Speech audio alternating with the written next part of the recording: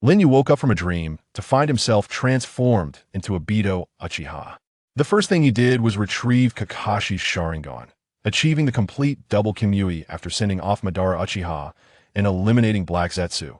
He traversed the ninja world using his space-time technique.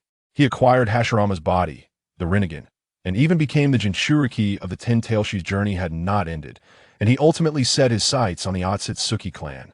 Chapter 1. This is what it means to sever causality. Lin, I want to create a world with you again. Lin Yu's mind echoed with Obito's sorrowful words. As the scene shifted, he found himself standing in a pool of blood, holding a blood-soaked Lin. Lin Yu was bewildered. What is happening? Wasn't I just at home watching Naruto? He looked up to see a blood moon hanging high, a giant tree towering behind him. On the tree, the bodies of the mist ninjas were hanging, drenched in blood. His right arm was missing, and a broken branch extended from his shoulder, while Zetsu wrapped around his frail body. Is this a dream? He murmured, bending down to pick up a kunai and lightly scratching his face, feeling the sharp pain that made it all too clear. This isn't a dream, I really have traveled here. And I've taken over Obito's body during this time. Obito, are you okay? Zetsu asked with concern. His Japanese was understandable to Lin Yu, likely due to the world's synchronization.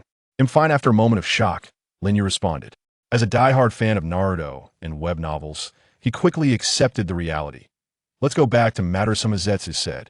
Yes, Madara arranged for Obito to witness Lin's death, leading him to despair over this world, returning to Madara's side to willingly accept his brainwashing, becoming a loyal puppet to resurrect Madara and execute the Eye of the Moon plan.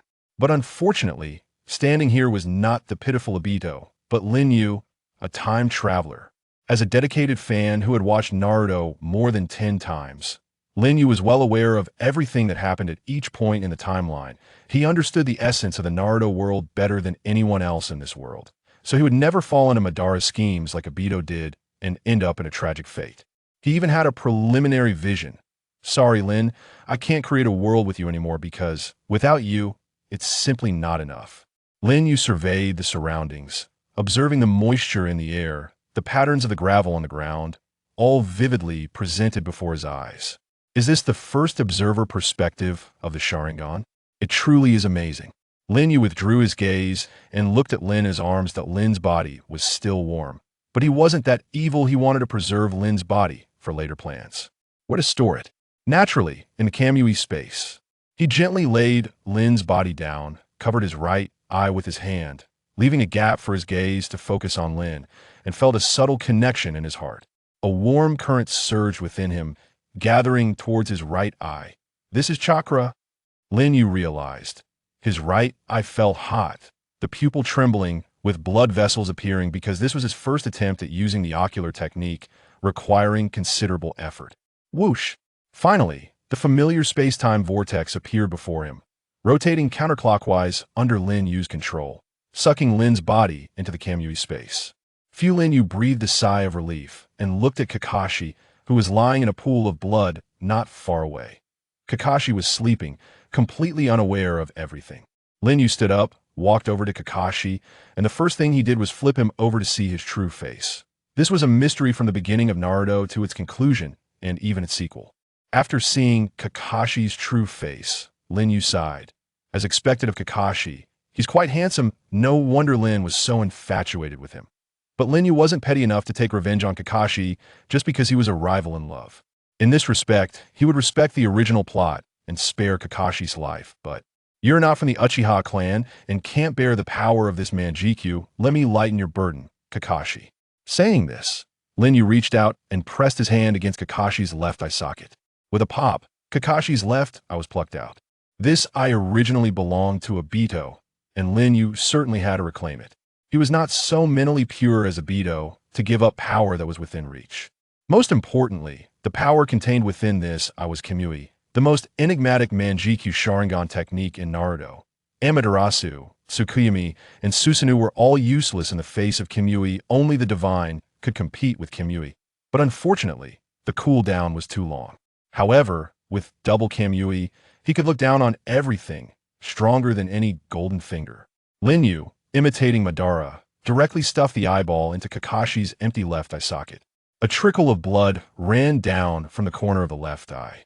Thanks to the Hashirama cells, the optic nerve quickly connected, and Lin Yu's left eye opened, revealing a 3-to-mo windmill pattern, a double Manjikyu Sharingan, and the world in his eyes changed once again. Indeed, it's clearer than seeing with just one eye, and the power keeps surging forth. Just as Madara said, whether it's the Sharingan or the Rinnegan, only by gathering a pair can true power be unleashed. Lin Yu was exhilarated, but his heart was not yet completely at ease. Another challenge awaited him. Madara, that's the title Naruto fans use to refer to Uchiha Madara, and he was also a villain Lin Yu greatly admired. However, since he had traveled to the Naruto world, Madara was the first hurdle in front of him.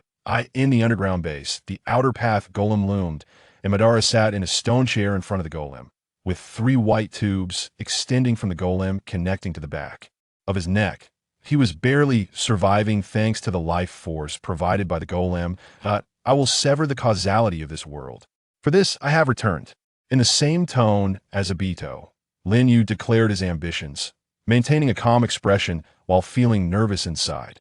Some of his actions were slightly different from the original Obito, and he wasn't sure if Madara, the old fox, could see through it. Madara scrutinized the Obito before him for a long time, and after a while, the corner of his aged mouth curled into a smile. Humph. No one else has discovered it, right? Phew. The exact same line eased half of Lin Yu's tension at this moment. A white Zetsu, standing beside Madara, said, "Only I saw it. Obito killed all the enemies, so there's no problem. But he seems reluctant to harm Kakashi. He only plucked out Kakashi's eye, and when Konoha's reinforcements arrived, he was just holding his eye in a daze." Madara gazed deeply at Lin Yu and asked, "Do you not have the heart to completely eradicate your former companion?" Playing the part fully, Lin Yu shrugged, feigning indifference. "No, I just don't care. Whether that guy is still alive or not doesn't matter to me. In the world I am about to create, there will be Kakashi and Lin. Tell me how to create the world of my dreams, Madara. No need to thank me, just come here." Madara smiled. Lin Yu strode towards Madara. "From today on, you are the savior. Look in my eyes." Madara activated his Sharingan, pulling Lin Yu into the illusion space. In the illusion space, just like in the script, Madara explained the 10 tails, the outer path golem, infinite Tsukuyami, Rinnegan, and other matters to Lin Yu. Although Lin Yu already knew, he listened without revealing any emotions. Upon leaving the illusion space, Madara stood up and placed his aged hand on the nearby white Zetsu. "Obito, I will teach you the Uchiha's forbidden techniques, the 6 paths. Technique and the yin-yang release." Ziz's easy half of white Zetsu's body turned pitch black, giving birth to black Zetsu, and Lin Yu gazed at it deeply. "I have infused my will into it. You can treat half of it as me. This is also a degraded product. You can use these yin-yang release creations as pawns." Saying this, Madara formed hand seals with 2 fingers. Zizi. The black rod resonated from the chest of the Hashirama artificial body, cultivated by the outer path golem. That black rod is the physical embodiment of my consciousness. I can use it when employing the 6 paths technique. Having arranged everything, Madara stepped forward. Crack. 3 pipes connecting to the golem burst open, and exhausted, Madara slumped onto the stone chair, gasping, "Ha ha. All right, go out for the time before my resurrection. You are Uchiha Madara." Lin Yu stared at Madara until he breathed his last. "Madara, you can rest easy. Don't even think about being resurrected. The Moon Eye plan will not come to fruition, but I will. Collect the tailed beasts, resurrect the 10 tails, and become the 10 tails Jinchuriki. Obito, let's start Madara-sama's plan. First, go to the Hidden Rain village to find Nagato and cultivate his Rinnegan to prepare for Madara-sama's resurrection." Black Zetsu walked over. "I understand, but the order needs to change." Lin Yu opened his Manjiki Sharingan, focusing his left eye on Black Zetsu. He was going to deal with Black Zetsu here. "Kamui, what are you going to do?" Black Zetsu showed a terrified expression. This is called cutting off causality. Chapter 2. Goal. Complete Hashirama Sage Body. Crack. Black Zetsu was separated from white Zetsu by Kamui and transferred to the Kamui dimension. Whoosh. Lin Yu immediately transferred himself to the Kamui dimension. In the Kamui dimension, Black Zetsu lay on a block, his brown pupils glaring angrily at Lin Yu. "Why are you doing this?" "I am Madara-sama's will." Lin Yu smiled. "No, You're not Madara's will, you are Kaguya's will. You tampered with the Uchiha tablet, luring Madara to carry out the Moon Eye plan with the aim of resurrecting your mother, Kaguya Otsutsuki. Hearing this, Black Zetsu felt like he was struck by lightning. Why you know this? You are definitely not an ordinary brat. Who are you? Who I am is not important. What's important is that you will die here. Lin Yu formed the hand signs for fire release while simultaneously using Kamui. Fire release, storm dance. Boom, boom, boom. The flames, twisted by Kamui, amplified in power several times as they swept towards Black Zetsu. Black Zetsu's ability is to infiltrate the earth and use the earth's power to launch with release. But in this Kamui space, Black Zetsu's ability had no place to be used at all. How dare you? He was engulfed by the flames, letting out a painful scream. But after all, he is the consciousness of Kaguya, not so easy to kill. He shouted to the vortex that enveloped Lin Yu's body. White Zetsu, why aren't you stopping this bastard? Vortex Zetsu did not act recklessly, seemingly contemplating. Lin Yu paused and said to Vortex Zetsu, Vortex, now is the time for you to choose sides. If you choose wrong, you must consider the consequences. The situation was stalemated, and after a long silence, Vortex Zetsu's half-teasing voice rang out. Well, I only care about convenience. What is convenience, Obito? If you can tell me. Lin Yu smiled. Sure, I will not only tell you what convenience is, but also how poop is formed. A deal is a deal. Just like that, under the temptation of poop, Vortex Zetsu chose sides. You bunch of bastards. Black Zetsu shouted in frustration. Let's go, Vortex. Crack, crack, crack.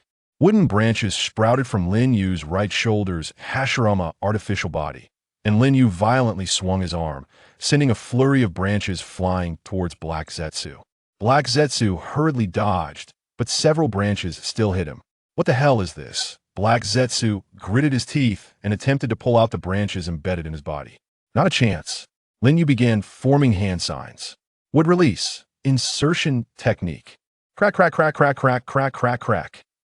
The barbed branches grew wildly, turning Black Zetsu into a sieve. Lin Yu changed his hand signs again, combining them with Kamui to unleash an even more powerful fire release. Boom, boom, boom.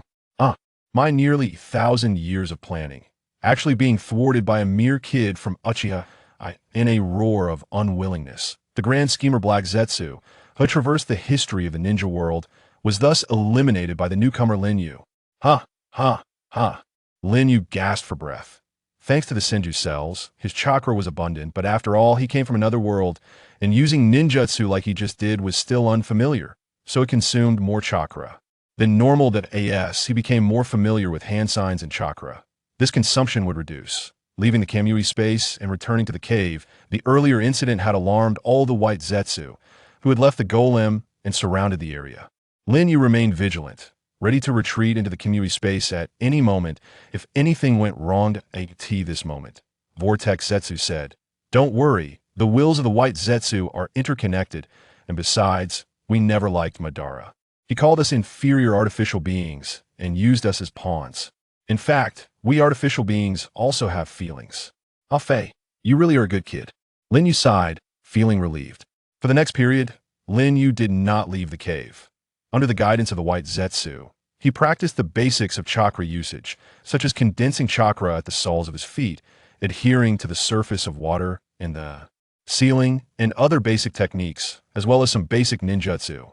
Uchiha Obito's chakra attributes were very comprehensive, including fire, wind, lightning, earth, water, and yin, but lacked yang. Deep in the cave, Lin Yu found the vessel Madara used to store biological materials and preserved Rin's corpse within it. Additionally, he found the ninja tools and scrolls that Madara treasured during his lifetime. Thus, half a year passed, and Lin Yu had mastered the basics to a certain extent. Confident in his dual-eyed Kamui power, he was not afraid even when facing shadow-level opponents. However, if it were someone of the Six Paths level, he would feel apprehensive. Setting aside Kaguya Otsutsuki for now. The future appearances of Otsutsuki Momoshiki, Otsutsuki Kinshiki, Otsutsuki Urashiki, and the later era's Jigen Otsutsuki would all be incredibly troublesome enemies. To fight against them.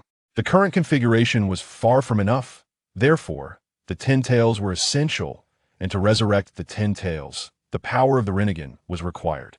Nagato had a pair of Rinnegan ready, but the original owner of that pair was Madara, which would impose a huge burden on him. He could only transplant one, and doing so would be equivalent to sacrificing one of his Kamui eyes, a price Lin Yu was unwilling to pay. The Rinnegan evolved from the Sharingan and could utilize the original Mangeky's power. Rather than resorting to such a quick-fix method of transplanting, Lin Yu would rather evolve it himself. And to evolve the Rinnegan, he needed to gather the powers of both Senju and Uchiha. Lin Yu now possessed dual-eyed Mangeky, but the power of Senju was still incomplete. The Hashirama artificial body on his left side was merely an ordinary white Zetsu, far too inferior. The top priority is to obtain the complete Hashirama Sage body. Lin Yu looked up at the Hashirama artificial body on the golem. According to White Zetsu's description, that artificial body had no consciousness but was the closest to the original Hashirama, having infinitely approached the real body. But Lin Yu did not know how to fuse with this Hashirama artificial body. Madara had once transplanted Hashirama's flesh chunks onto his wounds to gain a part of Hashirama's power, only awakening the Rinnegan in his later years. Lin Yu's appetite was large. He did not want just a part, but the whole thing. Then he would need to be methodical, as Hashirama's power was very difficult to control. That person's words should be useful. Lin Yu thought of Orochimaru, one of the legendary Sannin in the Naruto world, who mastered core technology. White Zetsu, where is Orochimaru? Lin Yu asked. Gulyalu. White Zetsu crawled out from the golem. Orochimaru is in a secret base in the southern forest of the Land of Fire, but it seems he is planning to relocate. Then let's hurry to meet him. Wow. Lin Yu pulled a black cloak from the wall and draped it over himself, striding out of the stronghold with big steps. Chapter 3. Conquering Orochimaru. Outside Orochimaru's stronghold in the southern forest of the Land of Fire. Lord Orochimaru, all the test subjects have been dealt with. The young pharmacist Kabuto reported respectfully. The man standing in front of him wore the ninja attire of Konohagakure, with the village's forehead protector on his forehead. Long black hair cascading down his shoulders, golden vertical pupils, purple eyeshadow extending to his nose, pale skin, and a pair of bluish-green swirling earrings, exuding a charming yet sinister aura. He was the vibrant and youthful Orochimaru. It was the end of the 47th year of Konoha, with the 4th Hokage in power. Orochimaru had lost in the competition for the Hokage position against Minato Namikaze, and secretly delved into human experimentation. Yet at this moment, he had not yet defected. Danzo had hinted that the Umbu had noticed the disappearances of ninjas in the village, and it was about time to abandon the stronghold. Orochimaru glanced back at the entrance of the stronghold and said hoarsely, "It seems we have visitors." Suddenly, he sensed something, his golden pupils gazing into the dark shadows of the trees. Lord Orochimaru? Kabuto asked, puzzled. It seemed there were guests visiting. Orochimaru licked his lips and exclaimed, "Shadow snake hands." Hiss! Several venomous snake hands shot out from his sleeves, attacking the shadows among the trees. Boom! Trees were severed, birds took flight, and dust rose. Orochimaru looked at the cloud of dust ahead, his eyes narrowing slightly. As expected of the legendary Sannin, Orochimaru, Lin Yu emerged from the dust, unharmed. Whoosh! The snake hands retracted back into Orochimaru's sleeves, and he placed one hand on his waist, looking at Lin Yu, and said, "It seems you are not from Konoha's Umbu. State your identity." Lin Yu lifted his head, revealing his left Sharingan to Orochimaru. Orochimaru's pupils brightened. Uchiha's eyes. Whoosh! Almost simultaneously, Orochimaru activated the body flicker technique. Reaching for Lin Yu's left eye, grinning, "What luck, a Sharingan delivered right to my doorstep. I'll take it." Whoosh! However, his figure passed through Lin Yu as if it had penetrated the past, his smile abruptly stopping. "What? Lord Orochimaru, watch out behind you." Kabuto's alarm rang out. Lin Yu's hand had already landed on Orochimaru's shoulder. Zing! The three tomo transformed into a kaleidoscope, the three-wheeled pinwheel symbolizing the power of Kamui. Whoosh! The Kamui vortex appeared, distorting Orochimaru's figure as it was pulled toward the space-time. This is a space-time technique. Orochimaru was horrified in his heart, making a split-second decision. Opening his mouth wide, an arm drilling out, followed by his body, landing covered in slime, his feet turning into a snake tail as he darted away. After putting some distance between them, he looked at Lin Yu as if facing a great enemy, his expression no longer frivolous, but entirely serious. Lin Yu looked at the shriveled skin in his hand and sighed. As expected, it's very tricky, not so easy to catch. This technique to escape the Kimui's pull was indeed Orochimaru's substitution technique, his signature skill. Using an external body as a substitute to transfer himself from his mouth without the need for hand signs, making it the perfect substitution technique. It was once used by Sasuke to evade Amaterasu. Using it outside of Orochimaru would consume a massive amount of chakra. Your eyes don't seem to be ordinary Sharingan.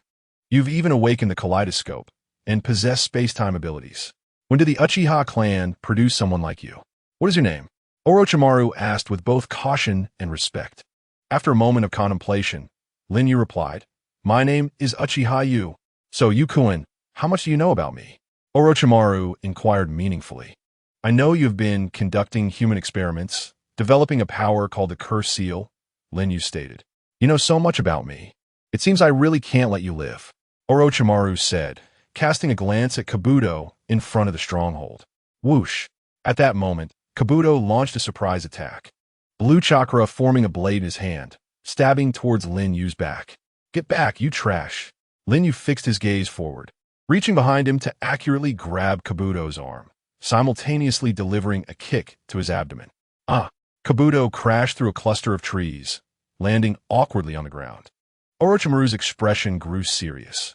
Although Kabuto is a medical ninja, his combat power is comparable to that of a jonin. He managed to do that just with taijutsu. "It seems you do not intend to have a proper conversation with me," Lin Yu remarked. "I do not wish to entrust the results of my research to someone as dangerous as you." Orochimaru threw a shuriken, quickly forming hand signs. Using the shuriken shadow clone technique learned from the third Hokage, Hiruzen Sarutobi. Boom, boom, boom. Thousands of shurikens flew towards Lin Yu like a torrential storm.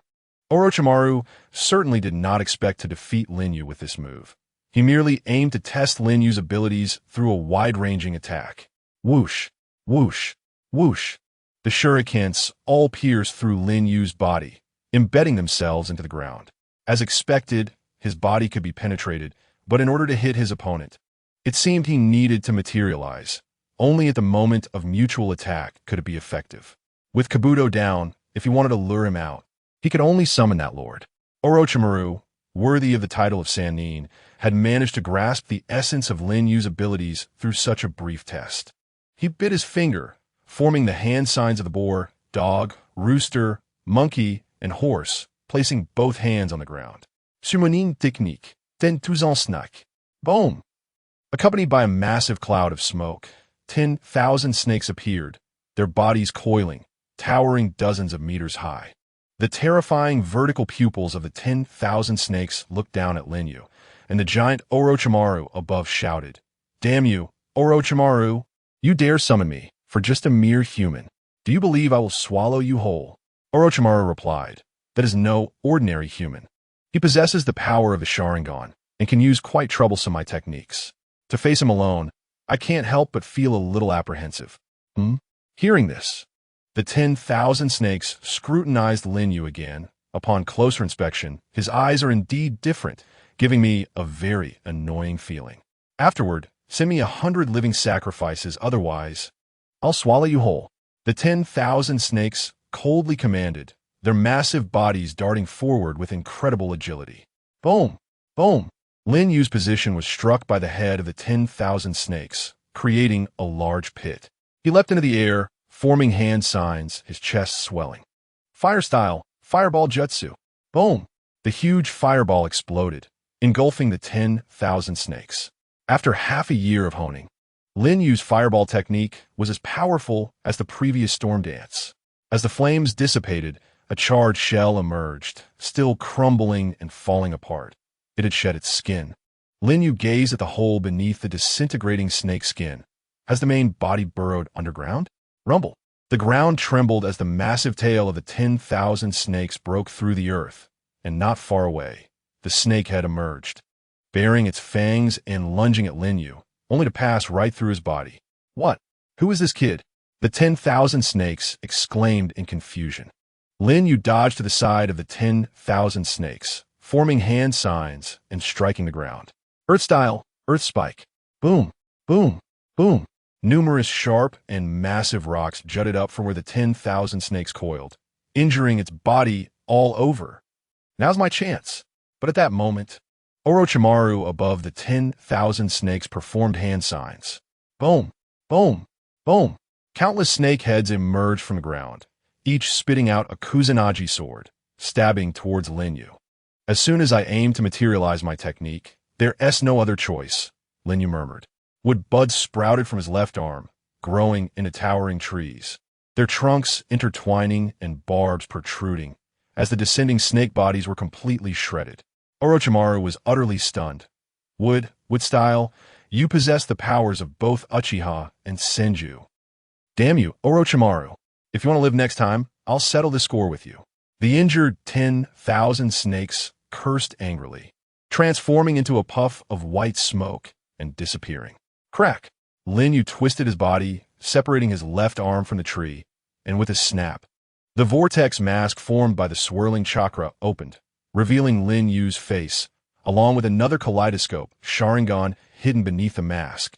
Both kaleidoscopes contain the power of Kamui, with the right eye being the main defense. When actively used, it could draw itself and external objects into a different space. And it also had a passive ability that allowed it to automatically transfer to a different space while under attack, immunizing it from all damage. In his left eye, Kamui serves as the main attack, enabling long-range strikes that can distort the space where the focal point lies. No existence can withstand the power of this Kamui. Not even the 10 tails. Lin Yu's left eye, with its kaleidoscope pattern, spins, focusing on Orochimaru's right arm. Kamui. The space distorts, and one of Orochimaru's arms is violently twisted off, plunging into another dimension. Orochimaru clutches the bleeding stump of his severed arm, looking at Lin Yu in a disheveled manner, preparing to use the substitution technique to restore his arm. You can spit out a brand new version of yourself. But next time, this ocular technique will twist your neck. Lin Yu's cold warning rings out, causing Orochimaru to cease all resistance. Orochimaru knows that in front of these eyes, all resistance is futile. If Lin Yu had that intention, he would already be dead. What is your purpose? Orochimaru asks. The original Hokage, Senju Hashirama, is not a mere inferior copy, but his true power. Lin Yu replies solemnly. Orochimaru's pupils tremble, and after a long pause, he lowers his head, and from the shadows on his face, a bewildered laughter emerges. Hee ha ha ha. So that's how it is. He raises his head, licks his long tongue, and with his golden vertical pupils glaring at Lin Yu, he rasps, "It seems I'm not the only one trying to approach that domain. Undoubtedly, you are already ahead of me. Since our goals are the same, very well, let me assist you, Yukuin." Chapter 4. The Secret of Hashirama's Body. Whoosh! In that familiar underground cavern, a vortex appears out of nowhere, bringing Lin Yu, Orochimaru, and deep back to the base. The space transfer of Kamui also requires a mark. But unlike Flying Thunder God, which uses incantations to mark, Kamui is marked with the eyes. In other words, as long as he has been to a place once, he can use Kamui to jump back and forth. Standing in front of the outer pass golem, Orochimaru is utterly shocked. He has traveled extensively across the 5 great nations and has seen countless strong individuals in jutsu, but this is the first time he feels so small. This power does not belong to this world. Coming here was indeed the right choice. Orochimaru's eyes are filled with fervor for all things and the truths of the world, as Lin Yu opens a door to a new world for him. Orochimaru, do you see the artificial body of the first Hokage? How do you feel? Lin Yu asks. Orochimaru gazes deeply at the body of the first Hokage on the golem, enchanted. It's superbly perfect, just like the true Lord Hashirama himself. If I hadn't seen it with my own eyes, I really couldn't have imagined. You have an eye for it.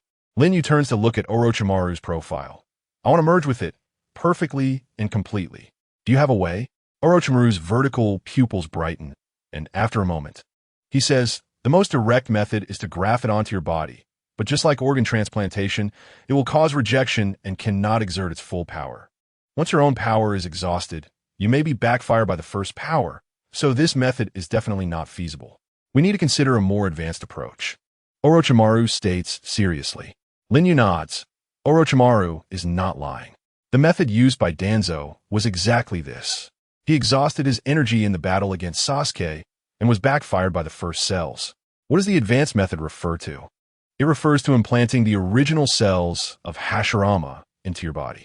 The original cells will proliferate and gradually replace the original cells. But this will entail the pain of breaking free from the cocoon, and the success rate is nearly zero. Orochimaru explains. Nearly zero? Have you conducted similar experiments? I once obtained residual bodily material from Lord Hashirama's grave and tried to activate it to extract the original cells. However, too much time has passed, and from this residual bodily material, I only extracted degraded original cells, which I implanted into 60 newborns. Even the degraded ones only managed to survive one out of 60. Therefore, it can be inferred that the success rate of complete original cells is infinitely close to zero. Lin Yu knows that the surviving experimental subject Orochimaru refers to as Yamato. Indeed, compared to other users of Hashirama cells, Yamato seems more like a flesh and blood person and can use the wood release techniques relatively comprehensively, although their power is greatly diminished. As the saying goes, the first wood release conquers the world, while Yamato's wood release is for greening. The gap is evident. What if it succeeds? Lin Yu asks. Orochimaru laughs maniacally. The legend of the god of ninjas will be resurrected. Setting aside the risks, do you have confidence in extracting the most perfect original cells? Lin Yu asks. The more perfect the original cells can be extracted. This replica of Lord Hashirama is already infinitely close to the real thing. But there are still some flaws. With just a small trigger, it could become absolutely perfect. Unfortunately, that trigger is likely impossible to find. Orochimaru's tone carries endless regret. Trigger? What kind of trigger? Is the only baby who survived back then. I abandoned him in the equipment, and he should have died long ago. Orochimaru sighs. Upon hearing this, Lin Yu breathes a sigh of relief. After all this time, the trigger is indeed Yamato. Lin Yu knows that the baby was inadvertently saved by Danzo and raised by him, and now he has joined the root of Konoha's Umbu, codename Alpha. Danzo. Oh Danzo, you have committed countless sins in your life, yet you still did one good thing. Lin Yu thinks. As for the trigger, you don't need to consider it for now. Lin Yu says, deciding to go to Konoha later to retrieve Yamato. Gulu.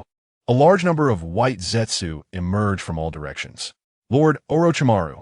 D takes out a kunai, prepared for battle. D, don't be nervous. Yukuin is our partner and will not be rude, Orochimaru says, staring dreamily at the outer path golem, addressing D beside him. D puts down his kunai. They are called Zetsu, my friends and helpers. They have already transferred the experimental devices you were scattered across various bases, so you need not worry about anything. If you need any assistance, feel free to tell them, Lin Yu says. Hee hee, truly farsighted, Yukuin, Orochimaru replies with a charming smile. Orochimaru, we have heard many rumors about you while scouting the outside world. Let me say this up front. If you dare to have any crooked thoughts, you won't leave here alive. The white Zetsu warn. Oh my, I'm truly flattered. Don't worry. I won't easily lose such an important experimental site before unveiling the veil of truth. You can rest assured, Yukuin, Orochimaru glances at Lin Yu.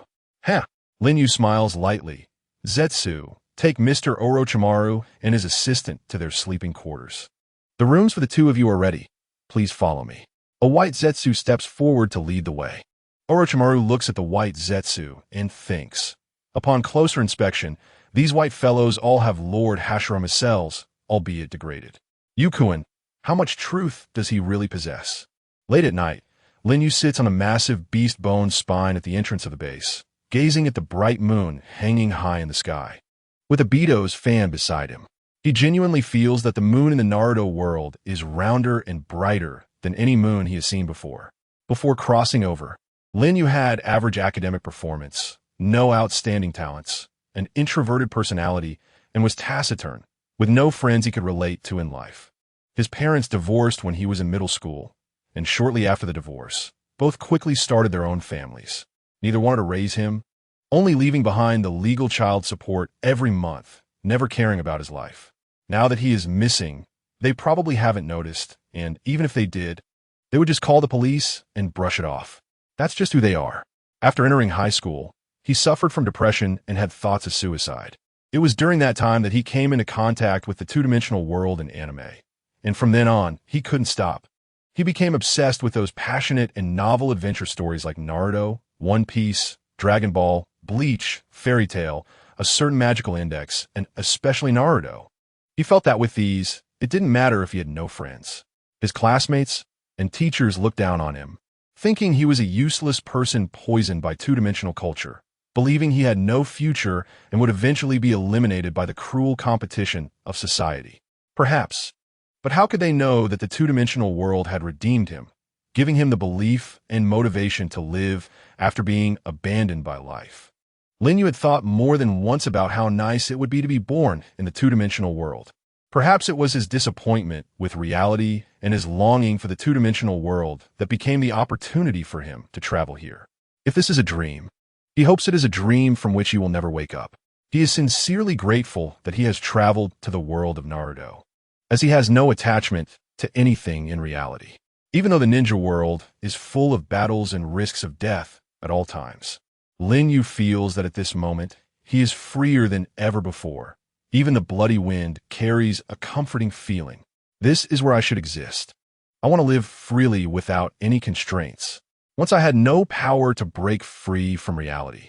But since heaven has given me the opportunity to travel to the world of Naruto, I will strive for everything. In this world, I don't want to care about anyone's opinions anymore. Therefore, I want power to face all challenges. Lin Yu looked up at the moon and expressed his inner ambitions. The only listener being the ever-present Vortex Ju. Vortex Ju could feel Lin Yu's emotions through their connection.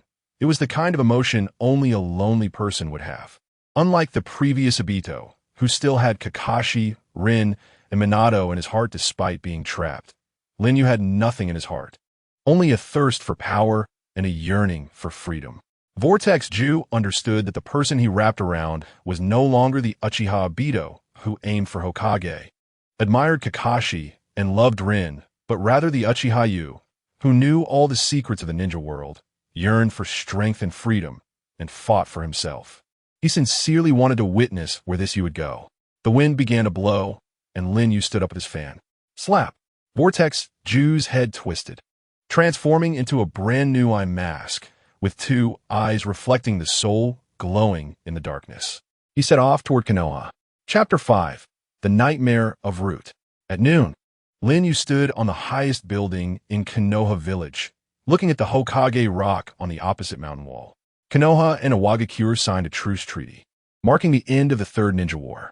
The third Hokage resigned in shame, and Minato Namikaze took office as the fourth Hokage. The Hokage rock had just been completed. Because Lin Yu occupied Obito's body, he felt a faint sense of belonging to Konoha village. If there were no ulterior motives, he would have enjoyed exploring the village. Unfortunately, things do not always go as planned. Underground in Konoha village is the headquarters of Root. Unlike the sunny ground, this place is shrouded in dim and oppressive tones. Day or night, just like the nature of this organization, which does not see the light. In front of Lin, you were two guards from Root, wearing Umbu armor and masks. Who are you? They looked at the unfamiliar person before them, their eyes wary but unafraid. This is the headquarters of Konoha's Root organization. Who would come here looking for trouble? Seeing that this person wore a mask, they assumed he was a direct subordinate of the fourth Hokage, here to convey the fourth's orders. However, Danzo was very hostile towards Minato, so he wouldn't show the Umbu any courtesy.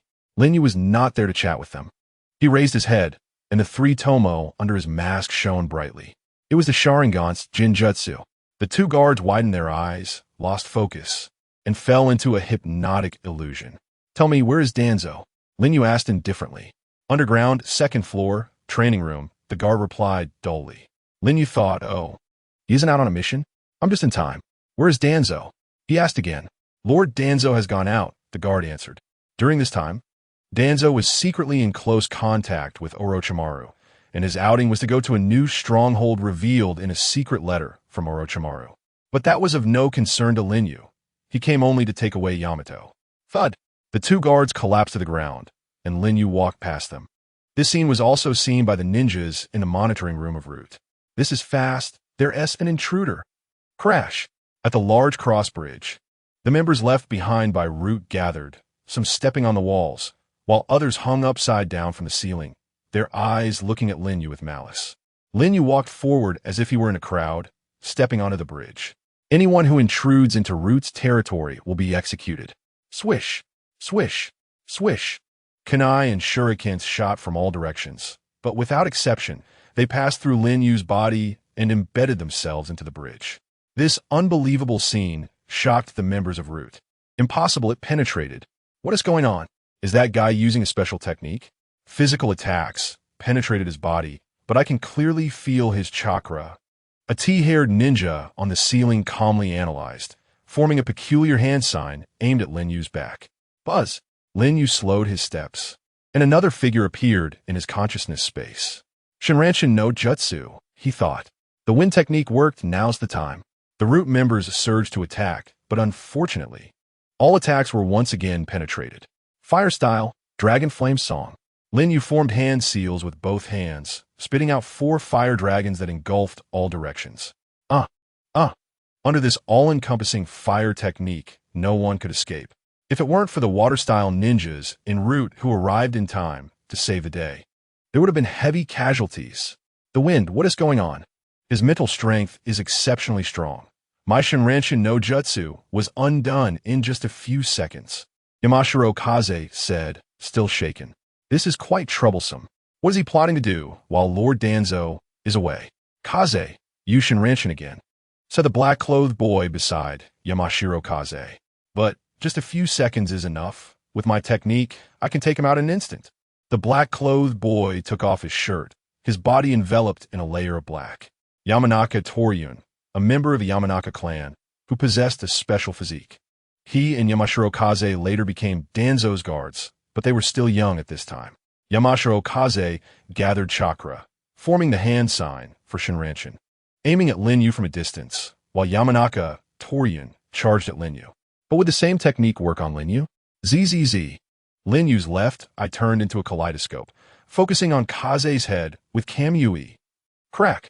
In an instant, Kaze's body was separated from his head, which was sucked into the Kamui vortex, blood spraying several meters high, and the headless corpse fell to the ground.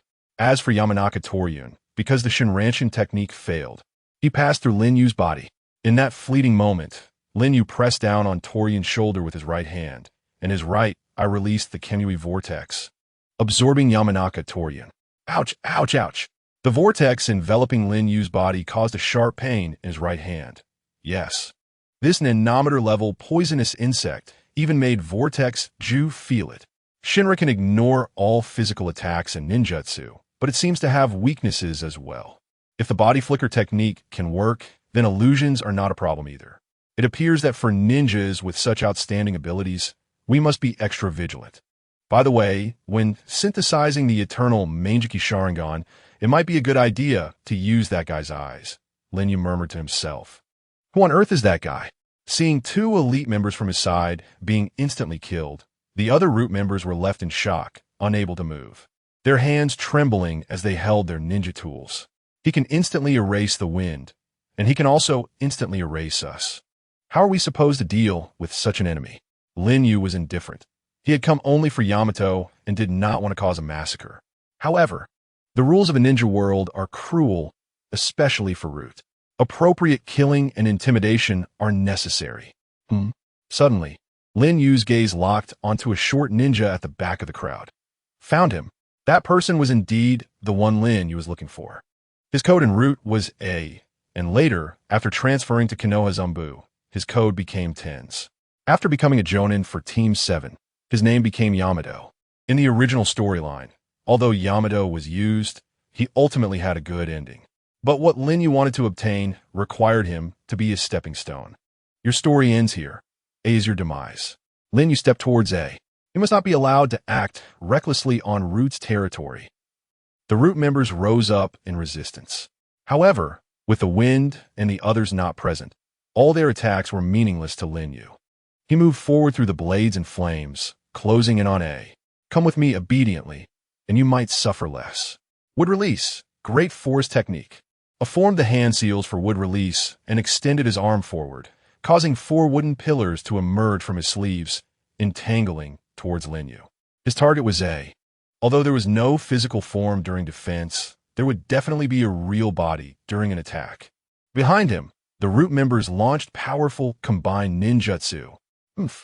Beneath the mask, Lin Yu smirked, his eyes turning into the Manjiki. Susanoo, azure chakra flames erupted from his body, transforming into skeletal armor that blocked all incoming attacks from behind. The skeletal hand grabbed the wooden pillar in front and tore it apart. What?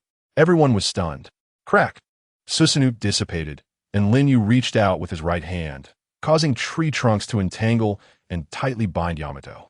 This is the same would release as mine, but its power is far greater.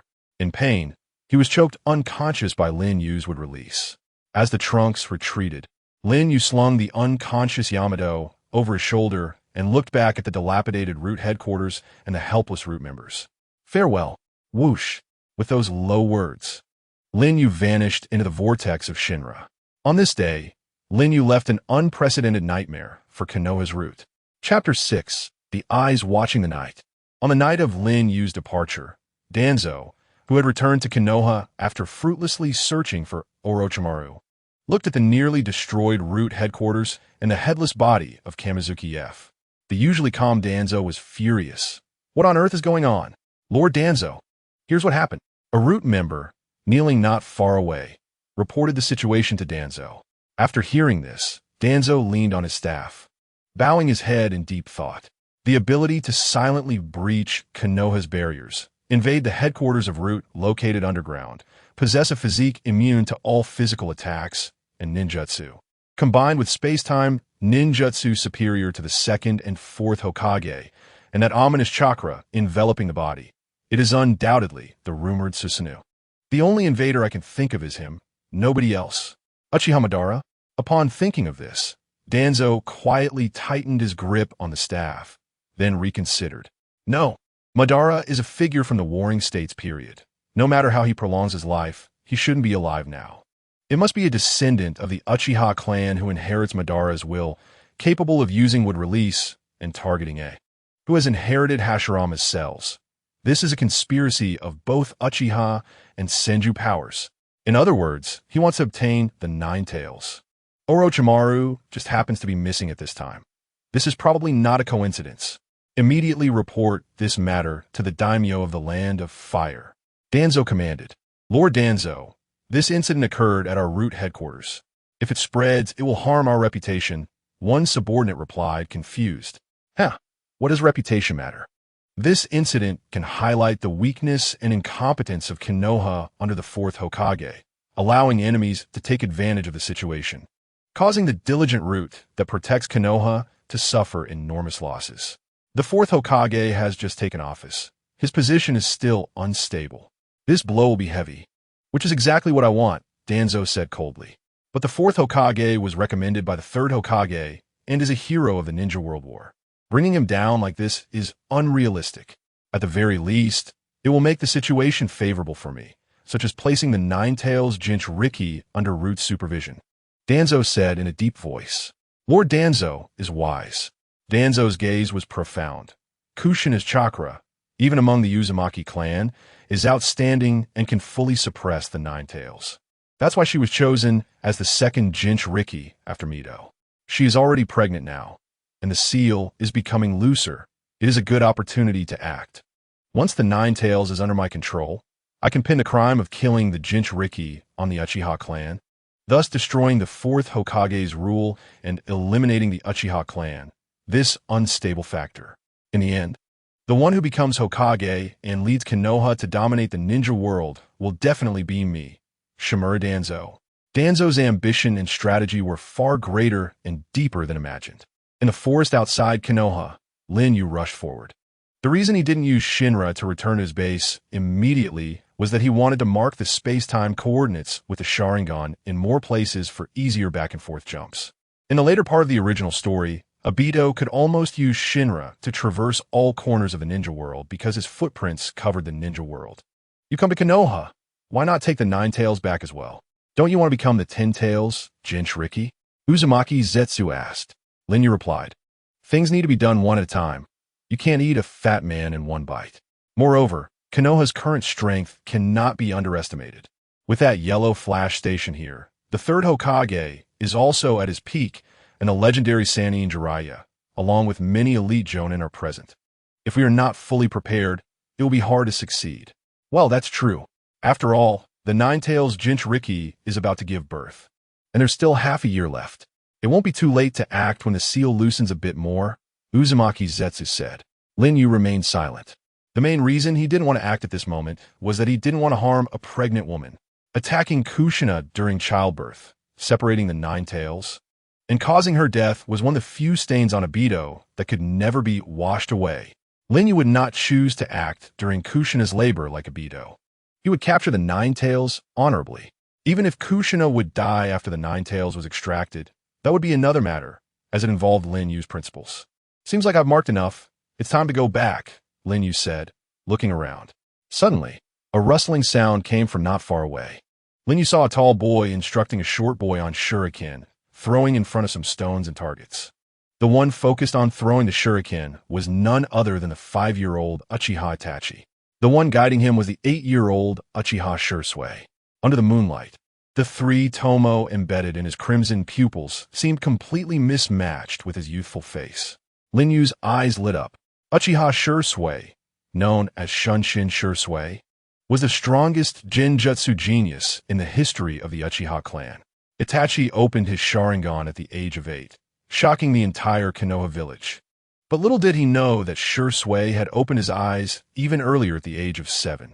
Just 1 year of honing, he was already proficient and had activated the 3 tomo. Top, top, top. Itachi's shuriken could accurately hit the target 10 meters away. Itachi, let me teach you how to hit targets in blind spots, Shursui smiled. Blind spots? That means the shuriken has to turn? How is that possible? Itachi was surprised. Like this. Jisue stacked 2 shurikens together at a slightly offset angle and casually threw them out. Clang! Clang!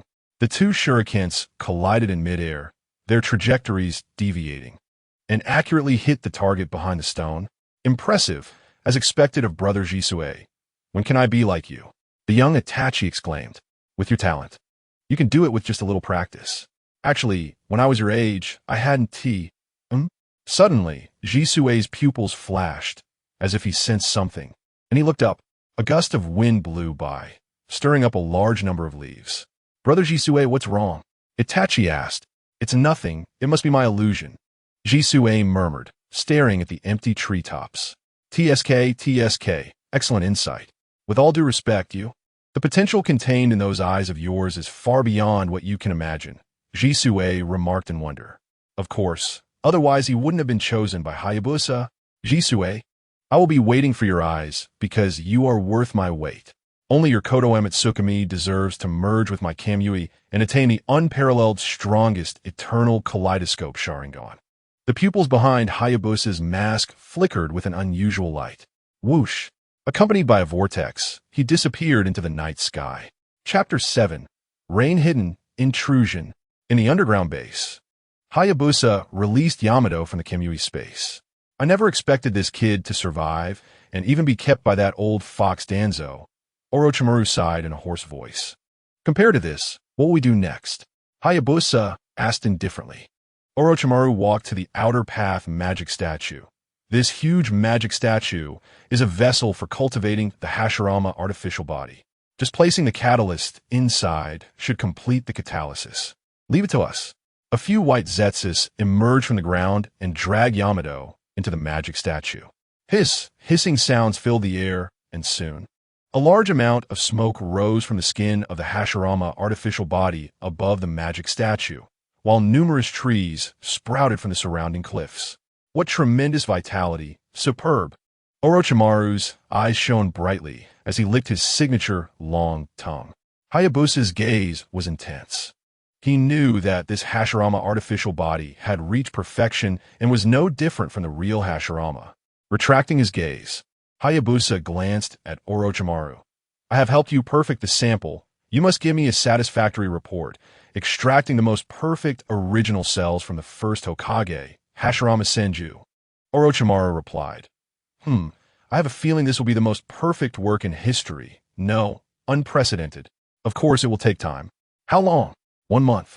During this time, I will not sleep or rest, and I will not leave the experimental equipment for even a moment, because the extraction process requires extreme precision. A slight mistake could ruin everything. There can be no carelessness.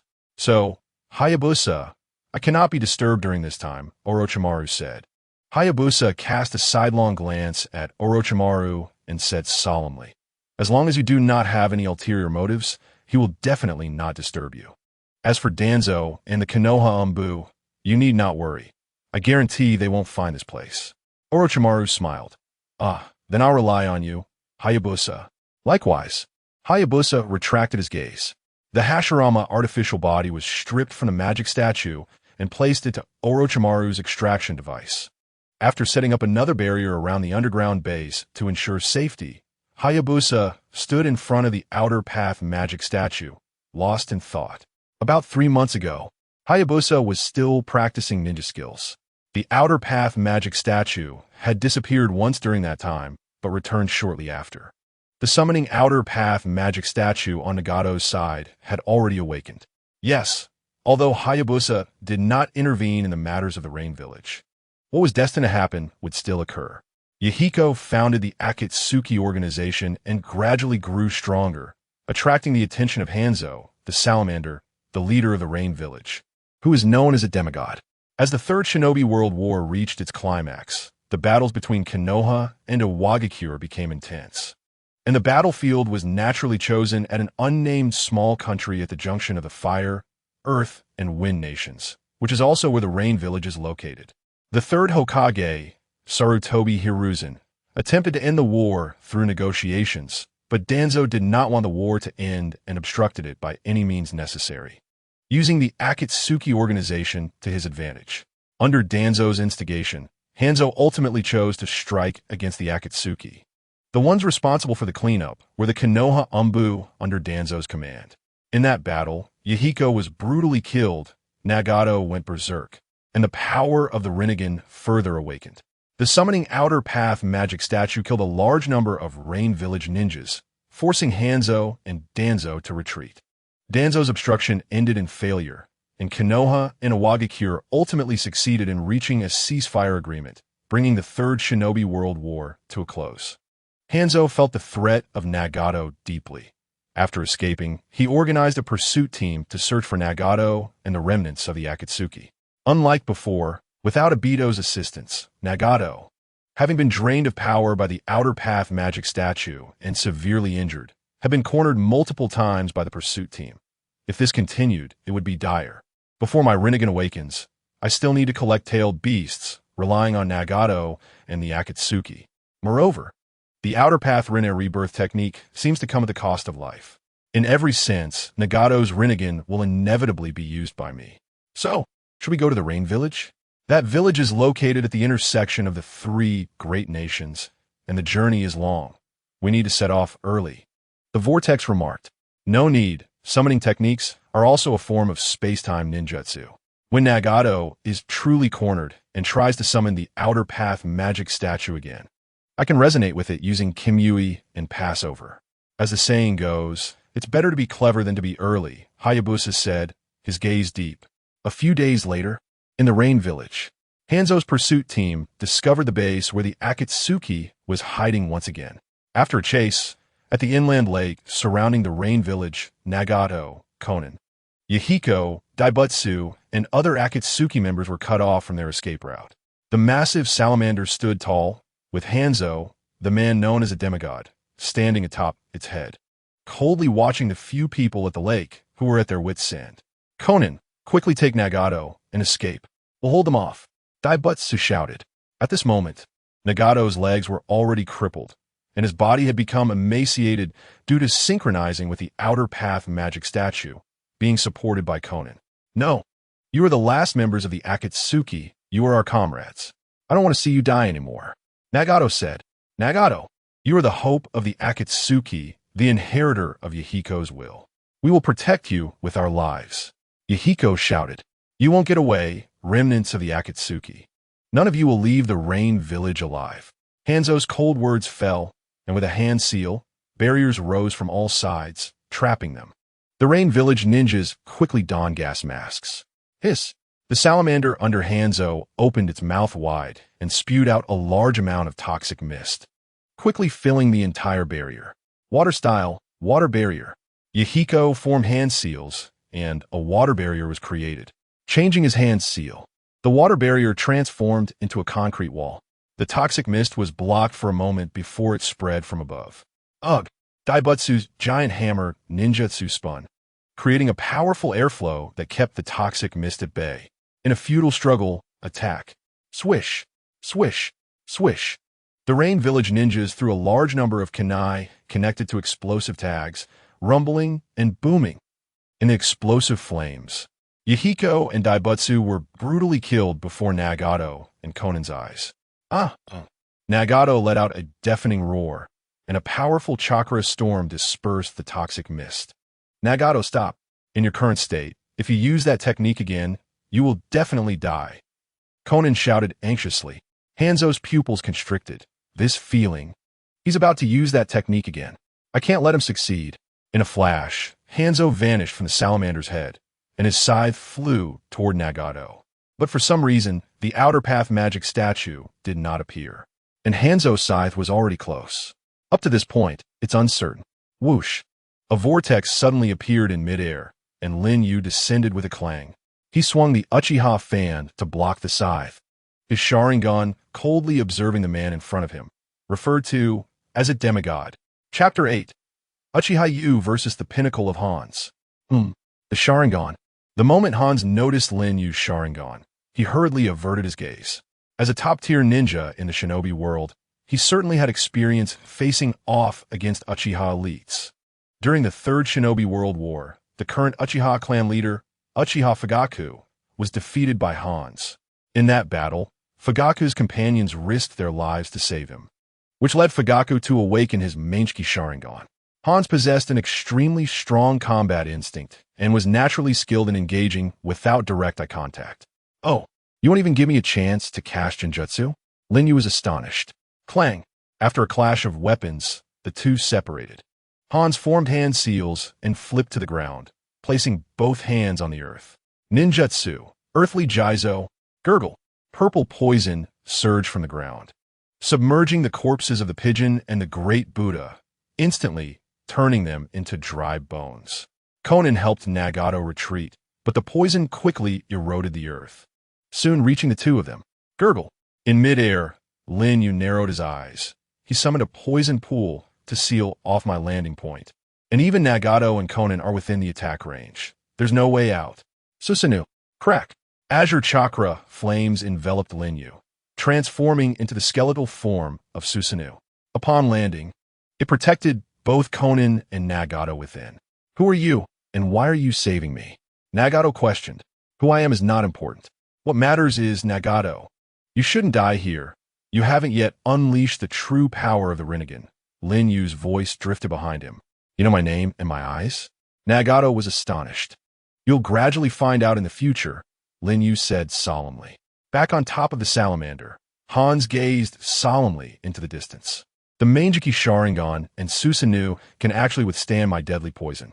Does Akatsuki have such a person hidden? However, fire release, exploding great flame circle. Crash! The ground beneath Susanoo sank as countless explosive tags surged from the earth, flowing onto Susanoo. Lin Yu's Sharingan observed. The number of explosive tags is at least 1,000. They're not a preset trap, but summoned with the technique. This form of Susanoo cannot withstand it. Nagato's expression grew more serious because Hans's fire technique was an enhanced version of the technique that burned his legs. If he hadn't used the Rinnegan's power to absorb part of the explosion's force at that time, he would have been in deep trouble. but the scale here is several times stronger than before. D. Hans formed hand seals. Boom, boom, boom. The explosive flames shot into the sky, the heat even evaporating the rain within dozens of meters. Buzz. In the flames, two golden lights emerged, which were the eyes of Susanoo.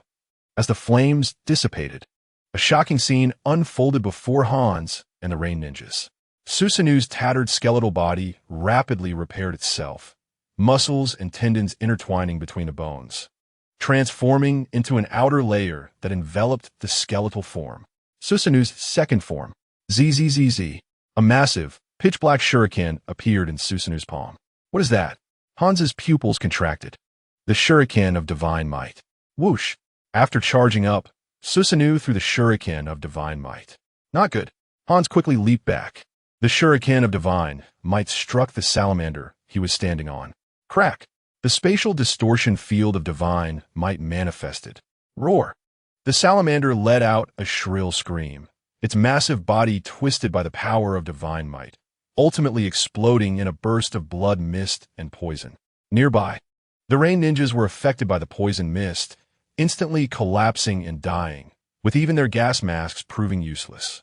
Behind, Hans's eyes were completely serious, a dojutsu that can distort space.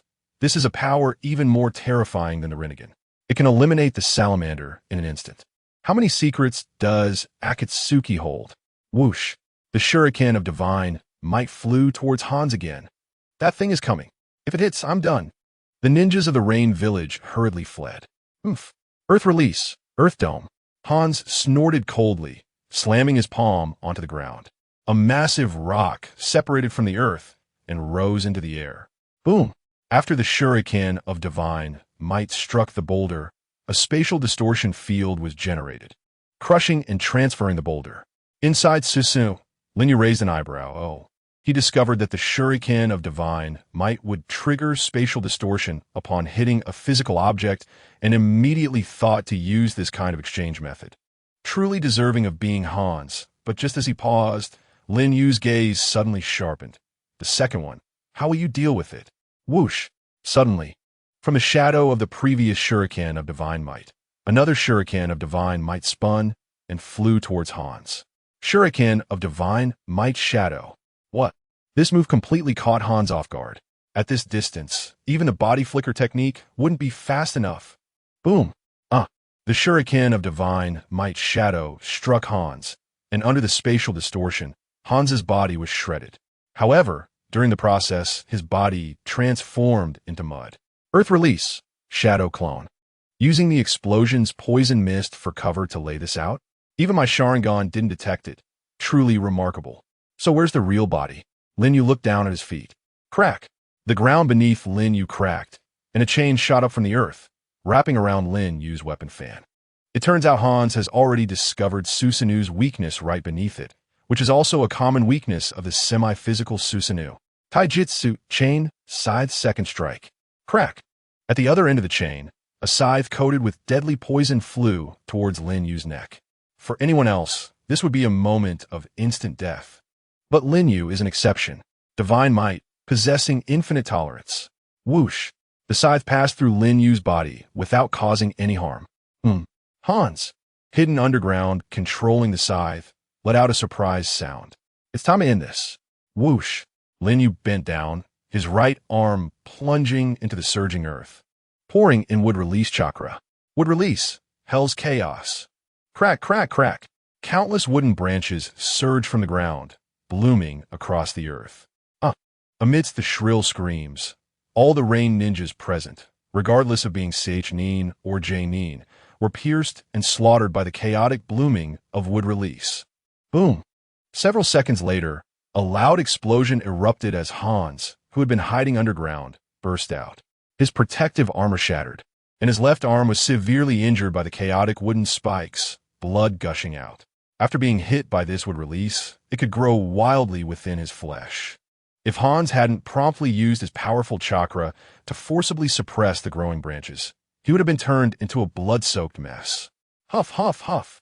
Hans breathed heavily, looking at Lin Yu with immense caution.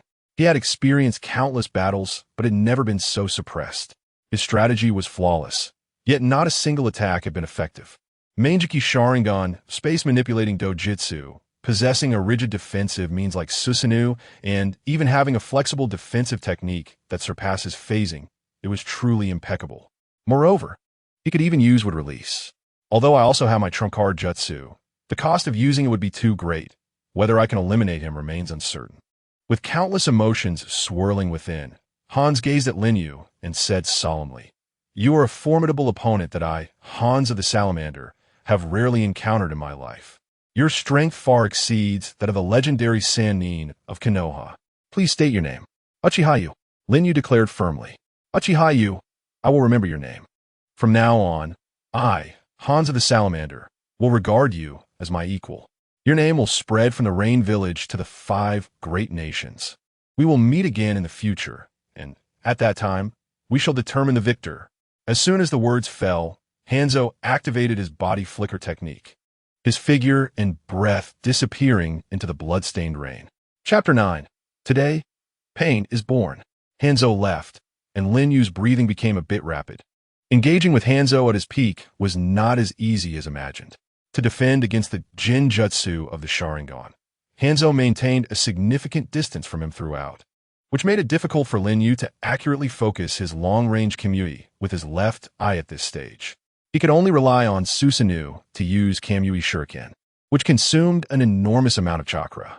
If it weren't for the support of Hashirama's chakra, he would have collapsed from exhaustion long ago. However, this battle also made Lin Yu more certain of one thing. The potential of this Meijiki Sharingan is immense. With the second form of Susanoo, he could gain the upper hand against Hanzo, who had a peak reputation in the ninja world. Hanzo hadn't used all his power, and neither had Lin Yu, who could make him use the third form of the Yata, Mirror Susanoo right now. Swish! Susanoo was released, and the blocked rainwater poured down again.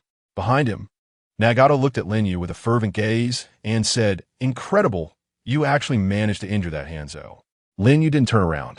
He didn't want Nagato to see his slightly fatigued appearance. Maintaining absolute mystery was essential for the plan he was about to implement.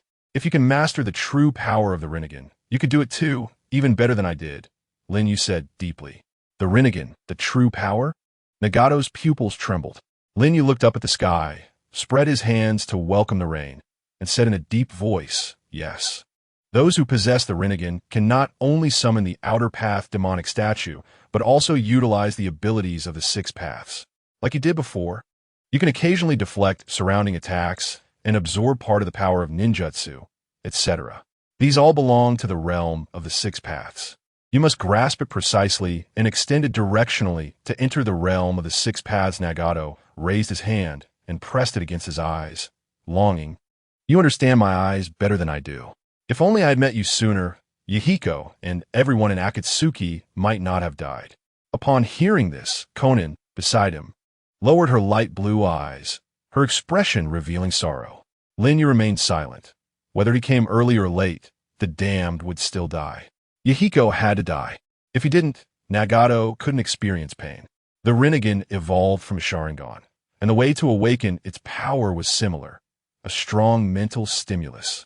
But Lin Yu was still glad he arrived after Yahiko's death. At this time, Nagato was more sensitive, more helpless, and more eager for power, making him easier to control. Nagato said despondently, "Once, my dream was to protect Yahiko and Konan.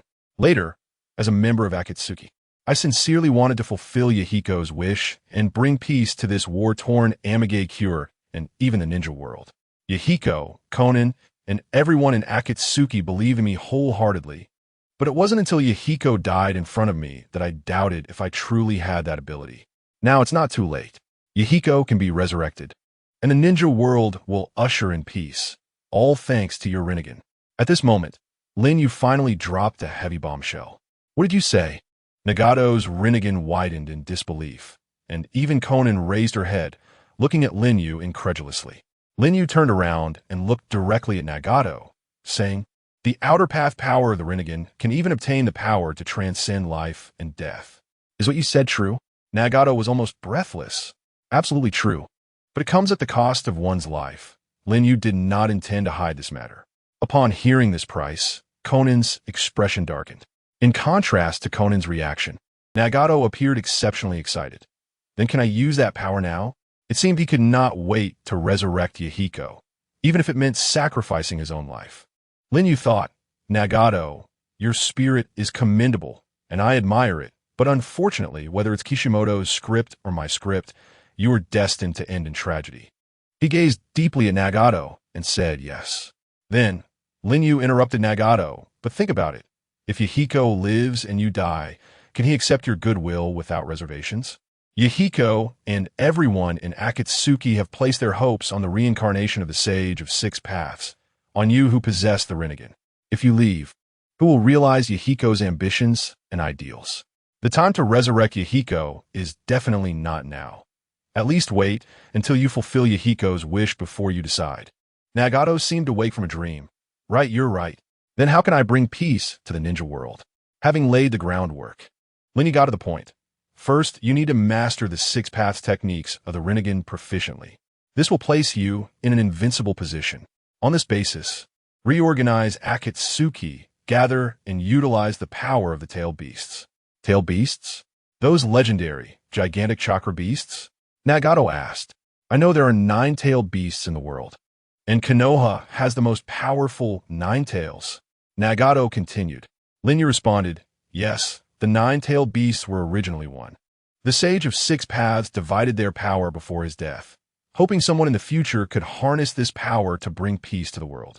You are the reincarnation of the Sage, possessing the Rinnegan, and from the moment you were born, you bore this heavy responsibility. If you're interested, I can tell you more. I am interested. Please tell me. Nagato said without hesitation. Beneath the mask, Lin Yu's lips curled into a faint smile. Follow me, and I will tell you everything about this world. Swish! The Kamui vortex appeared, sucking in Nagato and Conan. Several days later, outside Amage Cure, on a tall tower, Nagato stood in a chakra transmission device, his back filled with black rods. Creak! The iron door opened. Conan walked in, wearing the Akatsuki's red cloud robe. A new black lip piercing adorned her pale lips. Beside her was a handsome young man with brown hair, his expression cold and ruthless, also wearing the red cloud robe. Black rods were distributed across his nose and ears. He was Pain, the Deva Path, his former self being Yahiko. I never thought I would once again fight alongside Yahiko. Thank you, Mr. Yu. Nagato looked at the shadow beside him. There, Lin Yu stood up, draping a black cloak over himself. It's nothing. This way, it compensates for your lack of mobility and protects your true body's safety. Now I should take my leave. Mr. Yu, I will forever respect you as the behind-the-scenes leader of Akatsuki. Nagato said fervently to Lin Yu's back. Lin Yu paused briefly, responding lightly. Watching Lin Yu leave, Nagato looked at Deva Path, and the frontline leader of Akatsuki will always be you, Yahiko. Next, how should we act? Conan asked. Deva Path said, we will follow Mr. Yu's suggestion, first collecting rogue ninjas from various countries. Regardless of their origins or experiences, we will only focus on their strength, transforming Akatsuki into a transnational mercenary organization to accumulate wealth and power. When the time is right, we will begin gathering the tailed beasts. Boom! In the oppressive clouds, thunder rumbled, as if the sky was mourning.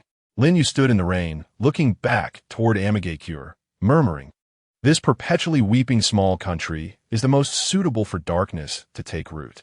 Today, pain is born. Chapter 10. The Rising Fame of Yu. After handling matters with Nagato and Akatsuki, Lin Yu did not remain idle. He decided to perfect a few things before Orochimaru achieved any results. Life cannot be separated from clothing, food, housing, and transportation. The world of Naruto is no different. As for clothing, Lin Yu had no particular requirements. The black robe left by Obito suited his aesthetic perfectly. With Kamui for transportation, it was unparalleled compared to the thunder train of the post-Naruto era. As for housing, it was mediocre. The underground base had a bed and a group of white zetsu to play with, so it wasn't boring, but it still lacked a woman, the kind with warmth and the ability to move on her own. In terms of food, thanks to the first Hokage's cells, he could live without eating. However, although eating is not a necessity, it doesn't mean he doesn't want to eat. For example, he has always wanted to try the legendary taste of Ichiraka ramen. Unfortunately, he has no money. Among Obito's inheritance are his ninja tools, ninjutsu, and even the Outer Path's golem, but there is no money. This is understandable, as Obito was a person who distanced himself from the secular world, dedicating his life to the Eye of the Moon plan. And he was no longer interested in worldly pleasures, so he didn't need money. But Lin Yu is different. Some might ask, with Lin Yu's abilities, what's the harm in eating without paying, or just stealing what he wants? Who could stop him? But bullying ordinary people is not Lin Yu's style. Therefore, he needs money, and since he has none, he has to make some. There are many ways for ninjas to earn money. The most basic is to become a highwayman or robber, to rob ordinary people and merchants, but Lin Yu would never consider such methods. A slightly more advanced way is to be hired by individuals or organizations to protect certain people or assassinate designated targets. Lin Yu also dislikes this because being hired means he has to look at others' faces, which does not align with the freedom he yearns for. Another option is to serve a ninja village and earn rewards for missions. Lin Yu is not considering this either, although he could officially return to Konoha as Uchiha Obito. He does not want to form deep ties with the people of Konoha. After all, what he is plotting will inevitably cause friction and even war with Konoha, and unnecessary ties would only hinder his actions. He has been indecisive in the past, but in the world of Naruto, he only wants to move steadily towards his goals. His ninja way, in a sense, coincides with Naruto's. Therefore, he decided to borrow Kakuzu's way of making money. Kakuzu's way of making money, hunting the ninjas on the bounty list and exchanging them for high rewards at the exchange place. At the Valley of the End, with waterfalls cascading down, Lin Yu sat atop the statue of the first Hokage. Did you find it? Lin Yu asked as Black Zetsu emerged from a nearby rock. Honestly, you're so idle, looking for such nonsensical things. Black Zetsu complained, placing a bounty list in Lin Yu's hand. Lin Yu picked it up and started flipping through it. This list categorized bounties from various ninja villages and ranked them according to the amount of the reward. Following the principle of proximity, Lin Yu opened the Konoha Ninja Bounty List. Ninjas who can be on the bounty list must have certain strength. Ordinary Genin and Chunin are not qualified. At the very least, they must be at the special Jounin level or be a threatening rogue ninja. Moreover, most ninja bounties range from 5 million to 10 million ryo. Those exceeding 10 million are usually quite powerful or highly dangerous. For example, Kabuto, a Konoha spy and rogue ninja, has a bounty of 10 million ryo. Lin Yu ignored him and flipped back.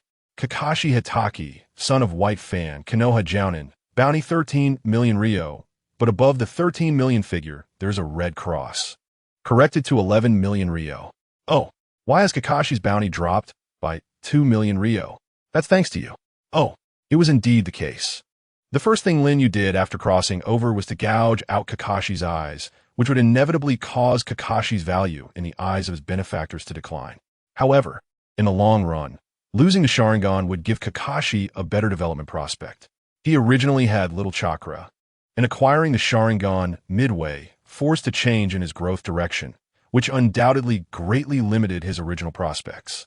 Kakashi, being the son of Konoha's White Fang, specializes in the secret techniques left behind by White Fang and might still reach the level of a Hokage. Lin Yu flipped further. Asuma Sarutobi, Konoha Jounin, son of the third Hokage, bounty 15 million ryo. I remember Asuma's peak bounty was 35 million ryo. Oh, that should have been after he became one of the 12 Guardian Ninja, Lin Yu murmured, continuing to flip through. From it, he found bounty lists for almost everyone, including Konoha's elite Jounin, the legendary 3 ninjas, and even the 3rd and 4th Hokages.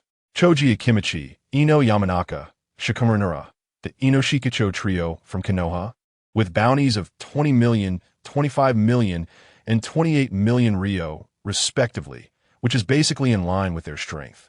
Tsunade, Jiraiya, Orochimaru. The bounties of the legendary 3 ninjas are basically similar, 50 million, 52 million, and 55 million ryo. Orochimaru's is slightly higher, probably due to his dangerous experiments and notorious reputation.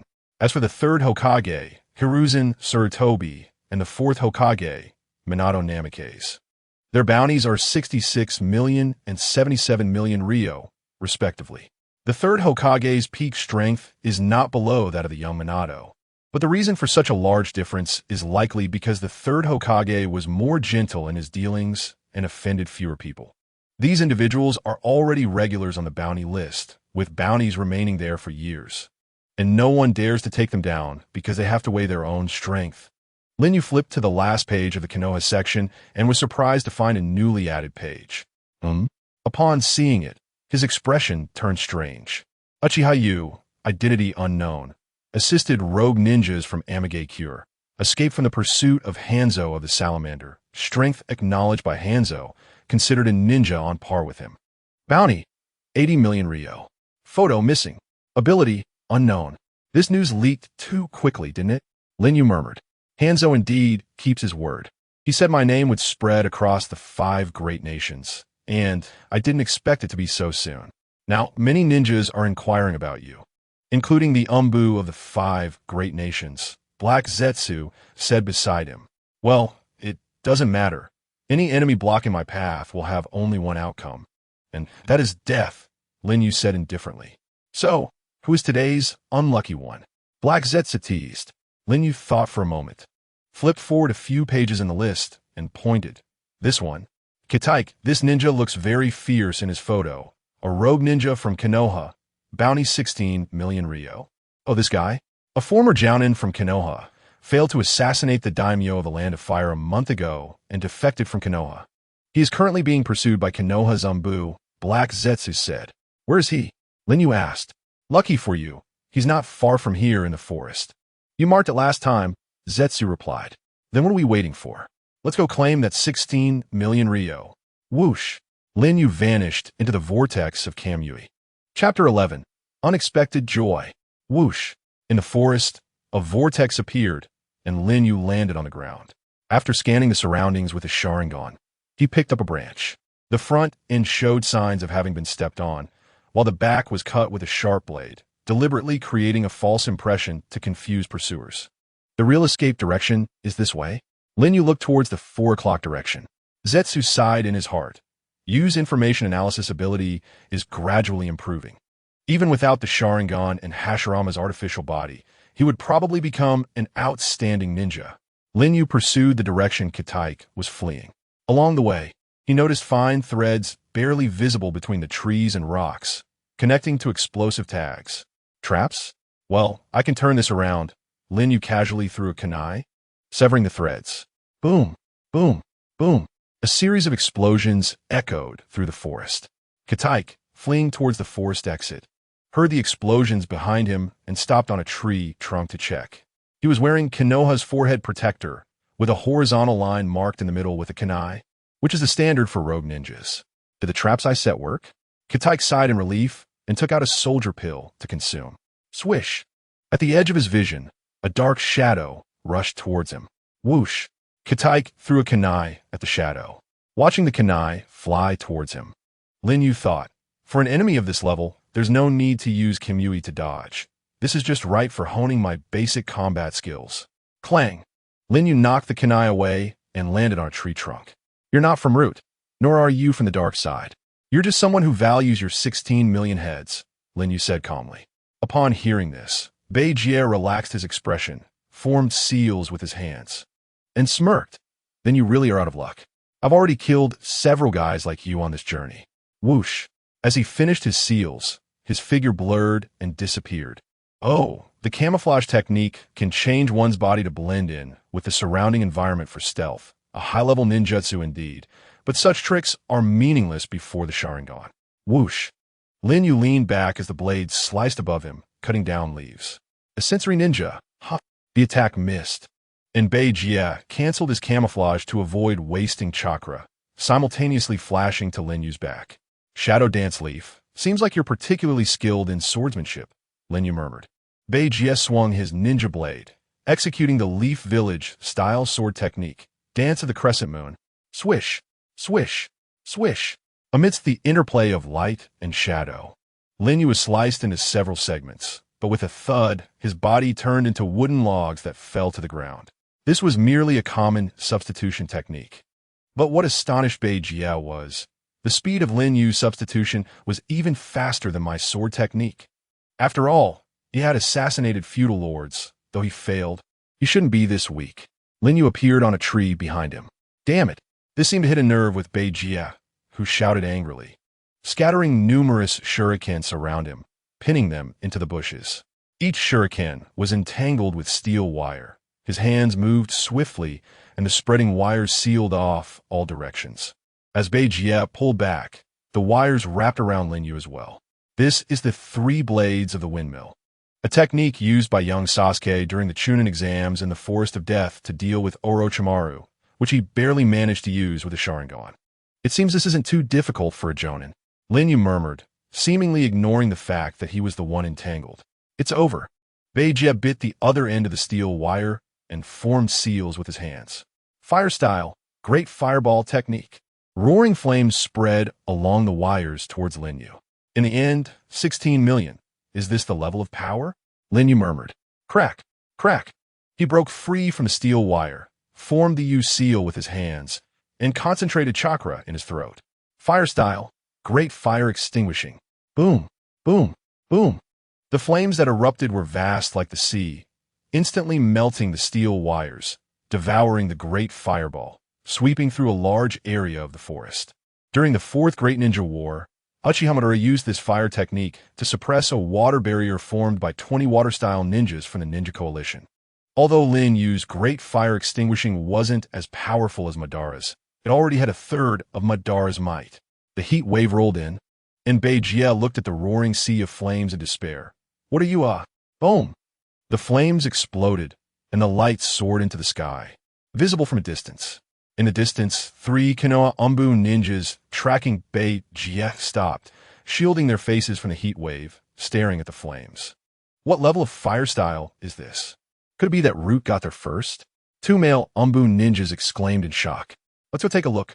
The female Umbu led the way. When they reached the scene, what they saw was unforgettable. The fire style had burned a clearing in the forest, and in the charred ground, a masked boy in a black robe held a body that was so burned it was hard to discern its face. Muttering in distress, "This is a headache. Now I can't even recognize the face. 16 million Ri. 1 T, it just go to waste like this? Just the face? With my ability, I can restore it." A different voice, distinct from his own, emerged from the boy's body, carrying a hint of arrogance and frivolity. Damn it. It's Bei Jie, and Root got there first. The male Umbu clenched his fists in frustration. It turned out that Bei Jie was originally a member of Konoha's Umbu, assigned to protect the feudal lord of the Land of Fire, but without warning, he launched an attack on the lord. Investigations by the Umbu later revealed that Bei Jie had contacted Root before his escape, leading them to suspect Root had manipulated Bei Jie to frame the commander of the Umbu, the 4th Hokage. Given Root's style, they would surely eliminate witnesses immediately. The mission of these 3 Umbu was to retrieve Bei Jie before Root could. No, he's not from Root. His attire is different, and he clearly mentioned 16 million RY. The leading female ninja, upon noticing something amiss, stepped forward and shouted towards Lin Yu's back. "Who goes there?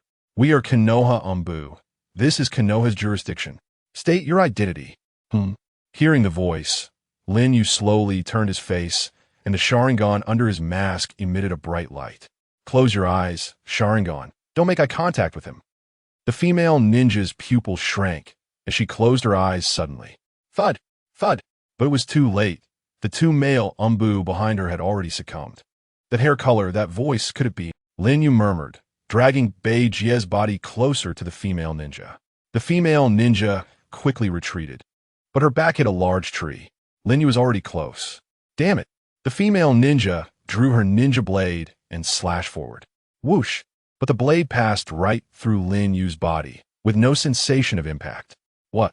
As the female ninja was horrified, she realized her body had fallen into a Jinjutsu and couldn't move, fear sweeping over her, causing her shoulders to tremble slightly. Lin Yu reached out and removed the animal mask from her face, revealing an extraordinarily beautiful yet youthful visage. Lin Yu's eyes lit up. Yuezi Xiong, it really is you. Chapter 12. In the setting sun, this cruel ninja world. Yuezi Xiong? How do you know my sister's name? The woman in front of Lin Yu exclaimed in shock upon hearing his words. Lin Yu came to his senses and looked more closely at the woman before him. Indeed, her appearance was strikingly similar to Yuezi Xiong, but with subtle differences. It makes sense. At this time, Yuezi Xiong was only 9 years old, just graduated from the Ninja Academy, and hadn't joined the Umbu yet. The woman before him appeared to be around 17 or 18 years old. Is she Yuezi Xiong's sister? What is your name? Lin Yu asked. My name is Yuezi Xiong, Xiong's sister. Who are you, and what are your intentions? Xiong asked. Lin Yu looked up at the evening glow in the sky. Yuezi, Xiong? They didn't appear in the storyline of Hokage, but that doesn't mean they don't exist. Just like Kishimoto didn't depict ninjas defecating, it doesn't mean ninjas don't do that. Well, that's a topic of Faye loves. Kishimoto liked to embed the fate of characters in their names, like the moonlight swift wind, vanishing like a swift wind on a moonlit night. Then, Yuezi Xiong represents the sunset before the arrival of the moon, symbolizing a tragic beauty, right? In Lin Yu's mind, a scene emerged, a sister who relied on her, losing her life on an Umbu mission, and the young Yuezi Xiong choosing to inherit her sister's will, striving to join the Umbu. A breeze blew by, and Lin Yu looked at Yuezi Xiong again. Waiting for her ahead would be a fate of death, if he hadn't crossed over, if he hadn't met her. I'm asking you a question. Answer me. Yuezi Xiong said anxiously. Are you willing to come with me? Lin Yu replied evasively. What nonsense are you talking about? Do you want me to betray Konoha? Yuezi Xiong exclaimed angrily. Lin Yu extended his hand and gently placed it on Xiong's pure, jade-like cheek. She instinctively wanted to pull away, but her body couldn't move, her eyes filled with humiliation as if she wished to end her life immediately. I just don't want to see a woman like you become a sacrifice in this cruel ninja world. Lin Yu's words seemed absurd, but his gaze was unfathomable. It even made Yuezi Xiong feel that this man before her, who is not speaking nonsense, must have some basis for saying so. Even so, the setting sun remained unwavering and said, From the day we joined the Umbu, we all wrote our wills. Even in death, we will not betray Konoha. Lin Yu smiled and gently pinched the delicate chin of Yuzuki Yu, lifting her head slightly.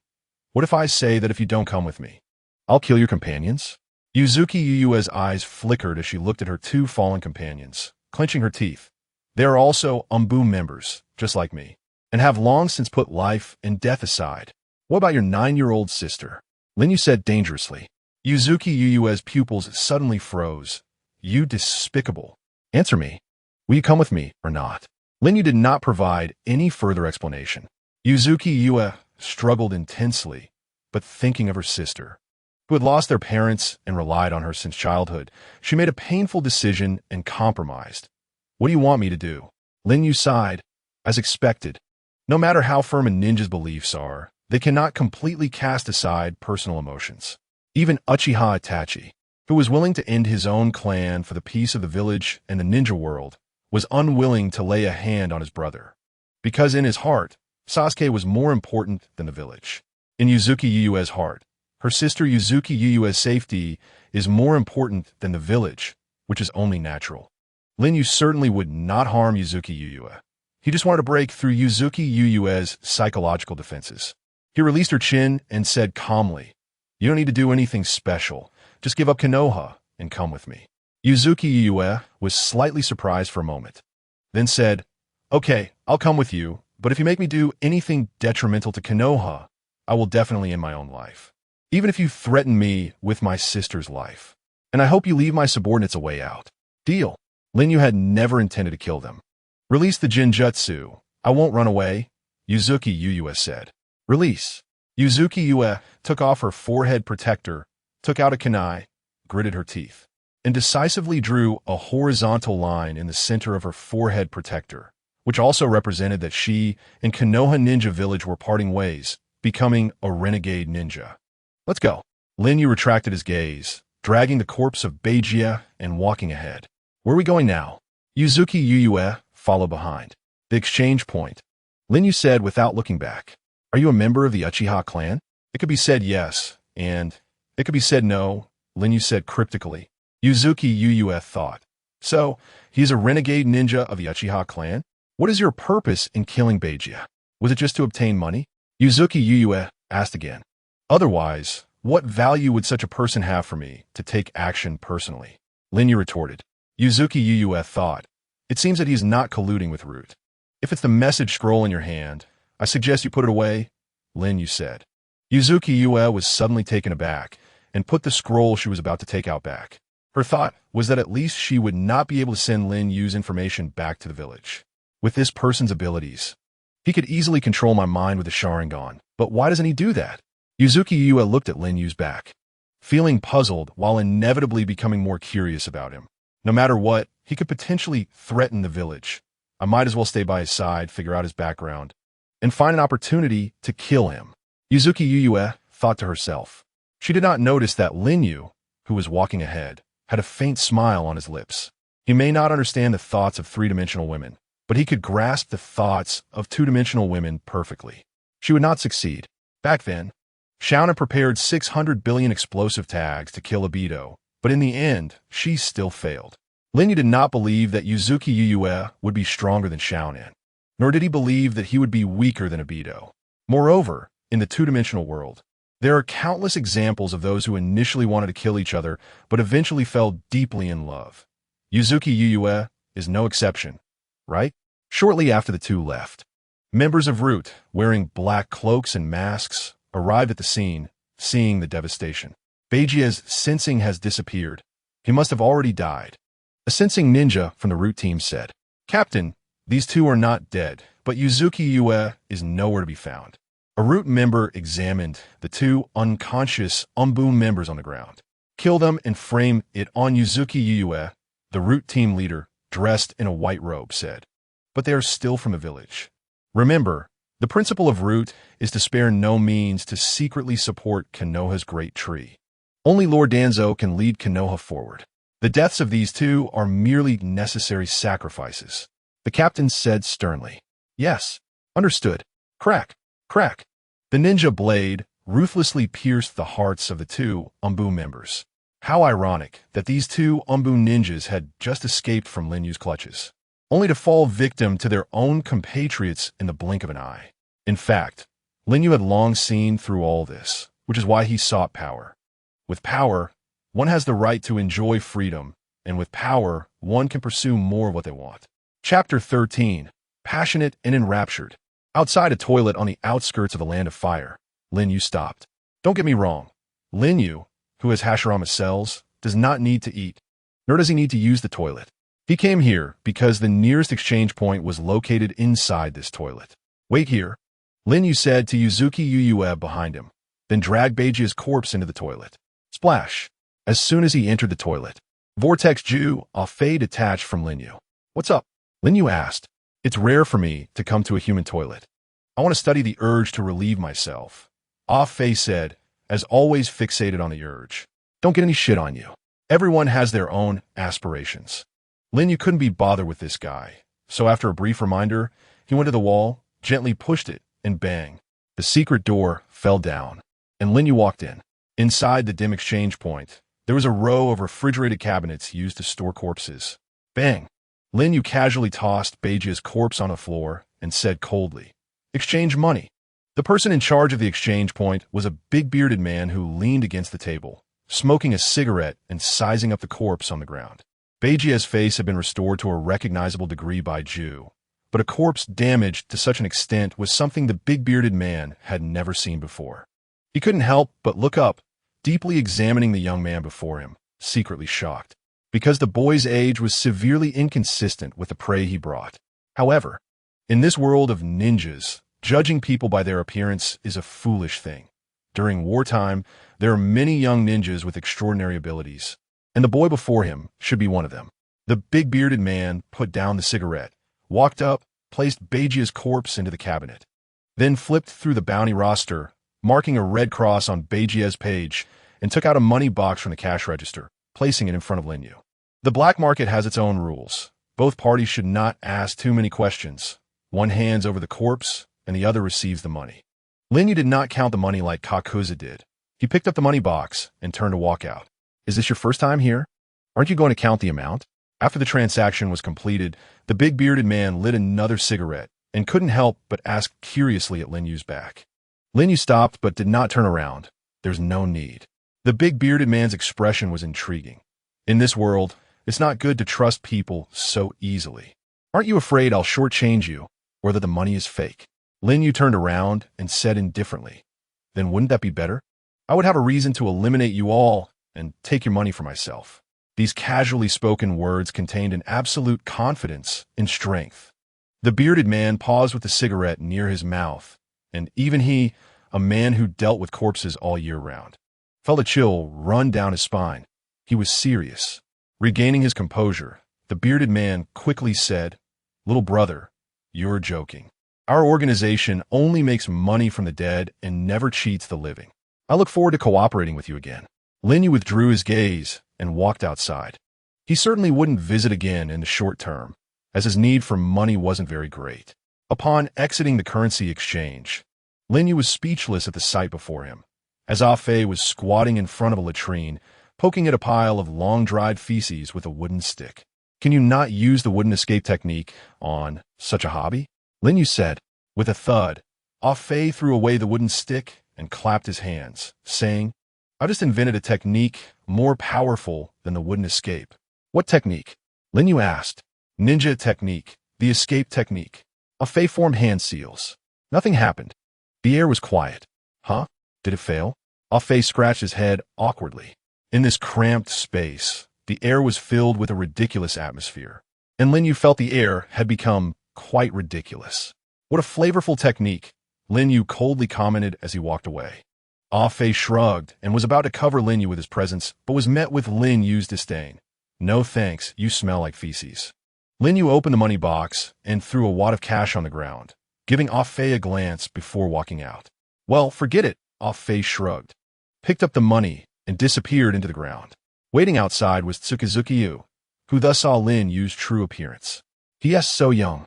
Yu, not knowing Obito, was surprised that someone with such strength looked even younger than her. "Where next?" Yu steadied herself and asked. "To my place, 100 miles away," Lin Yu said. 100 miles? Even if we don't sleep and go at full speed, it should take 2 days and 2 nights, Yu said. "No need. Just a blink of an eye." Lin Yu placed his hand on Yu's shoulder, and the 3 Magatama transformed into a kaleidoscope. Whoosh! The Kamui vortex appeared. "This is the space-time eye technique." In amazement, Yu was drawn into the Kamui, followed closely by Lin Yu. The vortex disappeared. 100 miles away, in an underground base, Yu looked at the unfamiliar environment filled with white zetsu and mysterious magic statues, her emotions unsettled. About a minute later, Ah Fei's head popped up from the ground. "Too slow," Lin Yu said. "Unlike you, I can't ignore the limitations of space," Ah Fei stated bluntly. "Is everything ready?" Lin Yu asked. After Ah Fei completely emerged from the ground, he placed a box on the ground. Lin Yu said to Tsukizuki, "Yu, your room is ready. Right next to mine. Also, this box contains clothes for you to change into and some ninja takeout. Please make do with it for now. I will open a hot spring specifically for you to bathe soon." After giving these instructions, Lin Yu ignored Tsukizuki Yu's surprised expression and walked towards his dormitory with the money box. After a moment of being stunned, Yu followed behind Lin Yu. At the door of his room, Lin Yu stopped. "Stay in your room at night. Don't run around the base. If anything happens, you can call out to the Zetsu, those white guys." Saying this, Lin Yu pushed the door open and entered his room, creaking in the stillness of the night.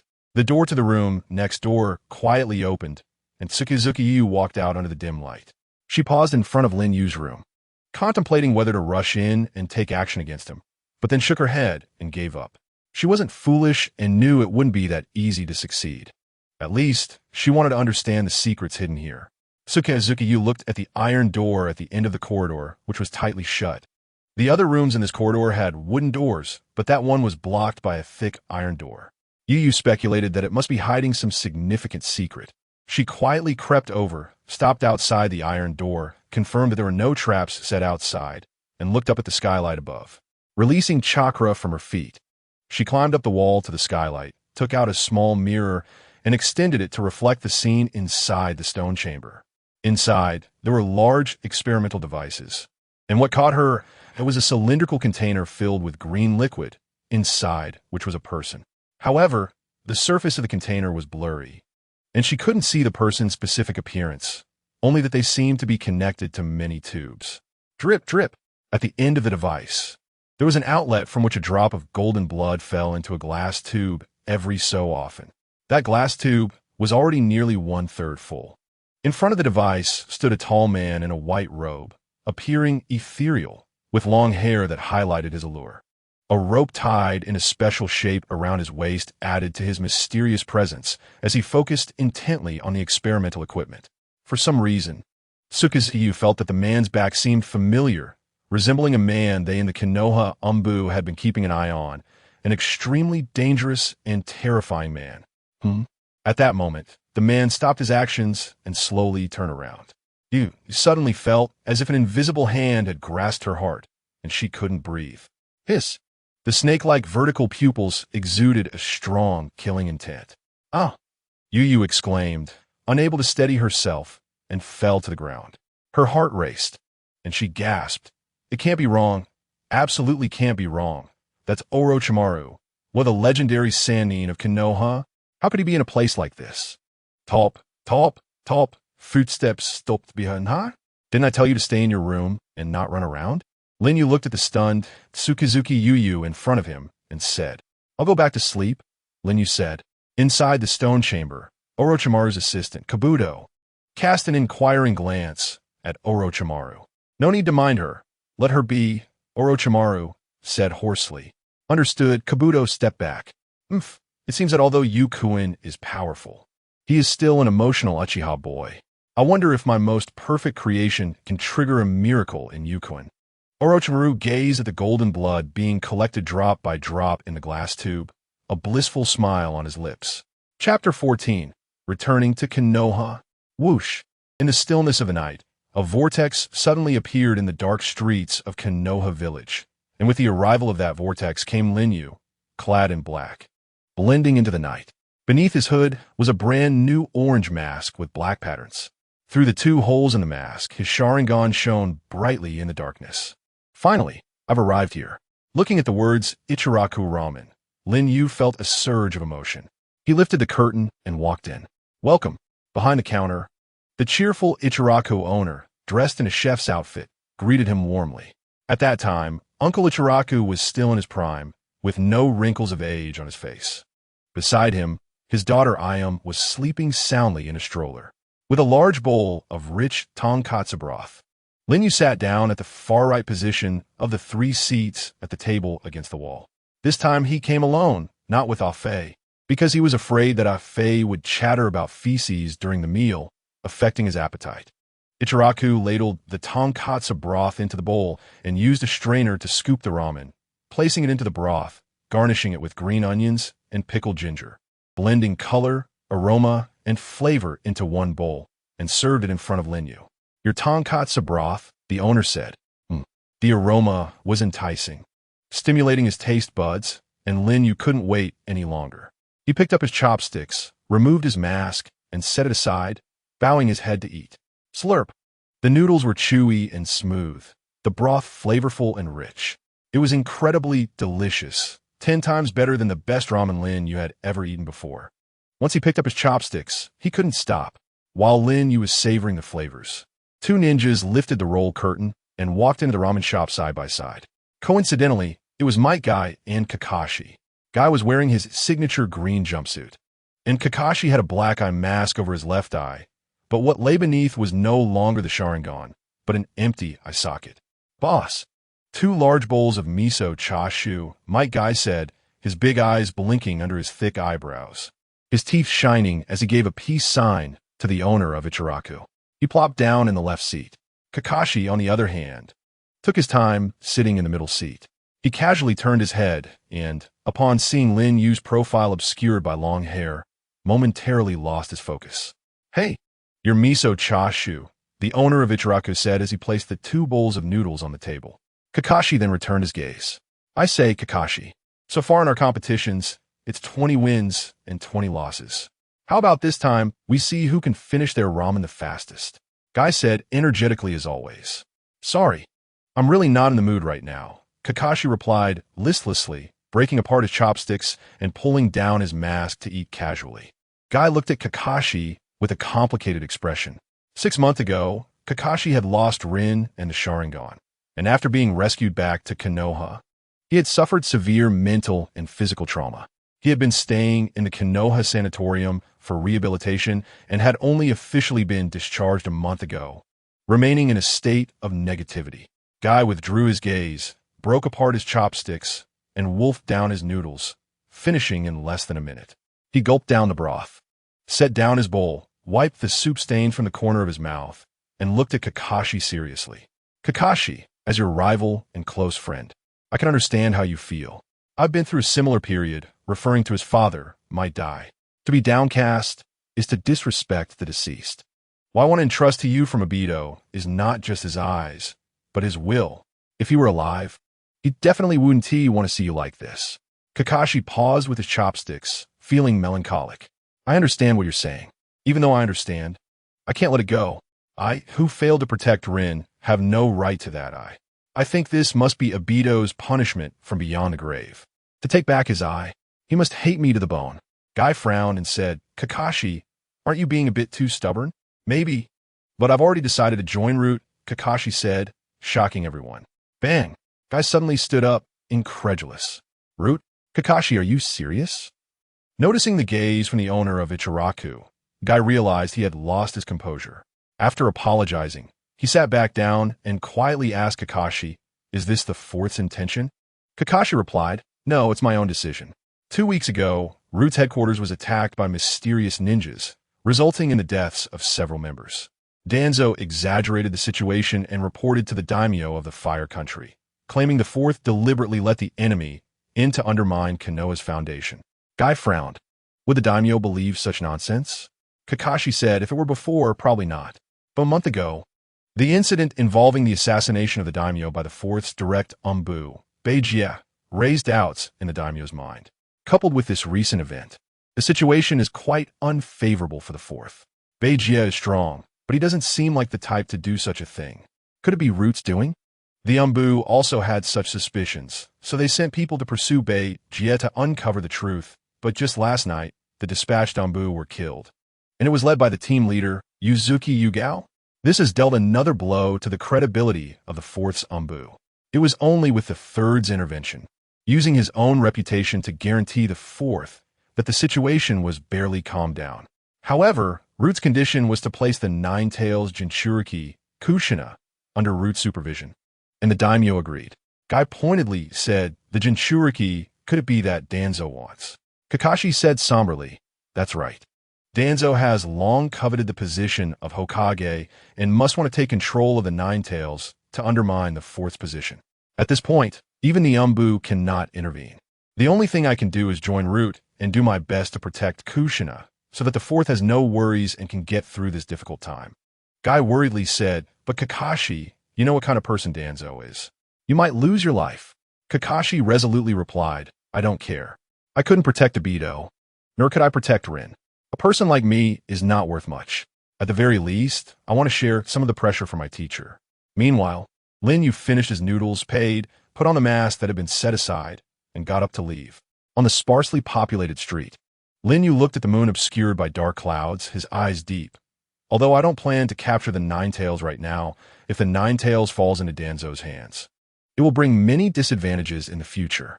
In the script I want to fulfill, Naruto is no longer the main character. At the very least, I want to give him a carefree childhood. I cannot let history repeat itself. Kushina will be the last Jinchuriki of the Nine-Tails in ninja history. A cold wind swept through the street, and Lin Yu turned to look at the darkness of the village. Danzo, let's go meet him. Chapter 15. Deterrence of Danzo. In a remote and dark place in Konoha village, there was a Japanese-style room. On the high platform in front of the door stood 2 fierce-looking statues. This was the sleeping quarters of the leader of Root, Shimura Danzo. Inside the Japanese-style room, Danzo sat at the table, using candlelight to read the secret letter from the Rain Ninja leader, Hanzo of the Salamander. The content of the secret letter was, Nagato has escaped from my hands and is secretly reviving the Akatsuki organization. The ninja who saved Nagato from me calls himself Uchiha Yu and possesses strength no less than mine. He is likely a rare talent from Uchiha after Madara. For Konoha village and the ninja world to have long-lasting peace, the Uchiha must be eliminated, Danzo murmured as he burned the secret letter. Suddenly, the candle flame in front of Danzo flickered violently and went out. Killing intent filled the air as Danzo squinted. Who is it? The root members guarding outside screamed as they fell to the ground, and a shadow of a long-haired figure was cast on the paper door. Crack! A bolt of lightning burst through the door, piercing through Shimura Danzo's body.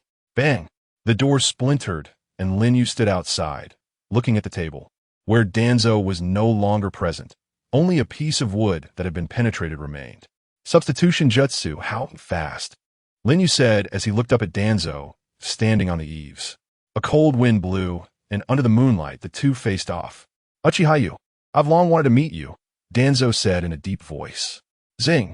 Lin Yu's left eye transformed into the Manjiki Sharingan, focusing on Danzo's head. Kamui! Crack!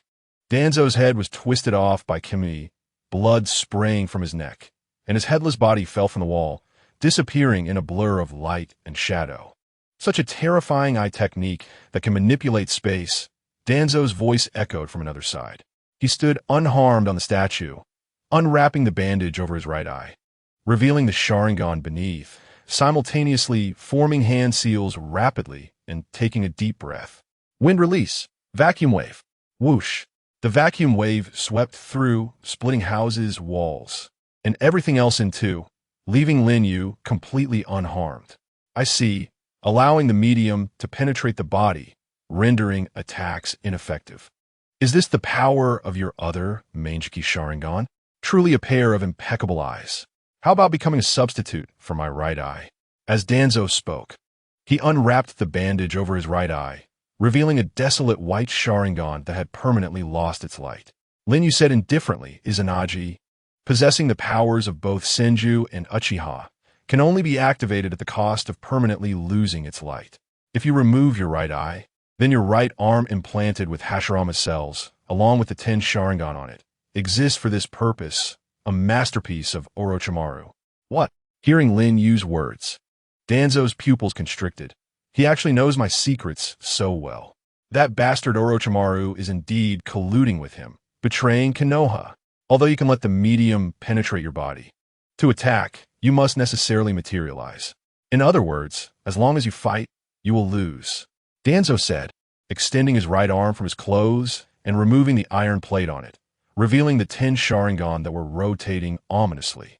For every Sharingan he consumes, he can maintain Izanagi for 1 minute. These 10 Sharingan allow Izanagi to last for 10 minutes, meaning that during this 10 minutes, no matter how many times Danzo is killed, he will not die. This is the confidence Danzo has. Then you can try, Lin Yu said. Boom. Danzo activated the body flicker technique and closed in, thrusting a kunai toward Lin Yu. Whoosh. As expected, Danzo, along with the kunai, passed right through Lin Yu without any effect. Swish. He turned around, sweeping the kunai horizontally, and his heart tightened. This guy doesn't seem to intend to counterattack. He wants to exhaust my Izanagi. Lin Yu mockingly laughed. You might consider canceling Izanagi, but the ocular technique in my left eye will, as before, break your neck in an instant. You know I have the ability to do that. This is what is called strategic deterrence. It forces Danzo, who knows he's falling into a trap, to comply. Damn it. Danzo was furious but helpless, forming hand seals to unleash a powerful wind release attack. It's not over yet. Boom, boom, boom. Danzo's powerful ninjutsu was unleashed one after another. And what was impressive was how seamlessly the techniques connected. Lin Yu frowned. I see. He intends to maintain a saturated attack during the duration of his Izanagi, preventing me from easily canceling my intangibility mode. Swish, swish, swish, swish, swish. Danzo's hand seals moved like an afterimage, and he thought, although the kaleidoscope ocular technique is extraordinary, it also has its limits. The time he can maintain the penetrating mode must be limited. Lin Yu thought, it seems he wants to bet that the duration of his Izanagi is longer than my intangibility mode. Fine, I'll gamble with you. Boom, boom, boom. Under the bombardment of Danzo's ninjutsu, the area was almost flattened. Time passed second by second, and the Sharingan on Danzo's right arm closed one by one, losing one with each use, and he could no longer reopen them. 4 minutes passed, and 4 Sharingan had closed, but Lin Yu's intangibility mode still had not been cancelled. This damned ocular technique. Danzo was anxious, but he didn't dare to stop the hand seals, fearing that if he paused, Lin Yu's ocular technique would reset, and all his efforts would be in vain. However, the consequence of such casting was not only the consumption of his eyes. His chakra was also rapidly depleting. Time continued to pass, and for Danzo, it was a great torment. Finally, the 5th Sharingan closed. Swish! At that moment, Lin Yu formed hand seals. Fire release. Great fireball technique. Bang! The fireball collided with the wind release in front, and due to the clash of attributes, it transformed into a more powerful fire release, engulfing Danzo. Izanagi was triggered, turning unfavorable factors into a dream, and Danzo reappeared elsewhere. Although suppressed, he wore a face of ecstatic relief. 5 minutes is your limit. I win. Not necessarily. Lin Yu's pair of kaleidoscope Sharingan suddenly shone brightly. Susanoo, roaring. The azure chakra flames enveloped Lin Yu's entire body, transforming into a massive skeleton, with muscles and veins intertwining around the bones, forming a layer of outerwear. Susanoo? Although it's tricky, I can still break it. Danzo's expression became slightly serious, but he did not panic. In the original work, Danzo's battle with Sasuke also confirmed that he indeed had the ability to break the second form of Susanoo. However, Danzo's expression completely froze next. Boom, boom, boom, boom. Because outside the skeletal covering of Susanoo, even stronger chakra flames ignited. The massive chakra flames stabilized, transforming into a majestic armor, tightly enveloping the Susanoo. Susanoo, 3rd form. Jata no Kagami. This is the most powerful form of half-body Susanoo, and the higher-level complete Susanoo can only be activated after obtaining the eternal Manjiki Sharingan or the power of Sage of 6 Paths. Danzo stared at the 20-meter-high Susanoo. His expression dazed. Lin Yu said solemnly, Danzo, do you still have confidence in breaking it within the remaining 5 minutes? Danzo gritted his teeth. Unwilling to give up such a powerful chakra body, I don't believe you can maintain it for long. It seems you forgot one thing, Lin Yu smiled, and under his right arm, tree trunks twisted down like a twisted flower. Would release. Why did I forget? He also has the power of the first Hokage. Danzo's heart sank. He knew that his remaining strength was not enough to break this Susanoo. But Danzo, being a battle-hardened figure of the Hokage level, remained calm at this moment. The commotion from our battle will surely attract the strong in the village. They won't need to wait for 5 minutes. Sarutobi Hiruzen, the Yellow Flash, and many elite Jonin will come. Even if you are strong, you can't survive under our siege. Lin Yu smiled nonchalantly. Killing you is not urgent. Orochimaru is in my service, and the eyes on your right arm can no longer be replenished, even if you escape this time. With only 5 Sharingan left on your right arm. No, soon it will be 4. Do you have confidence in surviving the next time? Lin Yu openly threatened Danzo. Danzo's fists clenched tightly, and finally his attitude softened. What exactly is your purpose in coming here?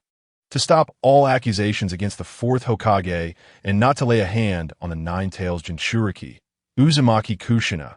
Otherwise, you and your roots will disappear from this world. Remember my words, Danzo. Whoosh. As soon as Lin Yu finished speaking, he disappeared into the vortex of Kamui. After he left, more than a dozen seconds passed before the towering Yata no Kagami Susanoo in front of Danzo finally dissipated with a roar, leaving behind indelible marks on the ground, as well as an expression of endless unwillingness and humiliation on Danzo's face. Chapter 16. Yu's Ambition.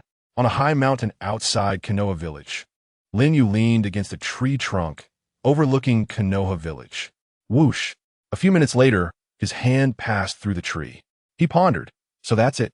The limit of the penetrating mode is 5 minutes.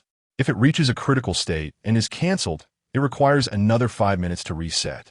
Guru Uchiha Obito emerged from the ground beside him. So you came to this place. Konoha seems a bit chaotic. The 3rd, 4th, and a large number of Jonin have gathered. Did you do this? Obito asked. I want to have a meal and reminded Danzo, Lin Yu replied. Uzumaki Obito walked to Lin Yu's side, standing shoulder to shoulder with him, looking at Konoha Ninja Village. Just a reminder, but not killing him directly. It seems the conditions don't allow for that. Lin Yu nodded. That's right. If I could, I would prefer to eliminate Danzo, this tumor, immediately. However, after tonight, I doubt he will dare to lay a hand on the Nine Tails for a while. It sounds like you still have some regrets. Obito said, there's no way around it. Organizations like Konoha that cooperate with major nations and have leadership are hard to resist with personal strength alone unless one reaches the realm of the Sage of Six Paths. Lin Yu said, the realm of the Sage of Six Paths? Aren't you considering collecting tailed beasts and becoming a Jinchuriki? Uchiha Obito turned to look at Lin Yu.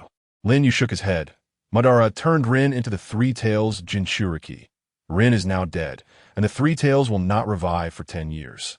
Even if we capture all the remaining tailed beasts now, without the Three Tails, we cannot form the 10 Tails. If one is not the 10 Tails Jinchuriki, it holds no meaning. He shifted the topic. Therefore, I have decided to establish a ninja village. Nagato's Akatsuki will operate in the shadows, while my ninja village will be active in the open. Lin Yu's current thoughts were strikingly similar to Orochimaru's. Years ago, Orochimaru aimed to destroy Konoha by establishing the Sound Ninja Village, and years later, he took advantage of the Chunin exams to ally with the Sand Ninja and severely damage Konoha, but ultimately failed. Orochimaru's failure is not solely due to the Reaper Death Seal executed by the third Hokage at the cost of his life. The fundamental reason lies in the fact that the Sound Ninja Village he established is too weak to be of any real significance.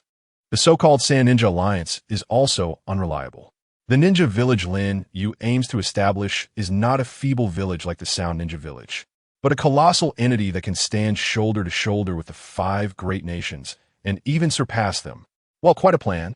When do we start? It's rare for Akatsuki to show interest in anything other than his usual antics. As soon as I obtain the true power of the first Hokage, Senju Hashirama, Lin Yu said ambitiously. So, that means in half a month? Vortex Ju, let us go back and prepare. Before we report to Orochimaru, I still need to go to one place to accomplish something. Lin Yu activated Kamui and left with Vortex Ju. In the underground base, Lin Yu changed into a brand new outfit, which was the armor worn by Uchiha Madara during the Warring States period. He slung the Uchiha fan behind him, and with his long hair, he looked just like Madara himself. It wasn't that he was deliberately imitating Madara. Rather, this attire would be more advantageous for the place he was heading to. Do you not need me to drape it over you? Akatsuki asked. No, I want to experience the thrill of battle myself, Lin Yu replied. Allowing Vortex Ju to wrap around him would indeed enhance his defense and the power of would release. But it always gave Lin Yu a feeling of superficiality. Battles often ended before he could fully enjoy them. As his ocular power continued to increase, he became more and more battle-hungry, yearning to experience combat firsthand, which was the instinct of the Uchiha. Well, that's fine, Akatsuki said as he took a black robe and put it on, preparing to go out with Lin Yu. Where are you going? At that moment, Yuzuki Yuing walked over. What? Do you want to follow us? Lin Yu paused and turned to ask. Yuzuki Yuing lowered her head, which was a silent acknowledgement. It turned out that the killing intent emitted by Orochimaru last night left her with quite a shadow. She would rather follow Lin Yu than stay in the same lair as Orochimaru. Moreover, Yuzuki Yuing had not given up on her idea of killing Lin Yu and escaping his control. Being by Lin Yu's side would allow her to better understand his secrets and weaknesses. After a moment of contemplation, Lin Yu said, you can come, but since the journey is long, you should prepare. Can't you use your ocular technique to go directly? Yuzuki Yuing asked tentatively. That SA place my ocular technique hasn't team marked, Lin Yu replied. Oh, Yuzuki Yuing said thoughtfully as she turned to return to her room to prepare. Is it all right to tell a woman who harbors murderous intent towards you the secrets of your ocular technique? Akatsuki asked. Lin Yu had his own views. True strong individuals are never afraid of having their secrets exposed. Even if others know their weaknesses, they still can't defeat them. I want to become that kind of strong person, and I don't believe this girl will be my enemy in the future. I can't understand these human tricks. I still prefer crap. Akatsuki said, shrugging. But speaking of which, what are you planning to do? Lin Yu's gaze deepened.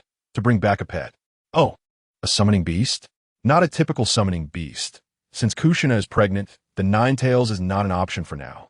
Therefore, the 8 tails, which is second only to the 9 tails in power, is the best choice. It turns out that Lin Yu plans to go to the Cloud Village in the Land of Lightning to capture the 8 tails. Oh, not as a Jinchuriki, but to use it as a summoning beast, just like how Madara controlled the 9 tails back in the day. Since you're going to the Cloud Village, wouldn't it be better to capture the 2 tails as well? With your ocular power, controlling 2-tailed beasts other than the 9 tails shouldn't be too difficult, Akatsuki assumed. That would disrupt the balance of tailed beasts, leading to war, Lin Yu contemplated.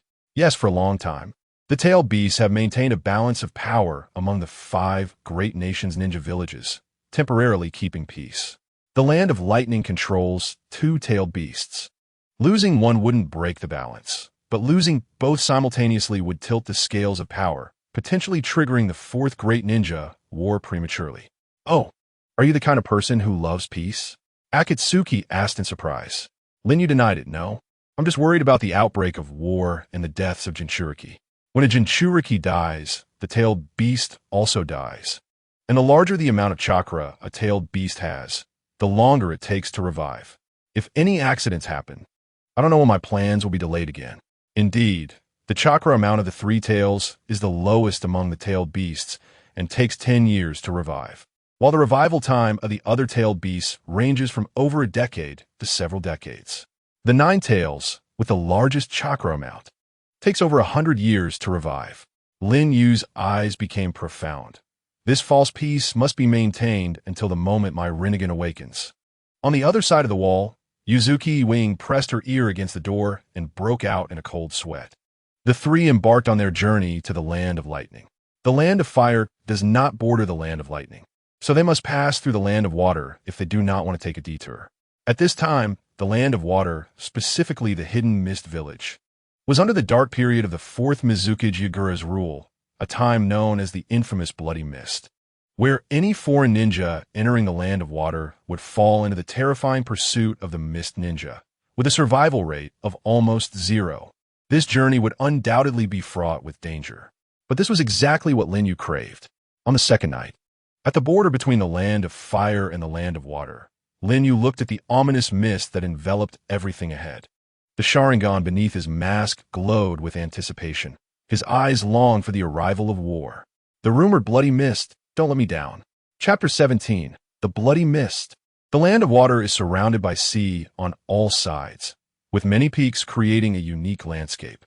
Due to its distance from the mainland and the barrier of the ocean, the Land of Water rarely intervenes in the ninja world wars, making it the least affected country among the 5 great ninja nations. The Hidden Mist Village is located deep in the mountains of the Land of Water, often shrouded in thick fog, completely isolated from other countries. On the way to the Land of Lightning, they must pass through the Hidden Mist Village. Lin Yu, Akatsuki, and Yuzuki Wei had been in the Land of Water for 3 days, and they hadn't encountered any mist ninjas along the way, as ninjas are just a minority compared to ordinary people. However, the closer they got to the Hidden Mist Village, the greater the likelihood of encountering ninjas. In the forest, the 3 were rushing through a wetland, splashing water with their footsteps. Lin Yu glanced back at Yuzuki Wei, who was visibly struggling to keep up. Tired? Then let's take a break, Lin Yu said. Don't underestimate me. Yuzuki Wei gritted her teeth and charged ahead of Lin Yu. Whoosh, whoosh. Just then, several shurikens flew from the front. Yuzuki Wei quickly drew her sword and deflected the shurikens, but suddenly realized that the shuriken that landed at her feet was connected to an explosive tag. Exhausted, she couldn't dodge in time and thought, this is bad. At that moment, an arm wrapped around her waist and quickly pulled her aside. Boom! The explosive tag detonated, sending water splashing everywhere. Yuzuki Wei came to her senses, realizing that she was being held by Lin Yu. I told you not to be reckless. She gritted her teeth, broke free from Lin Yu's grasp, and warily looked toward the fog ahead. There, a large group of mist ninjas emerged, led by a man with short black hair, no eyebrows, sharp teeth, a prominent cross-shaped scar on the right side of his face, and bandages wrapping around his ears and neck. The lower half of his face was painted with red stripes. Behind him, he carried a broken sword, the decapitation blade. This outfit and weapon. Could he be one of the 7 ninja swordsmen of the mist, Kisame Hoshigaki? Yuzuki Wang said gravely. Many Naruto fans might be unfamiliar with Kisame Hoshigaki, but Lin Yu was not. He was the previous owner of the decapitation blade, the first member of the 7 ninja swordsmen. In the original work, he defected from the Hidden Mist Village due to dissatisfaction with the rule of the 4th Mizukage, Yagura, and joined Akatsuki, becoming a partner of Itachi Uchiha. He later went to the Land of Water with Itachi to carry out Akatsuki's mission and died at the hands of the Mizukage at the age of 31. At this moment, it is not yet that time. Zuke's Juzo is just in his early 20s and has not yet defected from Hidden Mist. Additionally, he is one of the 3 who survived the 8 Gates of Might Guy among the first generation of the 7 ninja swordsmen. You are not ninjas from this village, are you? Zuke's Juzo stepped forward and coldly questioned. Akatsuki member Haiden frivolously said, "Oh dear, how unfortunate to run into the famous 7 ninja swordsmen right away. I just want to go home." Juzo frowned, looking at the forehead protector of the girl beside Hayabusa. A Leaf Village defector? Juzo murmured, drawing out his beheading sword and raising it. "Speak. What is your intention in coming here? If you honestly confess, I can leave you with a complete corpse. But of course, I need to gather all your ninjutsu details first. This is the rule in the Blood Mist." "Oh, so scary." Haiden exaggerated. "You step back and go to hide inside," Hayabusa said to the girl. Although she was reluctant, she had no choice but to comply. Even if it's him, would it be too reckless to face the 7 ninja swordsmen with so many mist ninjas? She asked. "Who knows? Speaking of which, what does it feel like? Can you tell me?" Haiden was still full of nonsense. The girl shook her head, feeling that talking to Haiden was a complete waste of time. "Aren't you going to let the 2 behind you escape?" Juzo asked Hayabusa. "It's unnecessary," Hayabusa replied. "You're right. It really is unnecessary, because soon the 3 of you will reunite underground." Juzo formed hand seals with 2 fingers in front of his chest. Mist Ninja Technique. Dense fog spread out, and in this mist, only the mist ninjas could clearly sense the presence of their enemies. "Oh, my vision is blocked." This technique is indeed disadvantageous for the Sharingan, but as soon as an attack is launched, it will inevitably create noise, Hayabusa murmured, lightning chakra swirling around his right hand. Stabbing from behind. Crackle. The lightning pierced through Juzo, arcs of electricity wreaking havoc, but Juzo's body disintegrated into water. Water clone. Glug glug. A large amount of water surged from under Hayabusa's feet, forming a water prison that trapped him inside. Oh, it's not an ordinary water clone. It releases a water prison technique when destroyed, Hayabusa thought. Whoosh! Juzo's real body descended from midair, gripping his beheading sword tightly and chopping down. It's over. Boom! The water prison was shattered, the large sword embedded deeply into the ground. But what felt wrong to Juzo was that he clearly struck his opponent. Yet the sensation of flesh and bone separation did not come. What has happened? Oh no! In astonishment, Juzo attempted to withdraw his sword. Too late. Clang! Hayabusa stepped on the back of the sword, his right hand resting on Juzo's shoulder, and said in a deep voice, "Also, it's over." Juzo was stunned by the Sharingan. Whoosh! The vortex of Kamui was released from Hayabusa's right eye. Oh! In an instant, Juzo was sucked into the Kamui space. This is the terror of Kamui. Those who do not know its details, even as strong as the 7 ninja swordsmen, can be instantly killed. But even knowing the details, what can be done? In the face of absolute power, all struggles are in vain.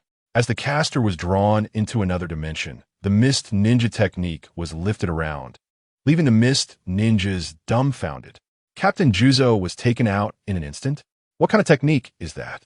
Hayabusa bent down to pick up the beheading sword on the ground, and as the Sharingan whirled, he locked onto the positions of all the mist ninjas. Whoosh! He vanished from his original spot. Uchiha style, swordsmanship. Slash! Slash! Slash! Slash! The blade light intertwined, and the mist ninjas fell one after another under the sharpness of the beheading sword. This must be a trick, the girl exclaimed, her pupils trembling. A minute later, The blood of the mist ninjas stained the ground red. Bang! Hayabusa plunged the beheading sword into the ground, his gaze coldly sweeping towards the shadows of the forest, shouting, "Stop hiding and come out." Rustle, rustle, rustle. After a moment of silence, a sound came. Juzo is useless, just like his beheading sword, completely inept. From the west, a female ninja approached, with chestnut-red long hair styled in vertical braids, sharp teeth, and fluffy bandages wrapped around her neck, carrying 2 spiked blades on her back. She is the second user of the Thunder Blade, Raiga, from the 7 ninja swordsmen, Ringo Yuya. Another from the Leaf? It brings back unpleasant memories. But the Uchiha clan shouldn't be able to use such exaggerated taijutsu, she thought. From the north, a bulky male ninja approached with orange hair down to his waist. Sharp teeth, fluffy bandages wrapped around his neck, green stripes painted on his cheeks, and a large sword wrapped in bandages on his back. He is the first user of the big sword, Samahata, from the 7 ninja swordsmen, Kisame Hashigaki. Behind him followed a young ninja, who was none other than the young Kisame. However, the Uchiha's ocular techniques are famous in the ninja world. Juzo's death has provided us with some advantageous information. From the south, a young ninja approached, with white hair styled in vertical braids, sharp teeth, and fluffy bandages wrapped around his neck. He did not carry a sword, only a scroll. It is said that after the 7 ninja swordsmen suffered losses at the hands of Might Guy, a young prodigy emerged in the mist. A boy of the bloodline of the Hozuki clan, inheriting the twin swords, and most terrifyingly, he could freely summon and use all the ninja swords. Exploding Blade, Flying Water Needle, and Dull Sword Slash. After the former wielders of these 3 swords died, they became unclaimed and were all stored in the boy's scroll. And along with the twin swords, he alone represents 4 people. The boy is right here, and his name is Hozuki Mangetsu. Observing in the dark, watching colleagues die. Truly the style of the Blood Mist. Hayabusa murmured, looking up, so everyone is here. Chapter 18. One-on-one with the 7 ninja swordsmen. Let's go back off a bit. Getting involved will cost you your life, Haiden said seriously to Yuya. Aren't you his companion? Aren't you going to help him? Even the Hokage would die if surrounded by the 7 ninja swordsmen, Yuya asked in confusion, adding, don't get me wrong, I just don't understand, not that I care. Unless he wants to die himself. I can't imagine who could take him down, Haiden said meaningfully. Yuya gave Hayabusa a deep look and then retreated further with Haiden to observe the battle. Kisame, your strength is still insufficient. Keep an eye on those 2 from a distance. The 3 of us can handle him just fine, Kisame said to the young Kisame behind him. Understood, Mr. Kisame. The young Kisame respectfully replied, also stepping outside the battle circle. Then Kisame approached Yuya, drawing out Samahata. Newcomer, if you get in my way, Samahata, 1 T-hole back. As a veteran of the 7 ninja swordsmen, Kisame spoke with arrogance. A mere waste who barely returned from a leaf genin should not be pointing fingers here. Yuya retorted without mercy, crossing her arms and drawing her thunderblade, resting it at her side. Crackle. Golden arcs of electricity wrapped around the blade. She was known as the genius ninja of the hidden mist with lightning release. The power of the thunderblade reached its peak in her hands, far surpassing its previous owner. Damn it, Kisame was about to get angry. You 2 better shut up if you don't want the swords to be taken back by me. Hozuki Mangetsu descended between the 2, pulling open the scroll with a whoosh. Within this distance, Mangetsu could freely summon and release these ninja swords, even if he was not their master. Thus, Suka Mountain's pufferfish demon and Ringo Yuri could only consciously shut their mouths. On the full moon scroll, there were 7 sealing formations, each inscribed with the code names of the 7 ninja swords. Among them, the 4 formations corresponding to the blunt double swords were lit up, indicating that they contained the ninja swords. Hozuki Mangetsu spread the scroll on the ground, bit his finger, and dripped a drop of blood onto the broken formation. Then formed a hand seal, causing the formation to emit a glow. Mangetsu's sharp gaze turned towards the distant Hayabusa. Return the broken sword. Buzz. Buzz. Hayabusa felt the decapitation sword in his hand, trembling violently, as if it wanted to slip away. There is no reason to return something that has been obtained. Whoosh. Hayabusa's right eye's divine power absorbed the decapitation sword. The light from the scroll's formation dissipated, and Kazuki Mangetsu frowned. The connection between the scroll and the ninja sword has been severed. As expected, his ocular technique can transfer touched objects to other spaces, and the previous attack from J.Z. passed through him, indicating that physical attacks are ineffective against him. Then, how about ninjutsu attacks? Kazuki Mangetsu shaped his fingers like a gun, aiming far at Hayabusa, and unleashed the Kazuki clan's secret water iron cannon technique. High-density water, compressed into high-pressure water bullets, shot out from between his fingers, passing through Hayabusa's body and instantly penetrating several large trees behind him, ultimately leaving a deep hole in a large rock. Yuzuki stared in shock at the hole so close. A face said, "It seems this place isn't safe either. Let's move further away." Kazuki Mangetsu lowered his fingers, his expression more serious. Not even ninjutsu attacks are effective? Then the only breakthrough point is that he needs to materialize when he launches an attack. Good analysis, but Hayabusa began to form a hand seal for the noon sign, dense fire release chakra gathering at his throat. Fire release, great fire annihilation. Boom, boom. The raging sea of fire rolled across the land, sweeping towards the three, instantly drying up the standing water on the ground. Such an exaggerated fire release made even the three, who were extremely skilled in water release, not dare to be careless. The three formed hand seals simultaneously. Water release, water dragon triple bullets. Boom, boom, boom. Three water dragons rose from the ground, colliding with the fire release, hissing. Water vapor filled the air. Kakashi J.Z. covered his face with his hand, awed. Is this the fire release that the Uchiha clan is proud of? It actually requires these three water release masters to deploy water dragon bullets simultaneously to block it. The attribute conflict is completely meaningless, truly terrifying. Hayabusa formed hand seals and unleashed a powerful wind release ninjutsu copied from his battle with Danzo last night, using his Sharingan. Wind release, vacuum great sphere. The vacuum wave swept through, slicing through the steam. Suka Mountain's pufferfish demon swung his sword with great force, blocking the wind release. Crack! Lightning flashed. Ringo Yuri used body flicker technique to close the distance to Hayabusa. Her dual swords crossed and slashed down, entwined with golden lightning. Clang! Hayabusa pulled out the Uchiha fan from behind and blocked the lightning slash. This fan can actually absorb my lightning release chakra in midair. Ringo Yuri was astonished. Hayabusa praised. Concentrating lightning release chakra in your feet and using body flicker technique to launch an attack at the moment I materialize. You are indeed a genius female ninja of lightning release, but Uchiha rebound. Crack. The absorbed lightning slash exploded from fan. Ringo Yuri was sent flying, her feet dragging on the ground as she retreated to her two colleagues, blood streaming from her shoulders. Gritting her teeth, his fan not only blocked my lightning slash, but even rebounded it back. That fan was a divine artifact from Madara's time. During the Fourth Great Ninja War, Madara used the fan to perform the Uchiha rebound, even reflecting Naruto's many-tailed beast bomb. I'll go in close to lure him. Ringo, prepare your long-range attack. Kazuki Mangetsu said as he summoned his dual swords. Understood. Ringo Yuri stood up. Lightning release. Natural lightning. She slashed her lightning sword towards the sky, rumbling, creating natural lightning in the sky. Whoosh! Kazuki Mangetsu, wielding his dual swords, rushed towards Hayabusa across the water. Water release, great water arm technique. As he ran, his arms transformed into thick, powerful arms. Dual swords unleashed with the injection of chakra. The dual swords in his hands became enormous, like a giant hammer falling from the sky.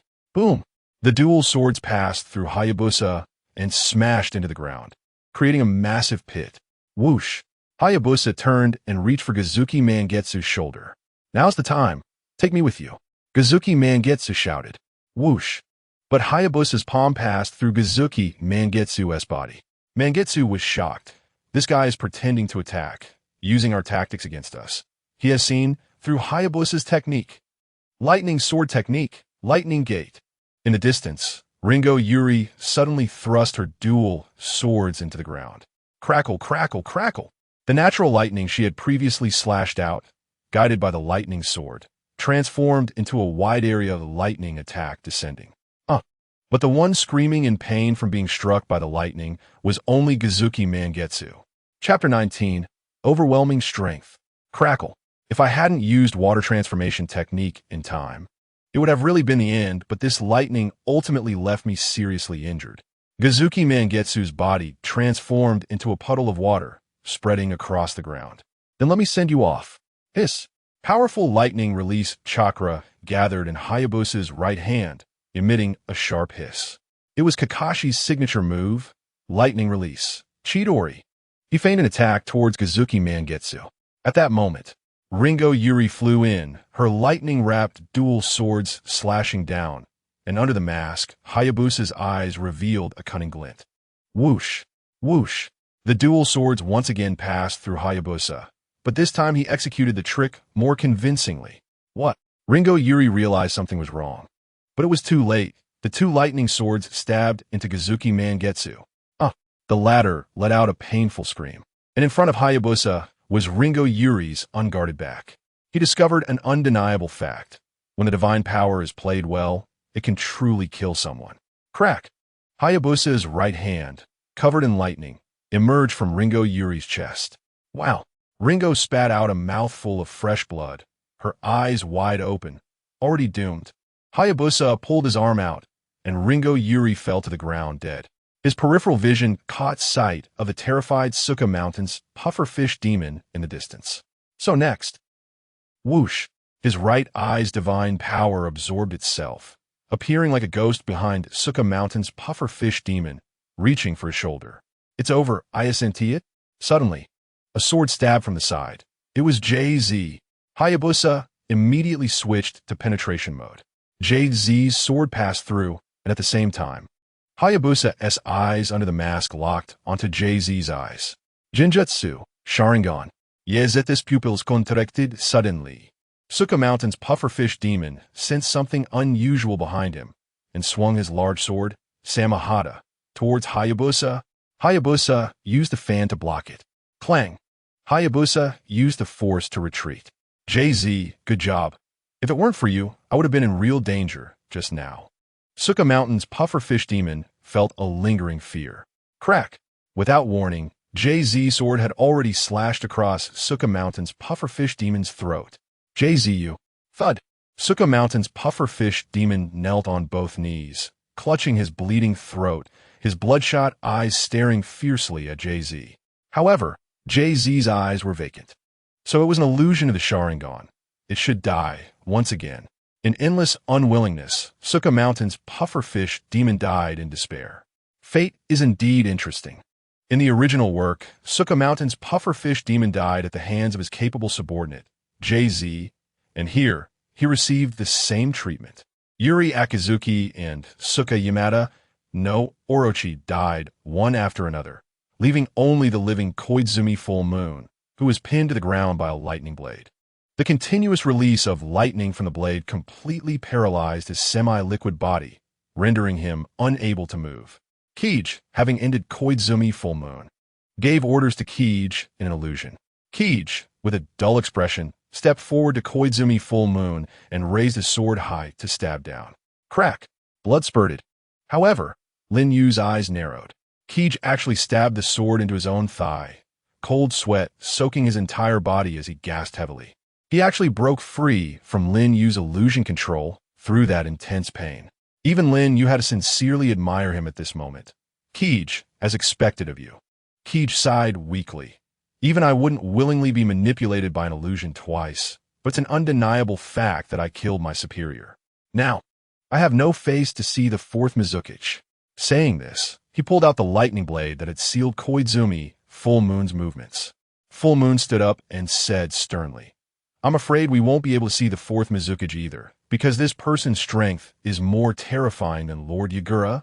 Lin Yu remained non-committal, stepping forward to pick up the Kij skin from the ground, holding in his hand, absorbing its power with his right eye, then kicking the corpse of Suka Yamada no Orochi aside. Boom, boom, boom. The azure chakra flames burned. The Susanoo was released, entering its second form. Clad in Susanoo, Lin Yu approached Kij and Koizumi Full Moon with overwhelming force, declaring, "If you want me to spare your lives, you must break this Susanoo. It's truly a joyous thing for you to give us a chance at life, but I can't smile at all." Kij sighed sincerely in front of the daunting Susanoo. Koizumi Full Moon felt the same, unfolding a scroll. Bang, bang, bang. Summoning needle and thread-long knife. Summoning blunt knife and hammer. Summoning explosive knife spray. Kij, pick any of these knives that suits you. Koizumi Full Moon said. Then I won't be polite. Kij said, his gaze shifting between the three ninja blades. The needle and thread-long knife, shaped like a gigantic sewing needle, connected to a tough steel wire, had the strongest piercing power among the 7 knives. Capable of stitching pierced enemies together. Kij weighed the sewing needle in his hand, but ultimately set it down, as it was too light and lacked the heft for effective swings. The blunt knife and hammer, with one end connected to the knife and the other to a hammer. Attacks by cutting first, and then smashing the knife's back with the hammer to add force, reputed to be able to shatter all defenses. Kij weighed it and found the weight just right, but he still put it down, as this ironworking style attack method was not to his liking. He preferred to end the battle as directly as possible. So, he chose the explosive knife spray, which had a blade perfectly combined with explosions, releasing a powerful explosive attack the moment it struck an enemy. The more fierce the swing, the more terrifying the explosion, possessing the deadliest destructive power.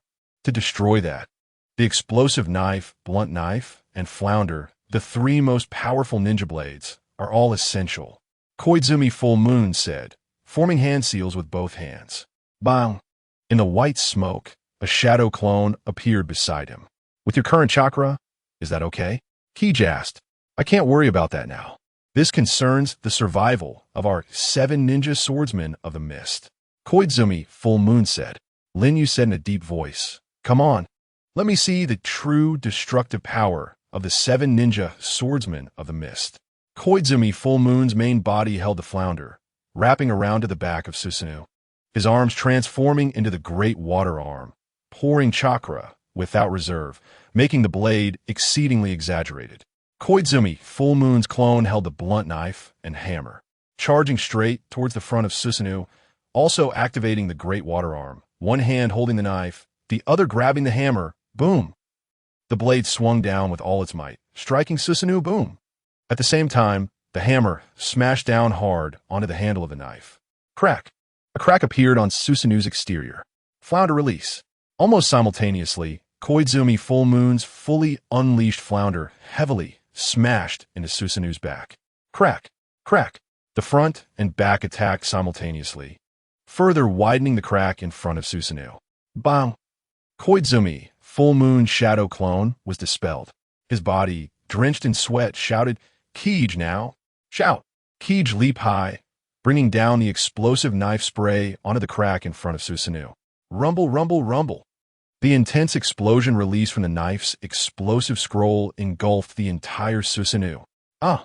Kij and Koizumi Full Moon were both blasted far away. In the distance, Yuki's pupils constricted suddenly, and his hands involuntarily clenched.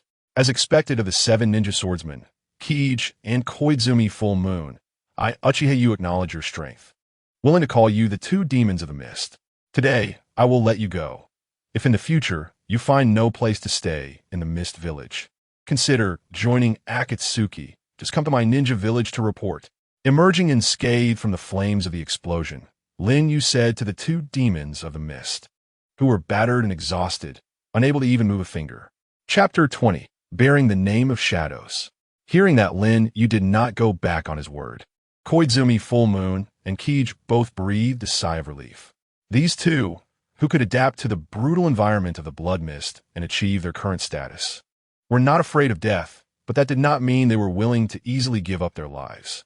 Lin Yu put away the lightning blade and approached Koizumi Full Moon, pulling out the decapitation blade and throwing it in front of him, saying, 1 for 1, no objections? Koizumi Full Moon smiled bitterly. Even if you take all 7 blades, what can I say? Lin Yu remained non-committal, Only asking. You have a younger brother, right?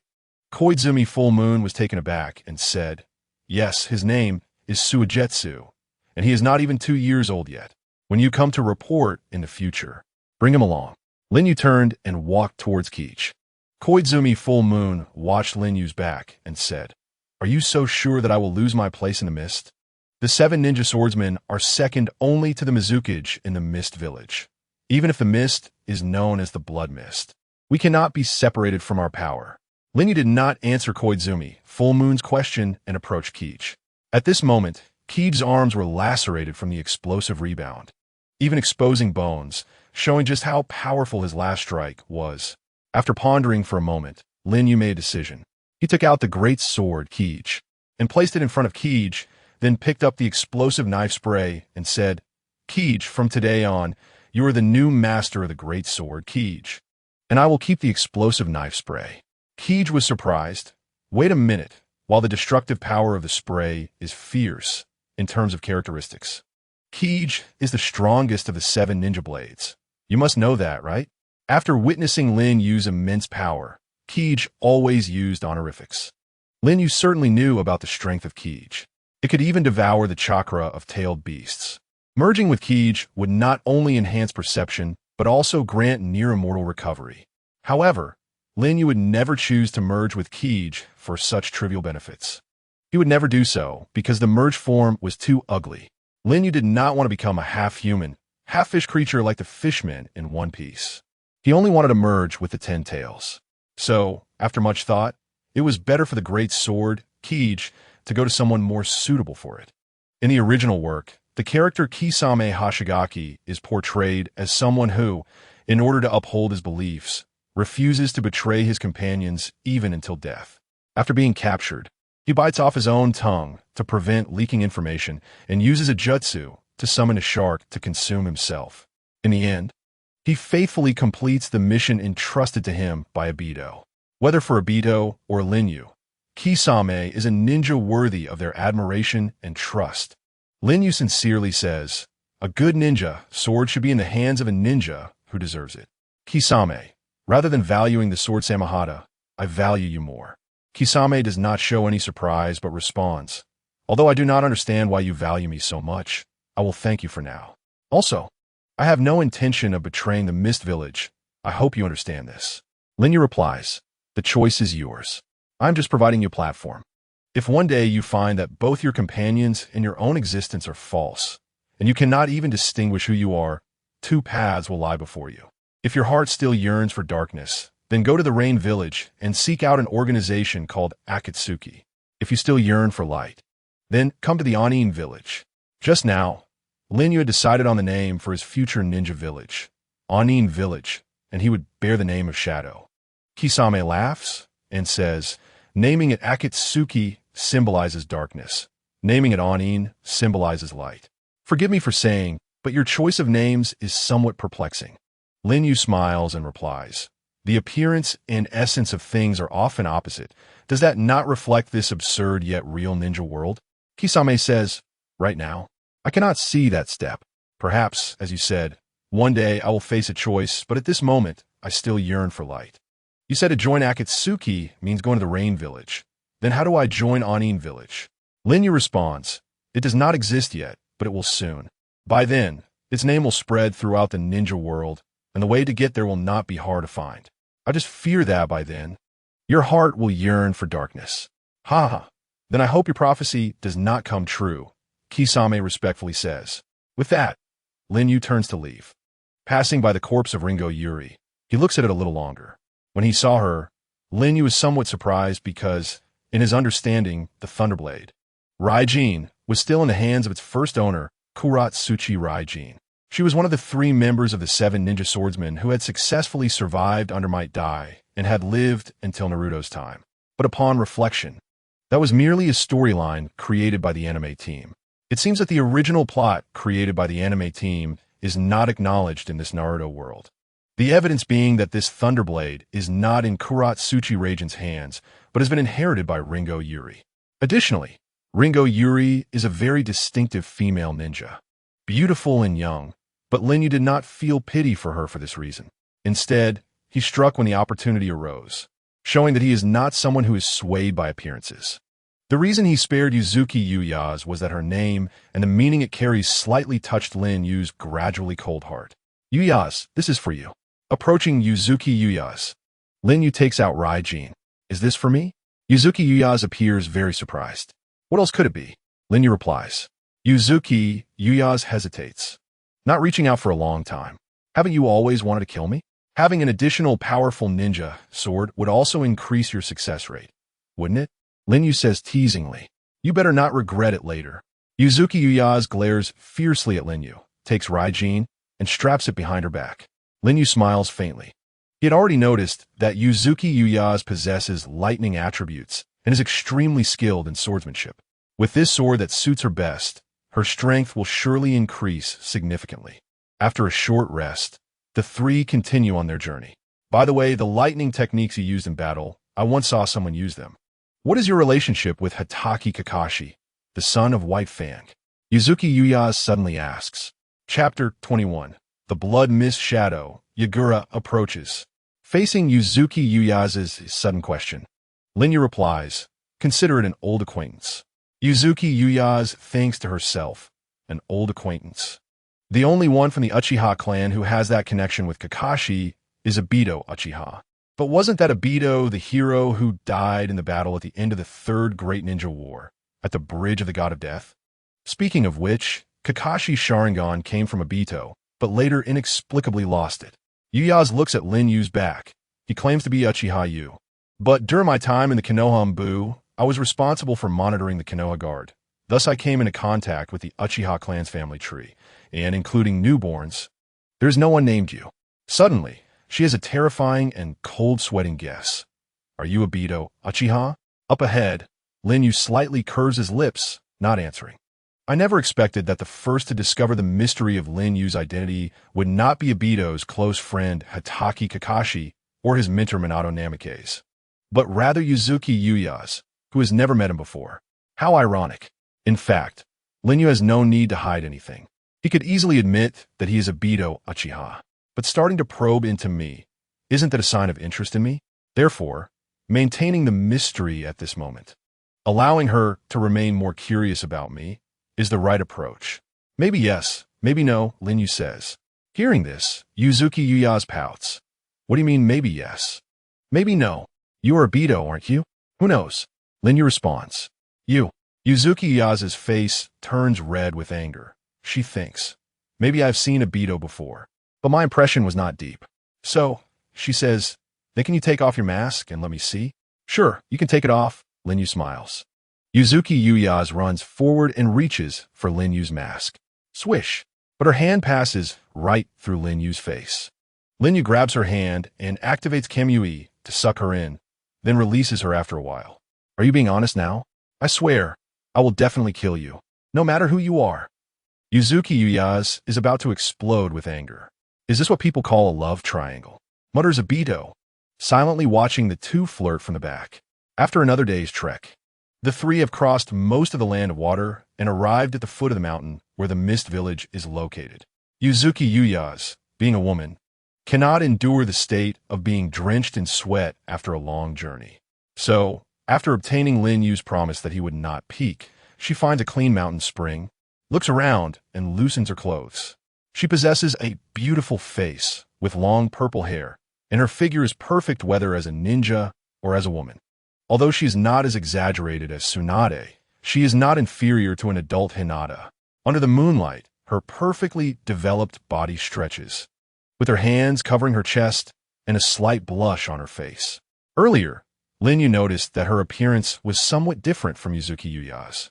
The difference being that under the left eye of Yuzuki Uyaz, there is a beauty mark, while Uyaz does not have one. She soaks in the spring water, washing away the tension and fatigue of the past few days. Things seem to be different from what she imagined after being captured by Lin Yu. Nothing humiliating or embarrassing happened. By the campfire, Lin Yu is eating wild fruits while Uzumaki JZ lies bored on a tree. Lin Yu says, speaking of which, the place we reached earlier is still quite far from the Mist Village. Why did the 7 ninja swordsmen appear there at the same time? If it was a coincidence, the probability is too low. Yes, He had previously focused on enjoying the thrill of battle, neglecting those details. On the tree, Ah-Fei speculated. If it's not a coincidence, then someone must have learned about your whereabouts and leaked it out. Who could that someone be? Lin Yu pondered. Zhuanzhen, at this distance, can you still communicate with the other Baiju? Yes, no problem. They contact me periodically to report on the situation back home. After all, Orochimaru's results are crucial to your grand plan and cannot afford any mistakes. Ah-Fei replied unexpectedly reliably. What about Yakushi Kabuto? Have you paid attention to him? Lin Yu asked. You mean that bespectacled guy under Orochimaru, the one with the pitiful look? He doesn't seem particularly remarkable, so I didn't pay much attention to him. Ah-Fei said. Is that so? Lin Yu squinted his eyes. Although he didn't think much of Kabuto now, he knew that Kabuto harbored a terrifying potential. If he weren't such a capable assistant to Orochimaru, he would have killed Kabuto at the first opportunity. What? Do you suspect that bespectacled guy did it? Ah-Fei asked. Not suspecting, Lin Yu was already certain that it was Kabuto's doing. Yakushi Kabuto originally served Danzo, acting as a multifaceted spy through various countries. After being abandoned by Danzo, he found refuge with Orochimaru and followed him devotedly. But his loyalty to Orochimaru doesn't mean he is loyal to Lin Yu. Just imagine, watching his respected lord Orochimaru become a tool for you to gain Hashirama as power. What would he do? Even if he secretly leaked your whereabouts to Orochimaru, it would be surprising. He is that kind of person. If that is the case, I'll have Baiju eliminate him immediately. Ah-Fei rarely displayed killing intent. Don't act rashly for now, just monitor him. Nothing is more important than Orochimaru's results right now. The Hashirama cells concern my future, so we cannot let anything affect Orochimaru's progress. Even if it really is Kabuto's doing, we must pretend we don't know. Although Lin Yu said this, his eyes were filled with murderous intent. He had never thought that in this world of Hokage, there would still be someone who could scheme against him. So he had already decided that once he got Orochimaru's results, he would immediately kill Yakushi Kabuto, even if he was innocent. As the setting sun bathed in the evening light returned, Ugetsu was taken aback by the bonfire before Lin Yu and frowned. Don't you have any common sense as a ninja? Making a fire while camping at night is a huge taboo. You might be discovered by enemy ninjas at any moment. Isn't that better? If I get taken out, you'll be free, Lin Yu smiled. Ugetsu gritted her teeth, unable to find a way to refute, and could only stomp her feet in anger. Suddenly, the bonfire that had been burning brightly just a second ago extinguished violently. Then, a vast fog enveloped the entire mountain. This was no natural fog. It was the mist-hidden technique. However, this mist-hidden technique was on a scale far beyond that of the 7 ninja swordsmen of the mist. In the blood fog, there was only one person capable of executing such a large-scale, mist-hidden technique, to be able to defeat the 7 ninja swordsmen of the mist single-handedly. I am left with no choice but to take matters into my own hands and eliminate the invader. From the fog emerged a beautiful young boy with green hair and purple eyes, his voice crisp and reminiscent of a child's. Lin Yu stood up, calm and unperturbed. I didn't expect to meet you so soon. The controller of this blood fog, the 4th Mizukage, Yakura. Chapter 22, Super Fierce Battle. Uchiha Yu vs. Yakura. Yakura's large-scale, mist-hidden technique rendered visibility nearly zero, which was extremely unfavorable for the Sharingan, so breaking it was a priority. From a scroll left by Madara, Lin Yu had learned a wealth of powerful ninjutsu, including the 5 nature transformations, and, of course, this was no exception. He swiftly formed a series of complex hand seals, extending his arms forward.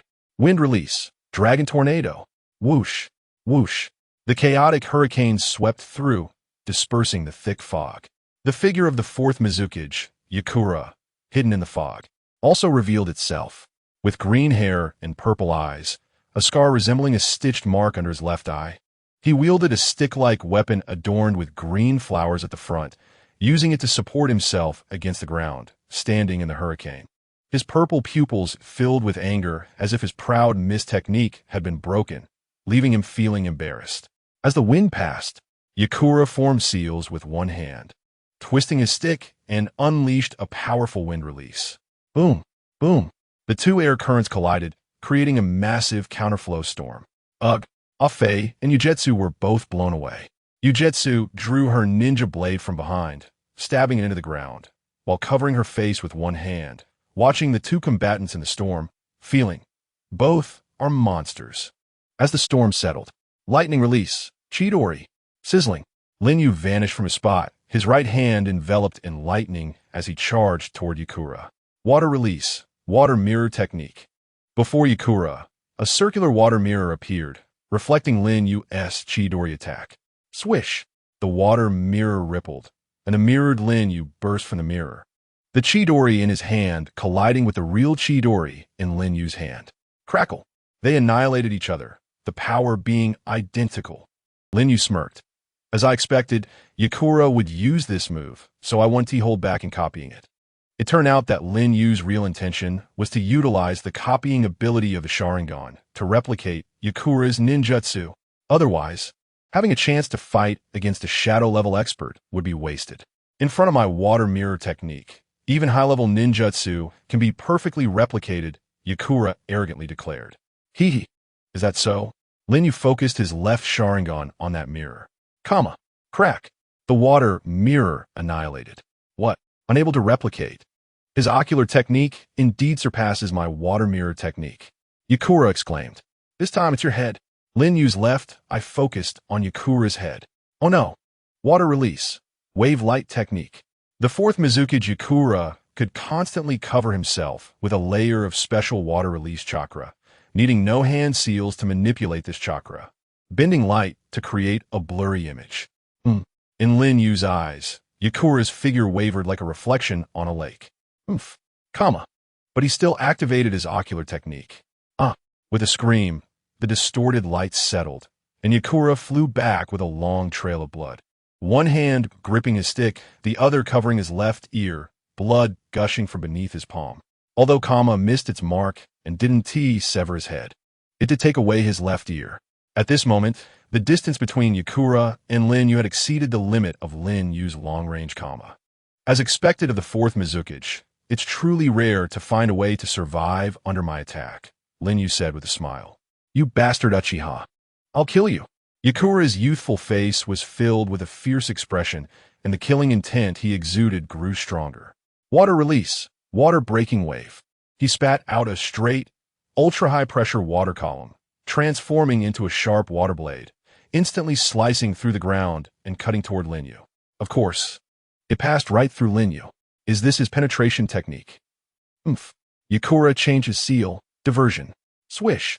The water column split in two, one continuing to merge with Lin Yu's body, while the other shot toward Ujetsu behind him.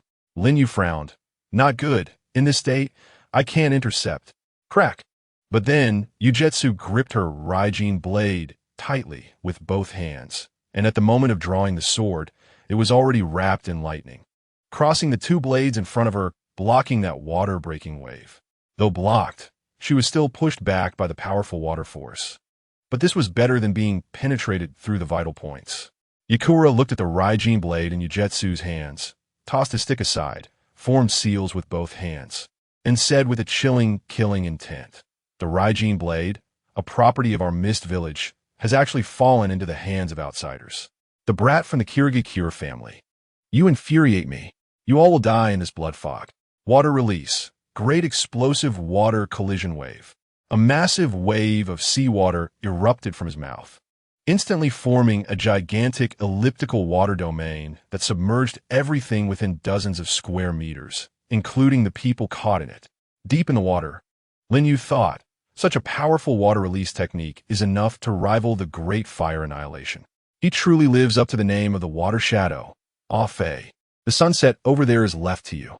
In another part of the water domain, Tsukizuki Yuyo was completely sealed by the water pressure, unable to breathe or move. Crack. Fortunately, the whirlpool unfolded Afe's body and wrapped it around Tsukizuki Yuyo. Tsukizuki Yuyo struggled vigorously in resistance. If you want to live, be obedient. I'm saving you for you's sake, Afe said. Hearing this, Tsukizuki Yuyo stopped resisting. Gurgle.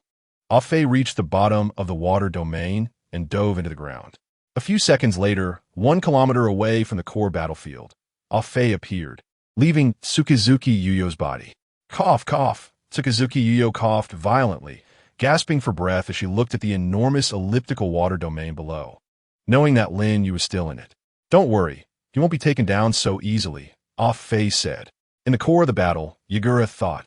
Huh? The woman's chakra suddenly disappeared from the water domain. Well, she can't escape my grasp anyway. Lin Yu thought. It seems Off-Fei has taken Yuyo to a safe place. This water pressure is quite disadvantageous. I'll use Susanoo to defend for a moment, and then use Kamui to teleport away. Crack! The skeletal form of Susanoo was released, resisting the water pressure, while Lin Yu unleashed the Kamui vortex, preparing to teleport himself out of this water domain. You won't succeed, Yagura said coldly, rising to form seals. Water release. Vortex turbulence. The entire water domain spun rapidly, forming a gigantic whirlpool, with Lin Yu and his Susanoo at the core. Each turbine was a massive blade of water, and there were hundreds or thousands of turbines spinning quickly, demonstrating the level of attack that Susanoo was enduring. This was just the first form of the skeletal state. It disintegrated almost instantly. Lin Yu truly did not expect Yagura to unleash such a terrifying water release attack. Lin Yu's spatial movement was forcibly halted, switching to penetration mode. It seems your spatial movement has failed, Uchiha Yu.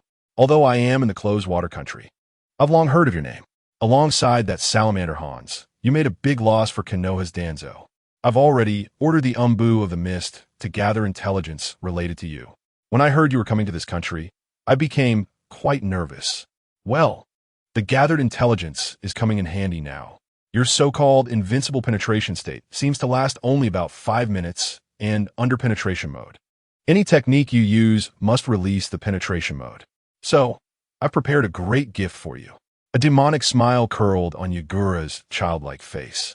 The water country is a land rich in water sources with abundant underground water veins.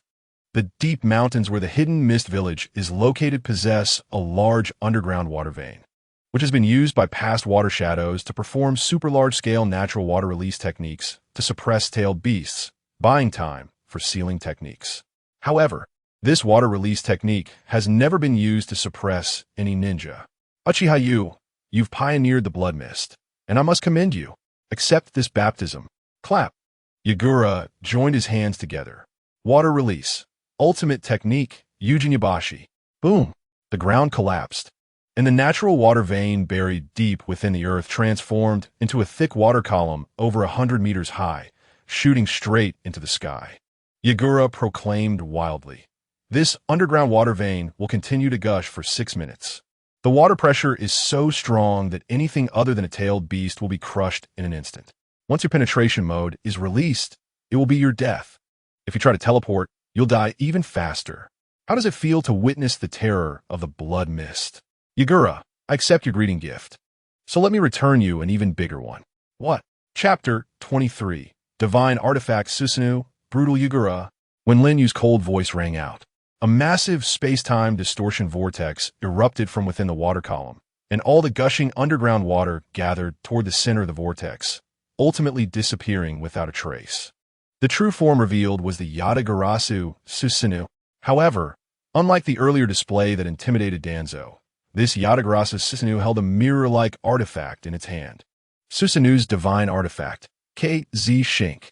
It contains boundless divine power, capable of redirecting all incoming attacks and even the myriad phenomena to the space-time. A mere underground water vein is but a drink. In the original work, Kakashi, who received the chakra from Obito's dying gift and obtained Double Kamui, could unlock the complete form of Susanoo, but never use the Susanoo artifact, which Lin Yu has now activated. It makes sense, after all. Kakashi's Double Kamui is only a one-time experience card. In such a short time, how could he fully explore the deep powers of Kamui? But Lin Yu is different. His Double Kamui is permanent, giving him plenty of time to develop. Impossible. This natural water release technique, launched using the underground water vein, far surpasses my own strength. Capable of suppressing tailed beasts, yet he neutralized it. Impossible. This absolutely cannot be. At this moment, the once indomitable water shadow Yagura finally showed a hint of panic. Within Susanoo, Lin Yu said in a deep voice. Yagura, don't underestimate the Uchiha techniques. Yes, the true power of Susanoo can already rival tailed beasts, not to mention the Susanoo that nurtured the divine artifact. Damn it! Yagura's face twisted in rage, dipping his hand in blood and forming seals. In Yutsu Shun and me. Summoning technique. Nogap Lich. Bang! White smoke rose, and a gigantic water leech stood tall. Watch me dissolve you into blood water. Yagura roared. Dissolution release. Dissolving monster technique. The water leech opened its enormous mouth, spewing a cascade of strong, acidic liquid down upon Susanoo. Useless. Within Susanoo, Lin Yu clenched his palm. Whoosh! The KZ Shink emitted a Kamui vortex, and the incoming acidic liquid was all absorbed into it. Lin Yu suddenly raised his head, his kaleidoscope eyes sweeping over the massive head of the no-gap leech. Whoosh! At the same time, a pitch-black Magatama emerged from the other hand of Susanoo and was thrown out. Susanoo's divine artifact, KZ Shink Magatama. Swish! The Magatama approached, and the slippery body of the no-gap leech quickly fled. However, the Magatama turned and continued to close in.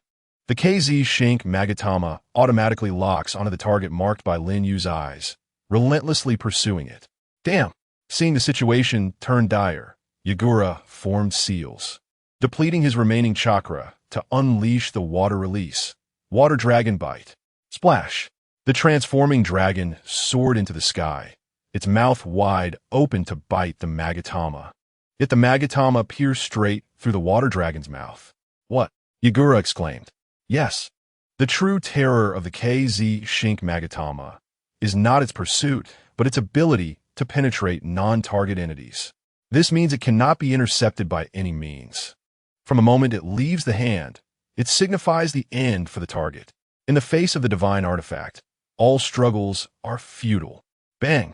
The KZ Shink Magatama struck the no-gap leech's head, erupting with a space-time distortion field even more powerful than the Kamui Shuriken. Ow!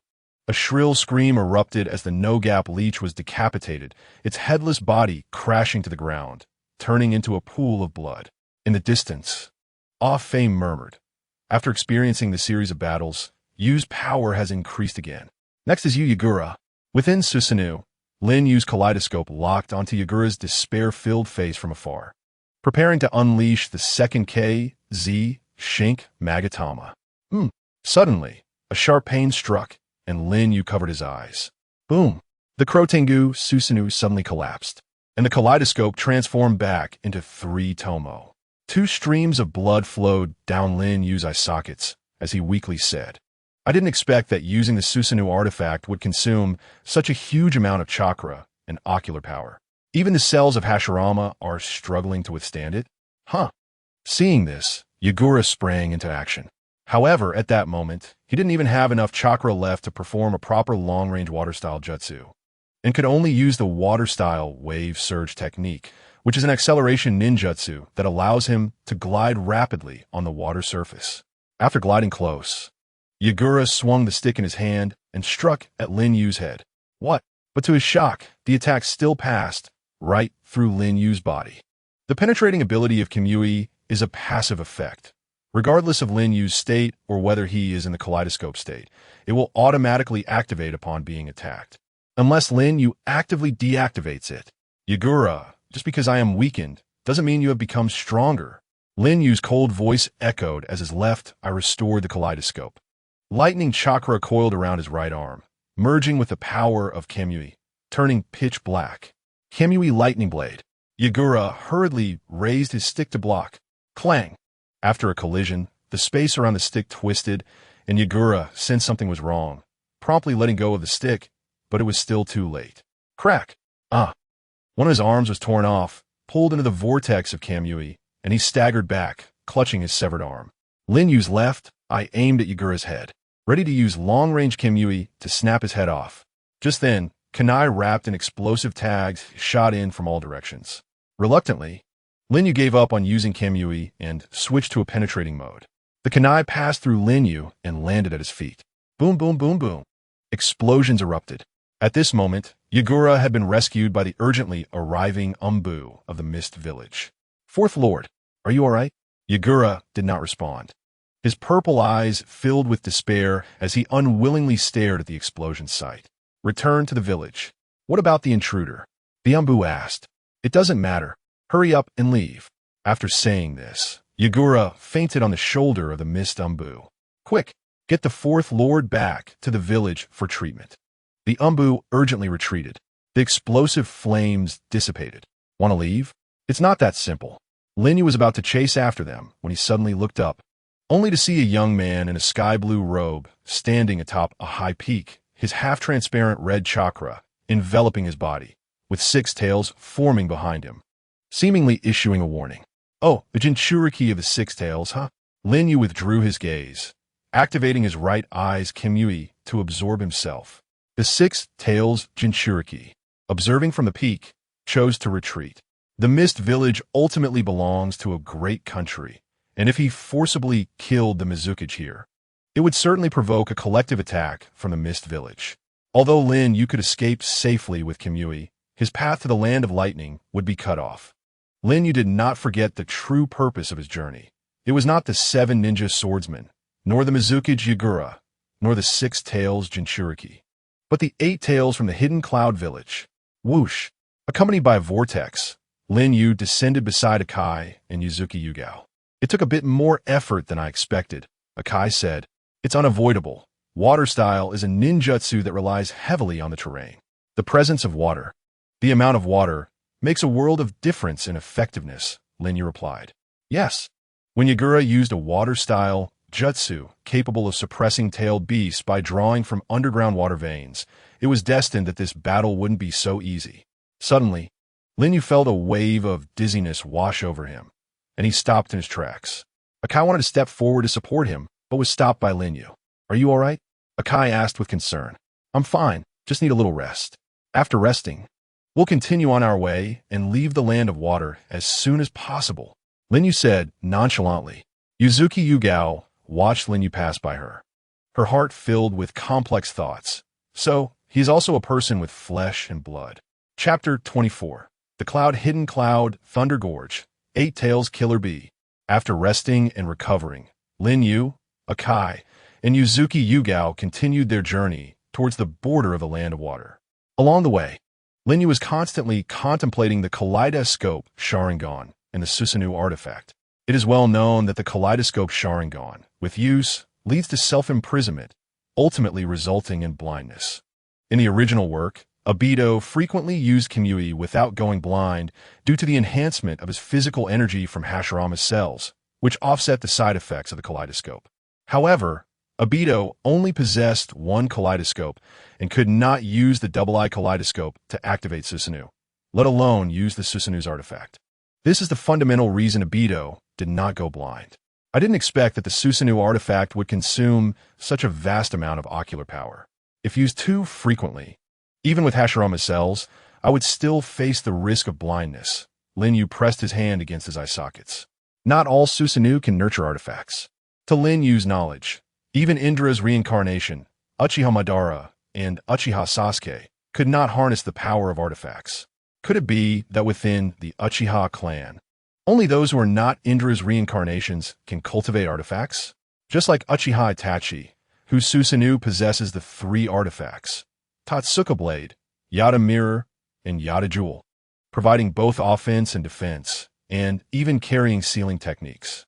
However, without the power of Senju Hashirama, Uchiha Itachi had to harness the power of artifacts at the cost of suffering from severe illness at a young age, requiring medication to prolong his life. I will eventually obtain the eternal kaleidoscope Sharingan, so the risk of blindness is not a concern for me. However, Lin Yu stopped by a tree trunk. His gaze deep. The sure sway kaleidoscope needed to synthesize the eternal kaleidoscope is still in the process of being nurtured. Before I open my eyes, I cannot completely go blind. So I should use the Susanoo artifact as little as possible until I obtain the eternal kaleidoscope. Are you alright? Is it still the side effect of using the artifact? Akai asked with concern. I'm fine, let us keep moving. The Mist Village had not sent out any more pursuers. The 7 ninja swordsmen and Mizukage had consecutively been defeated, and even the Blood Mist Village was likely terrified. Hoping that Lin Yu, this plague god would quickly leave the land of water. Thus 2 days and 2 nights passed, and the 3 of them left the territory of the land of water, arriving in the land of lightning. The land of lightning is known for its towering peaks that reach the clouds, echoing with deafening thunder, hence its name. The rivers in the central mountain range create a winding coastline at the mouth of the sea, and there are many hot spring areas within the country. The ninja village of the land of lightning is the Hidden Cloud Village. The Hidden Cloud Village has 2 Jinchuriki, the 2 tails and the 8 tails, and is a martial arts-focused ninja village that values swordsmanship and ninja physical techniques. To enhance its national strength, it focuses on studying the ninjutsu and ninja tools of other countries. In the original work, the Hidden Cloud Village had executed many dirty plans. From the initial gold and silverhorn forces, even the second Hokage, Senju, Tobirama, unfortunately perished. They even attempted to seize the 9 tails from Konoha, but failed due to the prowess of the Yellow Flash, Minato Namikaze. Later, they targeted the prestigious Hyuga clan in Konoha, sending ninjas to abduct the young Hyuga clan heiress, Hinata Hyuga. Although their plan ultimately failed again, it resulted in the sacrifice of the member of the branch family, Hayashi Hyuga, and twisted the character of young Niji Hyuga, exacerbating the conflict between the main and branch families. Haha, the Hidden Cloud Village, which is always like to plunder, would never expect that one day the hand of plunder would stretch over their heads. This time, it's not the little hawk Sasuke. It's Lin Yu, this is Jura. He will never make the same mistake that Sasuke did, almost being wiped out by Killer Bee and leaving with only an octopus tentacle of the 8 tails, making Obito lose face in front of the Akatsuki members. Near the border of the land of lightning. Bang! A lone cloud ninja slammed heavily against a tree. Damn it! He looked painfully at the approaching masked man. Where's the 8 tails Jinchuriki, Killer Bee now? Lin Yu asked coldly. The cloud ninja gasped, raised his head, and disdainfully replied, hee hee. A ninja from the Cloud Village would never betray his comrades. Well, I can agree with that. You excel at unity, making it easier to plunder resources from other countries. Lin Yu retorted sharply. You, the Cloud Man countered. Say what you want. The ninjas of the Cloud will not yield to force. Lin Yu grabbed the man's head and lifted him into the air. Beneath the mask, his Sharingan coldly stared into the man's eyes. Really? But the fear in your eyes betrays your inner thoughts. The Cloud Man's gaze flickered with guilt, and his body began to tremble. And fear gives people an opportunity. Lin Yu's chilling words fell, and the Sharingan emitted a ghostly light. Jinjutsu, Sharingan. Boom! The Cloud Man's eyes widened, then lost focus, blankly stating, Cloud Thunder Gorge, training. Lin Yu casually tossed the Cloud Man aside, a smirk on his lips. The fate of Cloud Thunder Gorge is indeed interesting.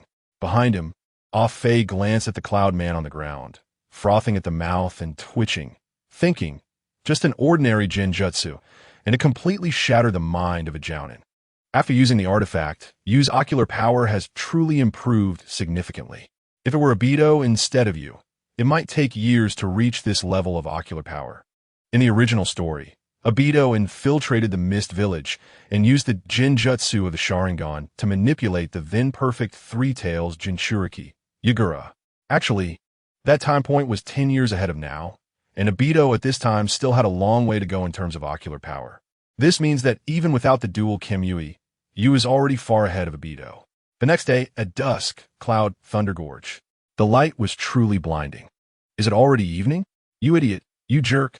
After training all morning, with an empty stomach, I decided on sukiyaki for dinner. The dark-skinned youth Killer Bee, wearing black sunglasses, sang and danced flamboyantly as he walked out from the inner room. Then, seeing 3 strangers standing on the platform below, the leader wearing a mask was Lin Yu. Killer Bee jumped down to stand before the 3. I finally see you, the ninja world's Kai Shukuin, Lin Yu said. Kai Sukun. Killer Bee turned his neck, looking puzzled. Of course, he didn't understand what Kai Shukuin was, but he was used to pursuing a kind of rhyme. He waved his hands and danced. Who are you calling Kai Shukuin? You're Kai Shukuin. Your whole family is Kai Shukuin, cabbage and dragon whiskers, plus insect grass. Tonight we will eat fried Kai Shukuin, you idiot, you jerk. At the end, Killer Bee pointed his finger to the sky, making a very flashy gesture. At this moment, Even Ah Fei, known for his silliness, couldn't he help but say, "This guy must have something wrong in his head." Rather than have you say there's something wrong with my head, I'd rather choose to poop myself. You bastard who looks like a piece of soy sauce paper.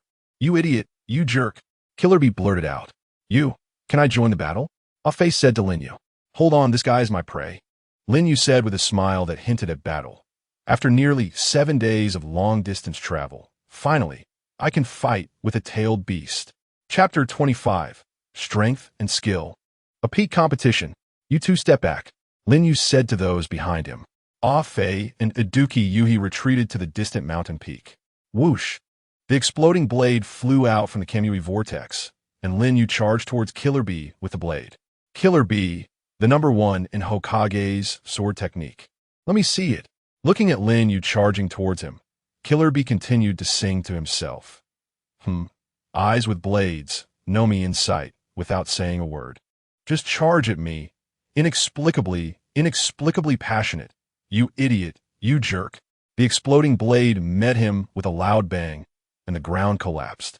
As the dust settled, Killer Bee surprisingly caught the exploding blade with his bare hands, perfectly avoiding the explosive tag at the blade's tip, pinching the blank part of the blade near the back, with the explosive edge only a centimeter from his forehead.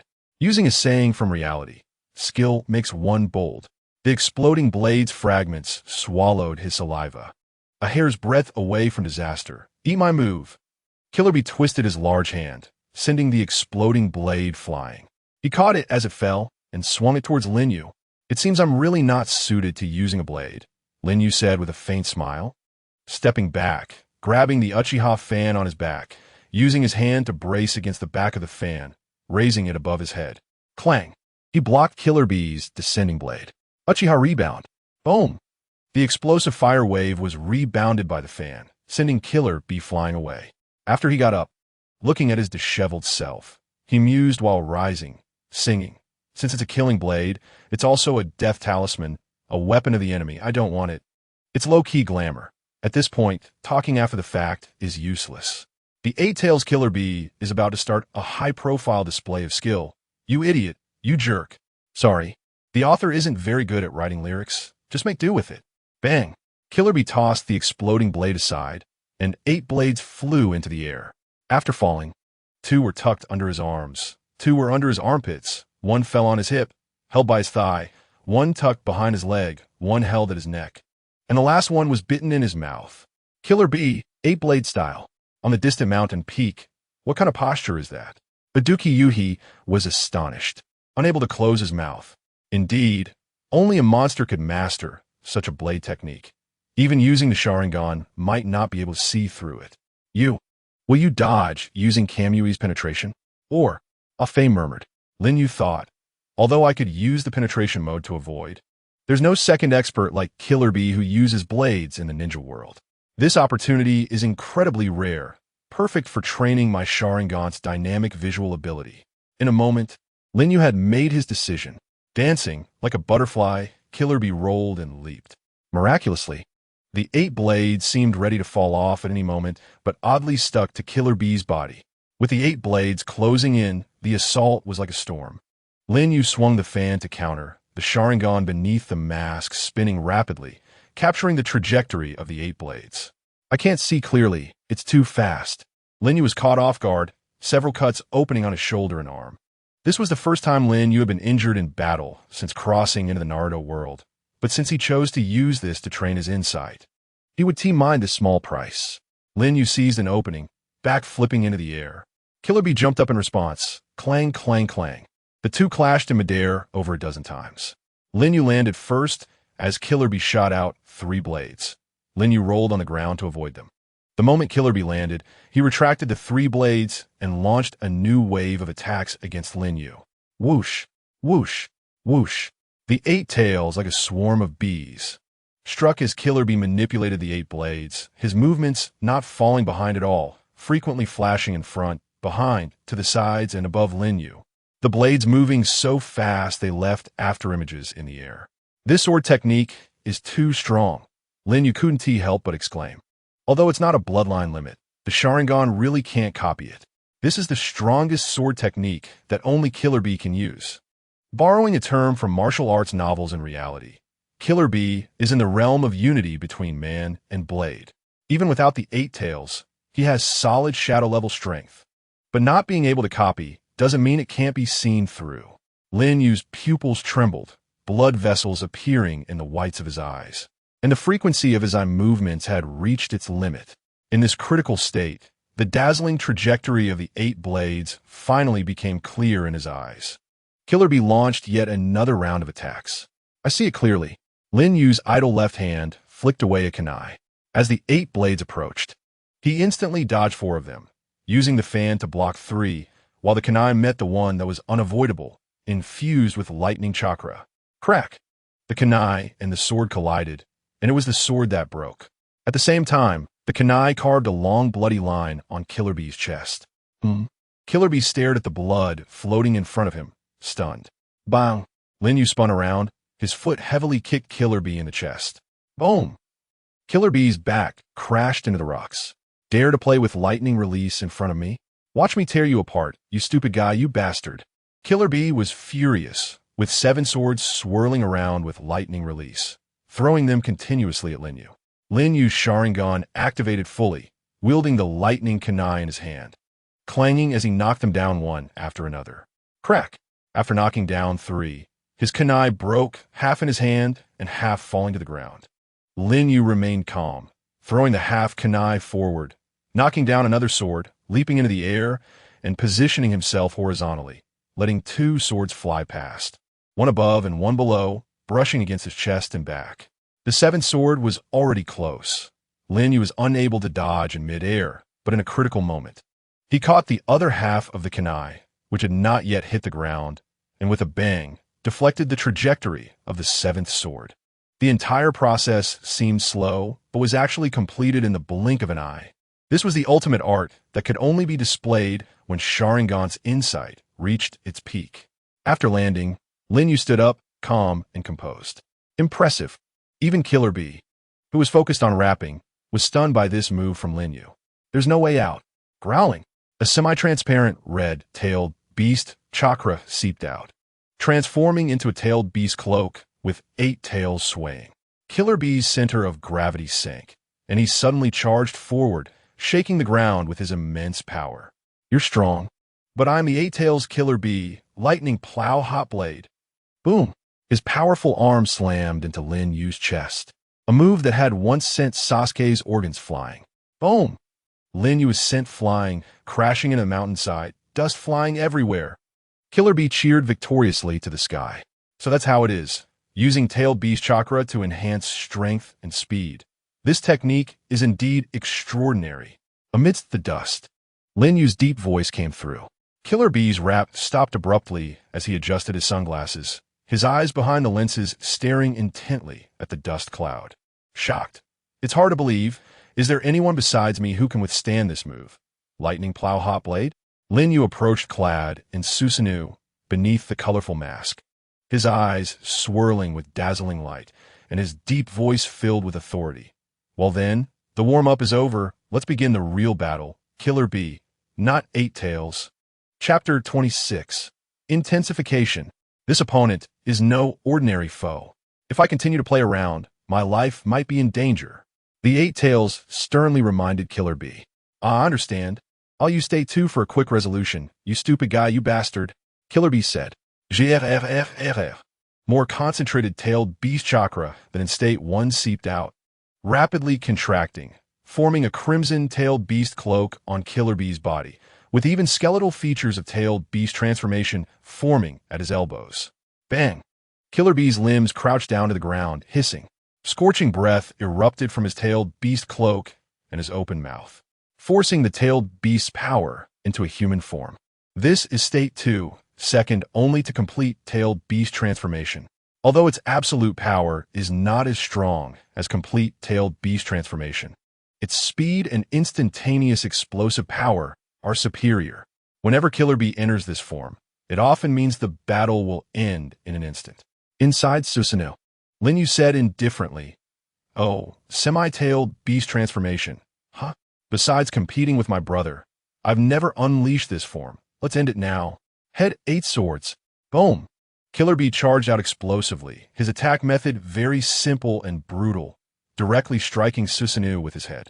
The skeletal Susanoo clearly could not withstand the savage impact of semi-tailed beast transformation, cracks quickly spreading from the point of impact throughout its form, and with a bang, it disintegrated. So easy, this is it. Killer Bee accelerated to slam into Lin Yu, passing right through him. What? As expected, he was stunned.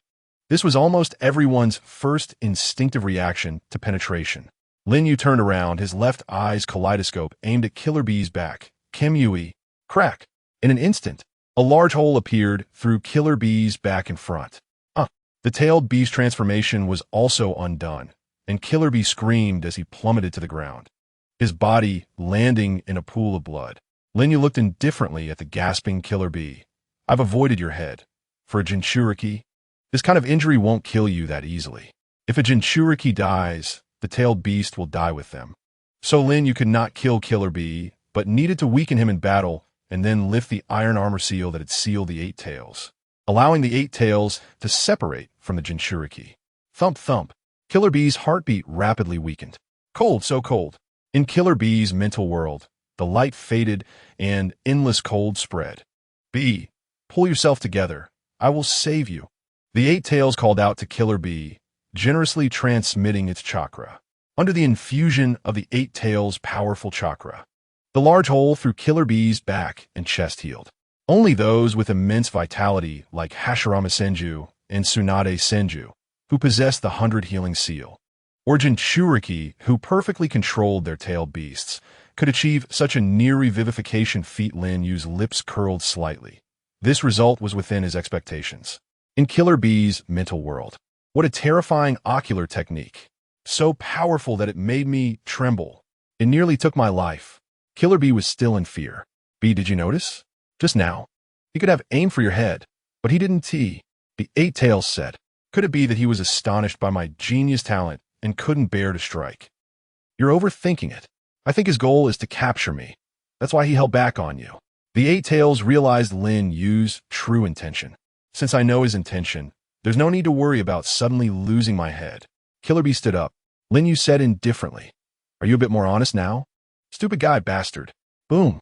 Killer Bee again entered state 2, opening his mouth wide, compressing yin-yang tailed beast chakra into an ultra-dense black sphere in a 2:8 ratio. The weight alone caused the ground beneath him to collapse.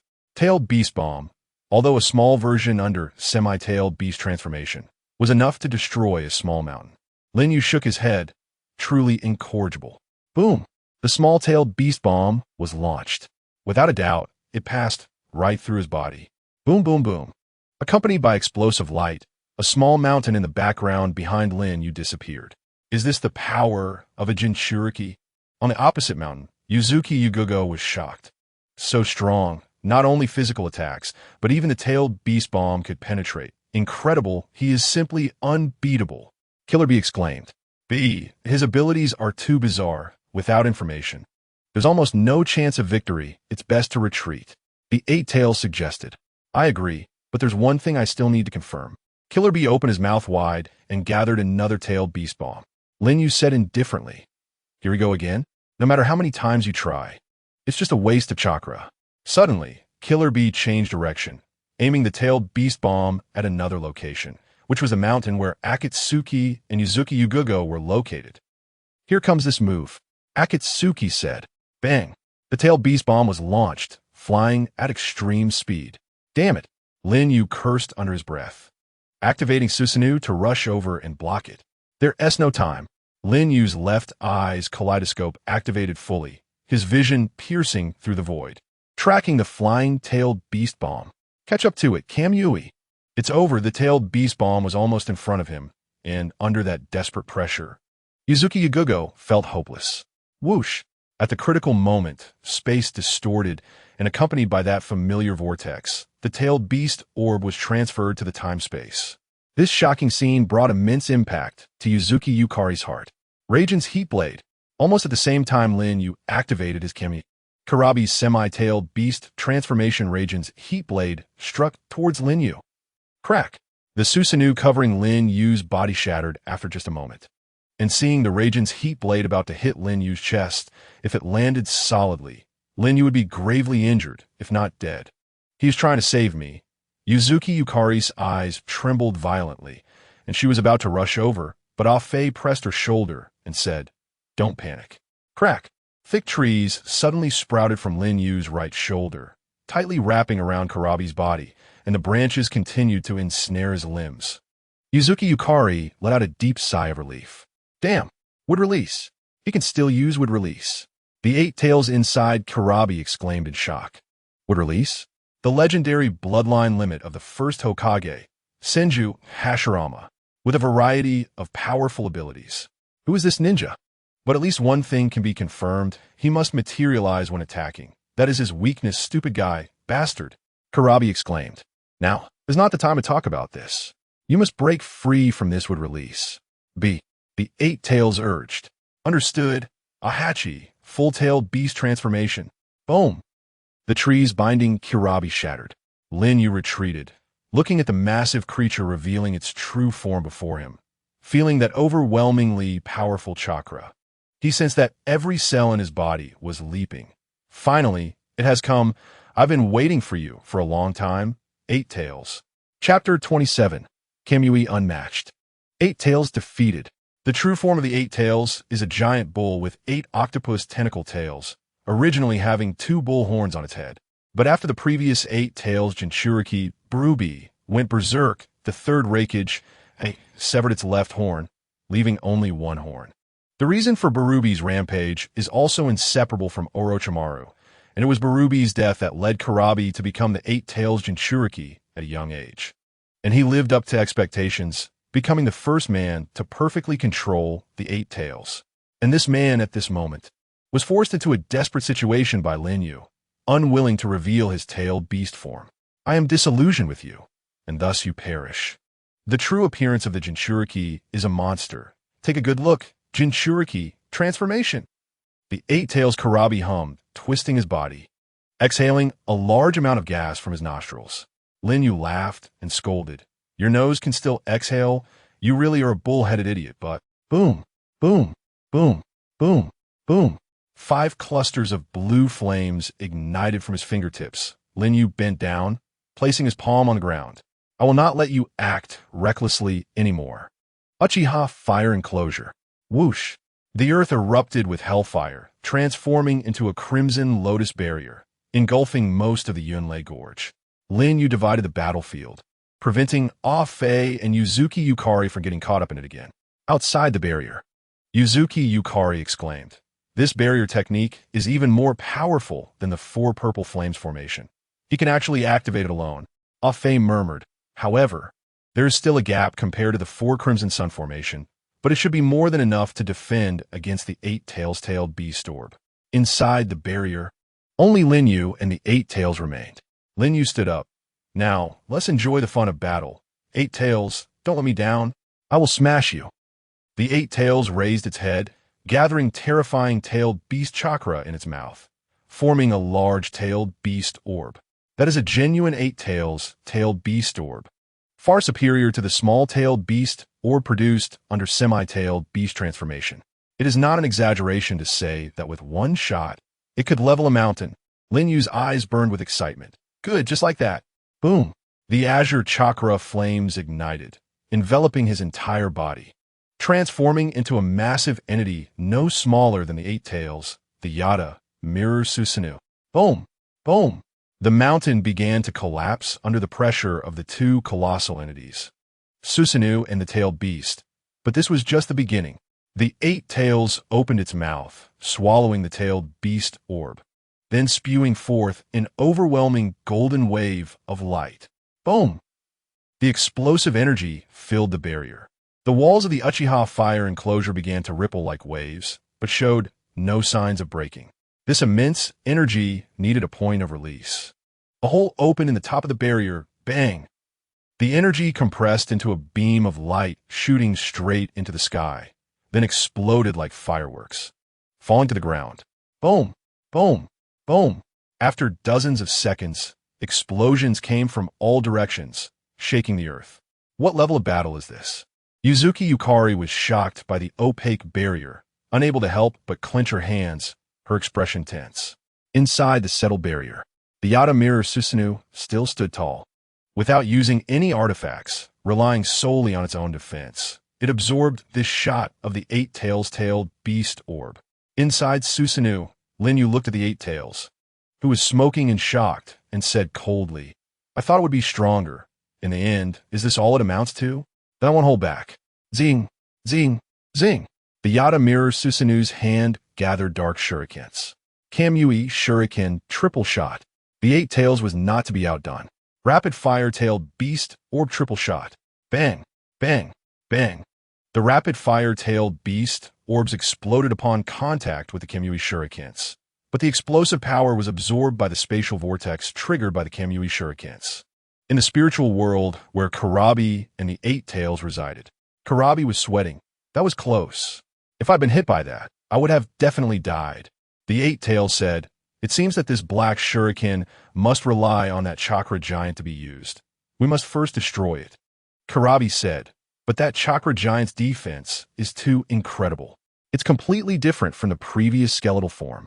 The eight tails said, "To break that, we must use an even more powerful tailed beast orb. But in this damn barrier, the explosion of the tailed beast orb would also affect us. Hurting the enemy 1,000 means self-harm 800. Kurabi said, "Since brute force won't work, let's go for sealing. Ahachi, use that technique." Sealing technique. 100 angry, countless flowing slaves. Ow! The eight tails opened its mouth, spewing out a large amount of ink, quickly spreading towards Susanoo. Lin Yu manipulated Susanoo to jump, but the ink suddenly transformed into 8 huge black octopus tentacles, tightly wrapping around the Yata mirror Susanoo, while the pitch-black color rapidly stained Susanoo. Lin Yu's eyes narrowed slightly. Everything was ready, just need to count to 3, and that big guy would be completely covered and immobilized by the ink containing eight tails chakra. 1, 2. The eight tails began counting, seeing that the Yata mirror Susanoo was about to be completely sealed. "Well done, forcing me to this point." Lin Yu closed his eyes, and when he opened them again, astonishing ocular power was unleashed. Susanoo artifact, Yata mirror. Whoosh! The powerful Kamui vortex erupted in the void, rapidly retreating the ink covering Susanoo. And as the vortex spun in sync, it was all absorbed into the giant shield held by Susanoo. What? Kurabi and the eight tails were both stunned. Kamui Mark 8. Lin Yu's eyes swept over the 8 tentacle tails behind the 8 tails, marking them all in just a few seconds. Whoosh! A black Magatama appeared in the left hand of the Yata mirror Susanoo. Susanoo artifact, Yata mirror Magatama. The Magatama was thrown. The 8 tails fired a tailed beast orb to intercept, but unexpectedly, the Magatama pierced right through the tailed beast orb. That thing can be penetrated too? Damn! Get away fast. The 8 tails fled in the barrier, with the Kamui Magatama in pursuit. Damn! The 8 tails looked back while running. Is it coming for the tail? No choice, I'll just give him one of my tails. Whoosh! But in despair, the Magatama actually split into 8, shooting towards the 8 tails. How could this happen? The 8 tails was completely stunned. Bang! Almost simultaneously, the 8 Magatama hit the 8 tails, and 8 spatial vortices appeared at the same time, separating the 8 tails from its body and disappearing into the spatial vortices. Under the sky, the 8 tails' shrill scream echoed, while the tail beast ball it had sent earlier was also absorbed by the divine might vortex emitted by the 9-foot god. Who within the crow Tengu's, Lin Yu was gasping heavily, blood continuously flowing from his eye sockets, his ocular power nearly depleted. But he wasn't as disheveled as when he used the Susanoo artifact last time, unable to even maintain the Susanoo. Damn beast, I'm gonna blow you to smithereens. Idiot. You bastard. The injured 8 tails was completely enraged, condensing an extremely terrifying chakra. Within the Susanoo, Lin Yu looked up, his gaze deep. Have you completely lost your mind? Do I need to continue to deplete my ocular power and use the 3rd artifact? No, there is no need for that. Lin Yu formed seals with 2 fingers in front of his chest. Ninja art. Mist concealment technique. Mist filled the barrier, obscuring the view. Lin Yu crossed 4 fingers in front of his chest to form seals. Ninja art, shadow clone technique. Bang! In the smoke, shadow clones appeared. This is the divine might. The correct use of it. Lin Yu's main body disappeared into the divine might vortex in his right eye, leaving only the shadow clone in the crow, Tengu, Susanoo. What happened in there? On the peaks outside the barrier, Yuzuki Yugao looked anxious. The vortex spun, and Lin Yu appeared before him. Yugao exclaimed, "How did you get here? Where's the 8 tails? Soon, he will bring about his own demise. Let us move to safety first." Whoosh! Lin Yu absorbed a Fei, Yuzuki Yugao, and himself into the time-space. Meanwhile, the 8 tails, unaware of all this, opened its bloody maw after condensing its chakra and unleashed a series of tailed beast balls. Boom, boom, boom, boom, boom. Under the relentless bombardment of the tailed beast balls, the crow Tengu Susanoo was destroyed, chaotic energy rampaging within the barrier, turning everything into nothingness. Crack! Finally, even the Uchiha flame array couldn't withstand the bombardment, starting to show spiderweb-like cracks before collapsing. Rumbling.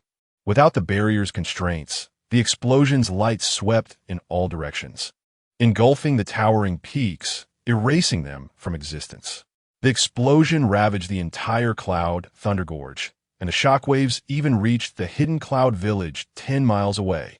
The 4th Raikage, it was lifting weights in his office when suddenly the room shook and debris fell. What is going on? I looked out the window and saw a massive light in the sky, his pupils contracting. That's the direction of the cloud, Thunder Gorge. Something must have happened. Boom! He broke through the wall and dashed out. After a full 8 minutes, the explosive light finally began to subside. Whoosh! In midair, the vortex spun, and Lin Yu appeared, landing on a floating piece of driftwood, scanning his surroundings. The cloud Thunder Gorge no longer existed. As far as the eye could see, there was only an endless expanse of sea, with floating debris and rubble on the surface, symbolizing the earlier ferocity. Lin Yu sincerely sighed. The power of the tailed beast can only be truly understood through personal experience. Just the scattered power is so formidable. I can't imagine how devastating it would be when unified. 10 tails. One day, I will obtain your power. Lin Yu's gaze fixed on Killer Bee, lying on a piece of rubble covered in blood. For now, let me obtain this scattered part. Whoosh! The scene shifted to Killer Bee's spiritual world. Bee, get a grip, Bee. Don't worry. I'll use my tentacle clone to get you out. The 8 tails looked at Killer Bee, who lay there without any signs of life. It's too late, Lin Yu's voice echoed. It's you. How can you still be alive? How did you get in here? The 8 tails roared, staring at Lin Yu, who shouldn't be alive and shouldn't appear here. With the power of the Sharingan, it's not difficult. And this is what they call the iron armor seal? Lin Yu walked past Killer Bee and looked at the thick iron armor encasing the 8 tails. Forming seals with 2 fingers, his left eye beneath the mask glowing. Divine Might. Armor-breaking seal. Chapter 28. A perfect conclusion. Divine Might itself is an irresistible force, capable of distorting space, let alone the sealing techniques. Therefore, as long as the power of Divine Might is used to distort the sealing technique, the seal will break along with it. Divine Might. Armor-breaking seal. Under the effect of the Divine Might vortex, the iron armor sealing technique was distorted. Cracks appearing on the iron armor materialized within the Jinchuriki's body, and 8 tails chakra seeped out from gaps. This feeling, the iron armor seal is about to be undone. Damn it, I must stop him. The 8 tails octopus tentacles struck fiercely at Lin Yu. Ignoring it, Lin Yu's ocular technique increased dramatically. The iron armor shattered. Lin Yu suddenly looked up, his eyes radiating red light, and the striking octopus tentacle froze in midair. The 8 tails' eyes also transformed into the shape of Lin Yu's kaleidoscope, a sign of being caught in the ocular technique's control. Such powerful ocular power. I can't move. Outside, Lin Yu formed seals with 2 fingers and shouted, "Come out." 8 tails. Boom. The 8 tails chakra burst forth from Killer Bee's head, transforming into a red beam shooting into the sky, connecting to the dark vortex in the sky. That dark vortex was not caused by Divine Might, but was a natural phenomenon induced by the appearance of the tailed beast chakra. Crimson lightning rampaged within the vortex, each bolt containing destructive power. Lin Yu looked up at the sky, reflecting, by comparing the power of the 8 tails, one can only imagine how powerful the 9 tails must be. Senju Hashirama and Uchiha Madara could tame the 9 tails like a pet. The gap between me and them is not insignificant at all. However, one day, I will cross this gap. The surging red chakra pillar lasted for a long time before showing signs of diminishing, ultimately completely leaving Killer Bee's head and heading towards the red chakra mass in the sky. Lin Yu knew that the 8 tails had completely separated from the Jinchuriki, and Killer Bee could not escape the fate of death. At this moment, an unexpected scene occurred. In mid-air, the end of the red light suddenly transformed into an octopus tentacle, firmly adhering to Killer Bee's body. Lin Yu squinted, slightly moved. The 8 tails should have been completely controlled by my ocular power. Is it an unwillingness to let Killer Bee die? A touching friendship. Well, I'll fulfill your wish. Whoosh! Lin Yu leaped from the sea into the air, using a lightning-infused hand blade to cut off the end of the red light, causing the octopus tentacle to wriggle back into Killer Bee's body.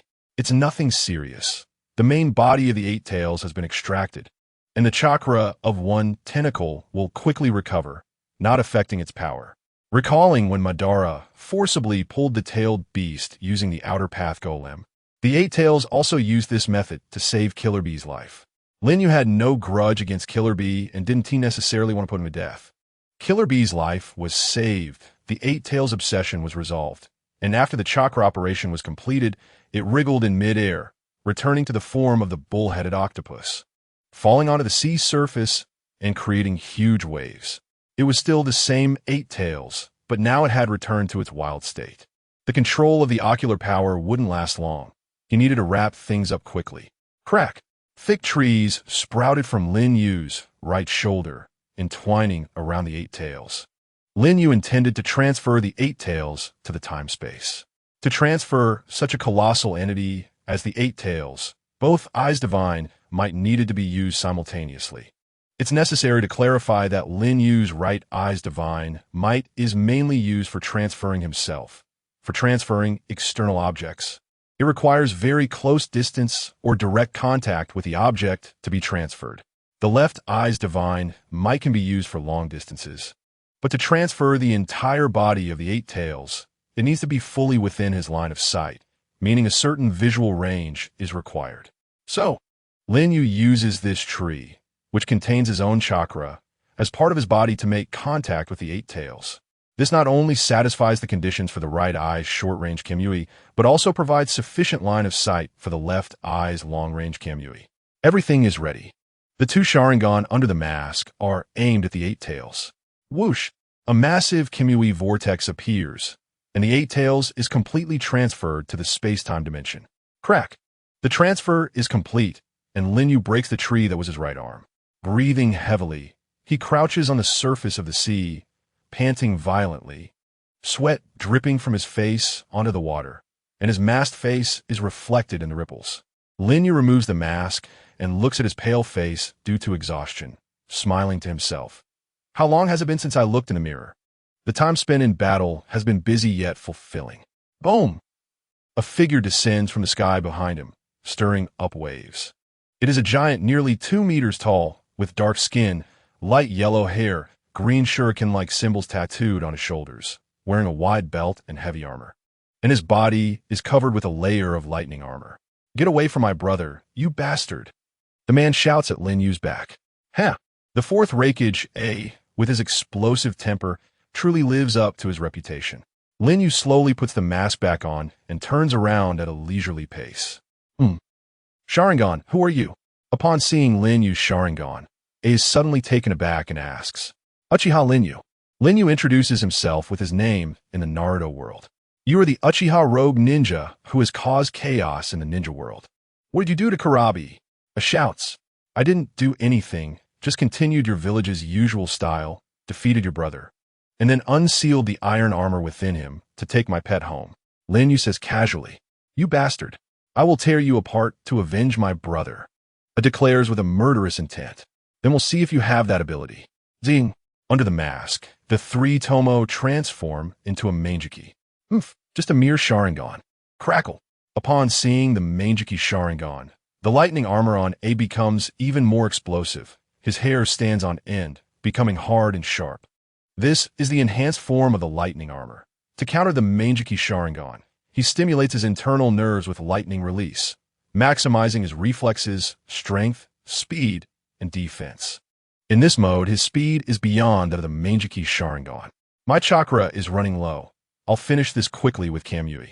Lin Yu's left eye focuses on A's head. Kamui. Whoosh. Just as the Kamui vortex appears, A, accompanied by lightning, disappears from the spot. So fast.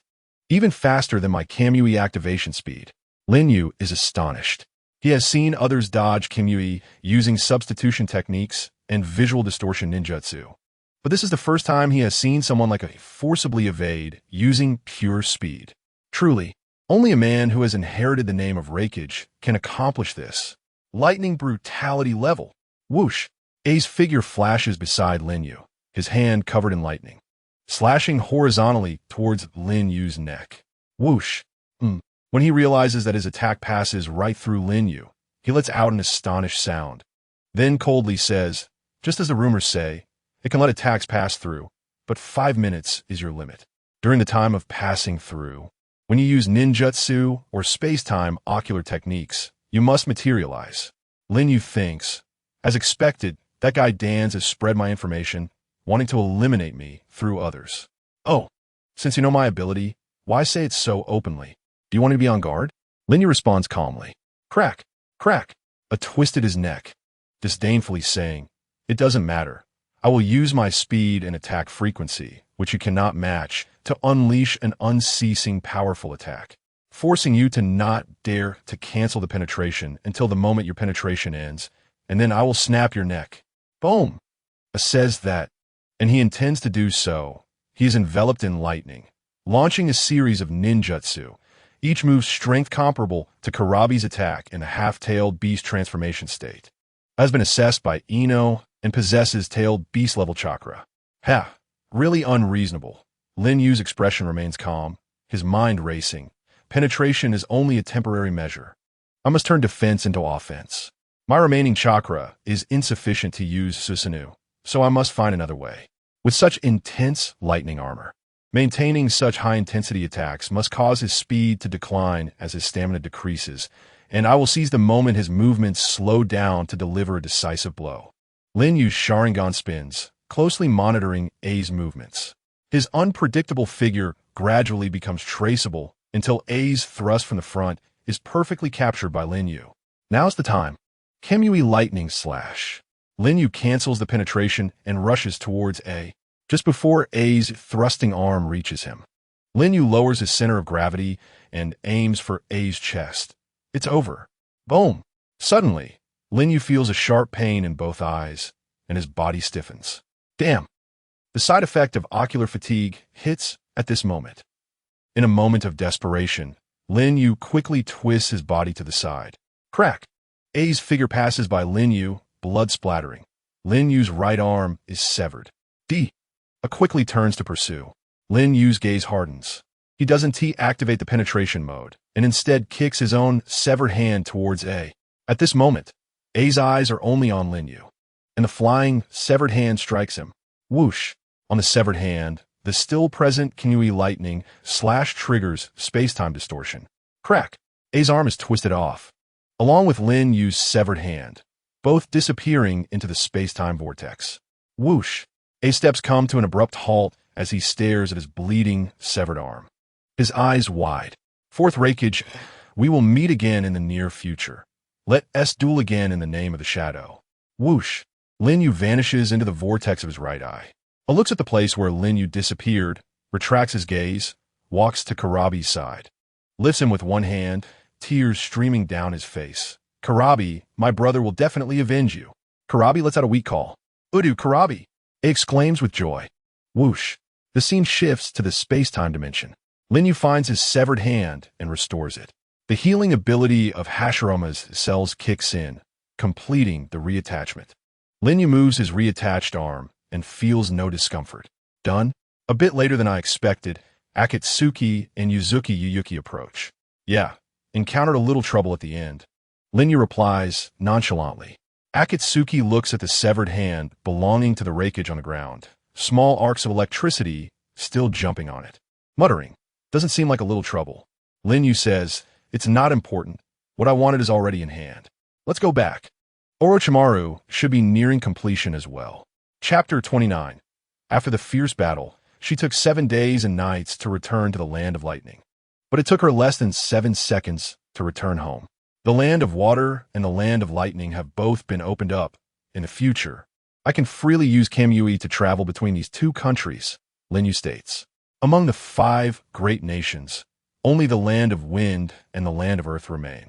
Should we make a trip when we have time? Akatsuki suggests. No rush. I can't go there just to make a space-time mark. I need a more presentable purpose first. Lin Yu replies. Well, that's true. Akatsuki shrugs. By the way, what about Yuki? Lin Yu looks back. As soon as she landed, she returned to her room with a heavy heart, likely needing to digest the considerable stimuli she had encountered along the way. After all, she wasn't like us, who didn't need to eat or excrete. Lin Yu lowered his brow, deep in thought. Let's check on the progress with Orochimaru first. In the stone chamber, the cylindrical glass container was bubbling with the green liquid that immersed the Hashirama artificial body. The tubes connected to the back of the artificial body wriggled like snakes, emitting a chilling, squeezing sound. After a long while, a drop of golden blood fell from the extraction device into the glass tube, which was nearly full. Very good. Just a little more to go. My perfect creation. Orochimaru's eyes were bloodshot, and his expression was entranced. He hadn't eaten or drunk anything for nearly a month, and he hadn't even closed his eyes. Orochimaru-sama, you should rest for a while. I'll take care of this, came the concern from Kabuto. Kabuto stepped back. I need to concentrate. Orochimaru replied without turning his head. Yes. Kabuto obediently exited the room, pondering as he walked back. Orochimaru's pursuit of truth is truly captivating, but someone is trying to exploit his obsession with truth for their own nefarious purposes. Kabuto lowered his head, pressing his fingers on the frames of his glasses, the large lenses reflecting light, as a cold smile crept onto his lips. But how could I let him succeed? He still hasn't returned. He should never come back. After all, what a terrifying place the blood mist is. How could a ninja whose information was leaked possibly survive leaving that place? Uchiha, you should just repent underground for treating me, Kabuto, as a minor character. Hee ha ha. Lost in thought, Kabuto couldn't help but laugh wildly. Hey, is there something to be happy about? Let me hear it. A sudden voice from around the corner cut off Kabuto's laughter. What? He halted, seeing Lin Yu leaning against the wall with his arms crossed over his chest. The small eyes behind his glasses instantly widened, his face turning pale, and sweat pouring down his back. Yu, you're back? But Kabuto, being a former double agent, quickly regained his composure. That's wonderful. I have some good news to tell you. What kind of good news? Lin Yu asked nonchalantly. Thanks to the joint efforts of Orochimaru-sama and me, the extraction of the first Hokage Hashirama's original cells is going even more smoothly than expected, so the results will come sooner. In 3 days, you will obtain a body equal to that of the god of ninjas, Senju Hashirama, Kabuto said excitedly. That's truly delightful. Once it's done, Kabuto, I won't treat you unfairly, Lin Yu said with a faint smile. Kabuto knelt on one knee before Lin Yu, placing his right hand over his heart. I wouldn't dare. It's a great honor for me to serve you, my lord. Then I'll trouble you with this. Lin Yu turned and walked toward his room. Sending you off, my lord. Kabuto raised his head, casting a sinister glance at Lin Yu's back, thinking, if that's the case, I'll have to use my backup plan. He didn't notice the hidden light in Lin Yu's masked eyes. In her room, Yuzuki Weiing was tossing and turning, unable to sleep. In the early hours of the morning, she got out of bed and walked out of her room. A moment later, the door to Lin Yu's room opened. Yuzuki Weiing tiptoed in and stopped at the bedside. On the wall hung Lin Yu's mask and fan. Lin Yu, after going through a series of fierce battles, was sound asleep on the bed, breathing evenly, with the dim light from the hallway. Yuzuki Weiing gazed at Lin Yu's sleeping face. He didn't look as cold as usual, but rather resembled a peaceful neighbor boy. Yuzuki Weiing's eyes were filled with complex emotions, her eyelids fluttering shut, memories flashing through her mind of the time spent together since meeting Lin Yu. Would you be willing to come with me? I just don't want a woman like you to become a victim in this cruel ninja world. You don't have to do anything special. Just abandon Konoha and come with me. This was when she was captured by Lin Yu. Your room is ready. It's right next to mine.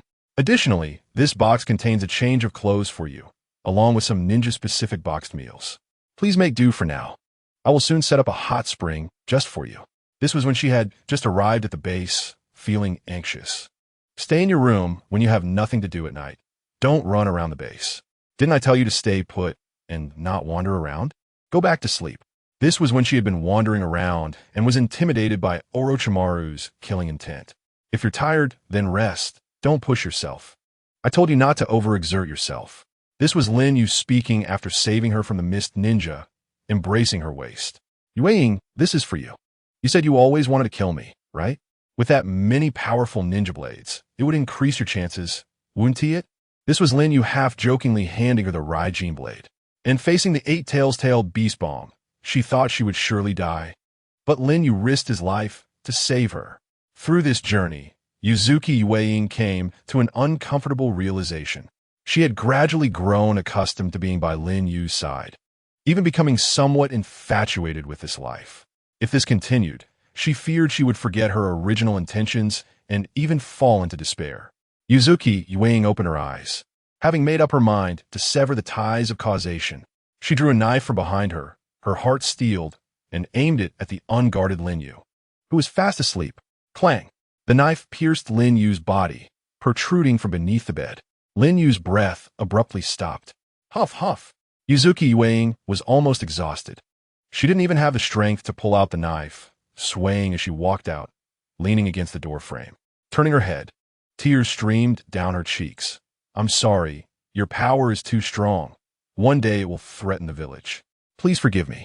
Leaving Lin Yu's room, Yuzuki Yue didn't run away, but returned to her own room, sitting in the corner, burying her head in her knees, quietly waiting for the consequences to arrive. It wasn't until the next morning that nothing unusual happened. Yuzuki Yue walked out of her room with suspicion, only to see Lin Yu just leaving his room, stretching. Yuzuki Yue froze in place, her mouth opening and closing, unable to speak. Oh heyo, good morning. Are you up? Need to use the bathroom? Lin Yu greeted her with a smile, teasing her lightly. By the way, you left something in my room. I picked it up. Clang! Lin Yu threw the knife Yuzuki Yue had used last night onto the ground. Yuzuki Yue looked at the knife on the ground, then at Lin Yu, who seemed perfectly fine, and asked you, why are you okay? Lin Yu replied, you're not stupid. You know I have penetrating abilities and chose to strike when I was asleep. But you probably didn't know that my penetrating ability works even while I'm asleep. So that's how it is. Yuzuki Yue's expression turned melancholy, but for some reason, somewhere deep within her heart, she felt relieved. Then she picked up the knife from the ground and suddenly stabbed it towards her own heart, wanting to end it herself. Lin Yu squinted and stepped forward. Grabbing the blade, blood dripped to the ground, and Lin Yu's hand was cut. He asked, what are you doing? Yuzuki Yue said, since the matter has been exposed, I have nothing to say. I followed you just to find an opportunity to kill you. Since I cannot do that, I can only commit suicide. Are you afraid I would harm your sister? At first, yes, but after being by your side, I realized a man like you would never harm an innocent girl. Then, is it for the village? Konoha raised me, taught me, and even knowing that you might pose a threat to the village, I cannot remain indifferent. Is this what they call the will of fire? Lin Yu murmured as he lowered his head. Moreover, I still don't understand what you meant when you said that to me back then. Lin Yu knew that what Yuzuki Sunset referred to was simply that he didn't want a woman like her to become a victim in this cruel ninja world. All right, look into my eyes. Lin Yu raised his head, his three-tomo Sharingan transforming into a kaleidoscope. The scene before Yuzuki Sunset changed. In the Konoha cemetery, a woman who looked almost identical to Yuzuki Sunset was paying her respects in front of a tombstone. Captain Sunset, Lord Fifth is summoning us. A man from the Umbu called from behind. Got it. Yuzuki Sunset put on the Umbu's animal mask and disappeared in a flash. Is that Sunset? She joined the Umbu. Not far away, Yuzuki Sunset, as an observer, looked on with a mix of surprise and suspicion. You can go take a look at what is written on the tombstone, Lin Yu said beside her. Yuzuki Sunset walked up to the tombstone, where it read, Grave of the Moonlight Gale, Lover, Yuzuki Sunset, Konoha Year 61. Sunset's lover is dead? Konoha Year 61? That's 14 years later. Take a look at this one. Lin Yu pointed to a nearby tombstone that had just been honored with flowers. Yuzuki Sunset followed Lin Yu's finger and was suddenly stunned. Yuzuki Sunset's tomb, sister. Yuzuki Sunset, Konoha Year 48. The scene ended, returning to reality. Konoha Year 48? I died? Yuzuki Sunset's face was filled with shock. That's right, next year, you will die on an Umbu mission. You died, and your sister vowed to join the Umbu. Lin Yu said, how do you know this? Yuzuki Sunset asked, confused. When the power of the Sharingan reaches a certain level, it can even see the future. Lin Yu wouldn't say he came from another world, so he casually gave an explanation. So, you took me away to change the future where I die. A decisive ninja like you would do such a thing? Yuzuki Sunset found it hard to believe. You can take this as my whim, but to be honest, when I saw you truly attacking me, I was very angry and didn't know what to do, Lin Yu said, gripping Yuzuki Sunset's delicate chin, lifting her face slightly as he did when they first met. His eyes filled with an astonishing spirit, far more terrifying than Orochimaru. Lin Yu examined Sunset and said, your parents died for Konoha, leaving only you and your younger sister. You joined the Umbu and passed away young, and in the end, your sister followed your path, your family like moths to a flame, all for a vague notion of the will of fire. Do you think this is worth it? Yuzuki Sunset was momentarily speechless. Lin Yu continued, what I despise the most is this kind of grandiose brainwashing. Does Konoha, bathed in sunlight, really see everything in the light? Even a third Hokage, known for his compassion, answer me. Yuzuki Sunset closed her eyes because she was too exhausted to refute Lin Yu's words. As an Umbu, she naturally had access to the darker side of the village, but was too busy to think about whether it was right or wrong. Lin Yu said, right or wrong, they are merely irrelevant propositions. Sunset, I ask you, do you find joy in the days spent beside me? Or in the days when you suppress your feelings in the Konoha Umbu while executing missions? This kind of thing, I don't know. Yuzuki Sunset's eyes flickered. The answer was self-evident. You are already a rogue ninja of Konoha. The shackles on you no longer exist. Why can't you follow your true feelings? Lin Yu leaned close to Sunset, whispering in her ear. Suddenly, Sunset's body trembled slightly, and two blushes appeared on her cheeks. What's wrong with you? Lin Yu asked, puzzled. Get your ear away from mine, Yuzuki Sunset said softly. Lin Yu pondered for a moment and blew a breath of warm air into Yuzuki Sunset's ear. Yuzuki Sunset let out a soft moan, her face turning even redder. So that's it. Is your ear your weakness as a woman? Lin Yu smiled mischievously, lifting his hand to pinch Yuzuki Sunset's earlobe, gently rubbing it, as if retaliating for her actions last night. Don't do that. Please, don't treat me this way. I beg you to kill me. Tears of shyness and humiliation welled up in Yuzuki Sunset's eyes as she pleaded. Kill you? That would be too cheap. Lin Yu domineeringly kissed Yuzuki Sunset's red lips. Cool and soft, it melted in his mouth. Lin Yu didn't expect that after living in the real world for 17 years, his first kiss would be given to a two-dimensional girl. But in the two-dimensional world, isn't it even better? Lin Yu gradually became more skilled, kissing more fiercely. Under Lin Yu's domineering assault, Yuzuki Sunset's gaze gradually became hazy. She still held the knife she picked up from the ground in her right hand. Lin Yu's neck was right in front of her, the perfect opportunity to strike. Her hand, gripping the knife, trembled as it lifted but ultimately fell. Clang! The knife dropped to the ground, and Sunset wrapped her arms around Lin Yu's neck, responding passionately to his kiss. Huff huff. As the long kiss ended, Yuzuki Sunset gasped. Her face flushed, her eyes hazy and intoxicating, showing how thrilling her first kiss was for her. Impressive, but there are even more impressive things to come. Lin Yu raised his left hand, undoing the button on Yuzuki Sunset's collar. Yuzuki Sunset showed no signs of resistance. She closed her eyes and said, Can you promise me not to harm the village? Lin Yu's hand, which was unbuttoning, paused. Yuzuki Sunset opened her eyes, looking at Lin Yu, and said earnestly, As long as you promise me, I will offer you my entire world, willingly. Lin Yu raised his left hand and placed it on Yuzuki Sunset's cheek. wiping away the tear stains at the corners of her eyes, but solemnly said, "Sunset, the things I decide to do cannot be stopped by anyone. So I won't give you any false promises. I will go to Konoha sooner or later because there are things I want there." After saying this, Lin Yu looked down at the knife at his feet and said, "Also, you didn't make the second mistake just now, which makes me very relieved. Sunset. ZZ." The lightning chakra that had been brewing in Lin Yu's right hand vanished. If Yuzuki Sunset hadn't dropped the knife just now, he would have unhesitatingly pierced it through her chest. Even if Lin Yu felt pity for Yuzuki Sunset, he would not condone her second murderous intent. Under Yuzuki Sunset's stunned gaze, Lin Yu turned and left. Watching Lin Yu's back, Yuzuki Sunset leaned against the wall and sat on the ground. She knew that the moment she dropped the knife meant her confrontation with this man had completely ended in defeat. What will happen from now on? Forget it. I don't care anymore. Chapter 30, Spirit Contract, The Eight Tails returns. 2 days passed, and Lin Yu had completely recovered from the fatigue of battle. He returned to the Kamui space. The Kamui space was incredibly vast, and objects transported here will be placed in different locations based on the time points.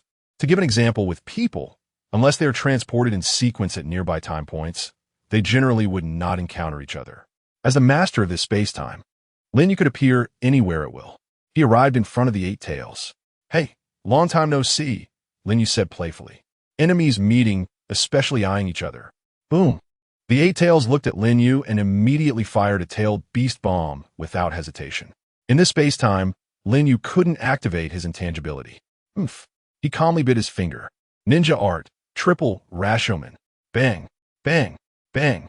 The triple Rashomon rose just in time to be instantly destroyed, but the tailed beast bomb was deflected from its path, exploding in the background behind Lin Yu. Lin Yu did not look at the explosion behind him and said to the Eight Tails, "You still have the power to launch tailed beast balls. It seems you're quite spirited." The Eight Tails shouted, "You have imprisoned me in this dark place. What exactly is your intention? Do you want to become my Jinchuriki? You wish. I will never accept someone like you.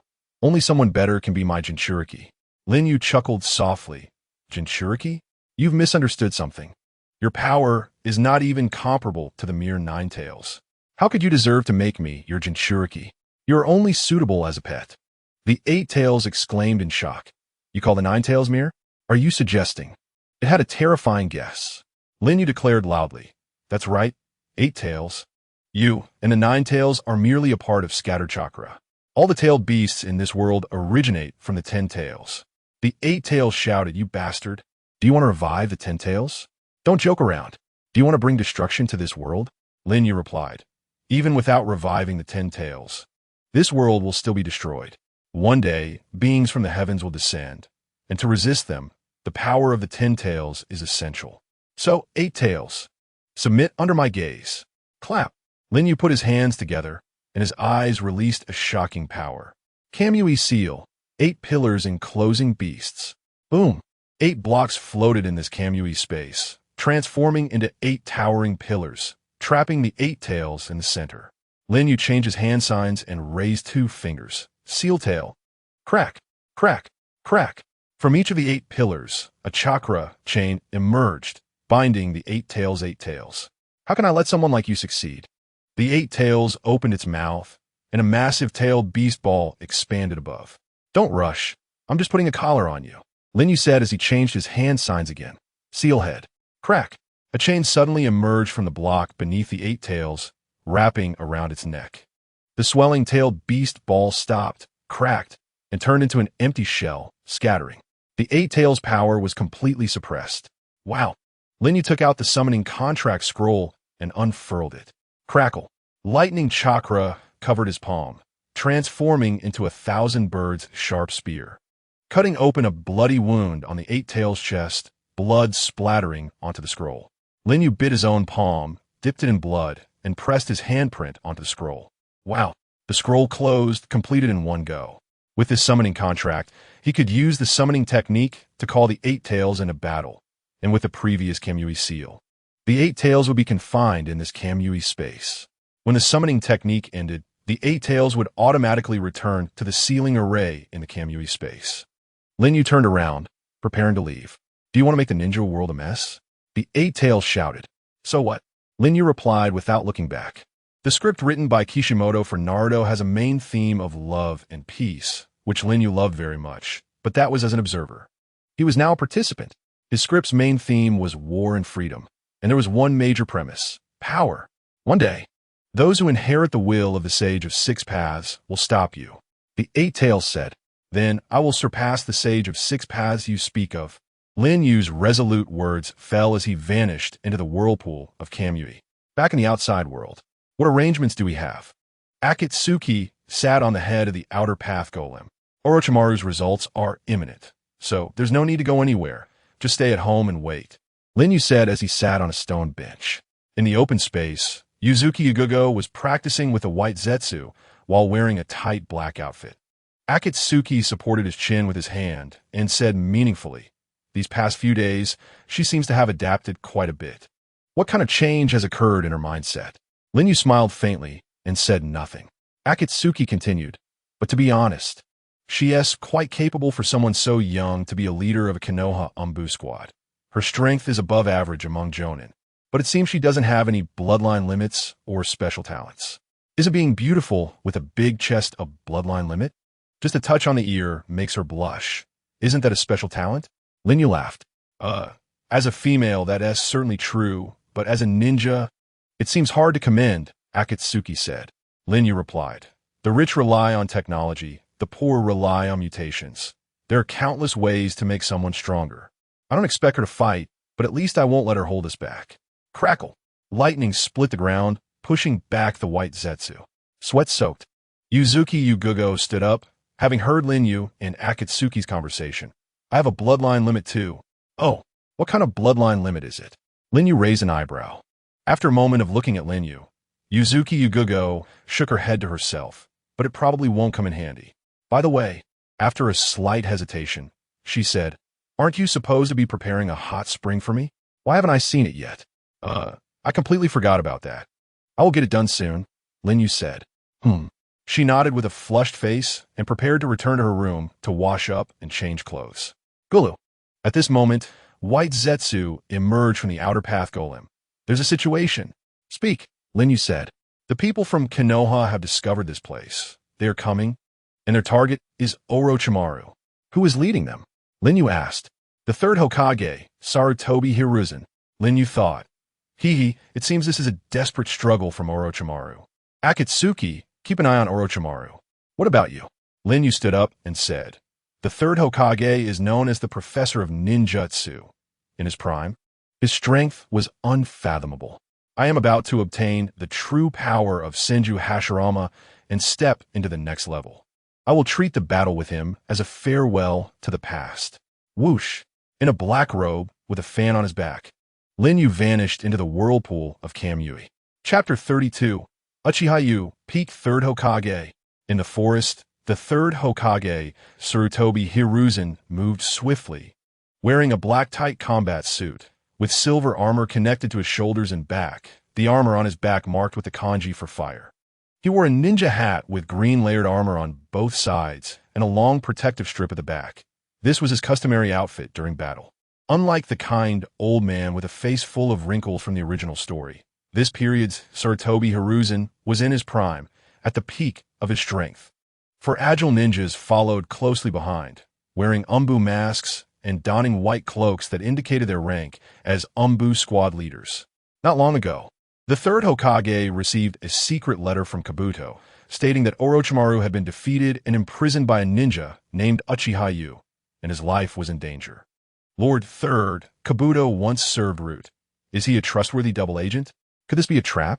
The jutsu and knowledge that Orochimaru possesses are a tremendous asset for Konoha.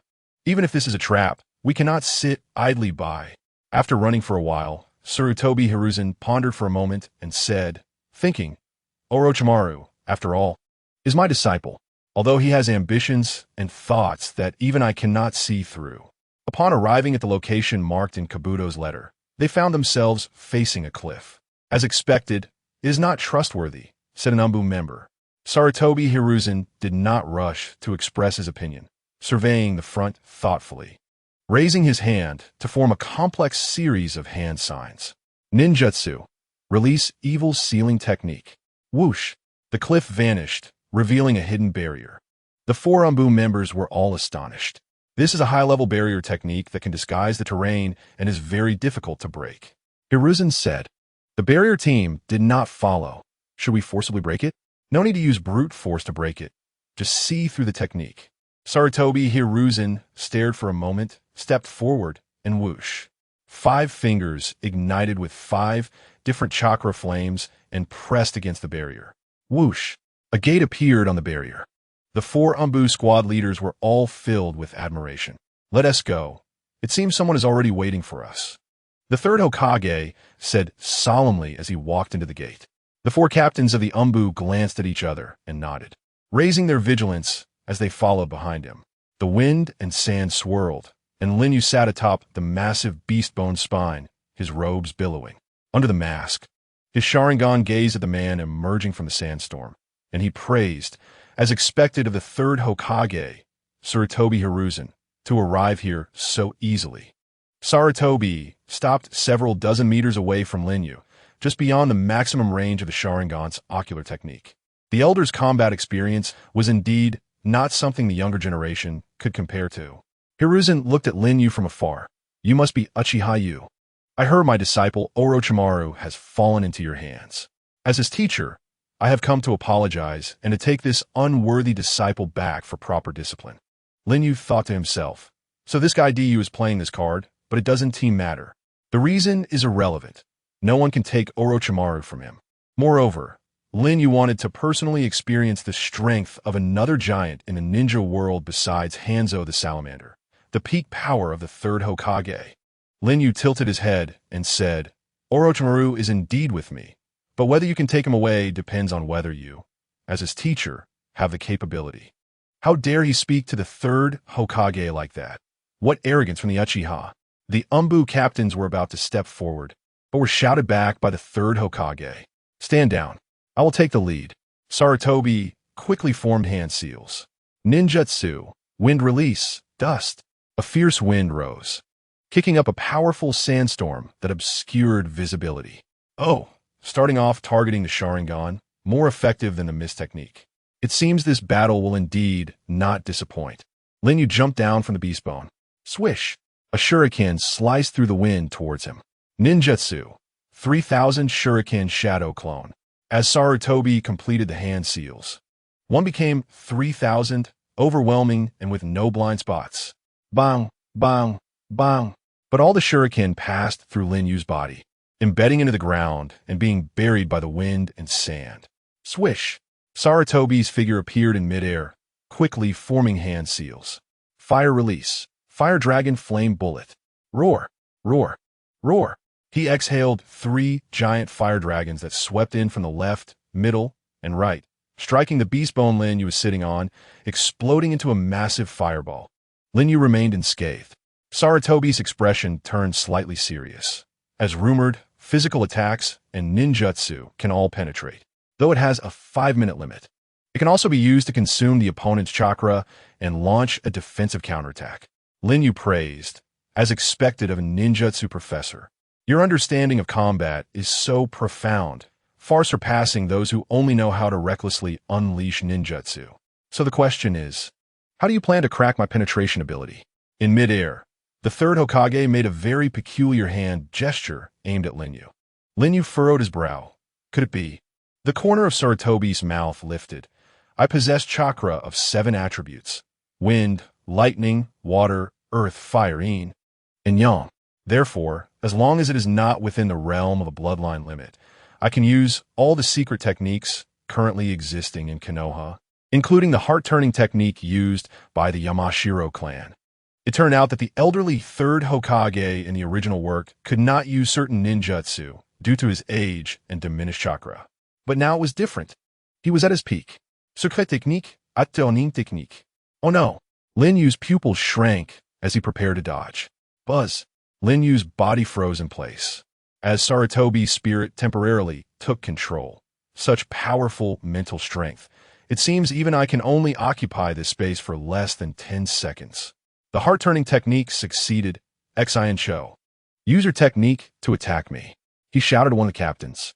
Third Hokage. Xin Cho hesitated, as being in the heart-turning state meant the damage would be transferred back to Sarutobi. Don't worry, I will release the heart-turning technique just before your attack hits. Understood? Xin Cho drew his ninja sword and leaped into action. Ultrasonic Thunder Release Blade, using lightning release to create high-frequency vibrations, surpassing the penetrating power of wind release. He swiftly slashed towards Lin Yu's neck. In the mental world, heart-turning technique, huh?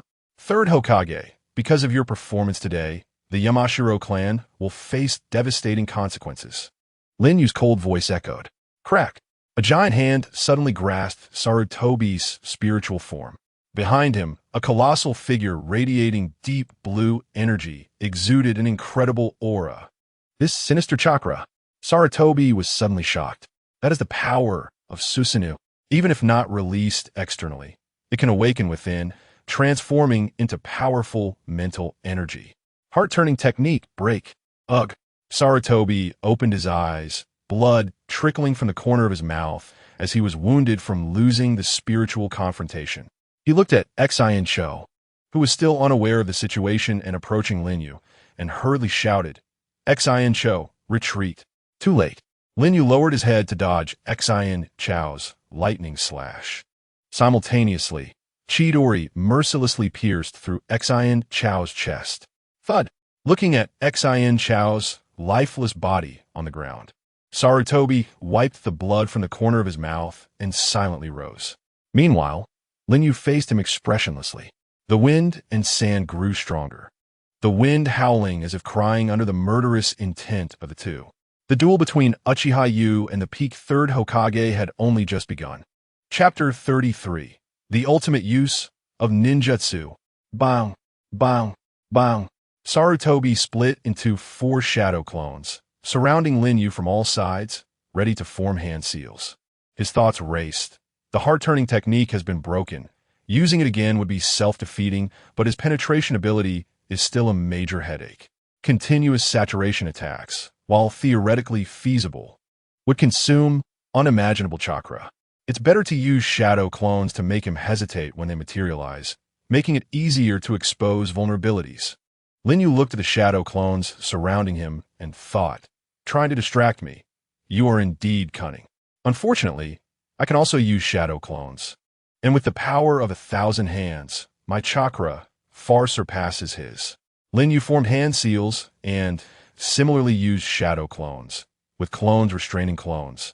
And the main body facing the main body, everything unchanged.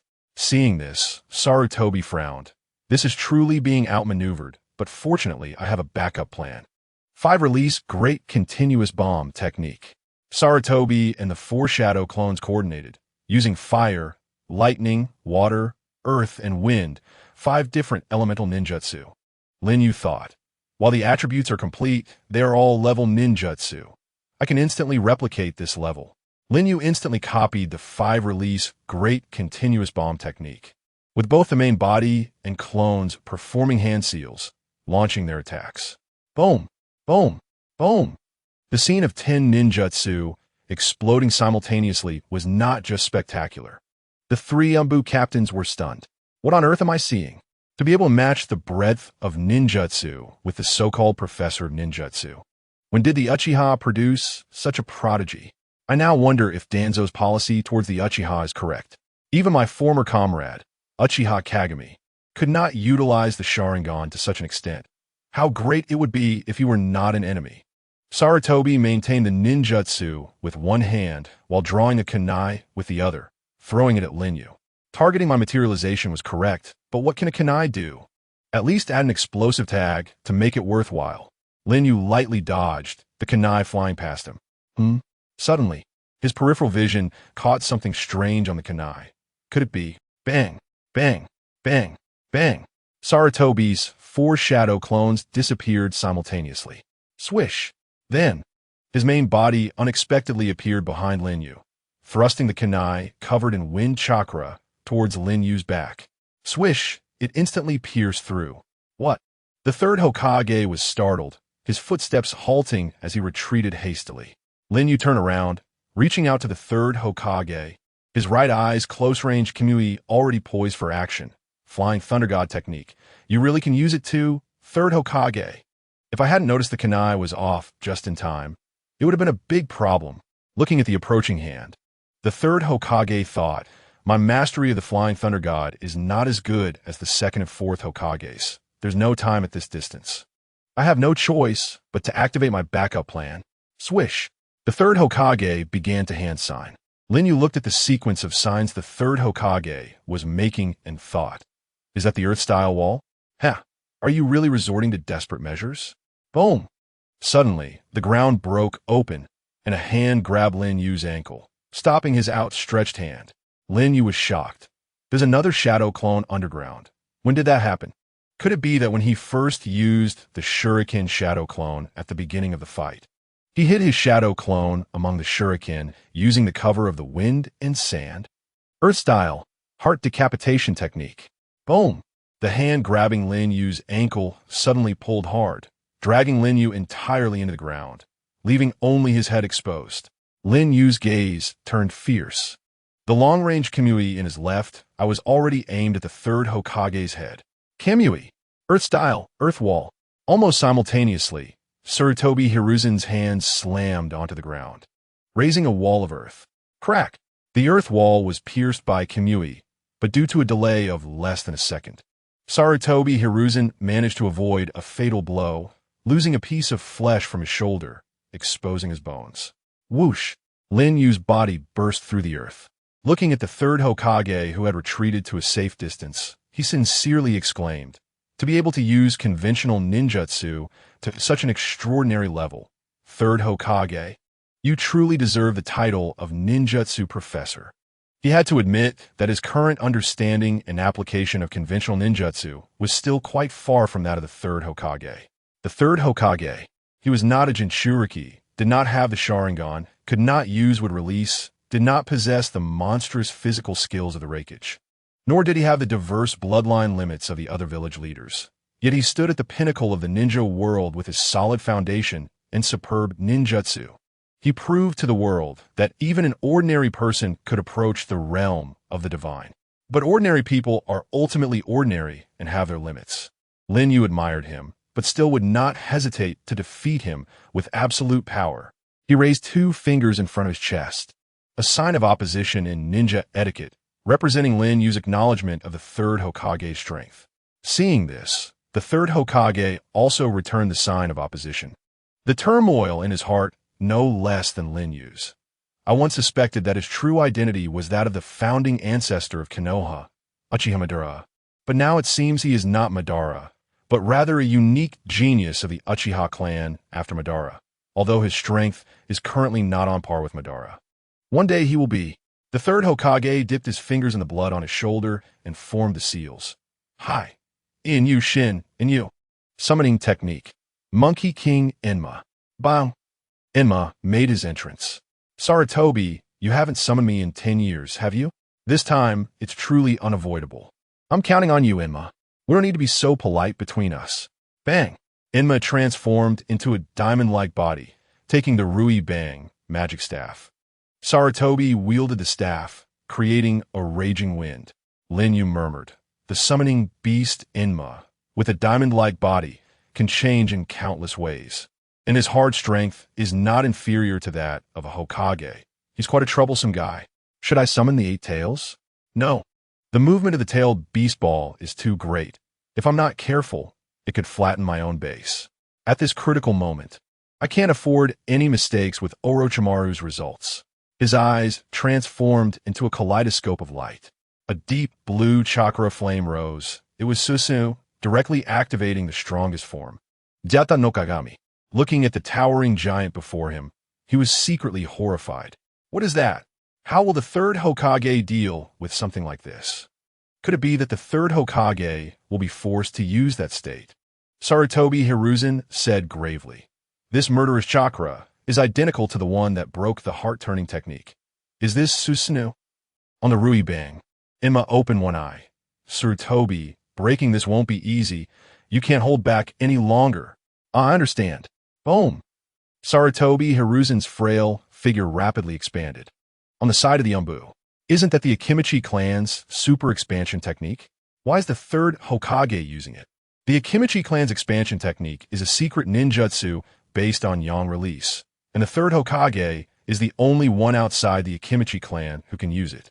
However, because he does not have the Akimichi clan's bulky physique, the cost of using it is complete exhaustion, lying in bed for half a month unable to move.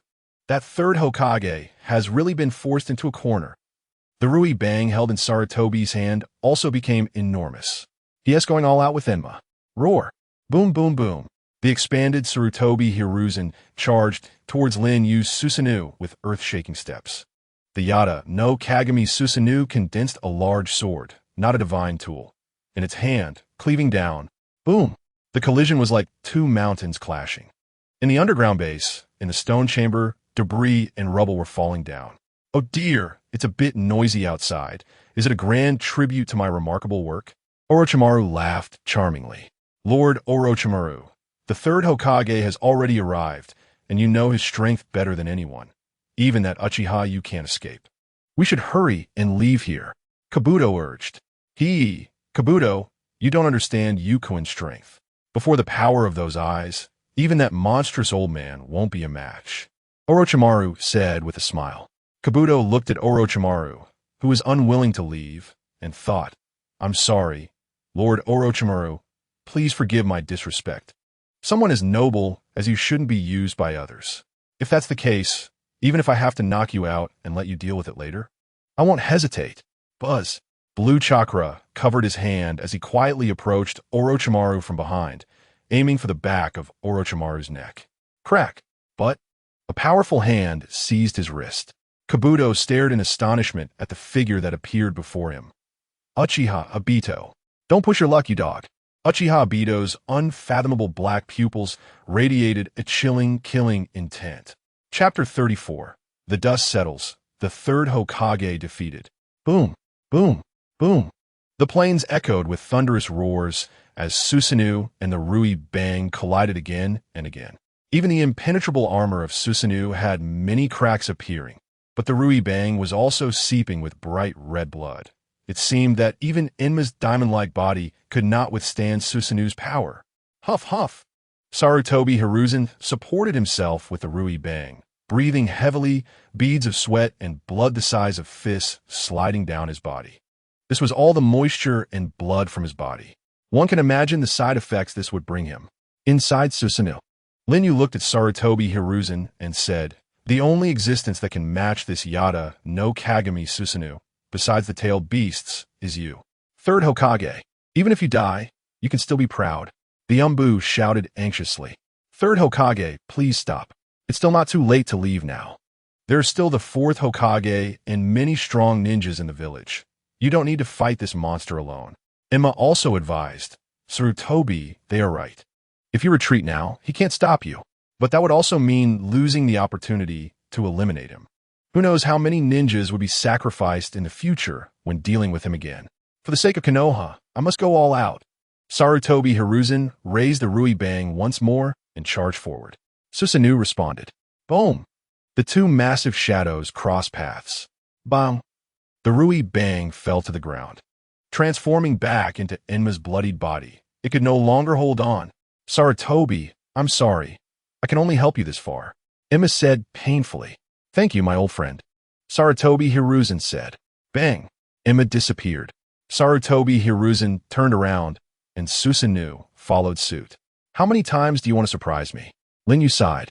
Suddenly, the shadow of Susanoo connected with the shadow of Sarutobi Hiruzen. This was the secret technique of the Nara clan, the shadow imitation technique.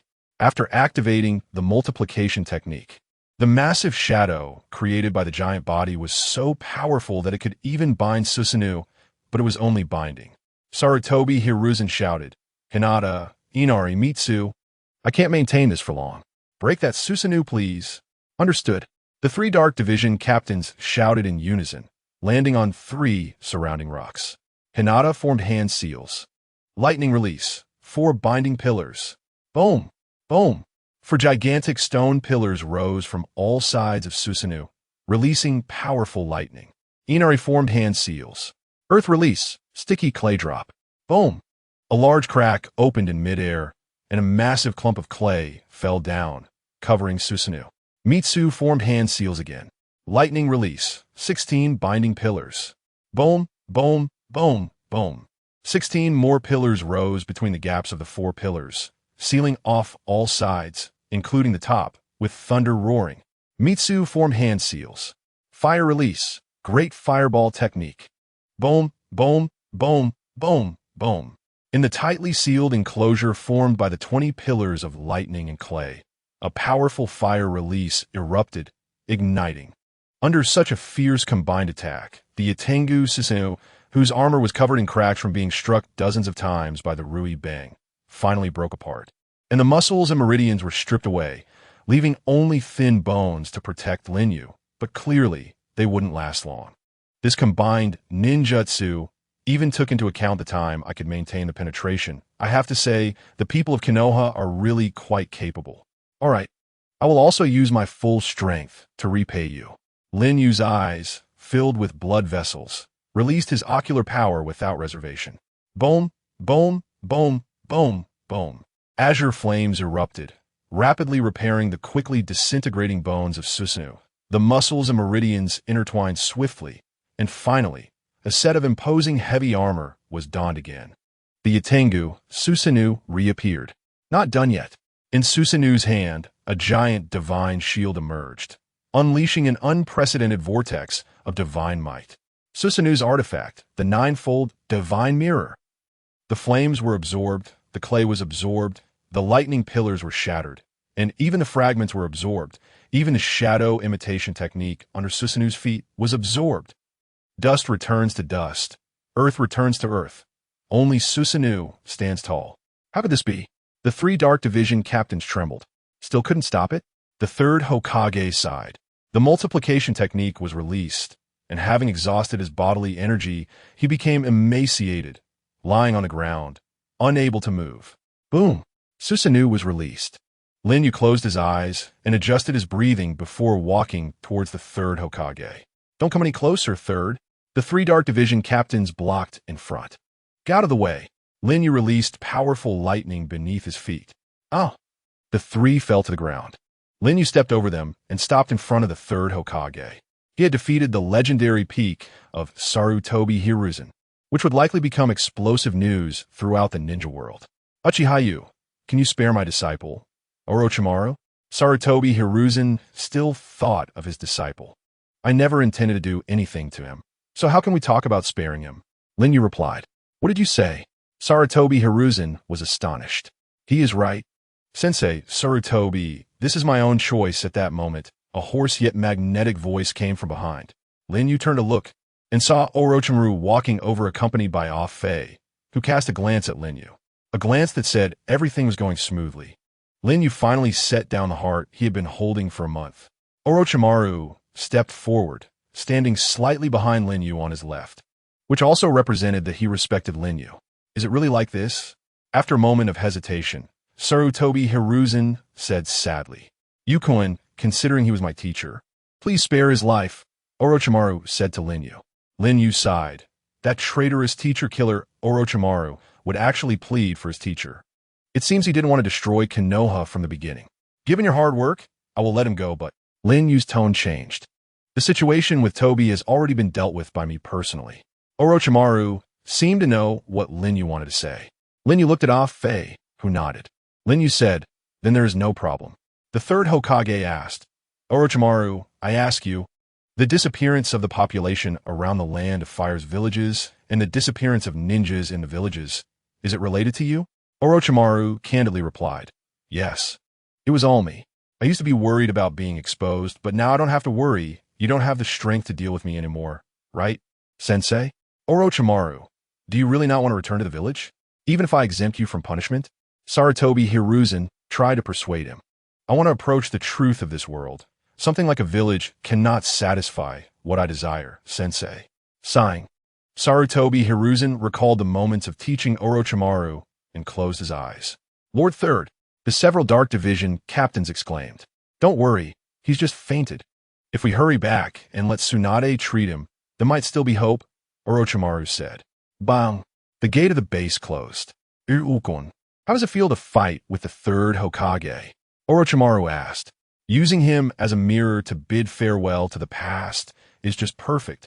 He made me realize that at this stage, I am at this level, it's time to step into the next stage.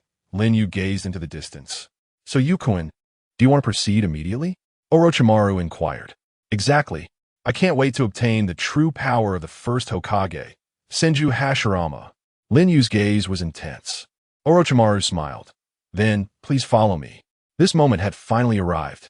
Chapter 35. The transformation begins. In the deepest part of the underground base, in a secret room, Lin Yu sat upright, with Orochimaru, Fei, and Yuzuki Yugao standing before him. Orochimaru took out a glass tube filled with golden blood. Each drop a culmination of Orochimaru's hard work. This small tube contained the path for Lin Yu to a bright future. Ukon, do you have any questions before we officially begin? Orochimaru said. How long will the entire process take? Lin Yu asked. It varies from person to person.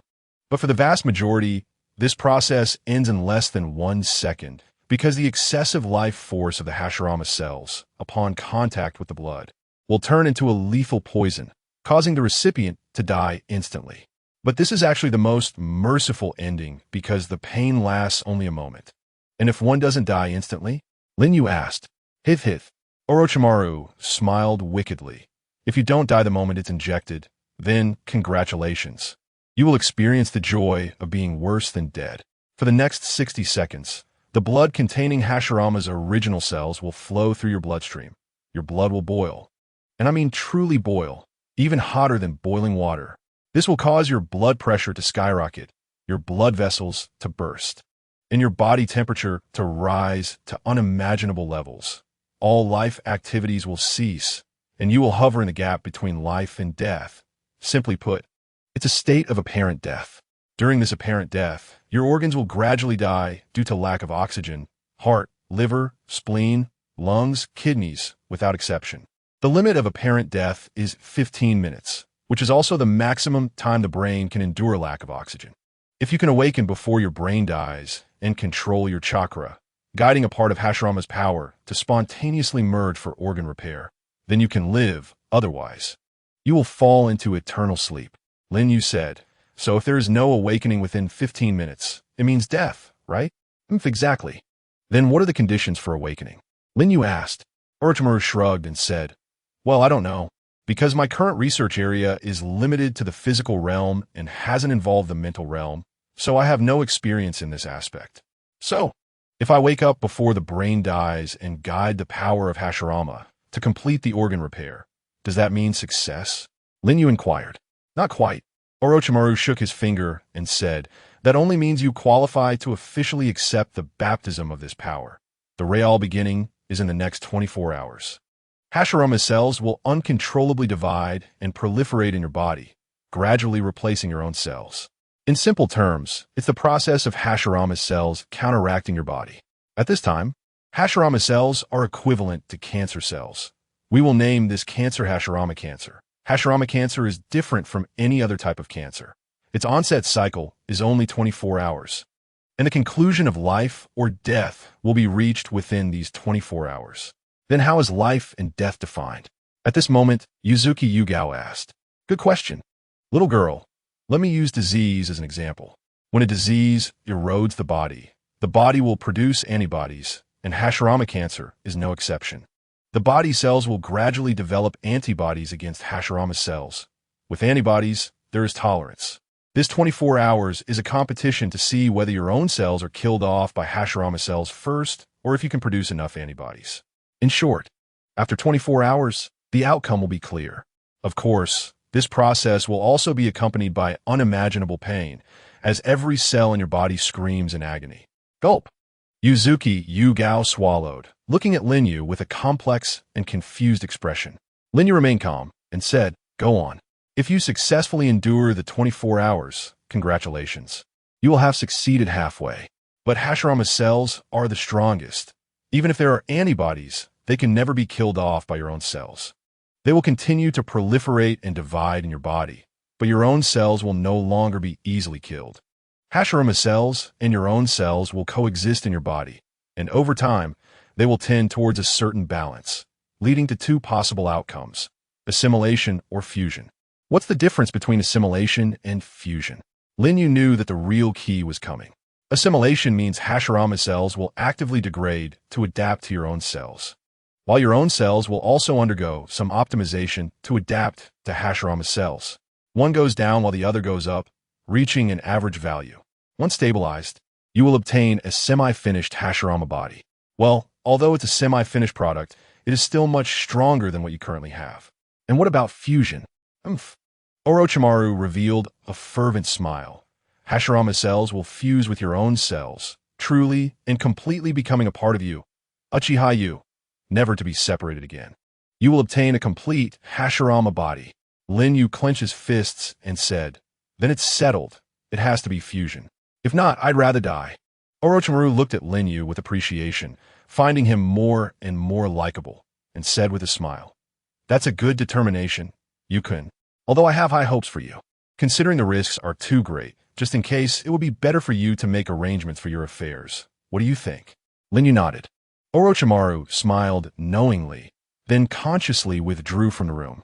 Lin Yu looked at Akatsuki, thinking that he had been in the Naruto world for over half a year, and the only one he could truly call a friend was Akatsuki. Although Akatsuki couldn't be considered a true human, and had some habits that Lin Yu found hard to agree with, he had walked with him through storms and was an irreplaceable friend. "Akatsuki, since we are so familiar, I won't say any mushy words. Thank you for taking care of me during this time. If you die, I won't be sad." That's too direct. But you're much more interesting alive. Let me tell you a secret. The real Hashirama Senju needs to eat and even poop. How do you know? Lin Yu was surprised. Akatsuki leaned close to Lin Yu's ear and whispered, "This is what Madara said in his dreams when he was alive." "You guy." Lin Yu shook his head, both amused and exasperated. Akatsuki turned to leave, but thought to himself, If you really die one day, I will have Nagato use the rebirth of the world technique to bring you back, because the days without you will definitely become boring." In the room, only Lin Yu and Yuzuki Yugao were left. Woo-woo. Yuzuki Yugao began to cry. "Oh dear, why are you crying?" Realizing it might be a matter of life and death. Lin Yu rarely showed tenderness. "You won't die, right? Although I don't understand why you are strong to this extent and still have to endure such risks and costs to become stronger. Even if I say I don't want you to take that risk, you won't listen, will you?" Yuzuki Yugao looked at Lin Yu with tearful eyes. "I'm glad you can cry for me, Yugao. If I leave, I hope you. I don't want you to leave." Yuzuki Yugao suddenly became agitated. "The hot springs you promised me haven't been built yet. You can't just leave like this."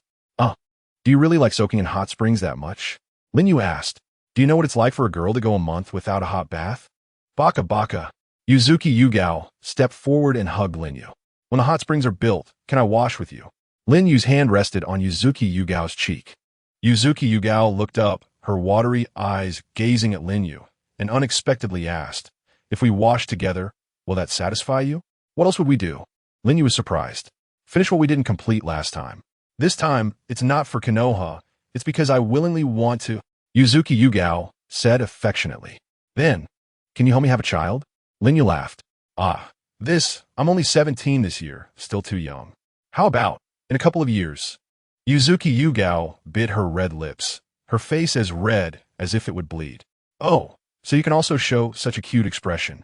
Lin Yu laughed. "So promise me, don't die, okay?" Yuzuki Yugao said earnestly. "Okay, I promise you." Lin Yu nodded seriously. And before leaving, Yuzuki Yugao took the initiative to kiss Lin Yu's lips. 5 minutes later, Orochimaru walked in. "Are you ready, Yukuen? Let's begin. Life and death are determined by fate. Wealth and honor are in the hands of heaven." Lin Yu extended his arm. The glass tube containing golden blood had a tiny needle at the end, but not a single drop flowed out because every drop was incredibly precious, preventing waste. Orochimaru took a deep breath, found the position of the blood vessel, and inserted the needle. After taking a deep breath, he pushed down the syringe, injecting the concentrated blood of Hashirama's perfect original cells into Lin Yu's body. At this moment, the transformation began. Chapter 36. Boiling, Sublimation, Transcending Oneself. In the first second, nothing happened, Lin Yu felt no discomfort at all. On the contrary, he felt extremely pleasant, as besides death, a more noble and bright future awaited him. Looking at Lin Yu like this, Orochimaru thought, this is only natural. Yukuin's right half had previously implanted Hashirama's artificial body, indicating that the power of the first Hokage does not reject this young Uchiha Obito's body. The question lies in whether the soul belonging to you, residing in Obito's shell, can withstand the unknown test while lingering in the limbo between life and death. Truly, Orochimaru was remarkable. He actually perceived the truth of Uchiha Yu's existence based on the knowledge he possessed from a limited perspective. In the next minute, the Hashirama original cells injected into Lin Yu's bloodstream spread throughout his blood vessels with the circulation of blood, causing the blood to boil, blood pressure to surge, and blood vessels to rupture. Boom! Accompanied by a heartbeat like a heavy hammer, Lin Yu's eyes suddenly widened. The heart-wrenching scream pierced through the thick walls, echoing throughout the underground base. You! In the corridor, upon hearing the scream, the girl Yuzuki Xiang rushed to enter the room recklessly, but the swirling vortex of Ju Fei pressed down on her shoulder and shook his head at her. Xiang bit her lip, clenched her fists, and anxiously waited. Whoa! Lin Yu's palms crushed the steel armrests of the chair. His entire skin turned as red as a hot iron. Scalding steam erupted from every pore of his body, and everything reflected in his eyes turned blood red. Suddenly, his eyes rolled back, leaving only a blank whiteness in his pupils, and the scream finally stopped. Thud! Thud! The heartbeat in his chest grew weaker and weaker, eventually stopping completely. His eyes gradually closed, his head drooped weakly, and all life activities ceased. Lin Yu entered a state of apparent death. Has it begun? Orochimaru took out a pocket watch, looking at the moving hands, his gaze heavy as he waited. In a vast expanse of blue, occasionally a meteor streaked across the sky. This was the sea of the mind, the deepest layer of Lin Yu's subconscious. Lin Yu wandered blindly here. Drip! Suddenly, the water's surface beneath his feet rippled, revealing a memory from Lin Yu before his crossing. At night, with flashes of lightning and thunder outside the window, a pale and thin boy hid in his blanket, covering his ears tightly. That was young Lin Yu, but he wasn't afraid of the thunder. In the living room, just one door away, Lin Yu's parents were arguing endlessly over trivial matters. The sound of a kettle being thrown, the sound of a table being overturned, the sound of pots and pans smashing. To a young heart, that was far more likely to leave a shadow than thunder. The urge to urinate came, and Lin Yu felt uncomfortable. Helpless, he lifted the blanket, put on his slippers, and was about to open the door to the bathroom. Creak! Just as he grasped the doorknob, a glass cup crashed heavily against the door panel. That night, Lin Yu stayed in his room, not going out. Similar scenes accompanied Lin Yu throughout his childhood, until middle school, when his parents found new loves and abandoned him after their divorce. For him, that was a kind of liberation. The nightmare didn't end. The scene shifted to his high school years. Lin Yu went to and from school alone, ate alone in the cafeteria.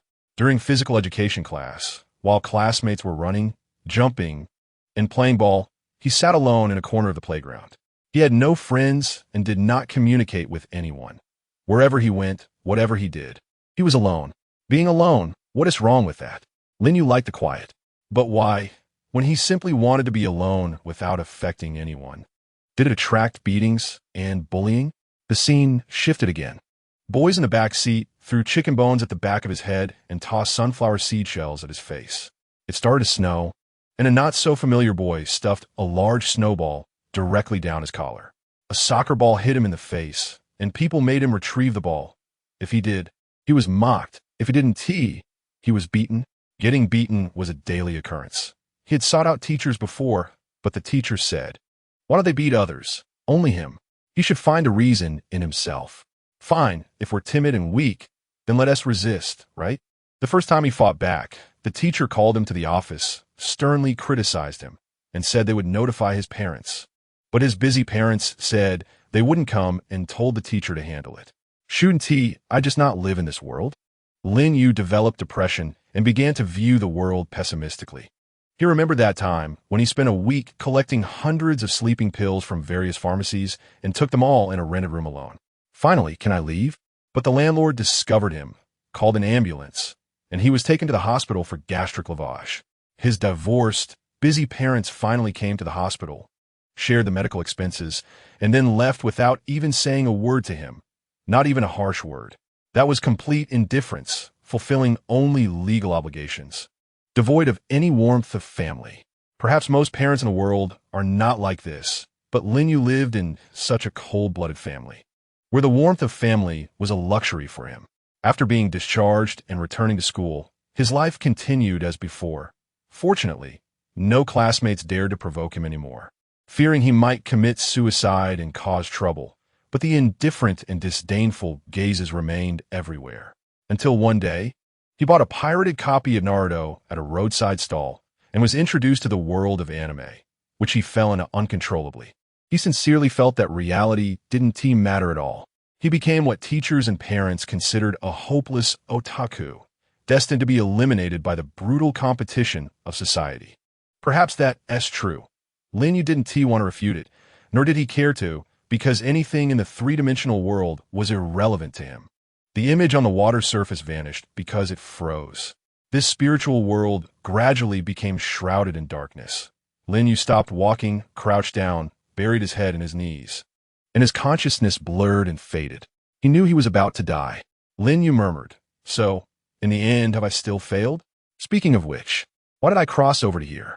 Because for you at that moment, the real world is hell, and for Uchiha Obito at that moment, the ninja world is hell.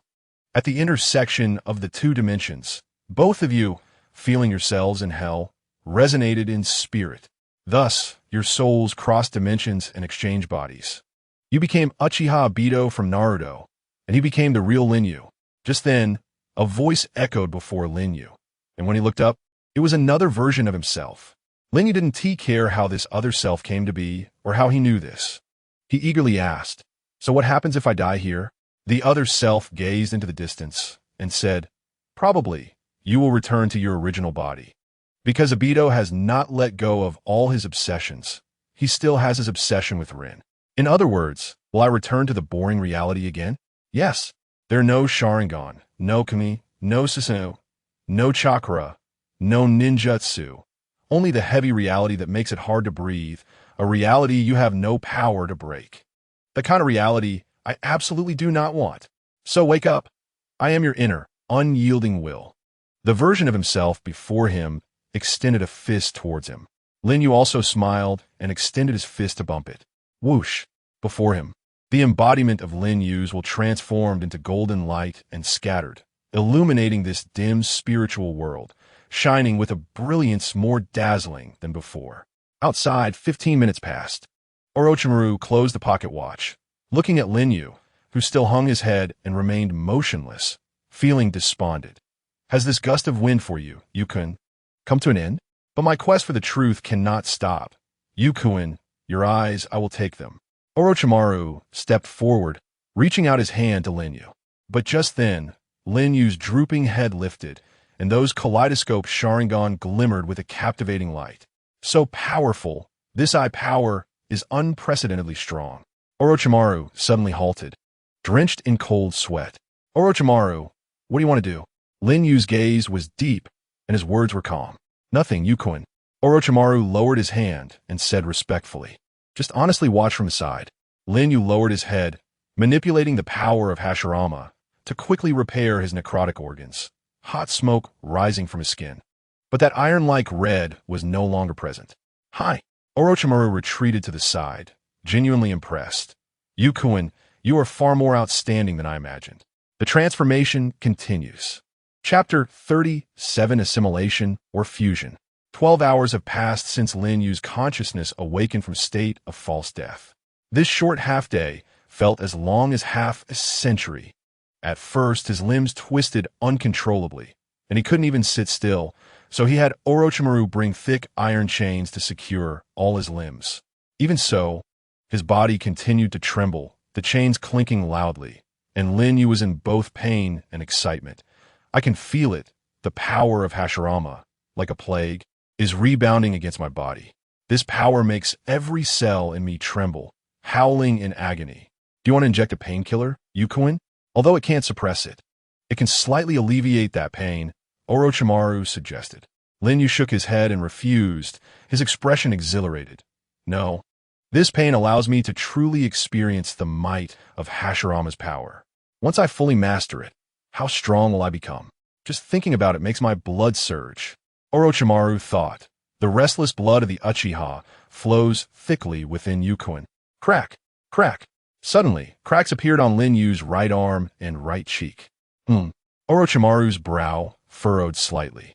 And as time passed, his expression grew increasingly serious. What's wrong? Lin Yu noticed something unusual about Orochimaru. Orochimaru thought, does Yukuin not realize it himself? It really is like this.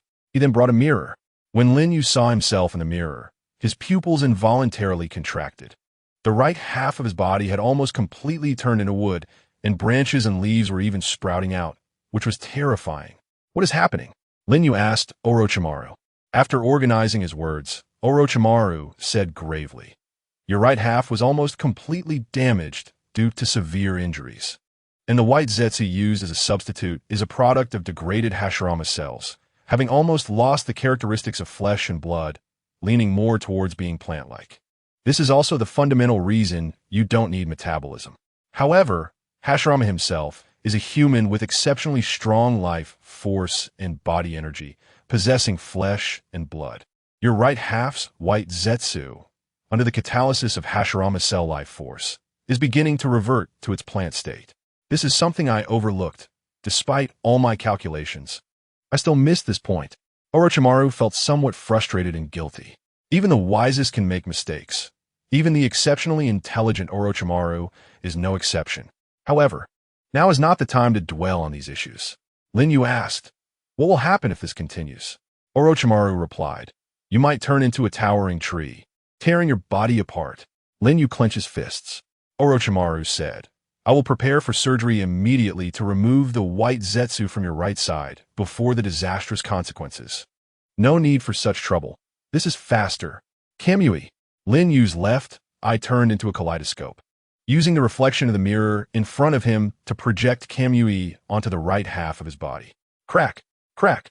All parts of his right side that originated from the white zetsu were stripped away by the space-time vortex, leaving behind mangled remnants. Ugh! For Lin Yu, who was already enduring pain, this was like adding insult to injury. He gritted his teeth, activating his healing power to regenerate the mutilated right side. The flesh that grew back was no longer that unnatural white, but the true flesh color it should have. To his surprise, the wrinkles that had existed on his right cheek were also smoothed out with the regeneration. This made Lin Yu's appearance even more attractive. Orochimaru sincerely exclaimed, truly extraordinary. After this little episode, the pain continued and intensified over time.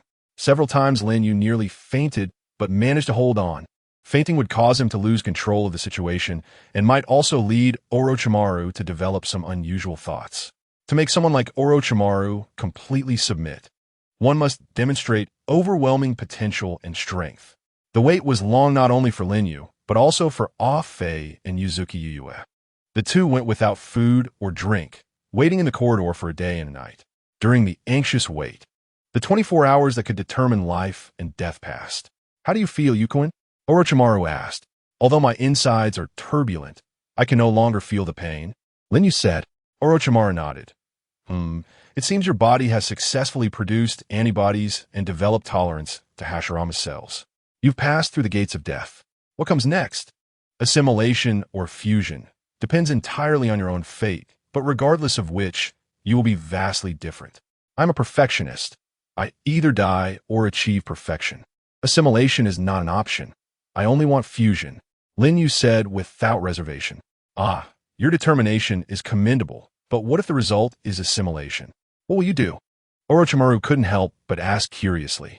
Then I will cultivate another perfect Hashirama artificial body, extract perfect original cells, and start the entire process over again.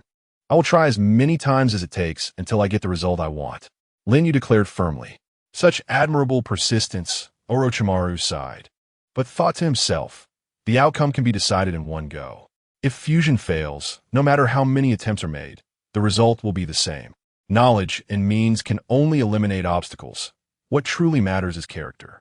However, before the result is conclusive, it's better not to tell Yukun. How long will it take to know the final result? Lin Yu asked a critical question. Implanting perfect, original Hashirama cells has no precedent. The previous process was a hypothesis I tried to establish and derive, so I can't give a precise timeline for this final step. But when there is a result, you should feel it yourself, Orochimaru said. I understand. Tell Ah-Fei and Yue that I am no longer in life-threatening danger, and let them rest for now. They don't need to wait outside anymore. Also, Orochimaru, you should rest too, Lin Yu said. No, I will witness the end. Otherwise, I won't be able to eat or sleep well.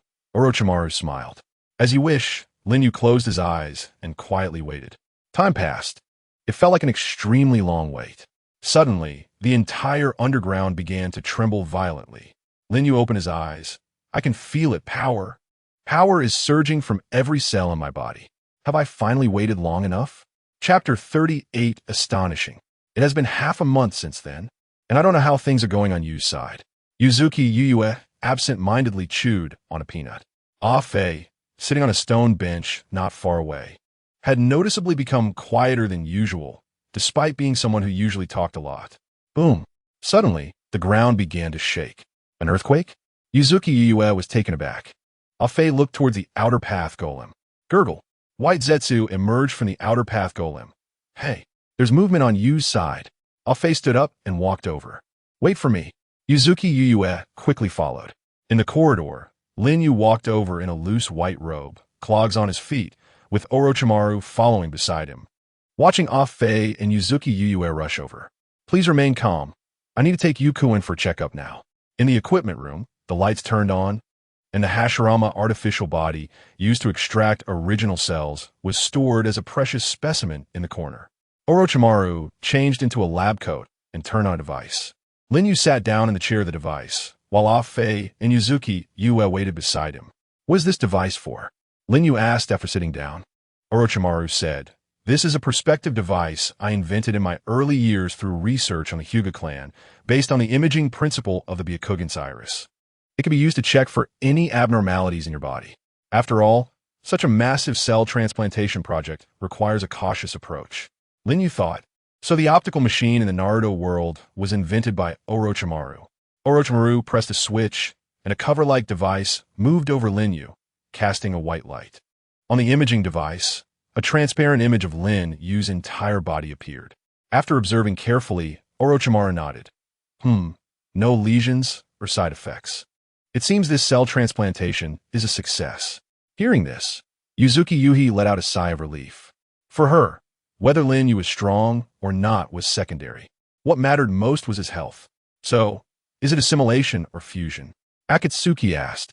I'm about to reveal this mystery. Orochimaru said with a smile as he affixed several magnetic patches with wires to the main acupuncture points on Lin Yu's body.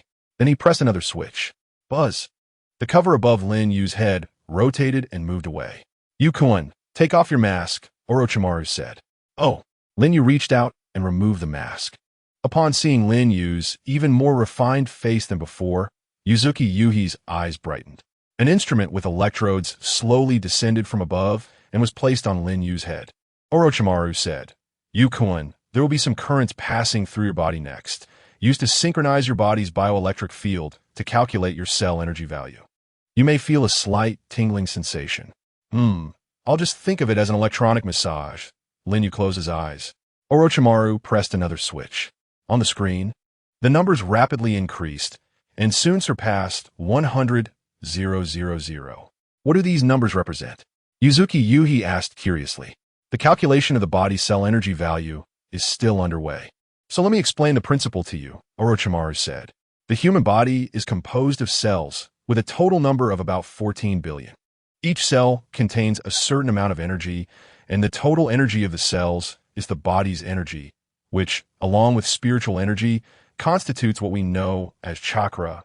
Orochimaru turned to look at the device screen, where the value had exceeded 300,000 but showed no signs of stopping. I developed this body cell energy detection device by quantifying the body's energy values. You said quantification? Doesn't quantification require a benchmark, meaning a basic unit? What's your benchmark? Uzuki Yuhi, who had also been an elite in the ANBU, asked, having received relevant training. Good question. Orochimaru said, I'm lacking an assistant. Would you like to consider it? Uzuki Yuhi felt goosebumps at just the thought. To be applicable to all demographics. I define the average body energy value of newborns as the benchmark, designated as basic unit 1. The body energy of ordinary adults is 10, with individual differences being negligible. Trained ninjas will far exceed this number.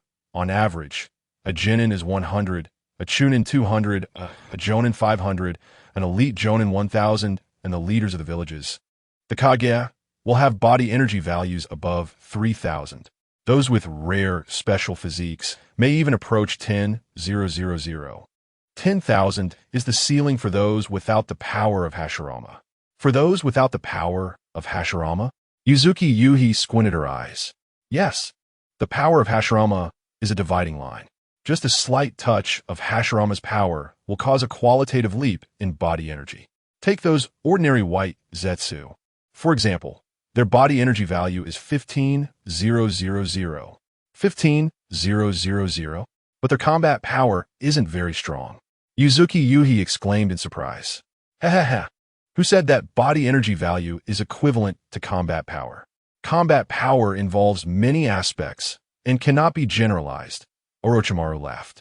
Uzuki Yuhi seemed to ponder. Half of Yukuin's previous body was made up of white Zetsu, but after that white Zetsu body fused with Yukuin, it was enhanced to a body energy value of nearly 50,000. That's significantly higher than one of my previously successful subjects, Danzo, who had 42,000. Orochimaru laughed while looking at the silent Akatsuki beside him, his gaze suddenly sharp. Akatsuki, you are an exceptional existence among the white Zetsu. Although I haven't performed precise tests on you, your body energy value is conservatively estimated to be above 500,000. Swish! Uzuki Yuhi looked at Akatsuki in shock. Even Lin Yu opened his eyes, looking at Akatsuki in surprise. Akatsuki's unfathomable pupils stared at Orochimaru. Orochimaru, I underestimated you in the past. At this moment, the numbers on the instrument had surpassed 500,000, moving towards 1 million. Likewise, Orochimaru pointed to the corner, where the artificial body of the first Hokage was displayed. This perfect replica of the first Hokage, cultivated by the Outer Path Golem, has a body energy value of 1,360,000. No one was surprised. After all, he was the god of ninjas.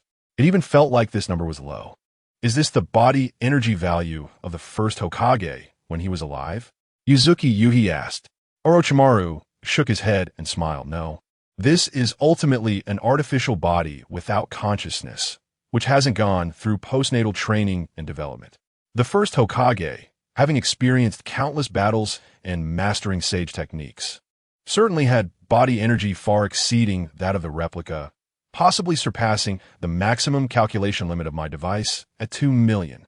Therefore, Yukuin, if it's a simulation, your body energy value should stabilize in the range of 800,000 to 1. 2 million.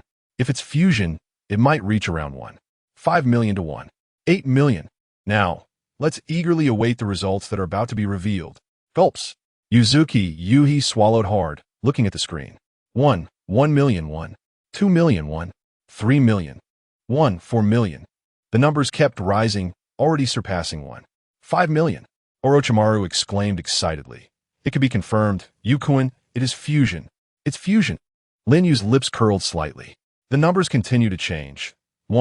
6 million, 7 million, soon reaching the threshold of 8 million that Orochimaru mentioned. But there were still no signs of stopping. Wait, no way. Orochimaru's vertical pupils suddenly widened, and his body couldn't help but tremble. 85 million, 9 million, 95 million, 96 million, 98 million, 99 million, 2 million. The green numbers transformed into red text. Beep, beep, beep. The instrument emitted a rapid alarm sound. Along with it was Orochimaru's near-choking exclamation. No, it can't be calculated? Boom! With a loud bang, the body energy detection device exploded. Half an hour later, a group of people arrived at the surface. The scene from half a month ago, when Lin Yu fought the third Hokage, was still fresh in their minds. That battle had turned the area into a barren plain. Wow! Lin Yu, clad in a brand new black cloak, strode forward. Orochimaru, Akatsuki, Yuzuki Yuhi, and the many white Zetsu stood at the base entrance, eagerly awaiting. There was a technique that Lin Yu couldn't wait to experiment with.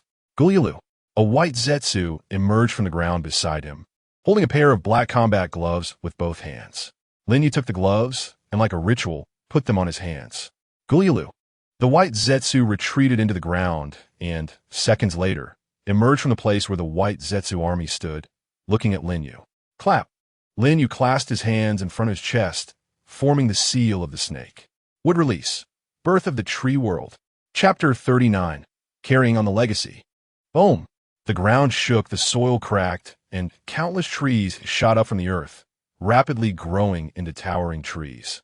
This boundless plain instantly transformed into a sea of forest. Upon closer inspection of the towering trees, their branches lush and leaves verdant, they seemed to have absorbed the earth's nutrients, growing for decades, even centuries. The tree crowns at the top interlock, blocking out the sun, while the shadows at the bottom overlap without any gaps. The only blank space is where Lin Yu stands. Perhaps it is because Lin Yu's aura is too strong. All the trees slightly bend towards him, as if worshipping the creator who gave them life. How can one describe this scene? After much thought, the only words that come to mind are unparalleled in the world. In the distance, those fortunate enough to witness this grandeur feel a stir in their hearts.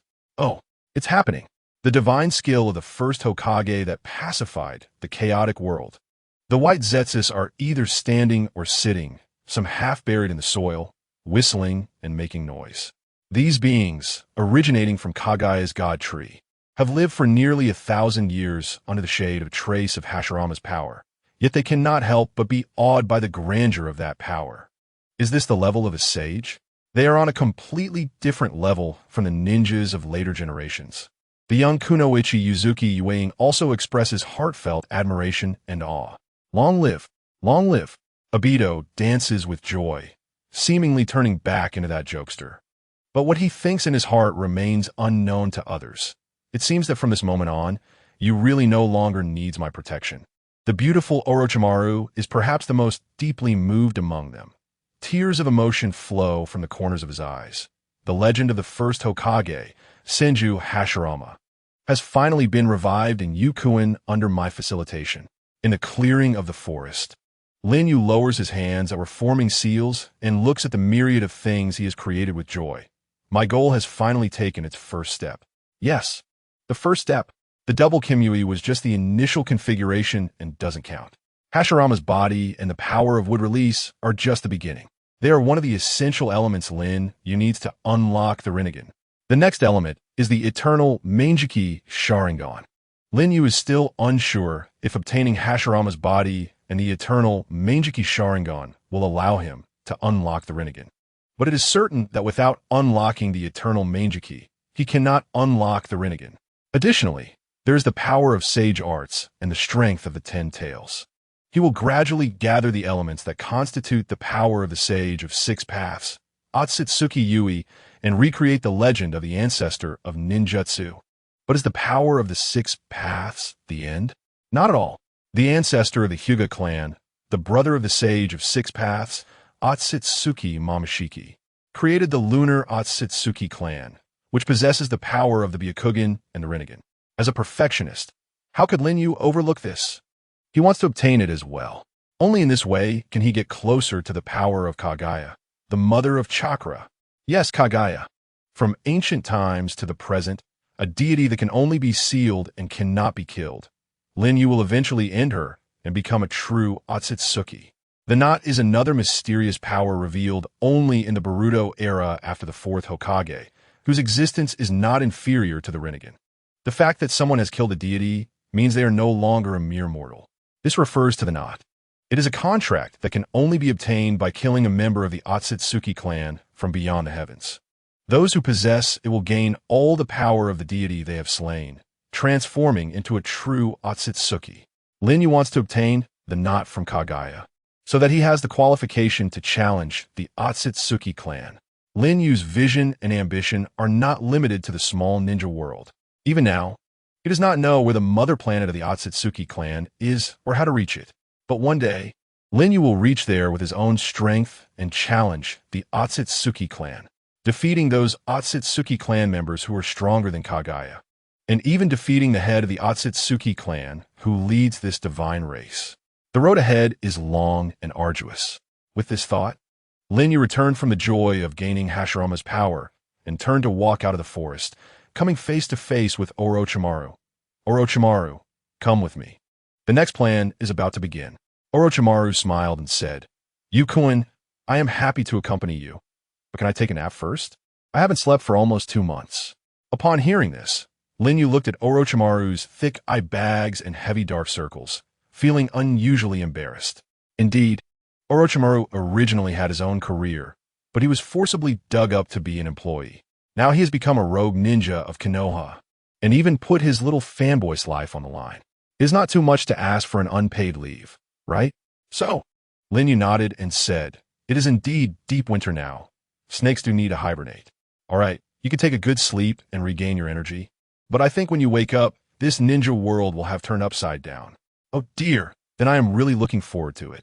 Orochimaru said as he closed his eyes and stood there asleep, clearly too exhausted. Zetsu, take Mr. Orochimaru to rest, and remember to be gentle. Don't wake him up. Lin Yu instructed White Zetsu. The 2 White Zetsus stepped forward and hoisted Orochimaru's precious body onto their shoulders. Look at this guy sleeping so soundly. Kicking him might not even wake him up, but we must not be disrespectful. To achieve Lin Yu's goals, Orochimaru, who holds the core technology of this Hokage world, is indispensable. Great, it's finally done. I haven't been able to sleep well these past few days. Under the sunset, Uzuki Yueying nestled in Lin Yu's embrace. Sorry for worrying you, Lin Yu said, wrapping his arm around Uzuki Yueying's shoulder. Suddenly, a strange sound echoed. Uzuki Yueying's face turned red. Could be my stomach growling? But upon reflection, she had just eaten, so she wasn't hungry. She then looked at Lin Yu, who was also looking at his own stomach. That feeling of gastrointestinal movement, craving for food, was something Lin Yu hadn't experienced in a long time. It felt quite strange. Are you hungry? Uzuki Yueying asked. A little hungry, yes. This body really feels more like a living person now, Lin Yu replied. Let's find something to eat. This can be considered our first date. Uzuki Yueying said, twirling a strand of her purple hair, her face flushed by the sunset. Then let's go to Konoha. Chapter 40. The Journey to Konoha. Without hesitation, Lin Yu took Uzuki Yueying and used Kamui to arrive at Konoha village in an instant.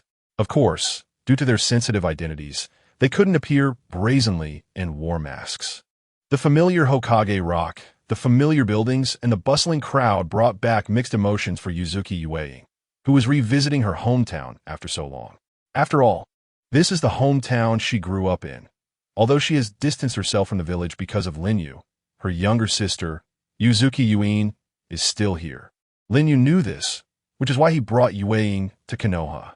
After buying some dumplings at a dumpling shop, Lin Yu asked Yueying, Do you want to see your sister? Uzuki Yueying was taken aback and looked at Lin Yu. Can we? Of course. You have sacrificed the village for me. How could I let you give up on your sister? Lin Yu replied with a gentle smile. Thank you, Uzuki Yueying said, touched. At the Konoha Ninja Academy, 9-year-old Uzuki Yueying is currently attending school, and it is just after school hours. Lin Yu and Uzuki Yueying hide in the shadows to observe, but they see a very distressing scene. At the school gate, Uzuki Yueying is surrounded by a group of male classmates. The boy at the forefront tosses a stone in his hand and looks at Uzuki Yueying, saying, It's this girl. Her sister is a rogue ninja who killed her comrades. This person is the traitor's sister. Hearing this, the young Yueying lowers her head. Kill. Comrades? Uzuki Yueying unconsciously looks at Lin Yu. Oh, those 2 subordinates of yours in the Umbu. It was actually White Zetsu who told me afterwards. Shortly after we left, the root members arrived at that place and killed them, splashing dirty water on you in the process, Lin Yu said truthfully. Root Danzo. Yuzuki Yuin gritted her teeth. This is their usual style, claiming it's for the village while making necessary sacrifices, Lin Yu coldly remarked. I really don't understand why the school doesn't expel such a guy. After all, the traitor's sister will definitely also become a traitor in the future. I don't want to be killed by her while on a mission. That boy threw the stone he was holding at Yuzuki Yuin. She didn't dodge, and a bruise appeared on her forehead. Get out of the ninja school, you traitor's sister. The other kids echoed, throwing stones at Yuzuki Yuin. Bastards. Yuzuki Yuin clenched her fists, wanted to go protect her bullied sister. But Lin Yu pressed her shoulder, signaling her to wait. Stop it. A boy rushed over and got into a scuffle with those boys. Moonlight Gale, why are you meddling? Do you want to protect the traitor's sister? It's not Yuin's fault. Why are you taking your anger out on her? Moonlight Gale defended Yuzuki Yuin, but was quickly overwhelmed by the group of kids. This isn't a place for you to fight. Stop it now. It was only when the commotion grew that the teachers from the ninja school came out to intervene. The few kids who started the fight left reluctantly, sneering at Yuzuki Yuin and spitting on the ground before they left. Seeing this, the teachers from the ninja school showed no intention of disciplining them, and even their gazes towards Yuzuki Yuin held some oddity. On the way back, Yuzuki Yuin wiped her tears sadly. I don't believe my sister would betray the village. I don't believe my sister would betray her companions. There must be a reason for her actions. Moonlight Gale handed her a handkerchief, gently saying, Yin, don't listen to their nonsense. No matter what happens, I will protect you. Lin Yu thought, oh, I really didn't expect that sickly Moonlight Gale was a master at flirting since childhood. No wonder Yuin is so infatuated with him as she grew up. Yuzuki Yuin's expression was heart-wrenching. Lin Yu reassured her, don't worry, Yuin, your sister is also my family. In the near future, I will provide her a place to stay. I promise you. Yuzuki Yuin nodded, having no reason to refuse such a large environment as Konoha. Indeed, there was no place for Yuzuki Yuin anymore. Observing Yuin's situation, Lin Yu couldn't help but think of Naruto in his childhood. Naruto grew up to become the hero who saved Konoha, gaining the recognition of the ninjas and villagers. But was it really Naruto's ninja way that moved everyone? No. In the end, it was because Naruto had a strong background. His ancestors had already laid the groundwork for Naruto's growth, and Naruto himself worked hard, which led to the commendable results. What does Yuin have? Only Moonlight Gale, and he has a short-lived ghost. Let's go somewhere else. Lin Yu said to Yuin. Yuin nodded obediently. Lin Yu took her to the outskirts of Konoha, the area where the Uchiha clan resided. When did the Uchiha clan move to such a remote place? Yuin asked in surprise. According to Zetsu, it's been like this for almost half a month, Lin Yu replied. Yuzuki Yuin thought to herself. It seems the news about the third Hokage being severely injured by you has spread widely, and the village's suspicion towards the Uchiha clan has intensified. Lin Yu nodded. Exactly, especially Danzo. This is the result of his instigation. Yuin looked at Lin Yu. The Uchiha are your clansmen. Aren't you going to stop them? Lin Yu smiled ambiguously and did not answer. In the monitoring room of the Konoha Umbu, an Umbu member was responsible for watching the movements of the Uchiha residential area. At this moment, two suspicious-looking individuals appeared in front of the surveillance camera. The Umbu immediately adjusted the camera angle, focusing on Lin Yu and zooming in. However, on the screen, Lin Yu suddenly turned his face, and the Sharingan under his mask flashed.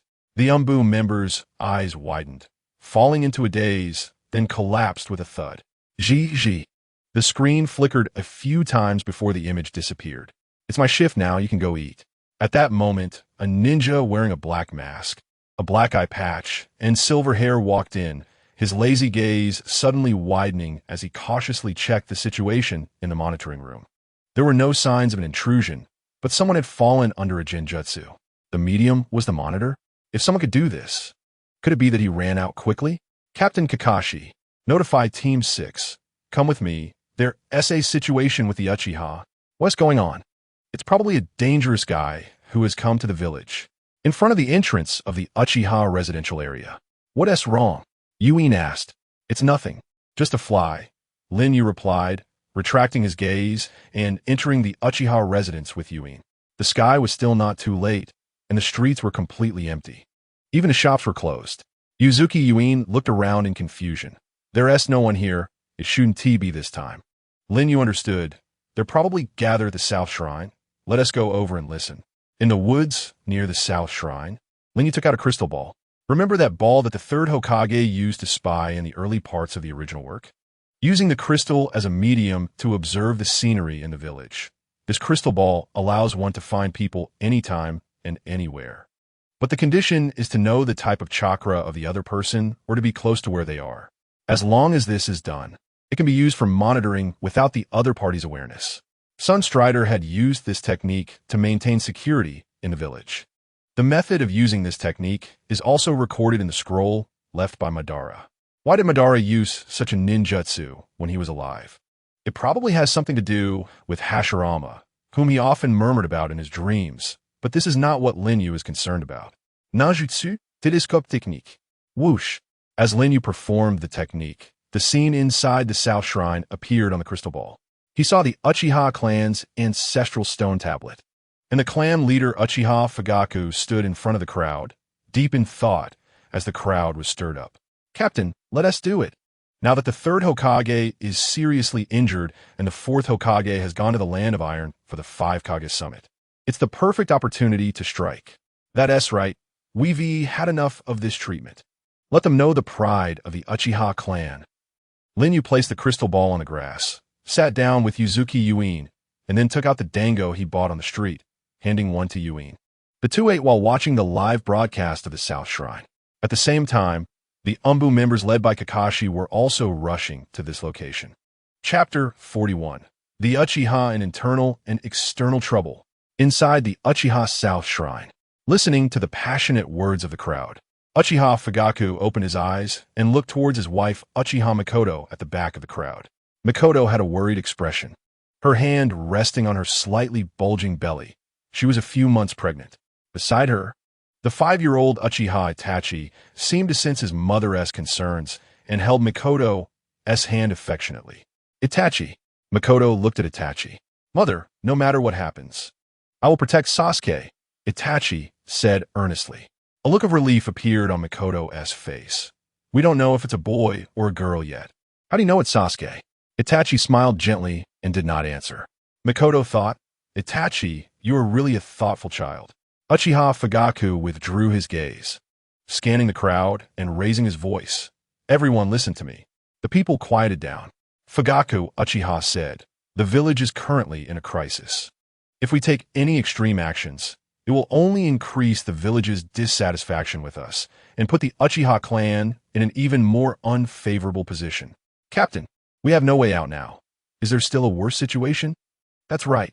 If we continue to endure, the village's higher-ups will only think we are easy to bully, and that would be the real disaster.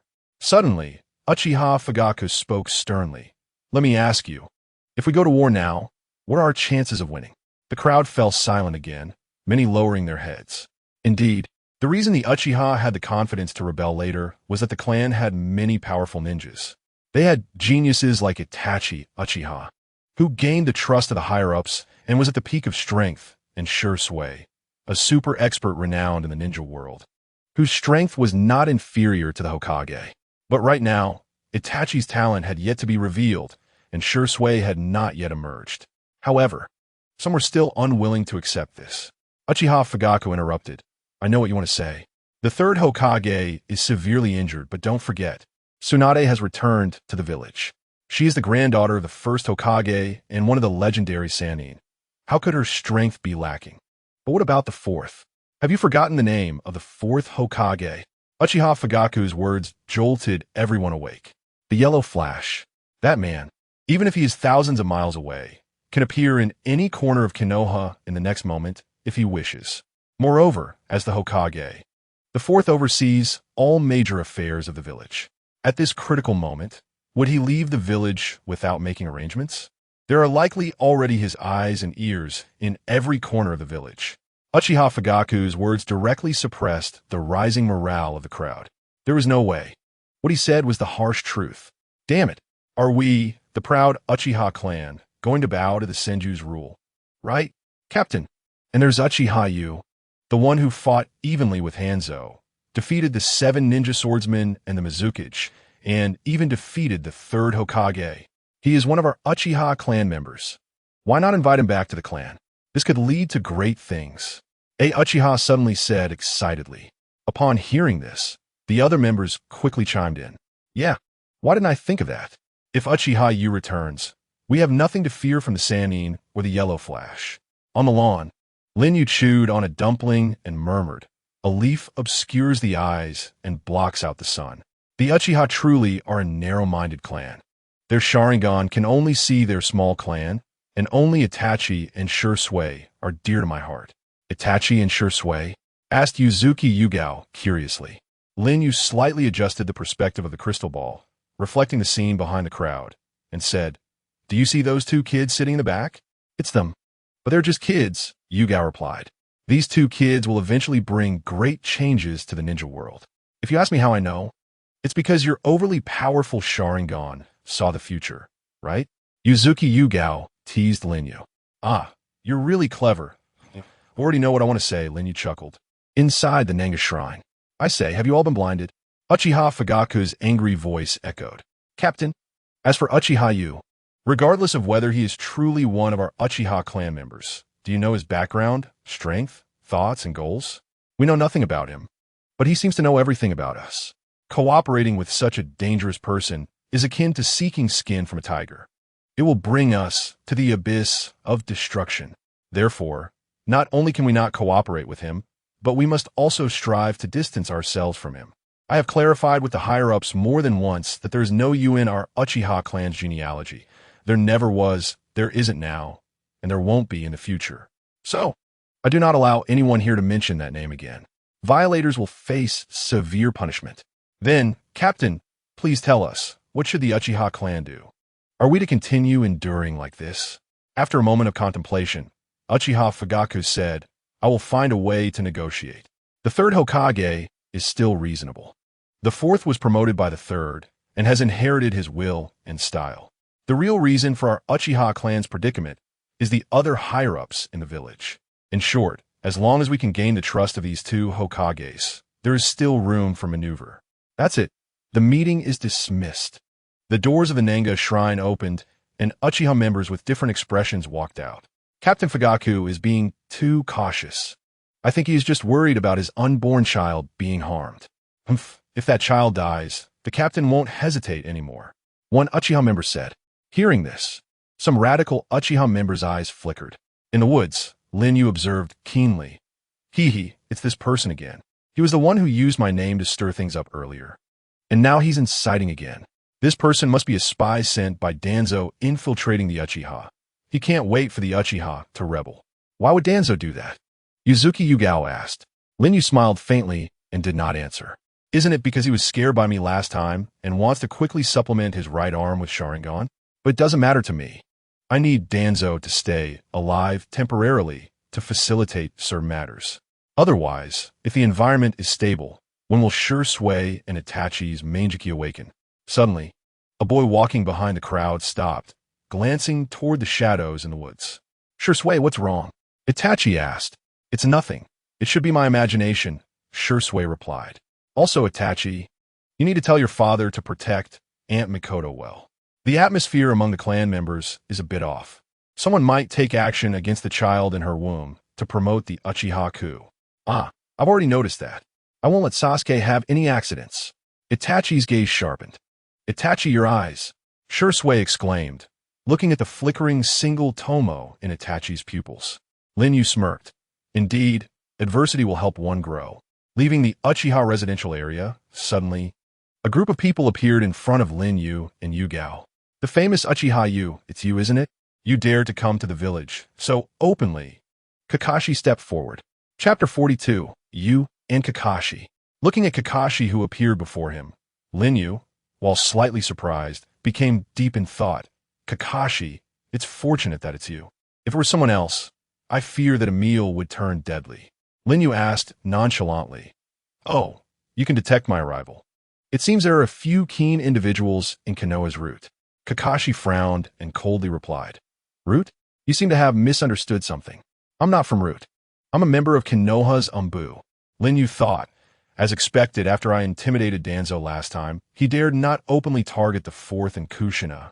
So Kakashi didn't take the risk of joining Root, but instead joined the Umbu directly under the 4th Hokage. However, Kakashi, you are sharp enough to notice my arrival. But why can't you face the gap between us? What has blinded your eyes? I need to give you a lesson.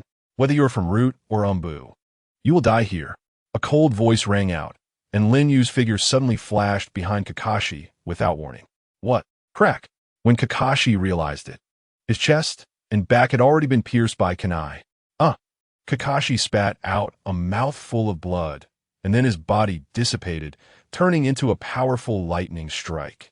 Bathed in lightning release, Lin Yu thought, "Humph, it's indeed a lightning release shadow clone." Huh? Swish! Kakashi's hidden body sprang out from the shadows. His thoughts racing. To be cautious, I used lightning release shadow clone right from the start, but I didn't expect it to be eliminated so quickly. It's still under my control. According to the intel, Uchiha Yu will definitely materialize the moment he launches an attack. So the lightning release triggered when my shadow clone disappears must be effective. His body has already been paralyzed. If I want to take him out, now is the time. Swish!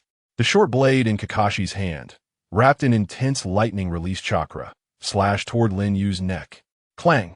Lin Yu effortlessly pinched the blade, covered in lightning. With just 2 fingers. How is this possible? He should be paralyzed by my lightning and unable to move. Cold sweat soaked Kakashi's back. Yes, he hit Lin Yu, but that level of lightning release is nothing more than a breeze to Lin Yu now. Standing still, he could be electrocuted for 10 or 8 years without even furrowing his brows. Bang! Lin Yu kicked Kakashi away, who crashed into a wall, his whole body feeling like it was falling apart, unable to move. Lin Yu looked at the short blade in his hand and murmured, "Oh, the blade of White Fang. Your father's relic, destroyed in the battle at Kamizukyo Bridge. It seems to have been reforged. Without the Sharingan, are you trying to inherit White Fang's will again? But it seems you've forgotten one thing, Kakashi." Lin Yu gripped the short blade and walked toward Kakashi. Not good. Captain Kakashi is in danger. At this moment, 2 Umbu who were hiding nearby saw the situation and rushed toward Yuzuki Yuyue, intending to take her hostage to make Lin Yu hesitate. Lightning blade technique, thunder strike. Yuzuki Yuyue instantly drew her sword, releasing intense lightning. The 2 Umbu were struck down and fell to the ground, unable to move. "Inoue, Kamitani," Kakashi shouted.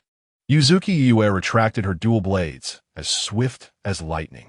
Lin Yu walked up to Kakashi, stabbing the blade of White Fang into the wall beside him, and said to Kakashi, "Reckless actions will only endanger you and those around you. You haven't learned anything from past lessons, Kakashi." Kakashi's eyes widened, trembling as he said, What exactly are you? Who I am isn't important. What's important, Kakashi, is that you need to see yourself clearly." Lin Yu's Sharingan locked onto Kakashi's eyes. Jinjutsu, Sharingan. Kakashi's mind was flooded with visions of Rin's death and Obito's death over and over again. No, don't make me see these. Kakashi suddenly sat up, realizing he was in a hospital bed in Konoha, drenched in sweat, with bandages wrapped around his abdomen. He gasped, still shaken. "Kakashi, you're awake." In front of the bed sat a beautiful female ninja with flowing blonde hair, a diamond mark on her forehead, a spirited demeanor, and an impressive figure. Her long legs crossed as she looked at Kakashi with brown eyes. Kakashi was startled. "Lady Tsunade, what is going on?" Tsunade said, "You were caught in an enemy's genjutsu, and your mind was stimulated. The patrolling Umbu found you when you had already passed out." "What about Inoue and Kamitani?" Kakashi asked anxiously. "They are both fine, just a little injured. I've already heard about the situation from them," Tsunade replied. Kakashi let out a long sigh of relief, holding his aching head. Tsunade said seriously, "Kakashi, you have a very keen observation skill, which is a valuable asset for a ninja and for the Umbu. But remember, never misjudge the enemy's strength. It's incredible that you survived this time." "I'm sorry, Lady Tsunade. I mistakenly thought that as long as I caught them off guard, I could take down the enemy. Afraid of missing the opportunity, I didn't report." Kakashi paused and continued. "No, that's not right. These are all excuses. I just wanted to achieve results quickly. I want to make up for my past mistakes in this 6-month gap." being able to confront my own mistakes and correct them. Kakashi, you will be an excellent ninja in the future. At that moment, the third Hokage walked in. Lord Third, you're okay. Kakashi exclaimed in surprise. Oh ho ho ho, it's all thanks to Tsunade. The third laughed, looking much thinner than before, but his complexion seemed fine. Hey, old man, don't just praise Kakashi. You should reflect too. If you had been injured more seriously, even I wouldn't have been able to save you. Tsunade sternly admonished her teacher. Tsunade is as strict as ever. The third smiled, but his expression turned serious. I didn't expect that Uchiha you could move freely in Konoha. If Kakashi hadn't discovered him, we would have been completely in the dark.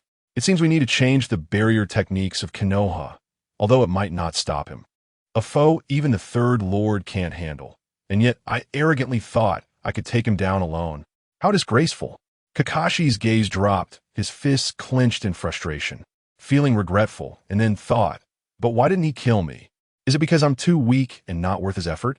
What did his words mean? And how does he know me so well? Who exactly is he? You're treating Kakashi differently. You really are Obito Uchiha, aren't you? On the rooftop next to the Konoha hospital, Yu asked Lin Yu, who had been staring at that window. Who knows? We should leave now. Swish. A space-time vortex appeared, and Lin Yu took Yu back to their base.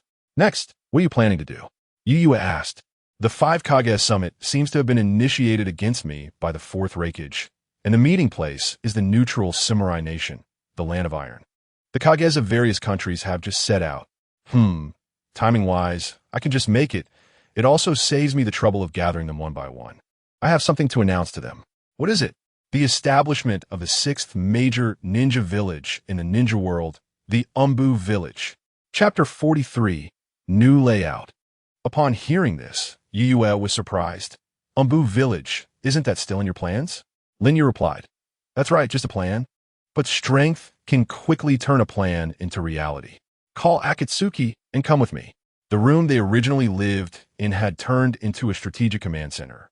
Under the bright lights, a map of the ninja world hung on the south wall, displaying the 5 great nations, 5 great ninja villages, and the surrounding small countries and small ninja villages.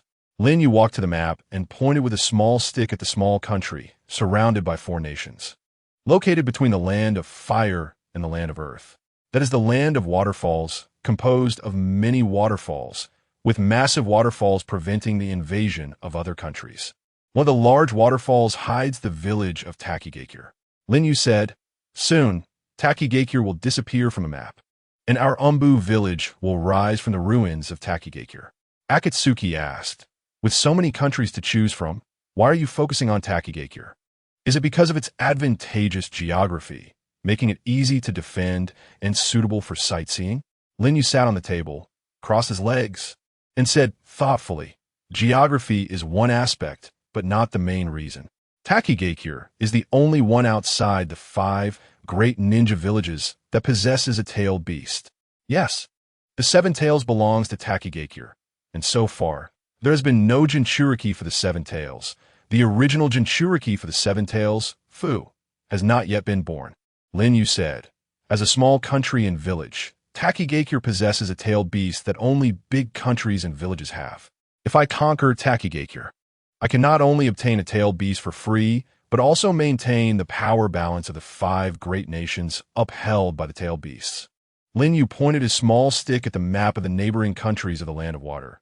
Moreover, you see, the Land of Water borders the Land of Iron, so we won't waste too much time on the road. After finishing, we can conveniently go to the Land of Iron to find the 5 Kage. Afei nodded. Indeed. It's a good idea. Mizuki said, are you planning to go directly and destroy Takigakure?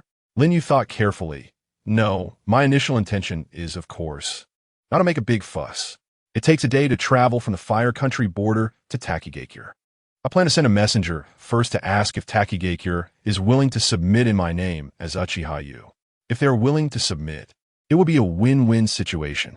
If they're not willing, then I will let them quickly evacuate the civilians in the village, call for external support if needed, and prepare for war. In any case, by this time tomorrow, I, Uchiha Yu, will arrive on time to clean up. Mizuki's eyes sparkled. Indeed, you won't harm innocent civilians. Lin Yu jumped off the table. Additionally, let everyone transfer everything that can be moved from our base. This underground base will become history from today. All right, I'll arrange it now. The white Zetsu representatives present shrank back into the ground, and the Zetsu began to act methodically. In the underground base, there was a secret room that no one could enter except for Lin Yu. There lay Lin's corpse. In a large glass container, Lin, completely naked, with her delicate and charming young body, was soaking in green liquid. Her eyelids were closed, as if she were in a deep sleep, except for the fist-sized hole on her left chest, which was the doing of Kakashi. This body, originally belonging to Uchiha Obito, still held deep affection for Lin, a feeling 100 times stronger than that for Konoha or Kakashi. Moreover, since Lin was one of Lin Yu's favorite female characters before his reincarnation, he had never given up on the idea of resurrecting Lin. Lin, sleep a little longer. One day, I will bring back your voice and smile. Lin Yu put on gloves and gently placed his hand on the container. Whoosh!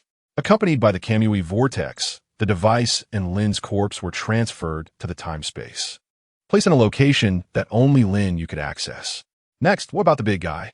Lin Yu muttered to himself, disappearing into the vortex.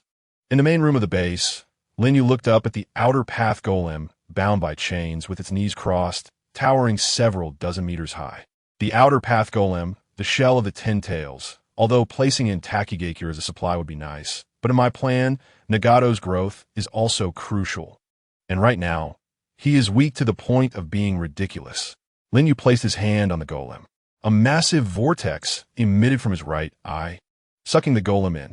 After obtaining the body of Hashirama, Lin Yu's chakra became immeasurable, making it easy to transfer such a colossal entity as the outer path golem.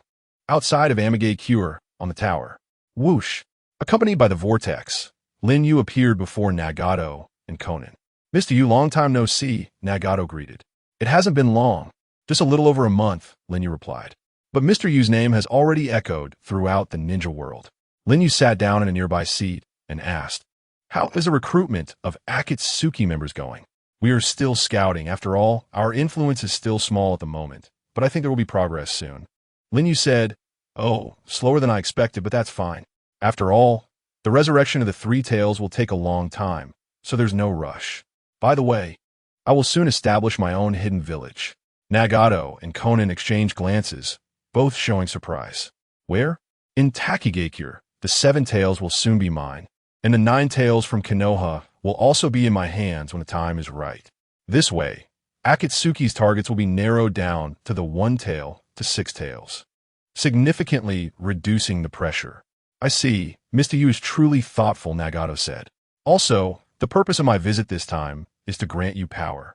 I want to seal the outer path golem inside you, Lin Yu said with deep eyes.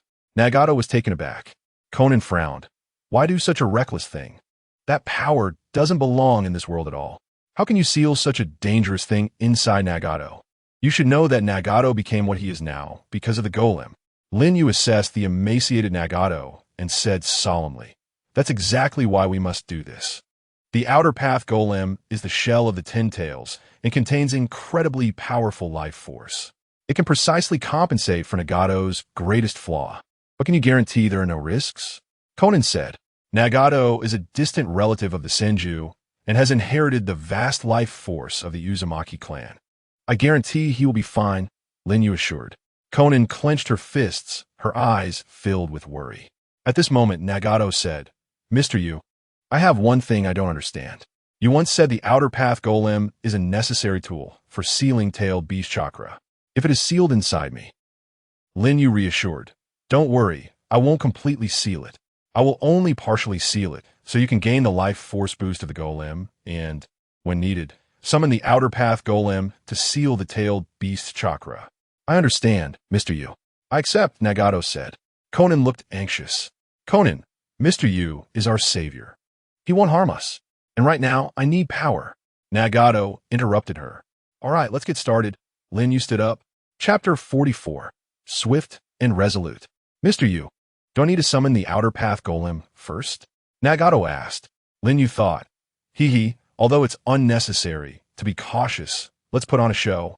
Ah, yes. Considering the noise will be significant, Let's conduct the summoning and sealing rituals in my time space. Whoosh. Lin Yu's right, I released the Kamui vortex, bringing Nagato and Konan into the time space. Ugh. Summoning technique. Outer path golem. Nagato formed hand seals, and after a painful build-up boom, accompanied by a puff of smoke, the outer path golem appeared behind him. In fact, the golem had already been stored in this time space by Lin Yu. Otherwise, with Nagato's current strength, he wouldn't be able to perform a cross-space summoning. Mr. Yu, I'm counting on you next. After the summoning was complete, Nagato gasped for breath. Lin Yu turned to the anxious Konan beside him. Konan, step back a bit.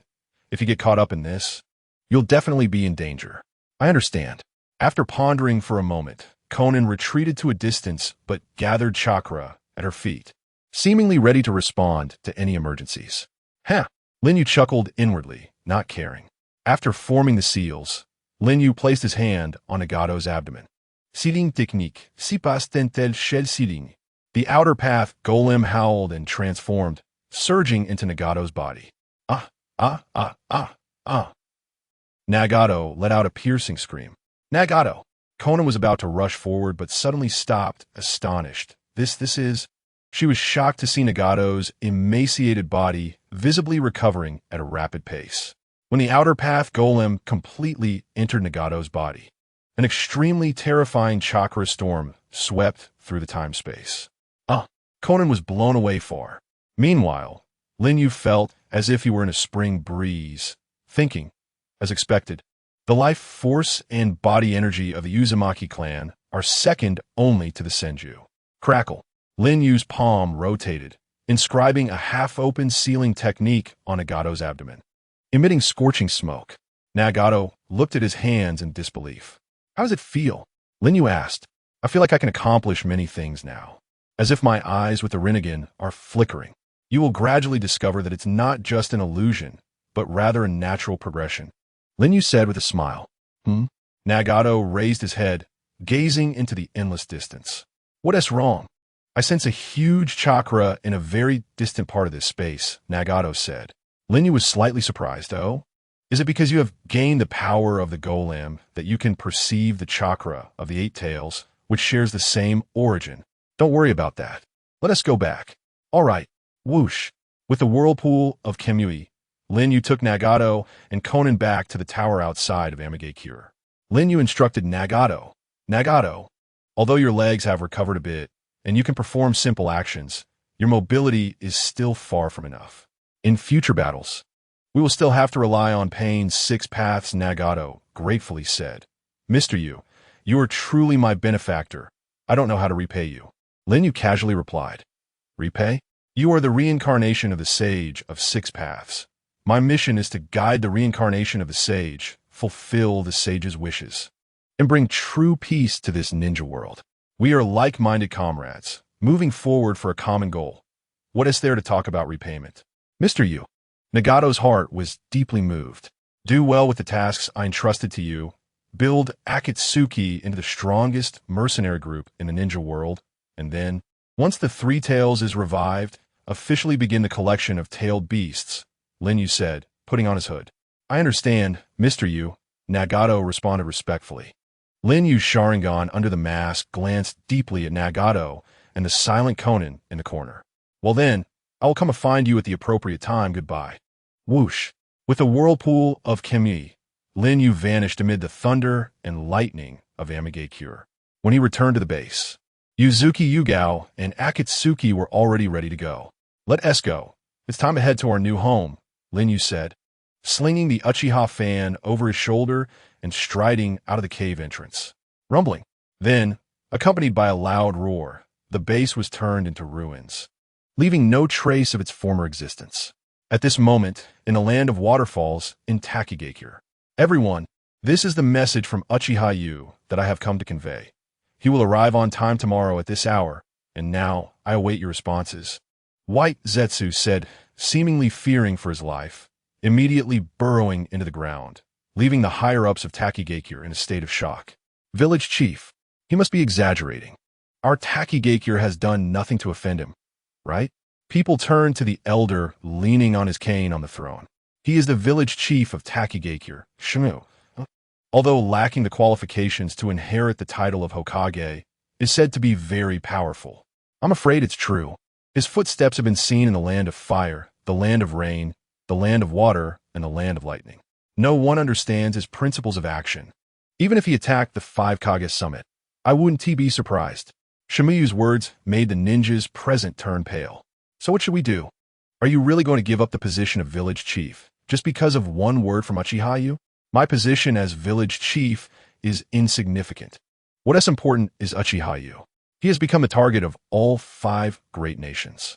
This 5 Kage summit is precisely centered around how to deal with him. No matter how powerful he is, under the siege of the 5 Kage, there is absolutely no chance of survival. If we submit to him, it's equivalent to becoming enemies with the 5 great nations. So we absolutely cannot surrender. Shimiyu struck the ground with his cane, trembling. The village chief is right. Our Takigakure has historically never been easily invaded by the 5 great nations. How can we lower our heads just because of a mere Uchiha? If he dares to come, let him taste the power of our land of waterfalls. Exactly. We have the power of the tailed beasts on our side. But Shimiyu's old eyes were filled with deep concern. To be safe, let us have all the villagers take refuge. Village chief, let us do it as I say. Yes. Village chief, should we seek outside help? Now that the Kages of the 5 great nations are not in the village, it seems no one can make this decision. So what should we do? Shimiyu tightly gripped his cane, as if taking a long time to make a decision. Sigh, go, and invite Kakuzu back. Kakuzu. But because of what happened back then, he has already defected from the village, and we have already severed ties with him. Shimiyu's old eyes, however, sparkled. I know that man. He is someone who can set aside hatred and emotions for money, even everything. No matter what the cost, we must invite him back. We cannot do without his strength. He was the man chosen by the village to carry out the assassination of the first Hokage. Chapter 45. Uchiha arrives. Near the border of the land of grass, adjacent to the land of waterfalls, a tall man dressed in black emerged from a money exchange, carrying a money box in his hand. This man had cold, dark green eyes, wore a dark gray hat that covered his hair and cheeks, extending to his shoulders, and had a black mask covering his nose and mouth, with stitching marks on his arms and wrists. He is Kakuzu, the man who was mocked by fans of the Hokage for throwing a shuriken at the first Hokage from 800 miles away and then turning to run, claiming to have fought against the first Hokage. Of course, the mockery is just mockery. Kakuzu's story is not so trivial.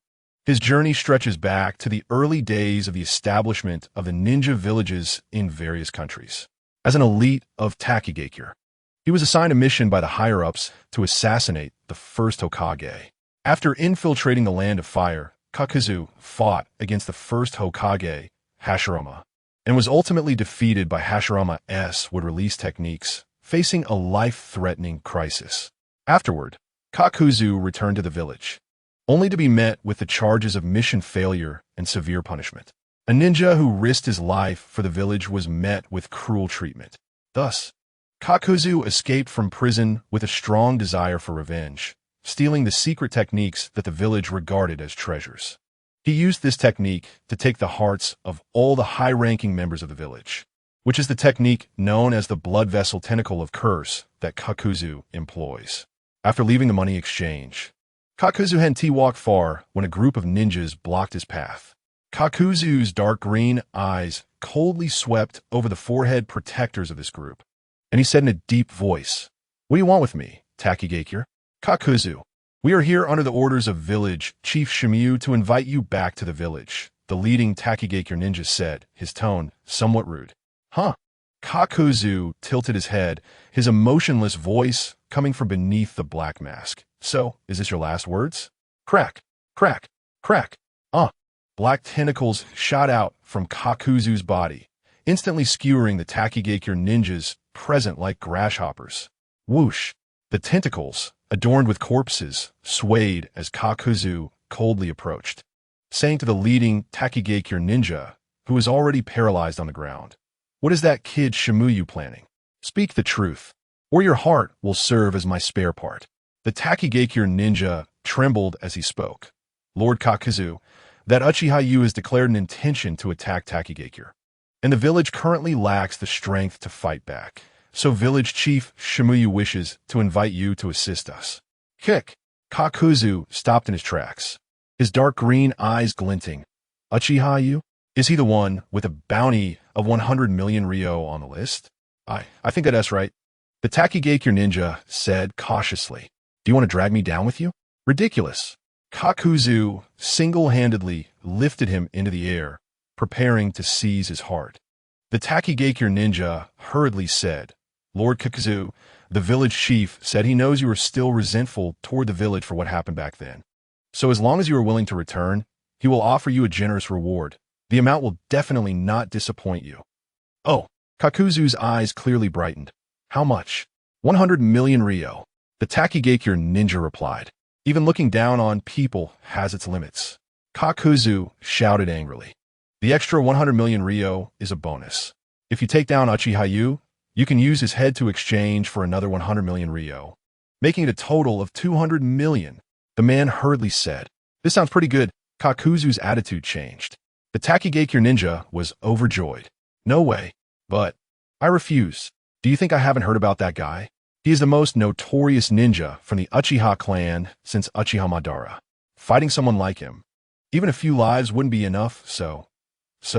Takigakure swallowed hard. Hearing Kakuzu's tone, it seemed that money wouldn't solve the problem.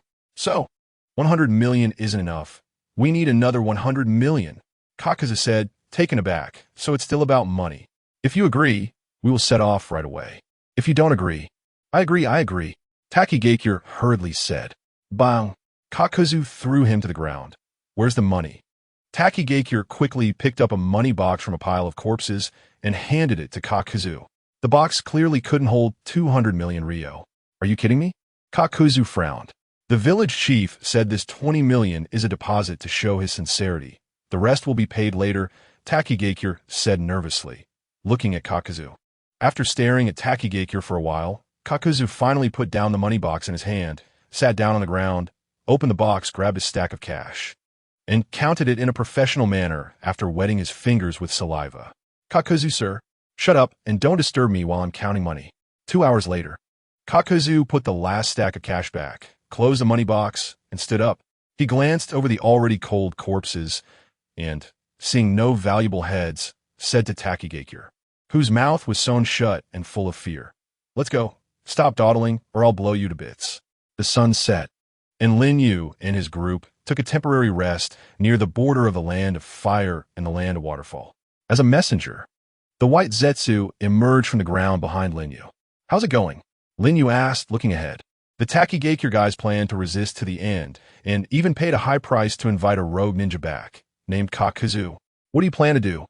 Zetsu replied honestly. Hee, I gave them chance. Since they don't appreciate it, they can't blame me for being merciless. Lin Yu stood up, holding his fan. Then let's erase Takigakure from the map of the ninja world forever.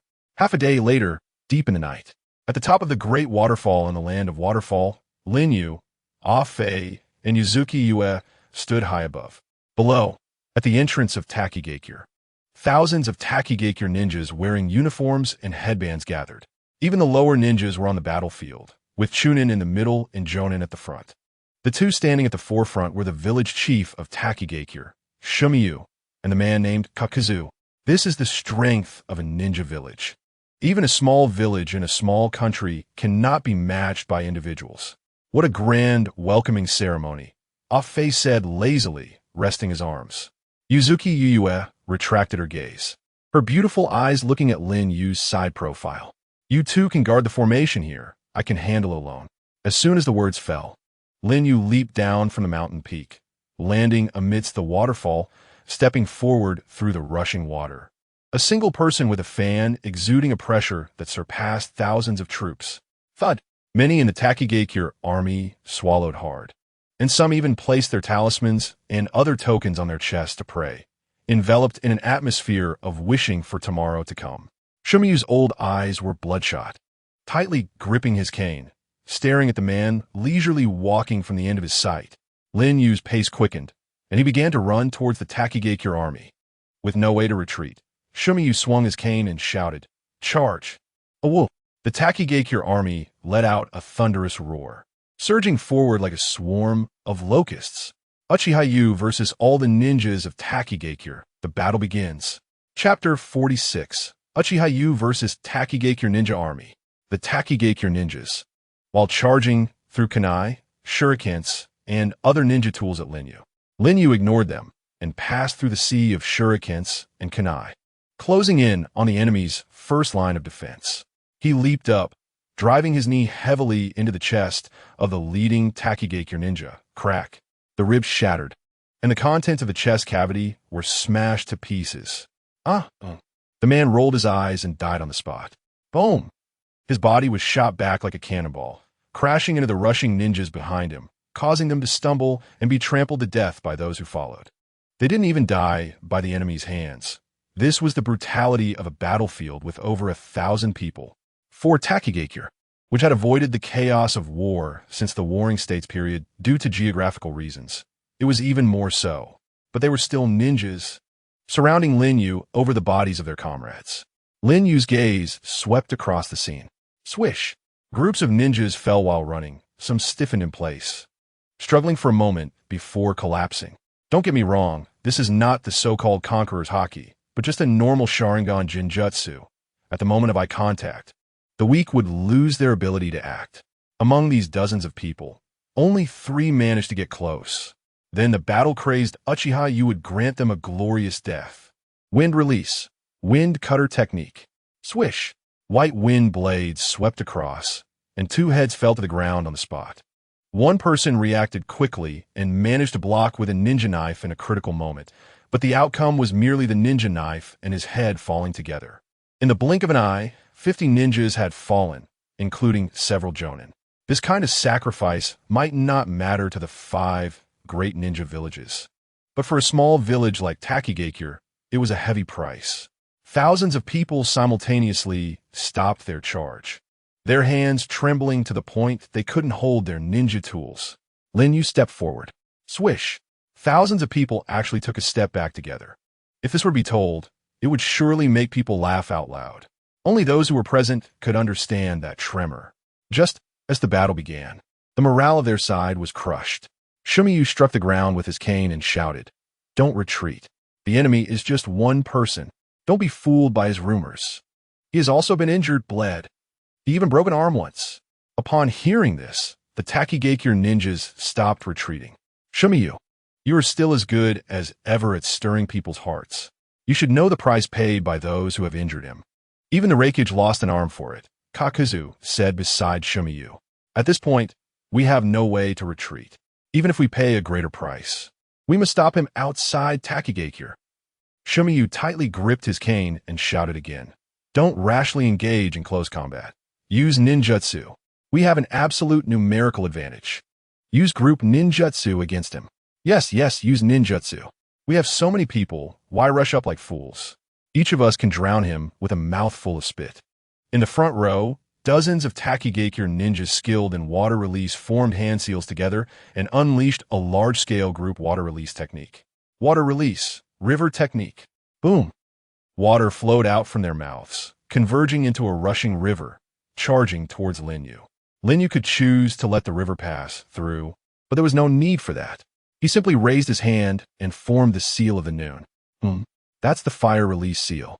Even if it's used fire release, it's too much to contend with such a large-scale group water release technique. Yuzuki Yue, watching, said, basing her judgment on Lin Yu's past performance with fire release. Beside her, Afei said meaningfully, "Things are different now. Fire release, great fire annihilation. Raging flames." Lin Yu opened his mouth and sprayed a thin pillar of fire, but that pillar exploded into a sea of fire after spreading several meters. Yes, in the past, Lin Yu's fierce fire was extinguished, and what he spat out was also a sea of fire, but without comparison, there is no difference. Compared to this sea of fire at this moment, the past sea of fire can only be considered a small stream. Boom! The sea of fire collided with the river, and the sea of fire showed no signs of diminishing at all, while the river was instantly boiled. Thick water vapor spreading out, making the visibility on the entire battlefield almost zero. Roar, roar, roar. The Takigakure ninjas had not yet realized what was happening when suddenly flames surged from the water vapor ahead, and hundreds of fireballs whistled towards them, exploding among the crowd. Boom, boom, boom. With each explosion, several, even dozens of Takigakure ninjas were blown to bits. Do the spectators feel a strong sense of déjà vu, reminiscent of Uchiha Madara's confrontation with the allied shinobi forces? Perhaps. But the scene before them is even more overwhelming than Madara's time, because Lin Yu, who has gained the power of Hashirama, now wields fire techniques that are no less powerful than Madara at his peak, while the Takigakure ninjas are far from the strength of the previous allied shinobi forces. The Takigakure ninjas once again fell into despair. Our group water technique is actually suppressed by one person's fire technique. Is this possible? How can we fight against such an enemy? Village chief, what should we do? As the atmosphere of despair spread among the crowd, Lin Yu had already donned the Yatagarasu Susanoo and walked out of the sea of fire. Takigakure ninjas, I ask you once more, do you wish to surrender? Lin Yu asked loudly. Shimoku Akira gripped his cane tightly, thinking, maybe we can still fight back. Takigakure will never surrender. He shouted. Foolish Lin Yu shook his head helplessly. The Yatagarasu Susanoo raised its giant blade and smashed it down towards the front. Boom! The slash cracked the ground, leaving no survivors in a straight line, and the dispersing air currents lifted large groups of nearby ninjas into the air. Thus, the battlefield was thrown into chaos. Don't panic. Earth-style ninjas first changed the terrain to restrict that thing's movements. Shimoku Akira quickly commanded. Nearly 100 Earth-style ninjas bent down to form hand seals, slamming their hands onto the ground. Earth-style mud swamp technique. Boom! A large area of land turned into a swamp, and the Susanoo sank into the mire. Water-style ninjas further restrict that giant, especially its weapon. Shimoku Akira shouted. A large number of water-style ninjas moved forward, forming hand seals while running. Water-style, water whip. Swish, swish. The water whips entangled, binding the Susanoo's body and weapon. Lightning-style ninjas. Cooperate with the water-style ninjas to destroy that giant's defenses. The lightning-style ninjas advanced. Lightning-style, lightning strike technique. Crackle. Intense lightning surged along the water whips, attacking the Susanoo. Crack, crack. Many cracks appeared in the hard armor of the Yatagarasu Susanoo. This is not surprising. Hundreds or thousands of ninjas, even if they are lower ranked, using group ninjutsu, their power will definitely exceed the level of a Kage. Now, everyone unleash your most powerful attacks. Don't hold back your chakra. Bombard continuously until that huge creature and that invader both turn to nothing. Boom, boom, boom. In an instant, fire, water, earth, wind, and lightning combined to strike at the severely damaged Yatagarasu Susanoo. This group ninjutsu released by thousands of people likely exceeded the power of a tailed beast. Boom, boom, boom. In an instant, the explosive fire waves and shock waves engulfed everything, the booming sounds resonating, and the ground trembled continuously. Uchiha, do you see this? This is our confidence in not surrendering. Shimoku Akira shouted loudly, his words filled with pride. Your confidence is just a foolish, futile struggle. Wood style, birth of the world of trees. Accompanied by the imposing words, hundreds and thousands of large trees rose from the ground. What? It was as if a shadow of a nightmare had been evoked, and Kakuzu's eyes widened. Chapter 47. Wood style, the power to pacify the chaos. Impossible. This is absolutely impossible. In this era, how can there still be ninjas who can wield such immense power? Kakuzu murmured, as if possessed. Rumble. The rolling trees flattened hundreds of stunned Takigakure ninjas in an instant and continued to push forward into the ground. Wood style, it's wood style, quick, run away. The terrified Takigakure ninjas scattered in all directions. However, every tree in this forest, every branch on the trees, seemed to have its own consciousness, entangling the fleeing soldiers. The fleeing soldiers were either ensnared by tree trunks and strangled to death, or directly pierced by branches, hanging in midair. Puddles of blood spread under the trees, resembling a hell of blood. No one, no force, can resist this life-giving power. Looking at the horrific scene before him, Shimoku Akira's hands trembled. It's actually this strong. Have my decisions really harmed everyone? Regardless, Shimoku Akira knew he must step forward to stabilize the morale. With a resolve to face death, he threw away his cane and charged to the front. The fleeing Takigakure ninjas, seeing their village chief charge forward recklessly, all stopped in their tracks. Warriors, behind you is Takigakure village, the home we have lived in for generations. Even if we must build a wall with our flesh and blood, we must block this evil forest. Shimoku Akira shouted, activating his ninjutsu, even if that ninjutsu was insignificant in the face of the wood-style power. Whatever. Let it go. It's either that or death.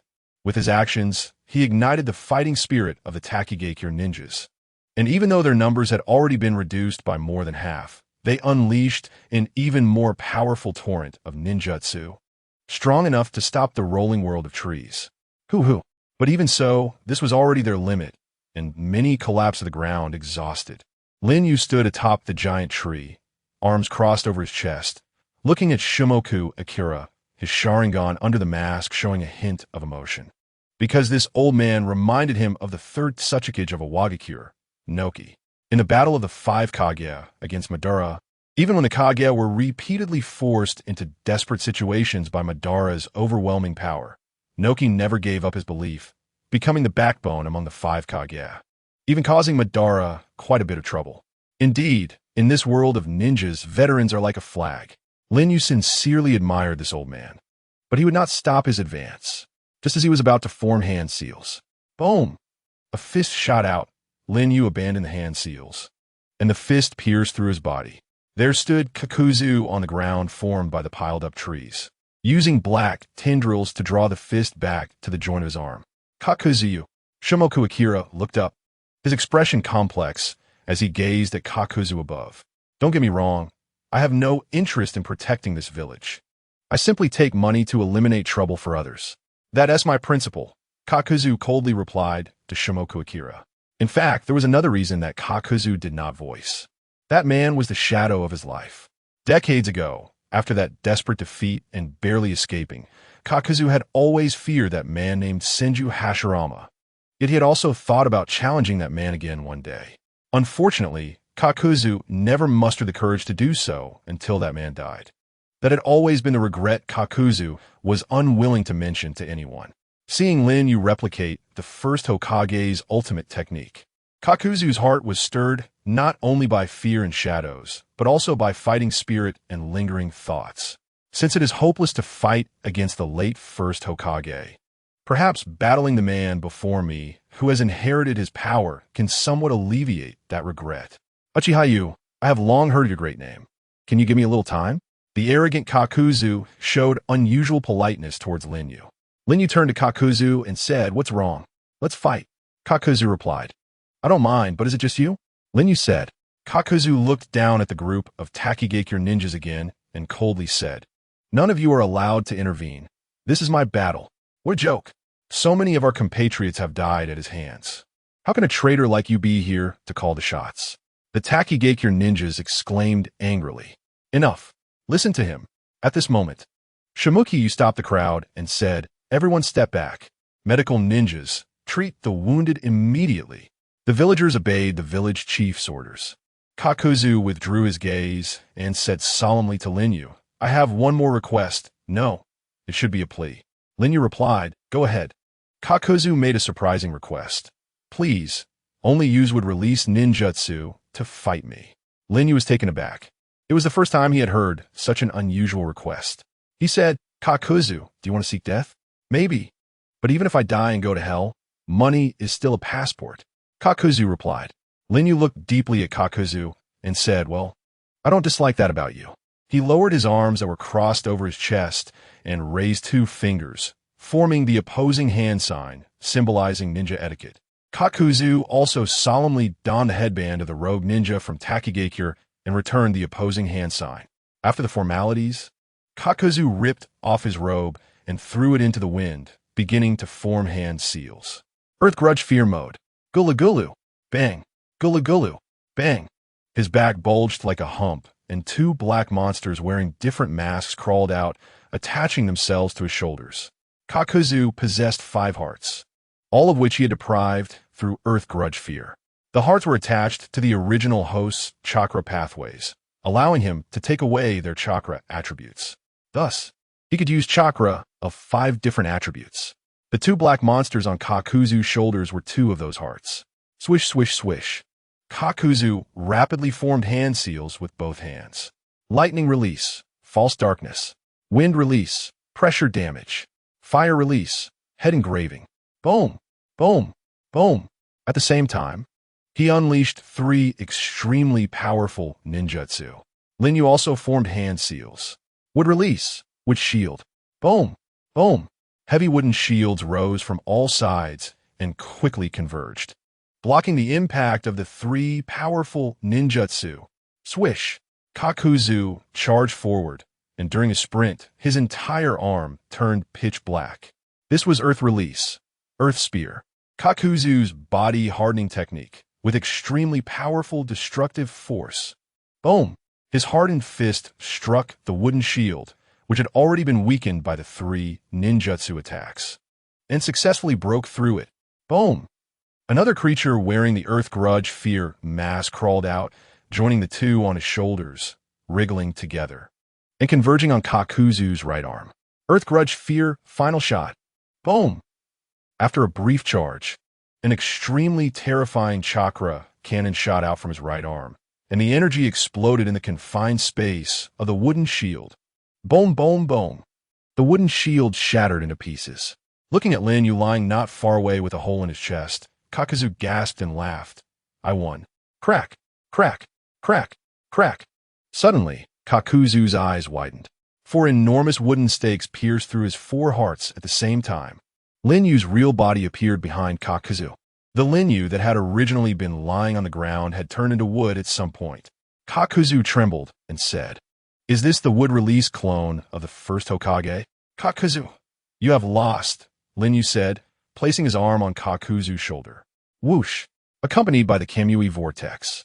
He was sucked into the space-time dimension. Lin Yu had other plans for him. He turned around, raised his arm, and looked down at Shimukyu and said, Release the tailed beast. Chapter 48, The Despairing Power Gap.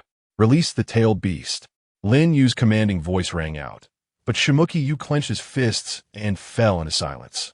Although Takigakure was weak, it possessed the 7 tails, which ranked 3rd in power among the 9-tailed beasts. This forbidden power had attracted the covetous eyes of ninjas from other countries more than once. The 5 great ninja nations had repeatedly threatened and tempted to seize this power, and there had been several attempts by spies to infiltrate, almost succeeding. To prevent unforeseen circumstances, Takigakure sealed the 7 tails in a jar with sealing techniques, releasing it only in times of crisis, and resealing it once the crisis was averted. That jar was a treasure gifted by the Whirlpool clan of Uchiha as a gesture of friendship when the land of Waterfall and the land of Whirlpool established diplomatic relations. And every year, the Uzumaki clan would send someone to reinforce the jar's seal. Unfortunately, with the demise of Uchiha, the members of the Uzumaki clan had gone into hiding to save their lives, living under assumed identities, and naturally, no one would come to reinforce the jar's seal. Thus, the sealing technique within the jar gradually weakened, especially when releasing the tailed beast and resealing it. The strength of the sealing technique would significantly diminish.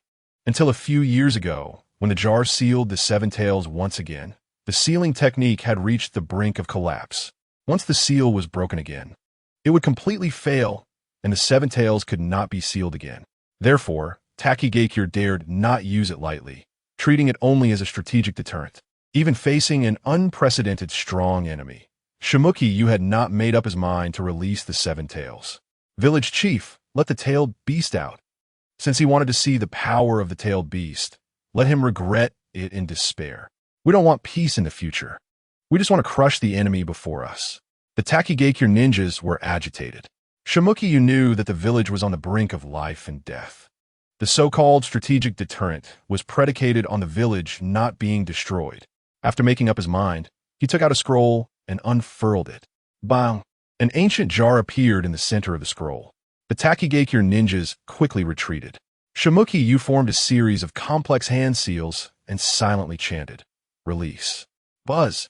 The sealing technique on the jar began to flicker rapidly and started to fade. Whoosh! Shimuki Yu suddenly retreated. Boom! A scarlet light burst out of the jar, shooting straight into the sky, and a black vortex appeared in the night sky. Crackling, red lightning rolled through the clouds.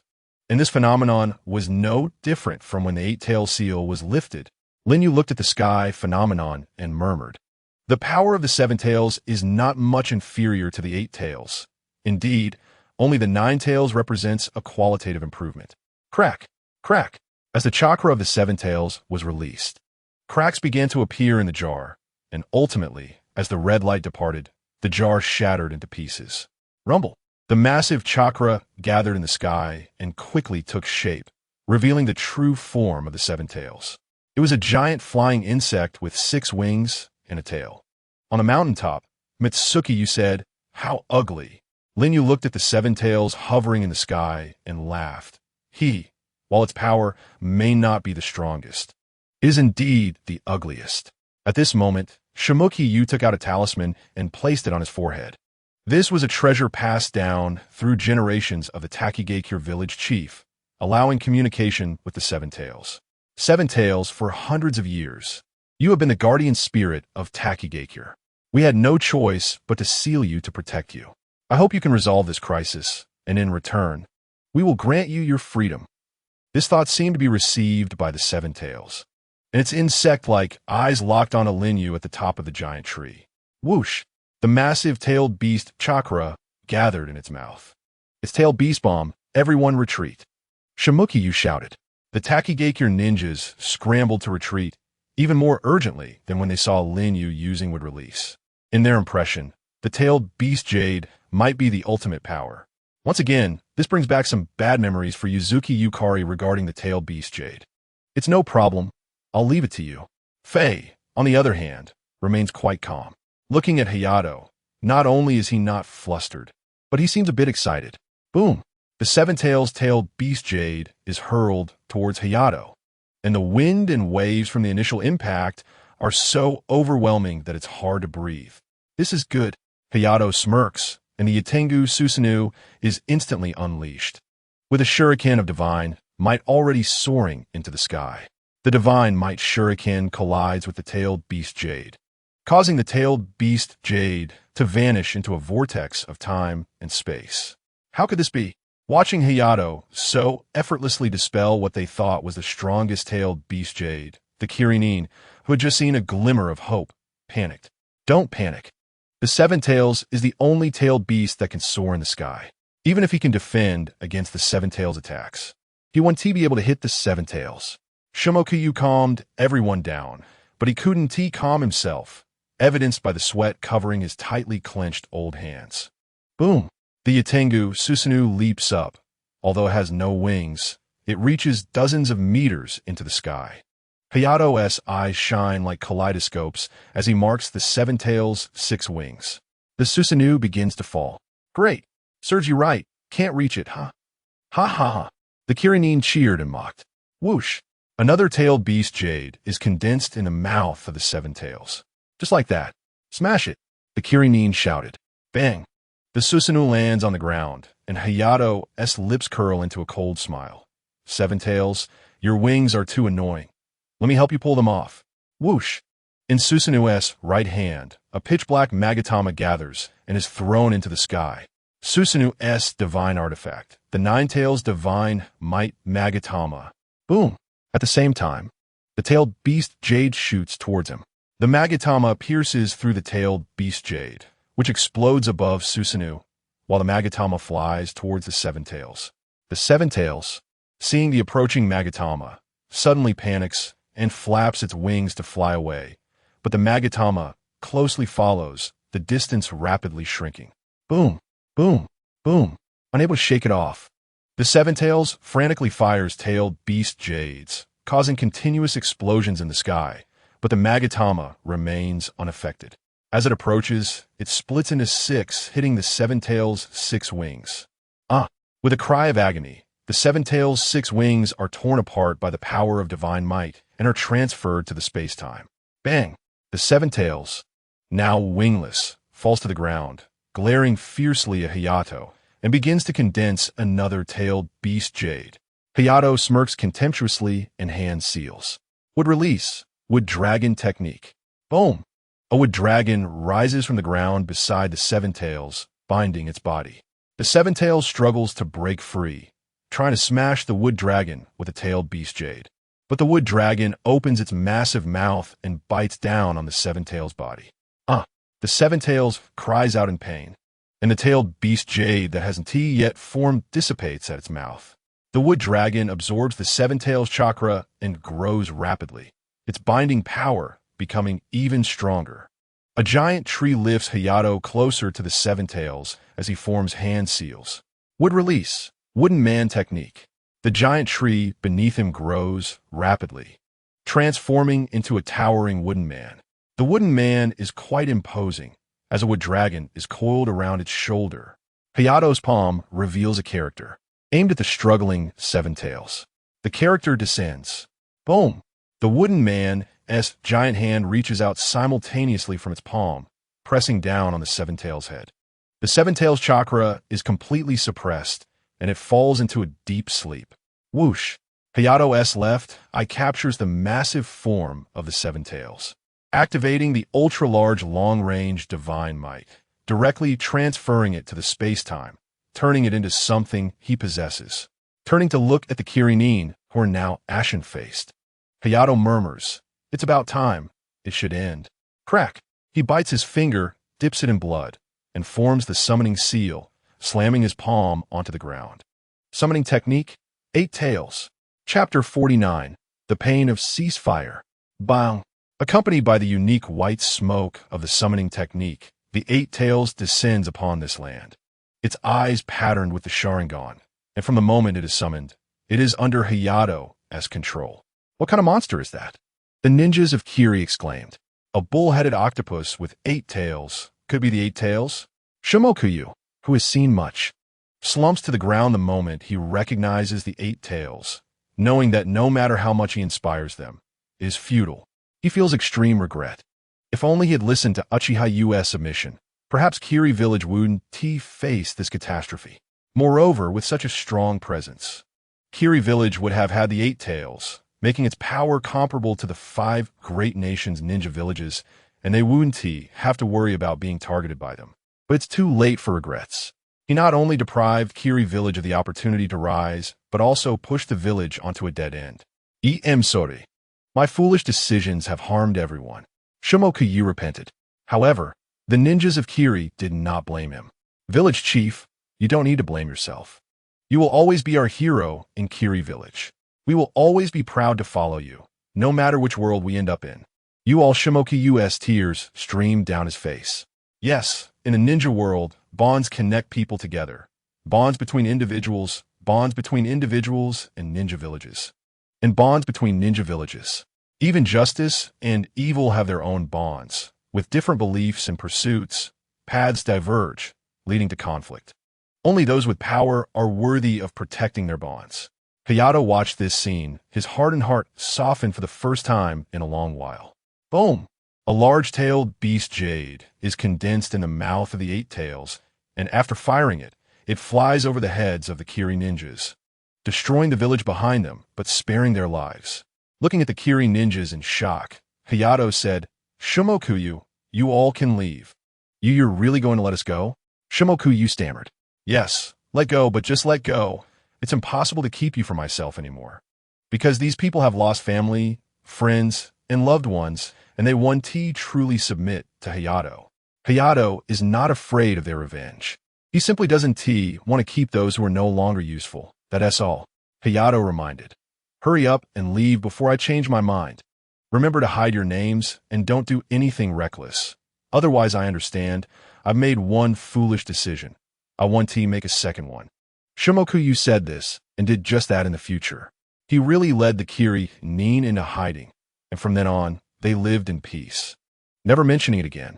The Nin turned around, taking one last lingering look at the village engulfed in flames behind them, leaving with the bodies of their companions, departing from a place they had lived for generations. Bang! The 8 tails vanished, returning to Hayato's space-time. And Kiri village has been forever erased from the map of the ninja world, leaving only a blank land behind, where a new village and a new order will be established. Faye and Yuzuki Yukari descended from the mountaintop and walked to Hayato's side. The setting sun looked at this man with a complicated expression, thinking, "You really showed mercy. He is indeed not cold-hearted." "Faye, how much does my strength differ from what you know of Madara?" Hayato couldn't help but ask Faye, "Do you want to hear the truth?" Faye replied, "Of course. If it were Madara, he would have solved the battle in only half the time." Faye said. Hayato nodded, concluding that his findings were the same as Faye's. Faye then shifted the topic. "However, in terms of the application of wood release, without a doubt, you are already far above Madara. Because even that Madara never obtained the complete power of the first Hokage. Hayato did not become complacent because of this. Comparing wood release with Uchiha Madara is like competing with Senju Hashirama over ocular power. These two have already reached the pinnacle in their respective fields. It's just that Madara's ambition is greater, and he is not satisfied with the power he has, which is why he slightly dabbled in wood release. Only by surpassing the two who have reached the peak in ocular power and wood release can Hayato feel a sense of achievement. Now, Lin Yu possesses these two powers and is striving to climb higher with Senju Hashirama and Uchiha Madara as his temporary goals. Gulu, gulu, gulu. At this moment, the white Zetsus emerge from the ground with their families. "Hey, where's the village? I heard there's a new home. You won't make us sleep on the ground, will you? The outer path golem is gone. That was our old nest. Where did you take it?" The white Zetsus chattered.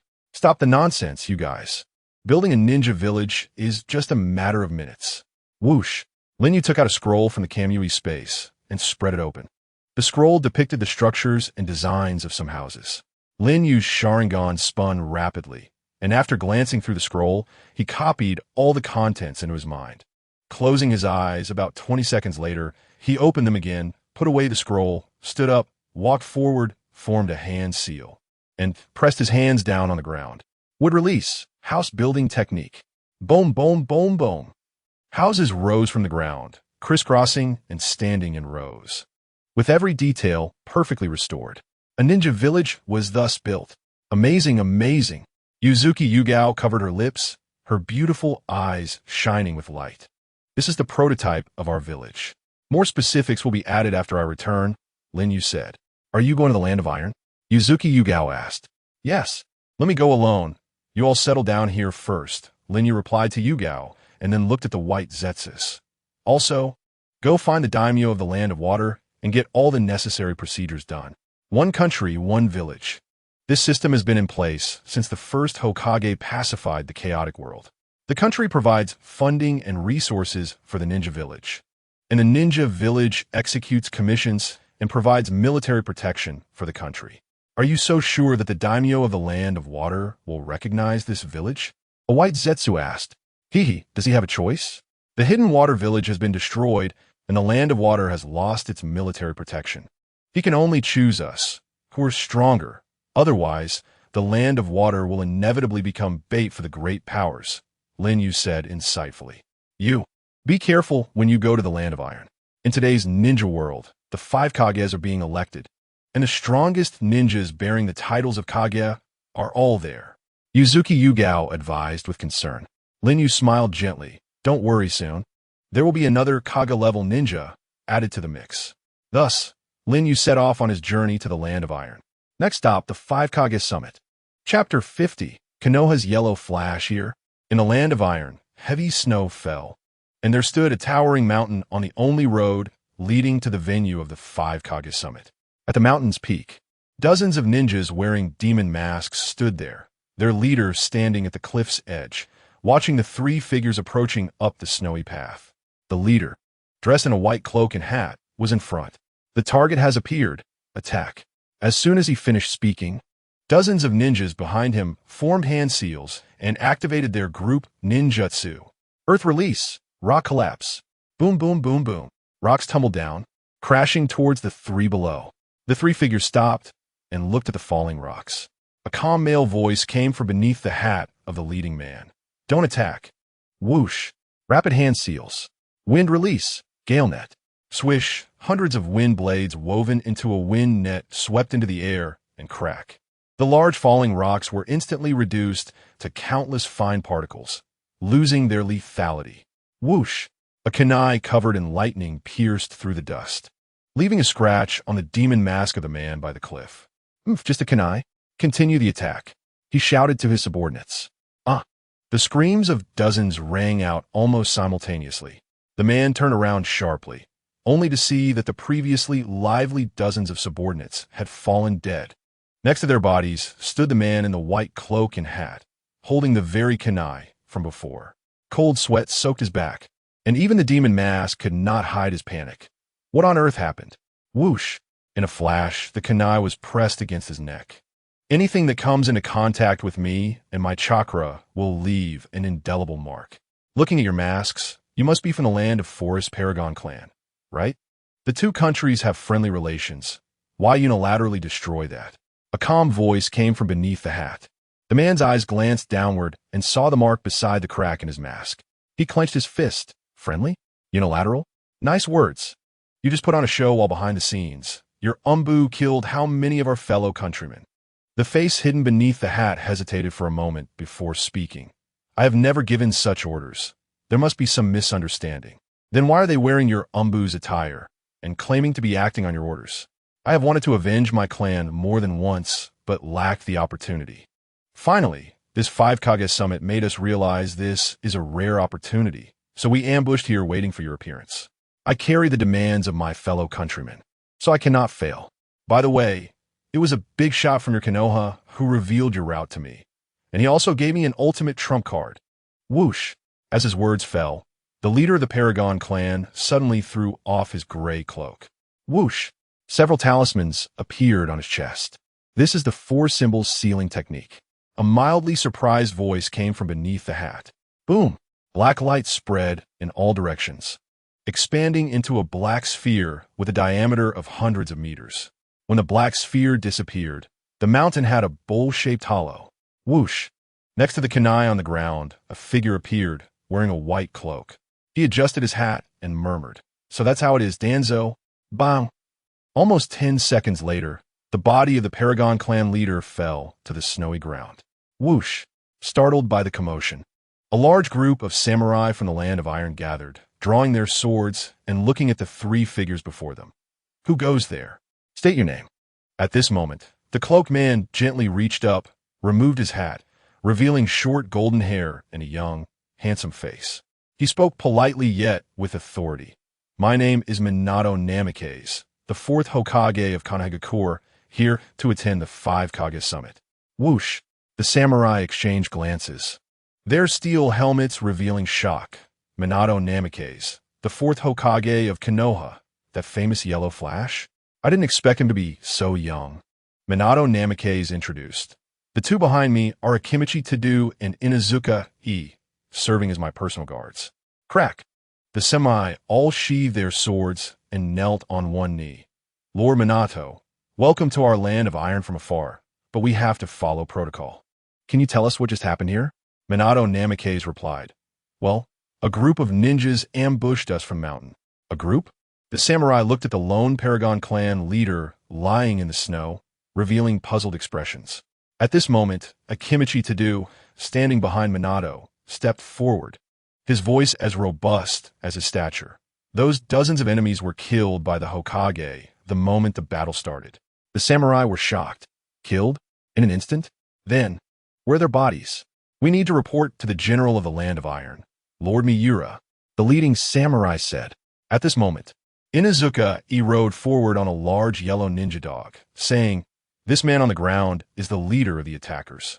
He had just been captured by the 4th Hokage and, realizing he was doomed, used a forbidden technique that would instantly seal everything within a radius of hundreds of meters into his body.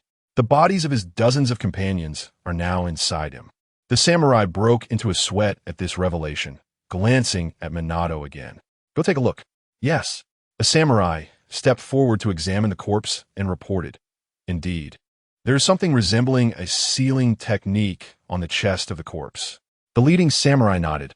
"I see. So, Lord Fourth, we sincerely apologize for such an incident occurring within the borders of our Iron Country. We will escort you to the meeting venue." Namikaze Minato said, "There's no need for that. You should get back to your business as soon as possible. In that case, it would be disrespectful not to comply." The samurai took the body of the leader of the Prajna group and left. Phew!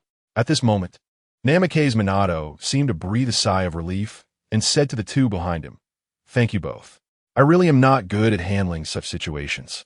What are you being polite for, little brother? Even after becoming Hokage, you haven't changed at all, Minato." Akimichi Tudu and Inazuka Kiba, both members of Minato's past team, were older than him. They treated Minato like a younger brother during their missions together, and now that he had become Hokage, they served as his guards, but privately, Minato still regarded them as older brothers. "Then let's hurry along. I have a feeling that this meeting of the 5 Kaguya will be fraught with hidden currents." Minato put on the Hokage hat, and a sharp light flickered in his azure pupils. Chapter 51. The 5 Kaguya Meeting in the Iron Country. At the venue for the 5 Kaguya meeting, the walls displayed the flags of the 5 great nations: wind, fire, earth, lightning, and water. At the huge circular table facing east and west, the 4 Kaguya, except for the Hokage of Konoha, had already arrived. The initiator of the meeting, the 4th Raikage, sat at the eastern end, missing his left arm, yet still exuding an imposing aura. Bang! Raikage slammed his right fist on the table, glaring at the empty seat to his left. He angrily exclaimed, "Damn Hokage! How dare he keep so many of us waiting for him alone, acting all high and mighty. If he doesn't give me a convincing reason, I will absolutely not let him off the hook." Lord Raikage, the Hokage encountered a slight, unexpected situation on the way and has been delayed a bit, but he should be arriving shortly. "Please be patient," said Mifune, the general of the Iron Country, who sat across from and was responsible for presiding over this meeting and maintaining order. Unexpected situations have always been Konoha's specialty. Raikage scoffed impatiently. That kid back then still hasn't changed his temper at all. Perhaps that's why he lost an arm at such a young age. Sai, the 3rd Tsuchikage, Anoki, sitting to Raikage's right, spoke in a tone of someone who had experienced it all. "Huh? What did you say? Mind your own back, you little old man." Raikage retorted angrily. "Lord Raikage, please mind your language." Behind Anoki, the Iwagakure elite jonin, Kurozetsu and Akatsuchi, stepped forward. The elite jonin from Kumogakure, Darui, and Shikamaru also stepped forward behind Raikage, creating a tense atmosphere. Kurozetsu, Akatsuchi stepped back. "I'm not so petty that I would argue with a child over such matters," Anoki said with a laugh. At this time, the seat of Kirigakure adjacent to Konoha's was occupied by the 4th Mizukage, Yagura, who was also missing an arm, interestingly taken by the same person as the two of them. The 2 remaining members of the 7 ninja swordsmen of the mist, Kisame Hashigaki and Mangetsu, who had recently been awarded the title of 2 demons of the mist by Hate, were guarding Yagura. Across from Yagura sat the 4th Kazekage, Raza, with his guards. The elite jonin from Sunagakure, Maki and Yura. Raza rested his arms on his chest, looking down with an air of indifference. It wasn't until a yellow figure appeared at the entrance that he raised his head and gazed deeply. "Sorry for being late, and thank you all for waiting," said Namikaze Minato as he strode in. Behind Anoki, Kurozetsu clenched his fists, while Akatsuchi even openly cast a hostile glare. At the end of the 3rd Great Ninja War, the famous battle at the Kanabi Bridge was actually a showdown between elite teams from Konoha and Iwagakure. Iwagakure's team consisted of the 5 most outstanding elite jonin at the time: Jinchuriki, Hashikage, Oishi, Tsunade, and the East Deadman, even the less remarkable among them. Hashikage and Oishi once pushed Kakashi Hatake, Obito Uchiha, and Rinnegan into a desperate situation. However, all 5 were ultimately wiped out, thanks to the Yellow Flash. This defeat eradicated the advantages Iwagakure had established in the early stages of the Third War, forcing them to sign a peace treaty with Konoha. This painful memory made the entire village harbor extreme hatred for the Yellow Flash. There was even a saying circulating within a Wagakure. Whoever can end the yellow flash of Konoha will be the next Tsuchikage. But no one dared to try. After all, staying alive was a prerequisite for becoming Tsuchikage. Minato ignored the hateful glares, placed the Hokage hat on the table, and sat down calmly, with Akimichi Tudu and Inuzuka Kiba guarding behind him.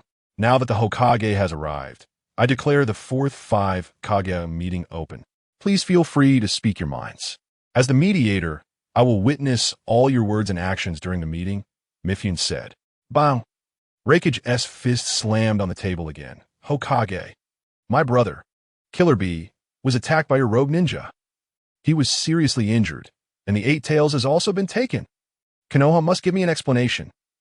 Facing Raikage's aggressive demeanor, Akimichi Tudu and Inuzuka Kiba furrowed their brows, but Minato gestured for them not to act rashly. Then he said slowly, Lord Raikage, I understand your feelings, but rogue ninjas exist in every country and every village. We cannot fully restrain their actions. I can apologize on behalf of myself to you, Lord Raikage, and your brother Killer Bee, but if you expect Konoha to provide an explanation for this matter, that is impossible. What did you say? Raikage stood up directly. Inoki interjected, You're making a fool of yourself. Isn't it your own inability that has led to this loss? Raikage angrily replied, Inoki, this matter hasn't fallen on you a Wagakure, so you can speak freely. Mifune mediated, Everyone, the purpose of this meeting is to seek solutions to problems together. If it's about fighting, we can just send troops to attack. There is no need to sit here. Since we are here, let us discuss properly. Quarreling won't solve anything. Oof. Raikage sat down again. At this moment, Inoki spoke up, Hokage, although I do not agree with Raikage's attitude. The Uchiha clan of Konoha has always been an unstable factor in the ninja world. The Uchiha Madara of the past, and now Uchiha Yu. The Uchiha clan will eventually become a tumor in the ninja world. Therefore, for the sake of Konoha and the ninja world, I hope Konoha can be decisive and curb the roots of evil. What do you think, Hokage? Old man Inoki, you finally said something sensible. Uchiha Yu must be killed, and the Uchiha clan cannot be spared. Raikage responded, I share the same view, said Mizuka Jigura. Only Kazekage Raza remained silent. Namake's Minato was clear-headed, using this incident with Uchiha Yu to push the Uchiha clan to the brink of destruction in order to weaken Konoha's strength. I fear that this is the true purpose of the 5 Kage meeting. I absolutely cannot let them succeed. Namake's Minato firmly stated, to implicate an entire clan for the actions of one person does not align with my principles, nor does it represent Konoha's stance. The Uchiha clan has made numerous contributions to Konoha. They're our comrades and compatriots. Therefore, I do not agree with this decision. I want to say that if you disagree, we can unite to launch an attack on Konoha. With this statement from Raikage, the atmosphere in the conference room became tense. Both Inoki and Yagura were staring intently at Minato. Minato lowered his head, resting his chin on his hands. After a long moment, he raised his head, and in his azure eyes, an imposing calmness emerged. That's just right. It's time to settle old scores. After the death of the first Hokage, the first Shinobi World War broke out. The lightning, earth, and water countries aimed at the sealing techniques of the Uzumaki clan in the land of whirlpools to create Jinchuriki. At a time when Konoha's strength was depleted and unable to provide aid, they launched a siege on the village of whirlpools, causing Konoha to lose precious allies and leading to the loss of my lover's home.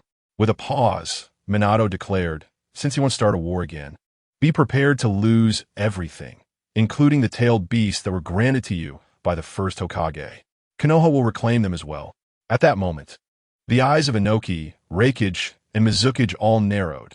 Damn it, he's threatening us with the Uzumaki clan's mastery of sealing techniques. His wife, Kushina Uzumaki, is the one with the strongest inheritance of the Uzumaki bloodline and sealing techniques. By then, Tsunagakure would also stand on the side of Konoha.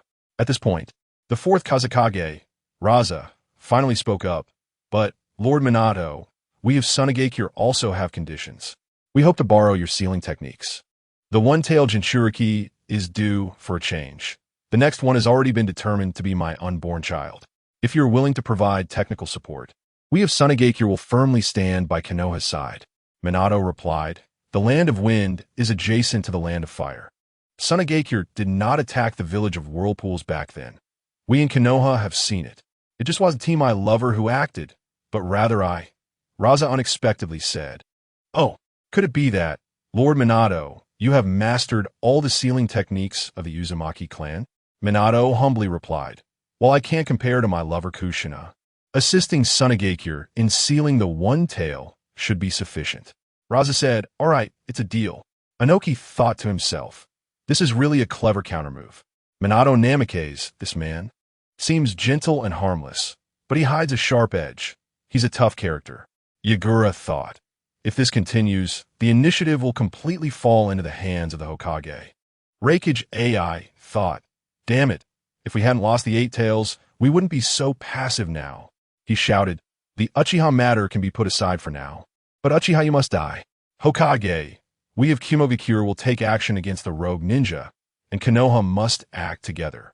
If you refuse to agree to this, Kumogakure will completely turn against Konoha.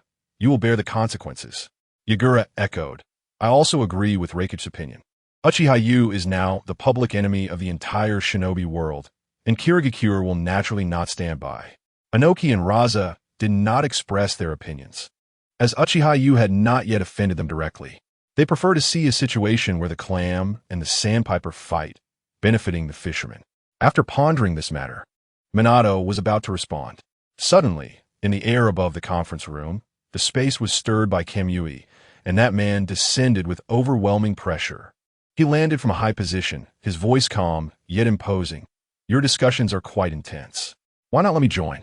By the way, I am the public enemy of the shinobi world that you speak of, Uchiha Yu. Chapter 52. Confrontation of the Five Kage. Just as the Five Kage were surprised by Lin Yu's appearance, a figure arrived in midair, his gaze sharp like an eagle's, and the katana at his waist was drawn like lightning. In a flash, the crescent blade of the sword spread, cutting through the wall behind Lin Yu. As expected of Mitsuba, his swordsmanship is superb, Lin Yu thought with a slight admiration, reaching for Mitsuba's shoulder.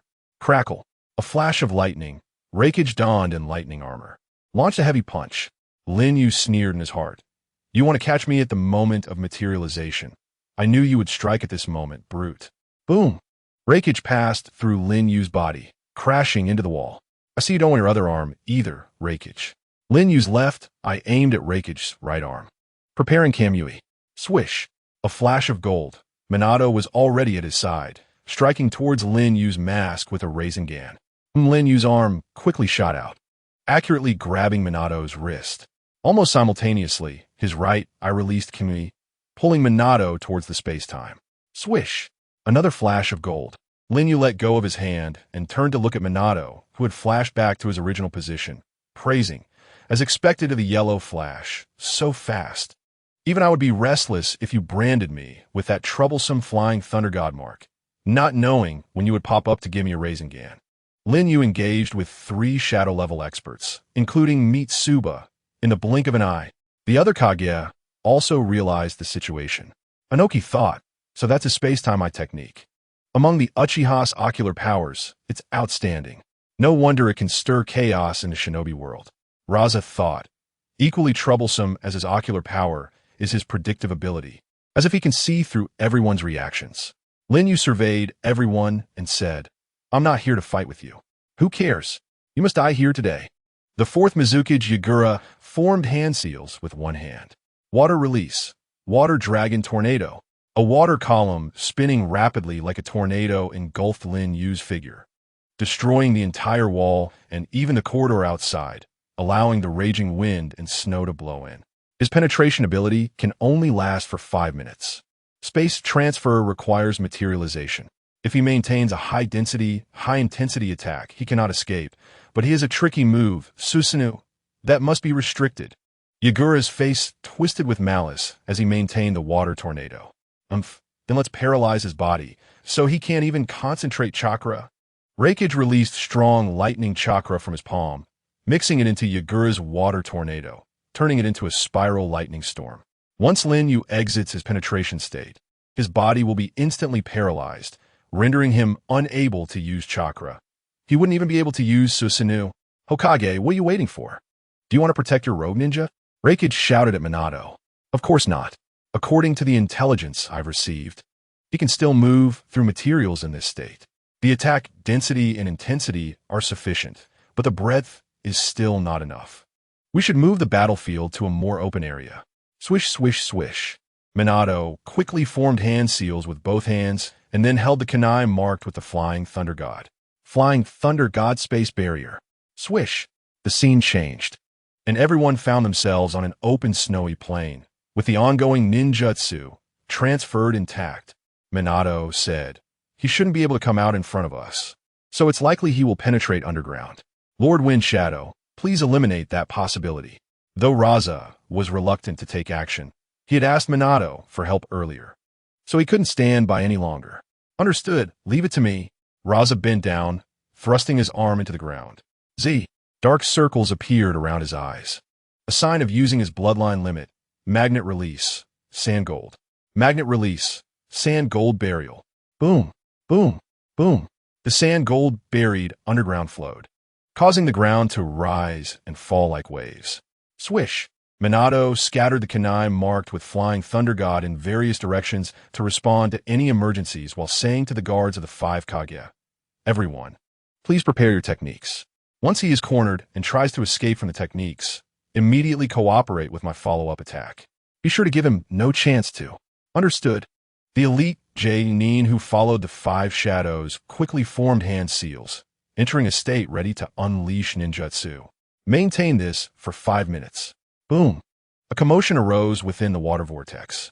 Yagura said, I can feel his chakra appearing in the water. His penetration has been.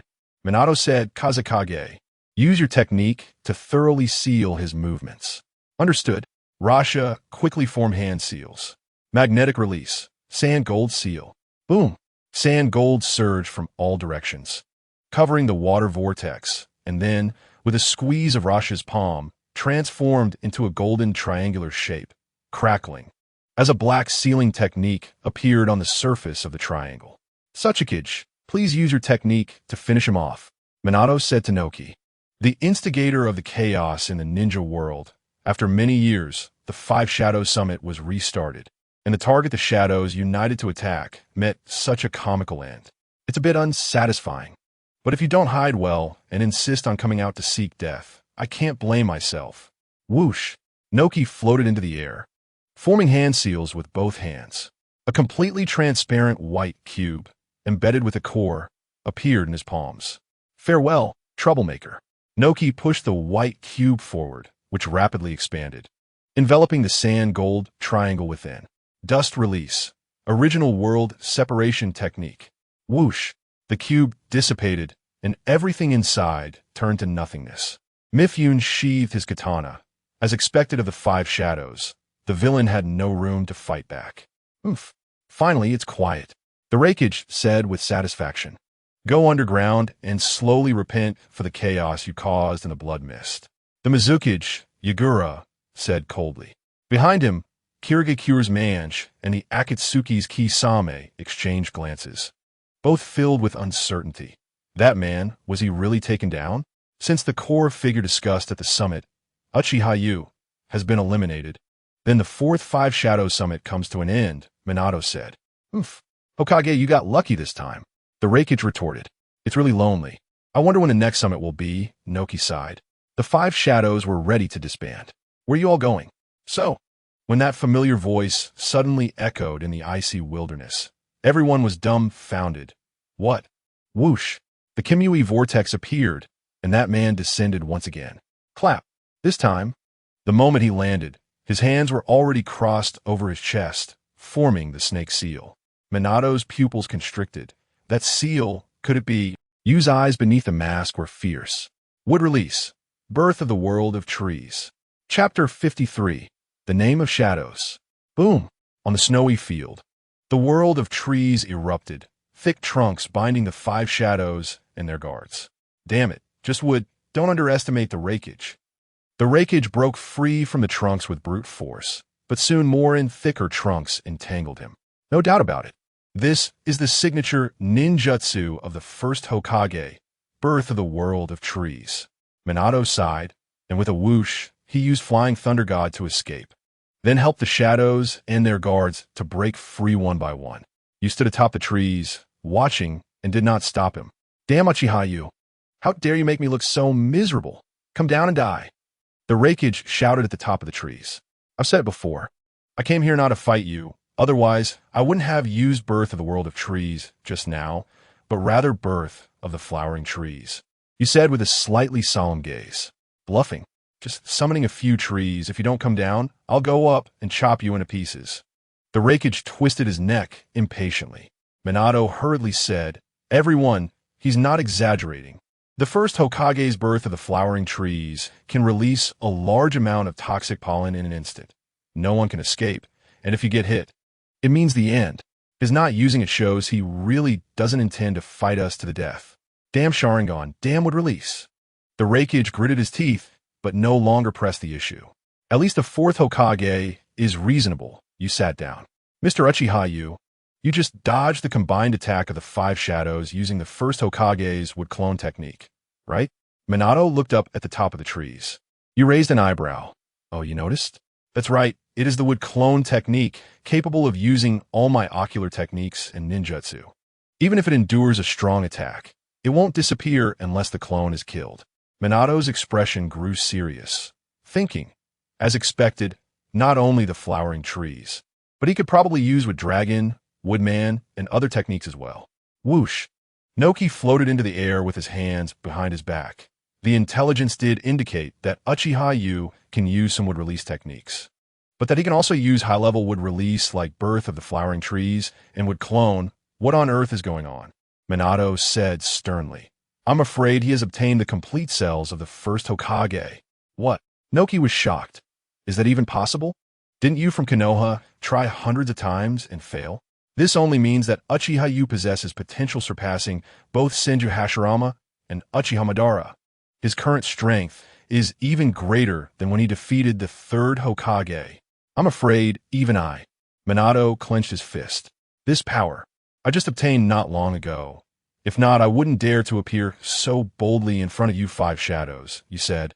Thinking, it seems that choosing to appear with a wood clone was the right decision. Otherwise, with Minato's combat intelligence and Naka's dust release finishing me off, I might really have been taken down. So what is your purpose in coming here? Just to show off your power to us? Noki asked. Ha ha ha. Do I look like such a boring person? After laughing, you said seriously, I came here to announce something to you all. Something that can change the current landscape of the ninja world. What a boastful claim. Just say it. I'll consider it a joke. The Raikage said dismissively. You raised a finger, speaking authoritatively. I, Uchiha Yu, hereby announce the official establishment of the sixth great ninja village, the Hidden Dark Village. And I am the first shadow of the Dark Village. What? The five shadows were in an uproar. What a joke. You think you can establish a ninja village just because you wanna? Which country would dare to recognize you? A public enemy of the ninja world. You want to stand on equal footing with us, a rogue ninja. Don't be delusional. The Raikage shouted. Raikage, it seems your ears are as useless as your arms. I am announcing a fait accompli, not a pipe dream, you said. Fait accompli? Are you saying your dark village has already been established? Noki asked. That's right, just half a day ago, while you were on your way to the Five Shadows Summit. I turned the land of Waterfalls Tekigakure into ruins and established my ninja village on that ruin, you said casually. Whoosh! The five shadows were once again in an uproar. Impossible! Takigakure is the strongest ninja village under the five great nations, with the power of tailed beasts. Its overall strength is even greater than that of Amigakure, which has Hanzo the Salamander. How could it be destroyed just like that? Hard to believe, right? But unfortunately, that is the truth. It should have spread among the five great nations and your respective villages by now. Only you shadows are still in the dark, you said. At this moment, the fourth Kazekage Rasha interjected. He really has no need to brag about such matters.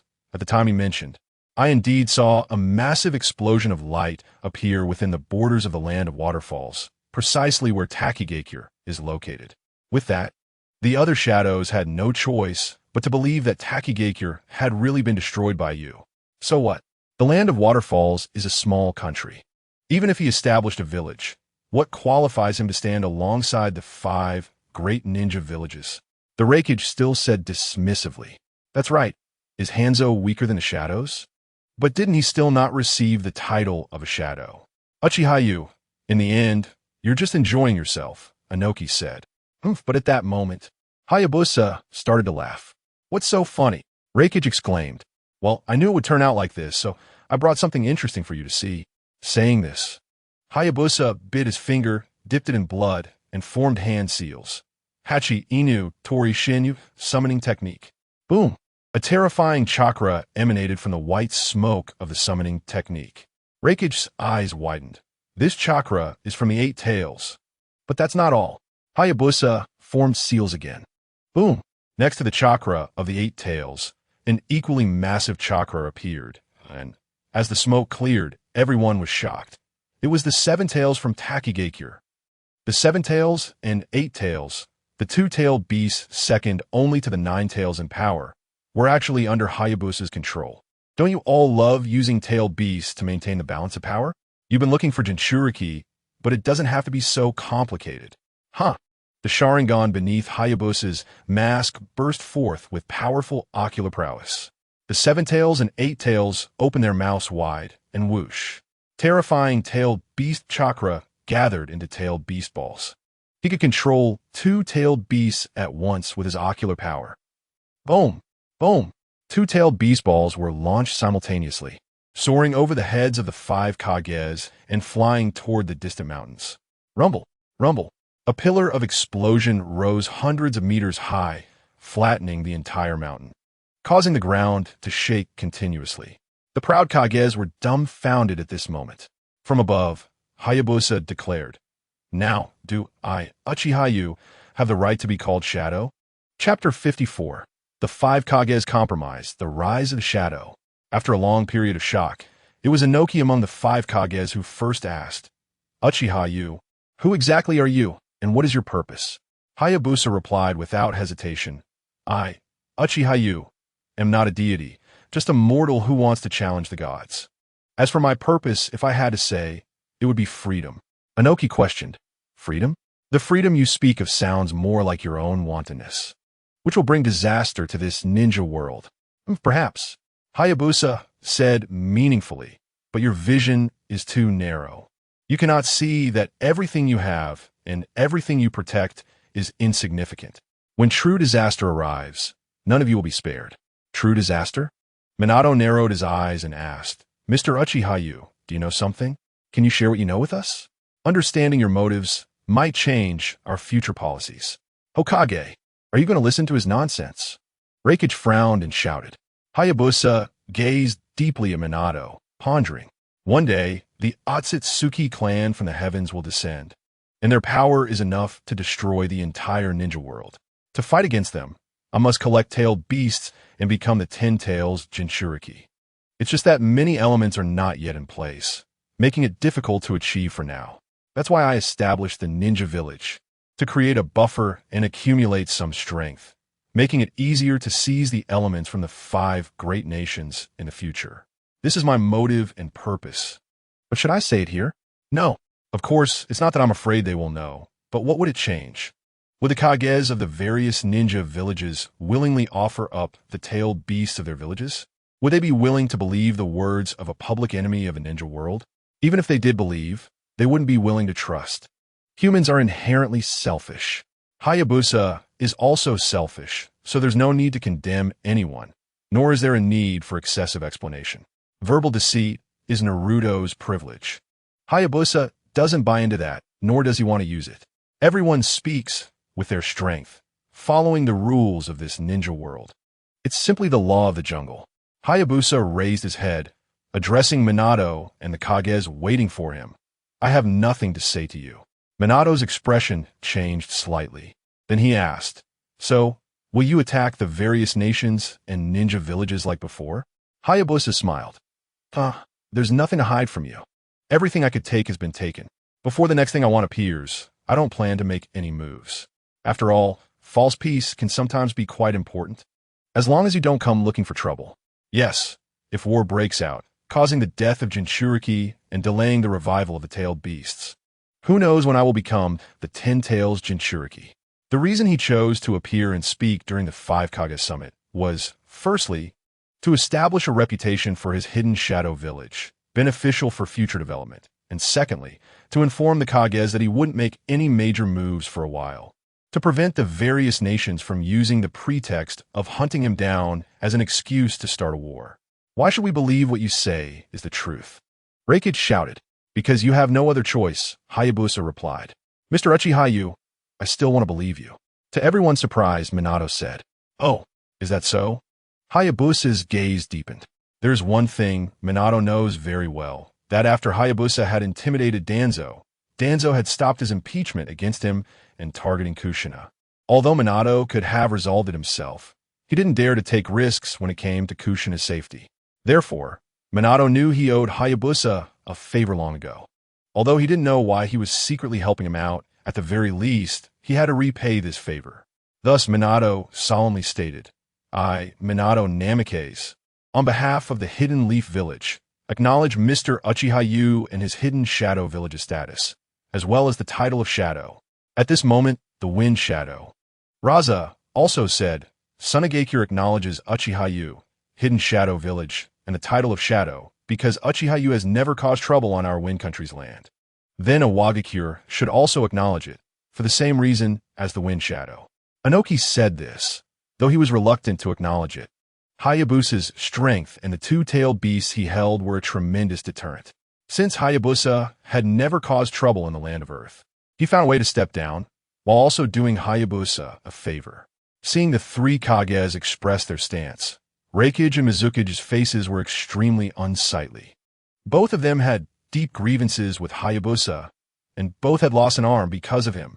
Hayabusa looked at the indecisive Yagura. The corners of his mouth slightly curled up as he took out an item from the Kamui space, which was the explosive blade, Shibuki. He said to Yagura, Yagura, this Shibuki is a trophy for my mission in Kirigakure. It means nothing to me, but it should be something of great importance to you in the Mist Village.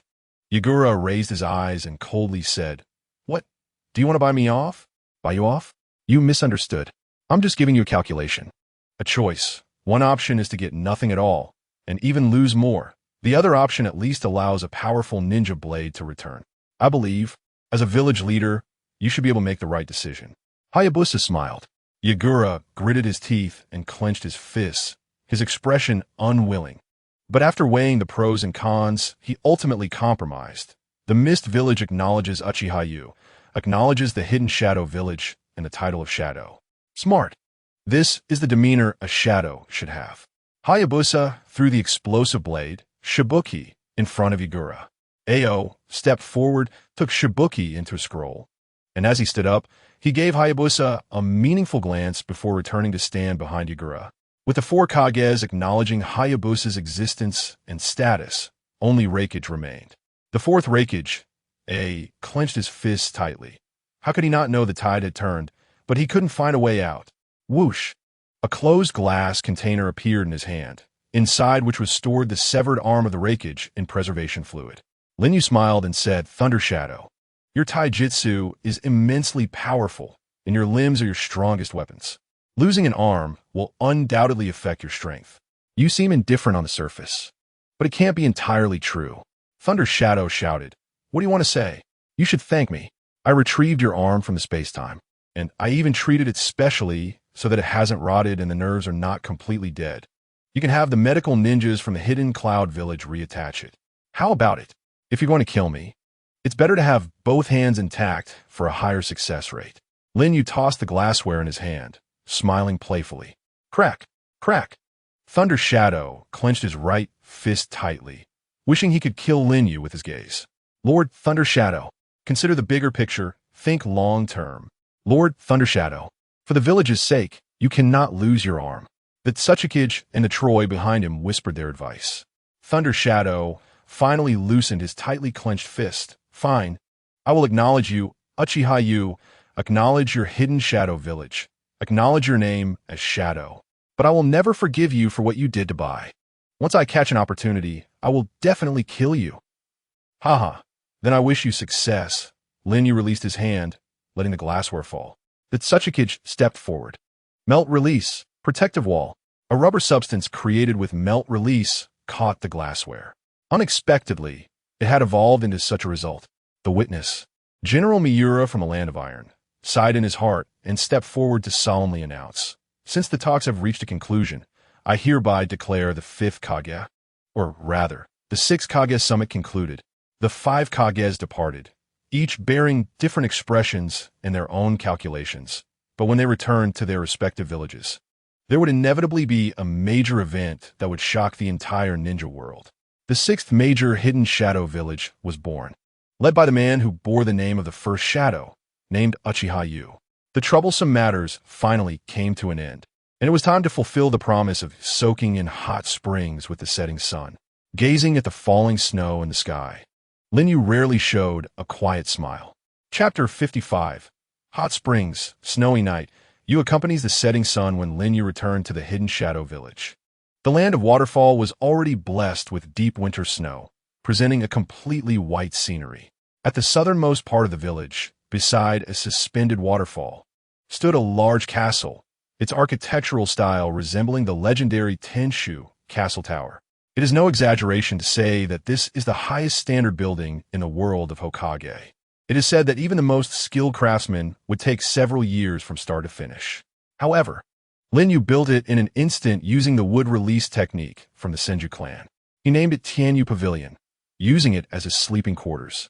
The Tianyu Pavilion was surrounded by classical and majestic walls, with a vast interior space. Lin Yu obtained cherry blossom tree seeds, planted them in a nursery, and accelerated their growth with wood release. In the blink of an eye, the cherry blossoms ripened, creating a pink cherry blossom rain amidst the falling snow, as if he were in a fairyland.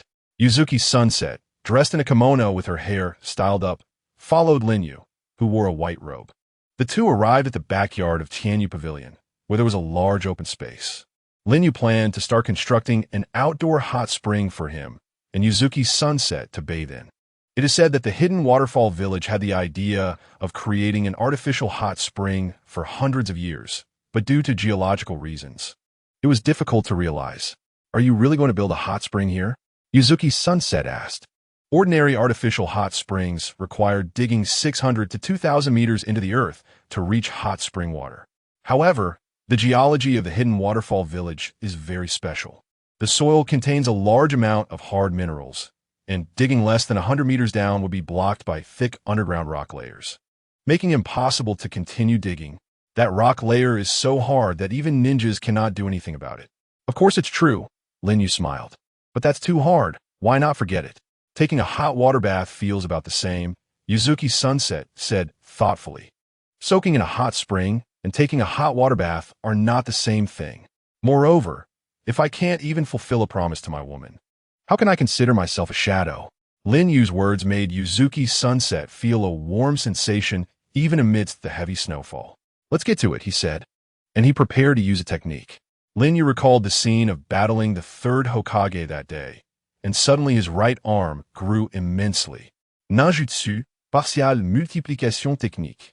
Wow, that's a secret technique of the Akimichi clan. Based on the transformation of yang release, you actually learned it? Yuzuki Sunset exclaimed.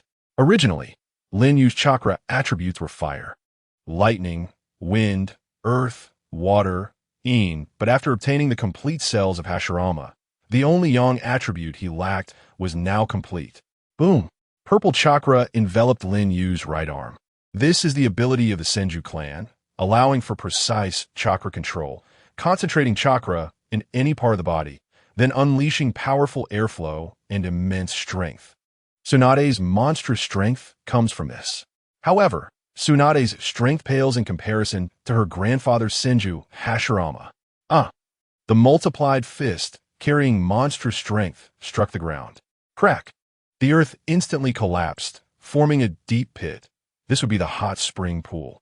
The multiplication faded, chakra retracted, and Lin Yu squatted in the bottom of the pit, knocking on the ground with his fist, making a dull sound. Sure enough, the underground rock layer was extraordinarily hard. If he wanted to dig a spring, Doton, earth release, would probably be ineffective.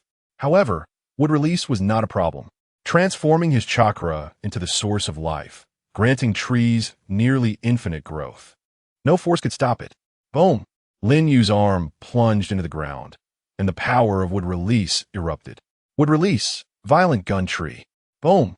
A sturdy tree sprouted from his arm, drilling deep into the earth. Rumble, rumble. Yuzuki's sunset, from a distance, could feel the ground shaking beneath her feet. It was the sound of wood release clashing with the underground rock layers. But evidently, this battle was not so easy, as the deeper he drilled, the greater the resistance grew, something that would take decades or even hundreds of years to accomplish using human effort. Only wood release could achieve it in a short time. But don't get me wrong, wood release and wood release are not the same. If Yamato were to try, he would probably be exhausted after drilling less than 100 meters. 10 minutes passed, and the tree had drilled nearly 2,000 meters into the ground. Sweat began to bead on Lin Yu's face, but he did not rest, gathering even more powerful chakra and manipulating the wood release to drill deeper into the earth. Yuzuki's sunset watched all of this, feeling deeply moved. Half an hour passed, and the tree retracted. Lin Yu's arm emerged from the soil, standing up. On the ground was a bottomless spring hole, but regrettably, no hot spring water gushed out. At this moment, Yuzuki's sunset hurried over, took out a handkerchief, and wiped the sweat from Lin Yu's face, slightly reproaching him. Why did you have to go to such extremes? Because I want to soak in the hot spring with you, Lin Yu smiled. A blush appeared on Yuzuki's sunset's cheeks, and she shyly replied, then we can just go outside the village to find other hot springs. Anyway, with your eye technique, going there and back is just a blink of an eye, right? But in our own village, our own sleeping quarters, enjoying this cherry blossom rain, listening to the sound of the waterfall, and then soaking in the hot spring, doing something joyful together, wouldn't that feel different? Lin Yu said gently. Just imagining it made Yuzuki's sunset feel an endless sweetness in her heart. Yes, of course it would be different. It would be a kind of happiness that is indescribable, she lamented with a hint of disappointment. As it seemed, the hot spring was a failure. Gurgle, gurgle, gurgle. Suddenly, a rushing sound came from the spring hole. Yuzuki's sunset was taken aback and looked towards the spring hole. Gudu, gudu, gudu. Accompanied by this sound approaching, white steam began to rise from the spring. Yuzuki's sunset found it hard to believe. Could it be?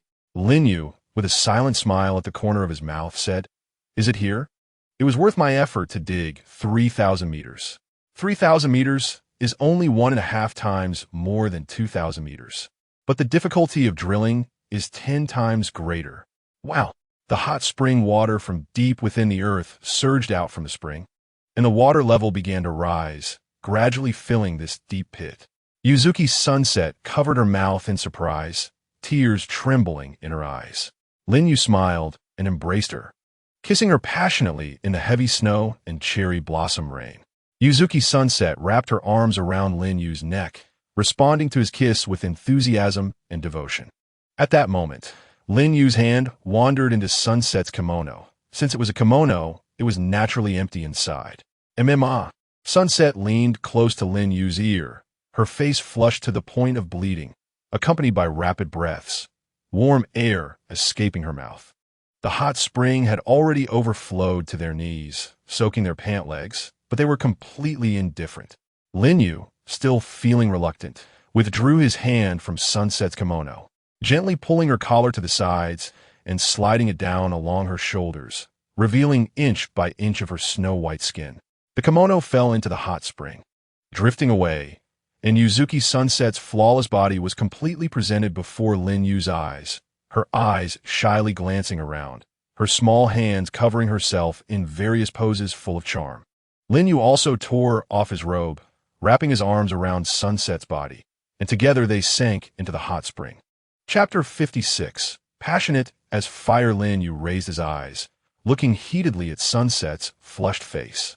No, don't look at me like that. It's so embarrassing. Sunset bit her lip, gently turning her face away.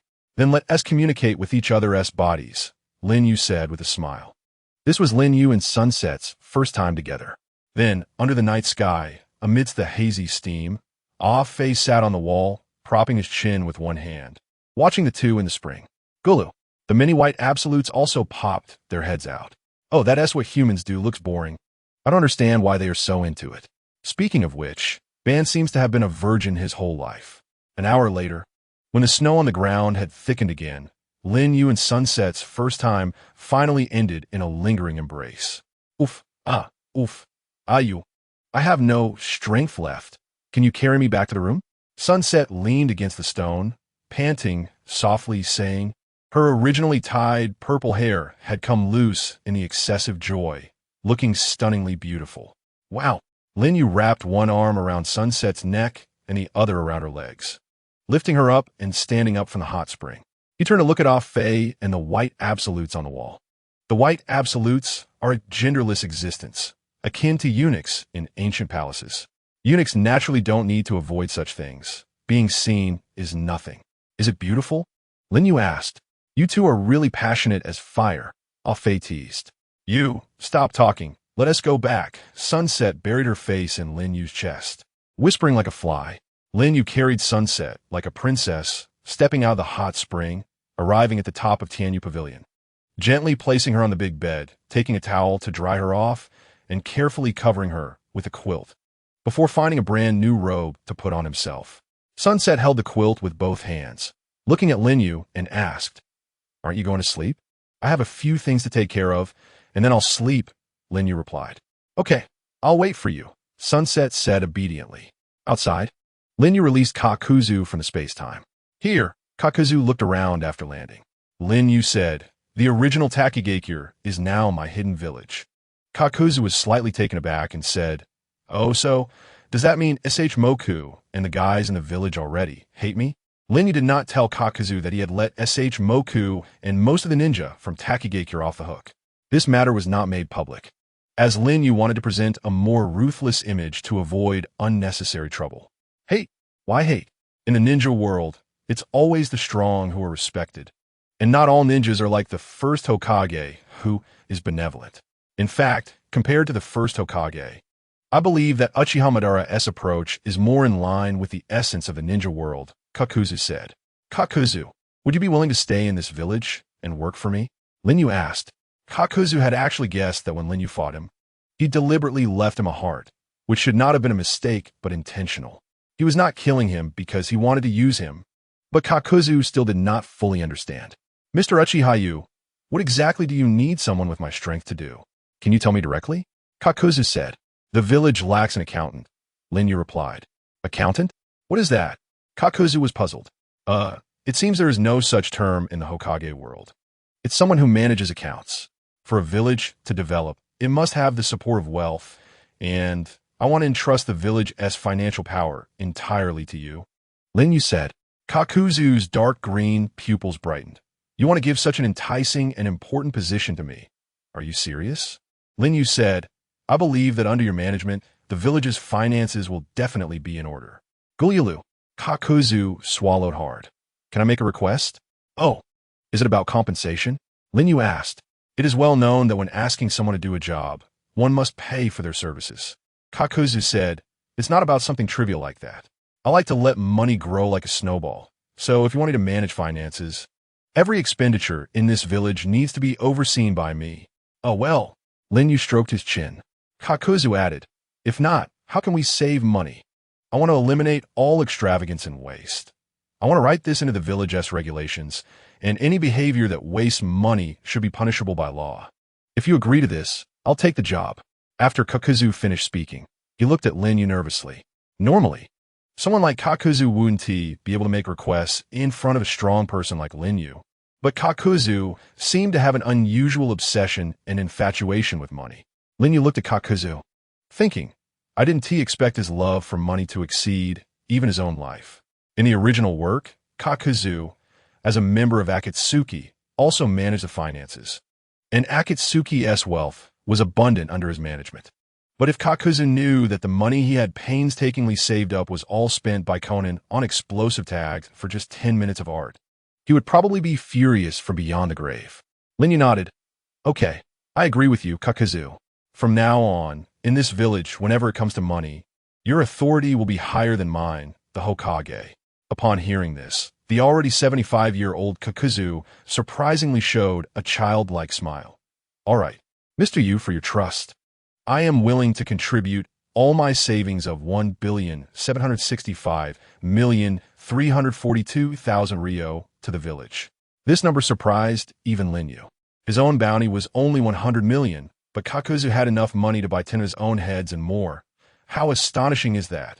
Lin Yu said, "You don't have to contribute everything. Keep some for yourself." "No way," Kakuzu said firmly. Then I'll thank you on behalf of the village," Lin Yu said, feeling justified in accepting. Gulyalu, the white absolute responsible for negotiating with the daimyo of the Land of Water, returned. "How'd it go?" Lin Yu asked. "The daimyo of the Land of Water agreed to your request to establish a village, but what? He has an opinion about the village's name. He said that each country should have one village, and the names must be unified. This is the land of Takigakure, and the village cannot be called the Hidden Dark Village. He wants to change it to the new Hidden Takigakure." Lin Yu said, "Oh, he reminded me that the names correspond to each other. So what? Let him change the land of Takigakure to the land of darkness." Chapter 57. The Night at the Daimyo's Mansion. In the deep of night, at the daimyo's mansion in the land of Takigakure, the daimyo was playing shogi with his advisor. "Daimyo, do you think that Uchiha Yu will agree to change the village's name to New Hidden Takigakure?" the advisor asked. "Even if he doesn't agree, he has to agree. These ninjas rely on their ability to spit fire and breathe water, and they love to show off. If I don't give them a little warning, won't they just ride on my head and defecate?" The daimyo of the land of Takigakure was a man with a prominent beer belly, a small mustache, and dressed like a fan. However, according to rumors about Uchiha Yu, he didn't seem like the kind of person who would act based on others' expressions, which worried the advisor. What does the development of a ninja village need? It needs funding. Without funding, who would risk their lives for him? And where does that funding come from? It comes from the national treasury. How much funding they can get from me depends on whether they are obedient. The daimyo covered half of his face with a small fan, holding a piece in his hand, and said arrogantly, "Do these mere ninjas dare to attack this daimyo's mansion? Whether it's the Hidden Takigakure or the New Hidden Takigakure, they are merely pawns in my hand. The relationship between all countries and ninja villages in this world is like this, and large countries are no exception." Smack! He knocked the advisor's king piece off the board with his own. Indeed, this is the current situation in the ninja world. Ordinary citizens number in the billions, but the total number of ninjas is only about 100,000. The vast difference in numbers means that ninjas will never be able to stand in positions of power. Before the emergence of ninja clans, every major country raised millions of soldiers, and even small countries had hundreds of thousands of troops. Military expenditure is a huge burden, and once war breaks out, the casualties are immeasurable. The cost is too great. It wasn't until the emergence of ninja clans that the need for war was greatly alleviated. Countries began to hire them as tools of war, replacing armies in national conflicts, significantly reducing military spending and casualties. Tasting the benefits. Various countries placed greater importance on the existence of ninjas, giving them initial space to survive. Thus, the success or failure of wars shifted from who had a stronger army to who could hire more powerful ninja clans to serve them. However, this employment relationship is not stable, as every country competes to hire powerful ninja clans, making the positions of these strong clans delicate. Just like in the Warring States period, when the Senju and Uchiha were involved, whichever country hired the Senju, the opposing country would hire the Uchiha. Therefore, while countries utilize ninjas, they do not trust them. Once the war ends, ninjas will again lose their place, as they only know how to fight and cannot farm or produce. They're useless in peacetime. Until a man appeared and changed the situation. He was Senju Hashirama, known as the god of shinobi. The system of one country, one village emerged, establishing trust and long-term cooperation beyond interest between the country and specific ninja clans. Ninjas began to be seen as part of the country rather than temporary tools of war. Countries began to imitate this, and from then on, ninjas truly gained living space. As this trust relationship was established, countries also reduced their military size accordingly, assigning some tasks to ninjas to allow them to earn a living during peacetime. This system has continued to this day. However, One thing has not changed from ancient times to the present. The existence of ninjas only brings certain conveniences to the country. The country would not perish without ninjas.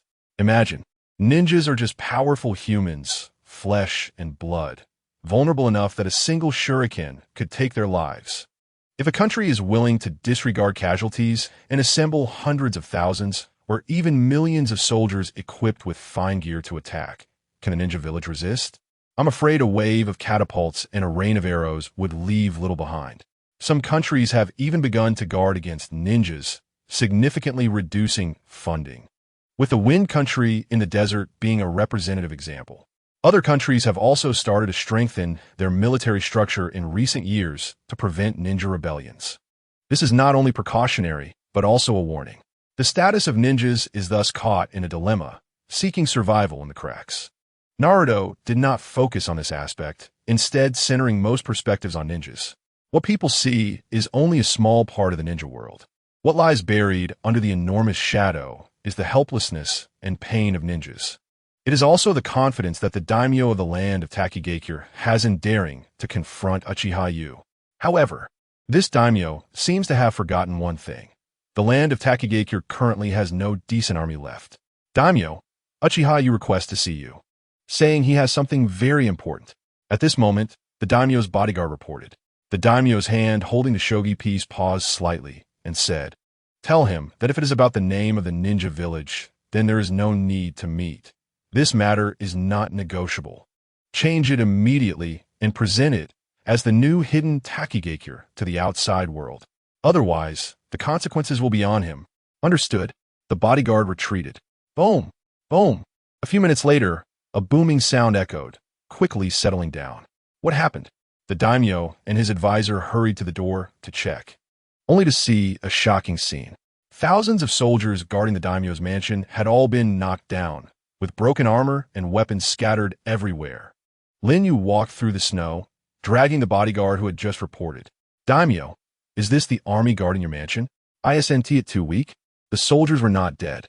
They had just fainted. The daimyo's face turned pale, but he held his composure and said, "You Uchiha Yu, how dare you? Do you know where this is?"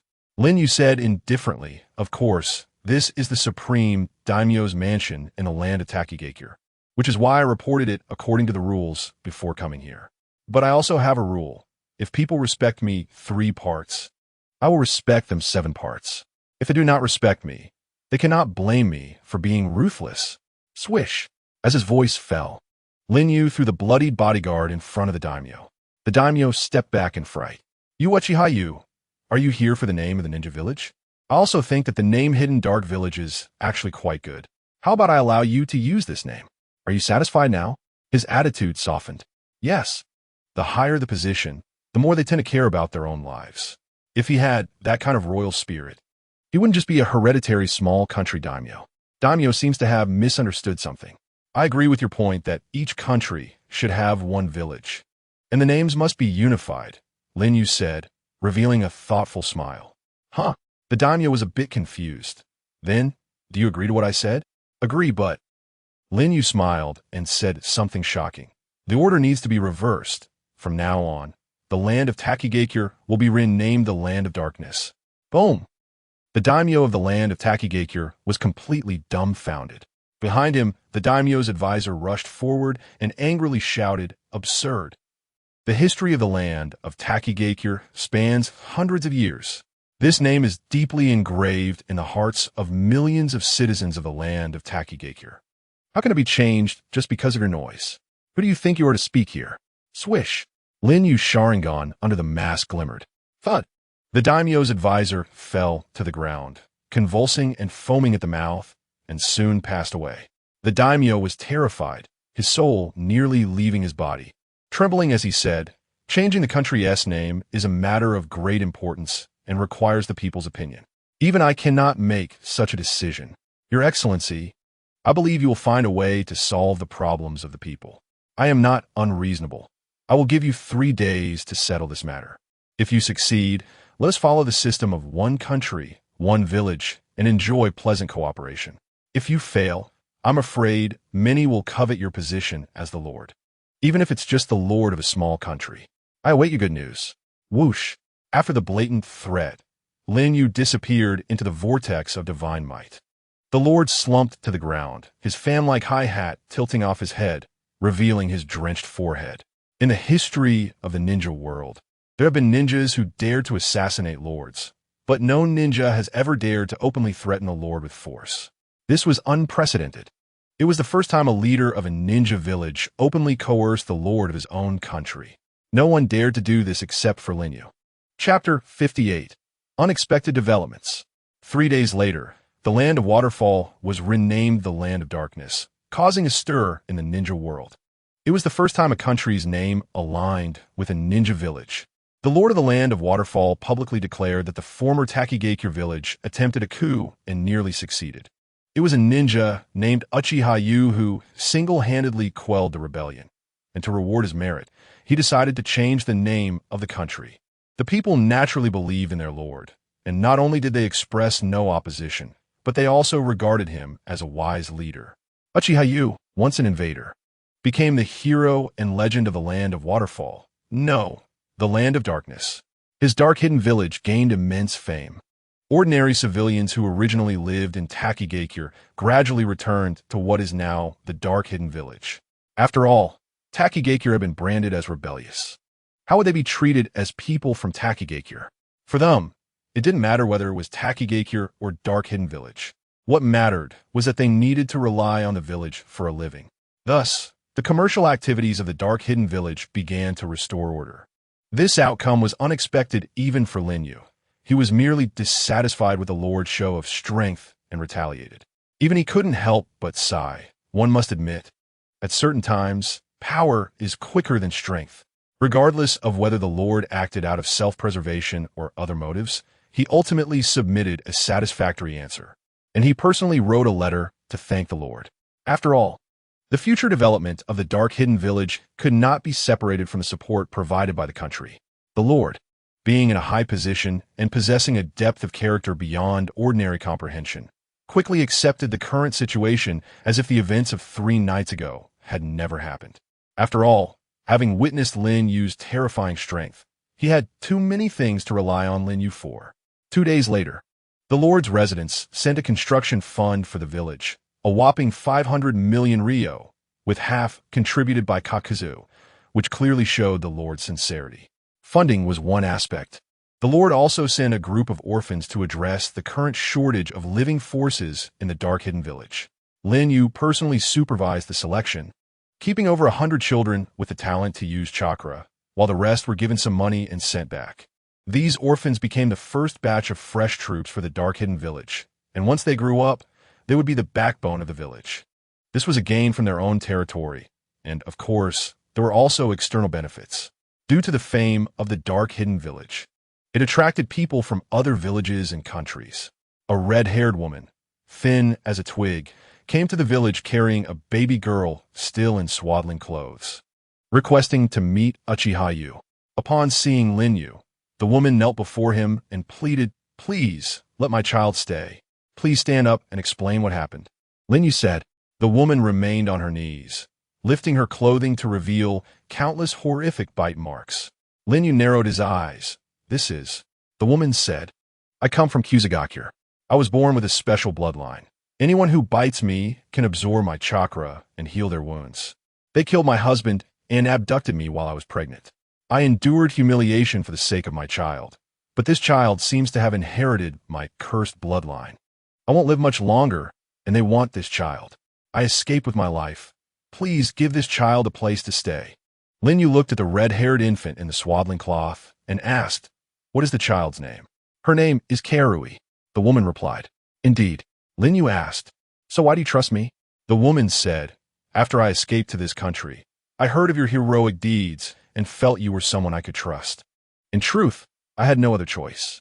Lin Yu signaled to the side, and Ayazuki Sayaka stepped forward to take the swaddling from the woman's hands, looking at both her and the girl with some pity. "Stay here too," Lin Yu said. "I have no attachments to this world anymore. With my child having a guardian, I can rest easy." Blood flowed from the woman's mouth as she collapsed to the ground. Ayazuki Sayaka leaned down to check the woman's breath and shook her head. Did she poison herself? Lin Yu murmured. Bury her, and take good care of this child. When she grows up, I will personally teach her ninjutsu. Ah-Fei walked up to Lin Yu and said, with that ability and that red hair, she must be from the Uzumaki clan. Uzumaki Karui. The girl who loved Sasuke in the original work, unexpectedly ended up by Lin Yu's side due to a twist of fate.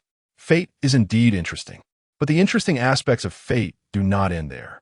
That night, Akatsuki Manju arrived at the village. You came faster than I imagined, Lin Yu said. Hee. After witnessing your impressive presence at the 5 Kage Summit and looking at our Mizukage, I feel that following you is the true path, Akatsuki Manju replied. Wise choice. Lin Yu said. It's ironic. I just returned the explosive blade to Kirigakure, and now Akatsuki Manju comes bearing 5 ninja swords, excluding Samahata and Raijin. Lin Yu mused. Yagura will probably be furious. What about Kisame? Lin Yu asked. He has also left the village, but he said he wants to join Akatsuki. Akatsuki Manju replied. As I suspected, Kisame chose this path, Lin Yu thought to himself. Also, this is Suigetsu, my brother you mentioned last time. I brought him along because Yagura will definitely not let him go if he finds out. Akatsuki Manju brought out a small figure hiding behind him. Like Manju, he had light blue hair, sharp teeth sucking on his fingers, and innocent eyes looking at Lin Yu. After Karui, is it Suigetsu next? By the way, I also brought along a troublesome group of people waiting at the village entrance. Akatsuki Manju suddenly said with a serious expression. Oh, let's go take a look then. Lin Yu raised an eyebrow. Upon arriving at the village entrance, Lin Yu saw a group of people waiting there. They had hairstyles passed down from ancient times, with 2 red hearts above their eyebrows, and their expressions were generally filled with mania. The Kaguya clan of Kirigakure? Lin Yu's gaze became deep. Hey, Lord Uchiha, after hearing of your deeds, we believe you are the war god sent by heaven to guide us. We are willing to eliminate anyone who stands in your way. Kulme, give us a mission. Let us fight. The leading man laughed. Hee. The clan members behind him laughed maniacally. The Kaguya clan, a naturally warlike people, unlike the Uchiha clan who revel in battle, could only find their existence through fighting. They are a group of natural madmen. When their fighting spirit is not satisfied, they will betray, they will rebel, even knowing it leads to a moth to the flame. Lin Yu would certainly not leave this group of people in the village, as he did not want to provoke a war at this stage. Therefore, the Kaguya clan, unable to obtain what they desired, would inevitably rebel. Just like in the Hidden Mist village. You want to fight, huh? ZZ. Under the mask, the double Sharingan burst forth with brilliance. Susanoo unleash. Crack, crack, crack, crack, crack. The great sword swung, flesh and blood flying. This power is truly overwhelming. Kiki, the Kaguya clan members sang praises of strength until the moment of their death. Unfortunately, the combat power Lin Yu wanted was not that of these madmen. How decisive. Akatsuki Mangetsu revealed his sharp teeth and smiled admiringly. Let us go. Lin Yu coldly turned around. Wow. Suddenly, the cries of a baby came from the pile of dead bodies. Lin Yu stopped and walked over. A tiny life was crying in a swaddle, with silver hair, a delicate face, and the Kaguya clan's distinctive red markings. Lin Yu opened the swaddle and saw the nameplate hanging at the child's waist, which read Kaguya Kunru. Could it be that this is truly fate? Chapter 59. The Roots of Konoha, Boundless Darkness. Underground in Konoha, the headquarters of the Root organization, Danzo sat in a chair, his usual cane placed aside. The rise of the Hidden Darkness village had become an unstoppable trend, and Uchiha had become the 6th Hokage, standing alongside the 5 Kage. Now they were actively recruiting defected and exiled ninjas from various hidden villages. We must take this opportunity to plant our wedge in. Yuin, do you know why I chose you, who has no experience? Danzo looked at the purple-haired girl kneeling before him, the 9-year-old Yuzuki Yuin. After her sister became a defected ninja and bore the crime of killing her comrades, she suffered from the cold eyes and bullying of her fellow villagers, living in hardship. The hand of Danzo and Root finally reached out to her, because the essence of Root is darkness.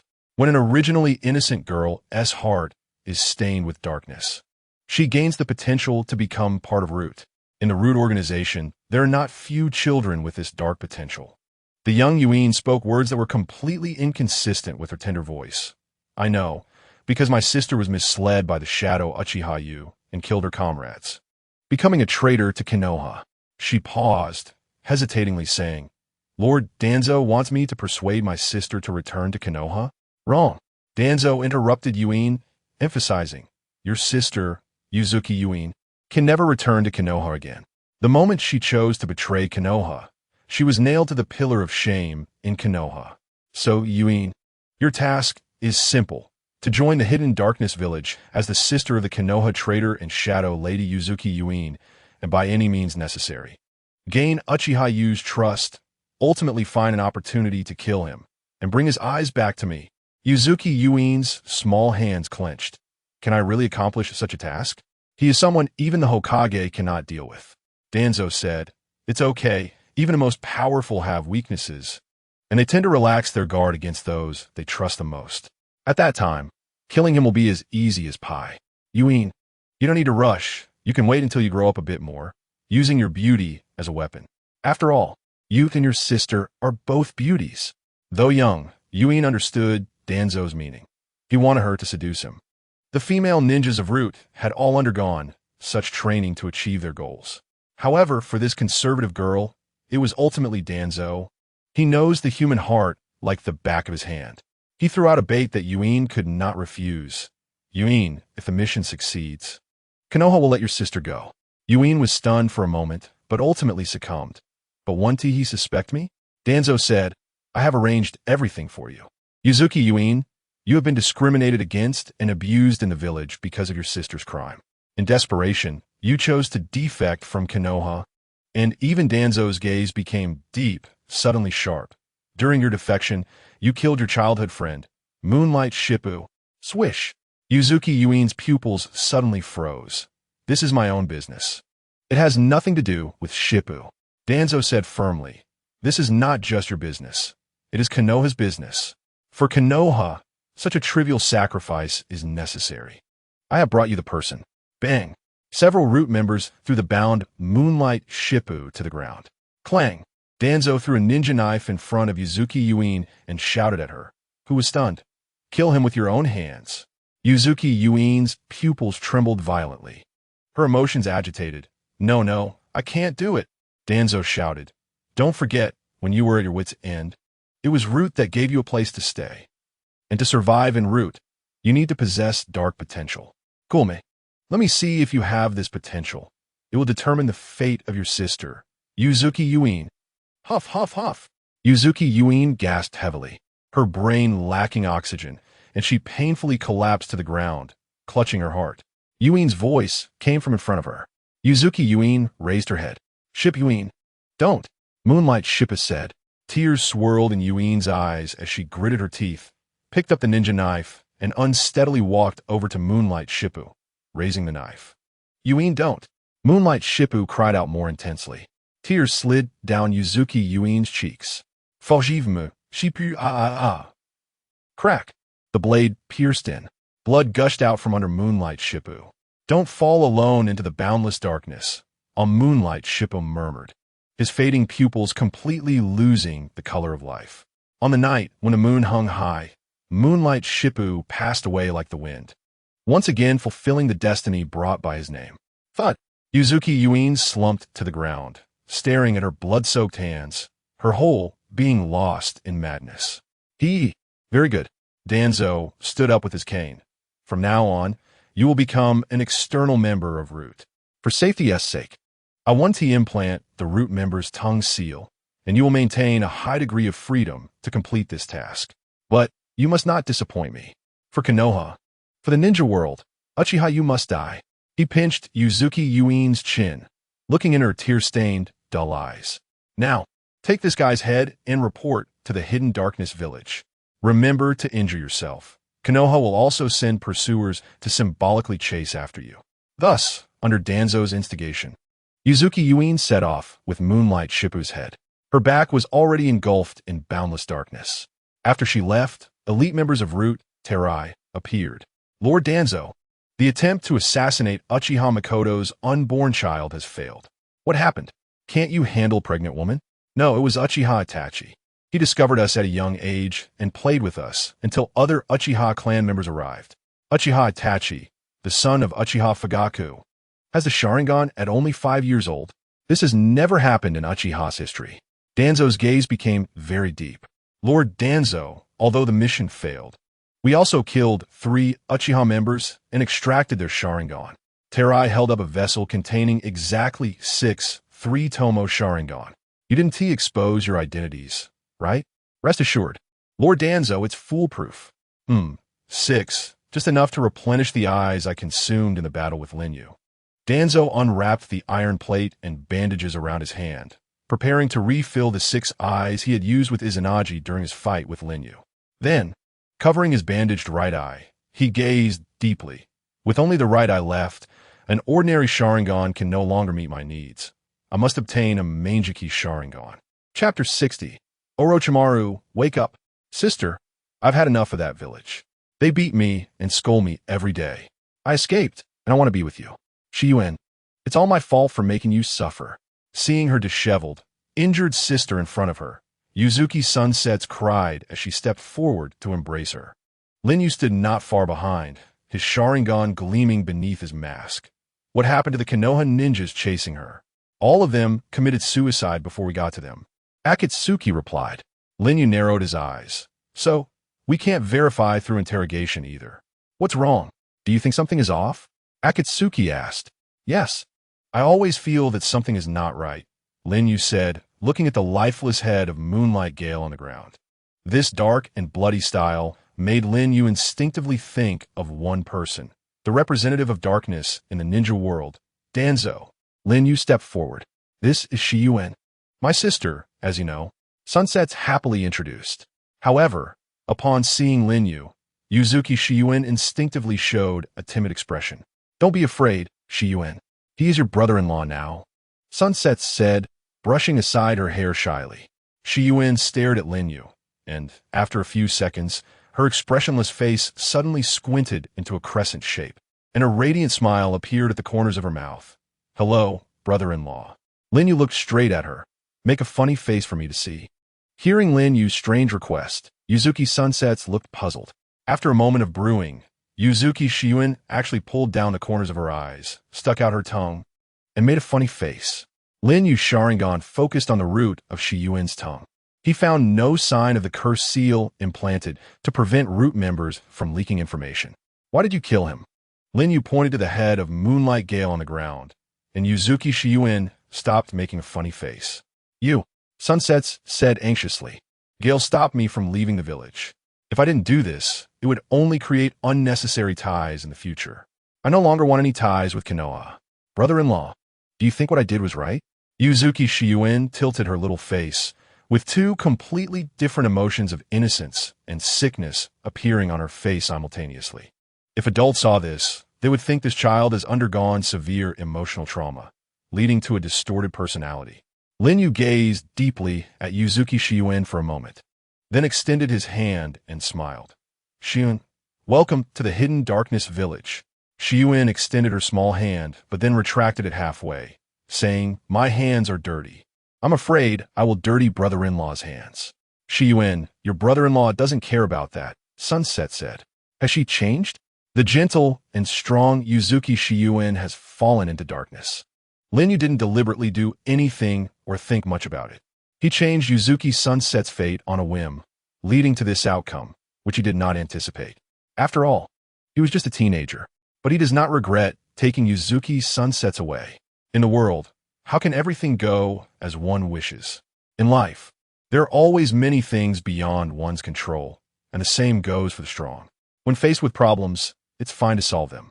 But to be honest, if Lin Yu had not viewed the Naruto world from a spectator's perspective and had not seen how truly emotional and caring Shiyuin was as a kunoichi who thought of the village, he might have been deceived by Danzo's grand scheme. Lin Yu firmly believes that a person's character cannot warp to such an extent in such a short time. Therefore, he has seen through Danzo's conspiracy. He saw through it, but did not speak. At that time, he indeed forced Sunsets to betray Konoha, which was intolerable for Shiyuin, who loved the village dearly. Danzo only exploited this and amplified it. If Shiyuan hadn't killed Moonlight Gale, perhaps they could have resolved the misunderstanding through explanation. But looking at Shiyuan's current words and actions, she had clearly fallen into darkness. That is not something that can be resolved with just a few words. If Shiyuan knew that she had been exposed, she might even take her own life. If only he had known that forcing Yuzuki Shiyuan to return from Konoha last time would be so problematic, Lin Yu felt somewhat regretful. But then he thought it through. The last time he didn't take Shiyuan away was because the timing was truly not right. The hidden darkness village had not yet been established, and having a little girl who was completely in the dark by his side would have been inappropriate. Moreover, who would have thought Danzo would act so quickly? Since that night, when Danzo had been intimidated by Lin Yu, he had not left Konoha, and the number of guards had doubled, fearing that Lin Yu would catch him outside the village. With only 4 minutes of his Izanagi left, it wasn't even enough to escape. So, Lin Yu was somewhat passive. It is hard for a clear official to judge family matters. Danzo, I must say, you have made a brilliant move. Well, anyway, what I lack the least right now is time, so I might as well play along with you. At night, Sunsets was familiarizing her sister with the village's environment. The people residing in this village were doing their respective tasks. Everything was orderly and thriving. The rock statue of the first shadow that the hidden darkness village relied upon was also under construction. Although Lin Yu had the ability to create it instantly himself, the shadow rock represented the faith of the villagers and the dignity of the village chief. It wouldn't be appropriate for him to build it himself. Lin Yu leaned against a pillar, gazing at the moon in the night sky. Having crossed over, it had almost been a year. In this year, he had experienced dozens of battles, and so far, he had not tasted defeat. In the current ninja world, is there anyone who can threaten him? The answer is undoubtedly yes, there certainly is. After all, in the Warring States period, even the strongest Senju clan established their absolute dominance and quelled the chaos only after allying with the Uchiha clan. Lin Yu is very clear that his strength is still quite far from Senju Hashirama and Uchiha Madara, and he has no forces behind him. After all, the Hidden Darkness village is still developing, even if the current generation of ninjas is not as strong as their ancestors. Lin Yu does not believe that he can rampage through the ninja world at this moment. Not to mention those two living on the moon, Otsutsuki Kaguya, Otsutsuki Shuren. The Ten Tails Jinchuriki will have to wait at least 10 years, and Shursue's eyes are also in the process of maturing. So at this stage, there are definitely things he needs to do. Yu-kun, as you said, when I woke up, this ninja world is already turned upside down. At this moment, a hoarse voice came from a shadow behind him. Oh, you're awake. Lin Yu turned around, glancing back. Then let us start our next plan. With a soft sound, Orochimaru emerged from the shadows, dressed in ethereal white clothing, walking gracefully. Chapter 61, New Plans. In the confidential meeting room, Lin Yu and Orochimaru sat opposite each other. Lin Yu had his legs crossed, supporting his face with one arm, exuding a demeanor of a big shot, while Orochimaru sat in a proper posture. On the table in front of them, candles were burning. Why not turn on the lights? Because the village hasn't been electrified yet. I have obtained the complete cells of Senju Hashirama, so the next goal is the pinnacle of Uchiha's ocular power. Orochimaru's eyes lit up. Eternal Mangeki Sharingan. Oh, you know about it too? Lin Yu said. Of course, Orochimaru replied. The body of Senju, the eyes of Uchiha, the legendary power of the Sage of Six Paths, passed down through the ages. I'm interested in the truth of the world, so how could I not seek to understand it? Although the kaleidoscope Sharingan is rare, there have been rumors of its awakening throughout the long history of the Uchiha clan. This reverse heaven-defying eye technique, along with the curse of blindness, spares no one who awakens it, until that Uchiha Madara, before his eyes were on the brink of blindness, transplanted the kaleidoscope Sharingan of his brother Izuna, inadvertently uncovering another great secret of the Uchiha's eye power evolution, the eternal kaleidoscope Sharingan. That's right, only Madara awakened this pair of eyes. Who? The candlelight flickers, resembling Orochimaru's fervent gaze. Lin Yu said, yes, even though countless Uchiha descendants in later generations have harmed each other, turning against their brothers and fathers to obtain this forbidden power, no one else has awakened these eyes, because they do not possess Madara's qualifications. Even if they try to imitate, it's just a case of Dong sure imitating the frown. Dong, sure, imitating the frown? The knowledgeable Orochimaru showed a puzzled expression. It means to imitate something that one cannot replicate, resulting in a comical appearance, Lin Yu explained. Hee. Sometimes you come up with fresh vocabulary that doesn't quite fit this world, Orochimaru said with a meaningful smile. All right, let's not dwell on trivial matters and return to the main topic. Lin Yu changed his posture, crossing his legs and supporting his chin with the other hand. Yukuin's potential is not inferior to Madara's. I have always believed this, so the Eternal Kaleidoscope Sharingan. Yukuin has the qualification to awaken it. Only Orochimaru paused. Lin Yu hit the nail on the head. Only my father has long since died on the battlefield, and I have no brothers, right? Yes. Even if one's qualifications are met, to awaken the Eternal Kaleidoscope Sharingan, two conditions must be satisfied. First, to transplant another pair of Kaleidoscope Sharingan. Second, that pair of kaleidoscopes must come from one's brother or father. Lin Yu, Uchiha Obito, is an only child with no siblings, which means Obito will forever be unable to awaken the Eternal Kaleidoscope Sharingan. These eyes require not only talent, but also fortune. Who? The candlelight flickered a few times, and Orochimaru fell into deep thought. Lin Yu astonishingly said, Orochimaru, this is the second plan I want to discuss with you. Can you make it possible for two Uchiha clan members who have no direct blood relationship to become brothers? Orochimaru's vertical pupils suddenly widened. The candlelight went out. Lin Yu snapped his fingers, and the candlelight reignited. At this moment, Orochimaru surprisingly laughed wildly. Lin Yu did not show any signs of surprise. A mad scientist always has a side that is unrestrained and emotional. After laughing, Orochimaru spread his hands and said, Yukuin, you have brought me into a brand new field. Being with you, I will never feel bored. Speak, which Uchiha genius are you eyeing to turn into your brother? Lin Yu's gaze became deep. Uchiha, sure sway. Orochimaru's pupils flickered. Sure sway? That Uchiha clan genius who awakened the Sharingan at 7 and mastered the 3 Tomo at 8? But it seems he hasn't awakened the Kaleidoscope Sharingan yet. Yukuin, I have no doubt that he has the qualifications to awaken it, but the kaleidoscope techniques are varied with differences in levels. How can you be sure that Shursue's future kaleidoscope abilities will be worthy of you? Lin Yu could certainly be sure. Shursue's eye power is the strongest Jinjutsu, Kodoamatsukami. It is not an exaggeration to say that if Shursue had a pair of Kodoamatsukami kaleidoscopes right now, even Lin Yu, without being fully prepared, would not dare to easily approach Shursue.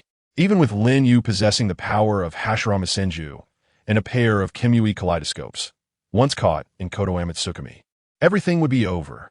Shursue's eye power is that terrifying.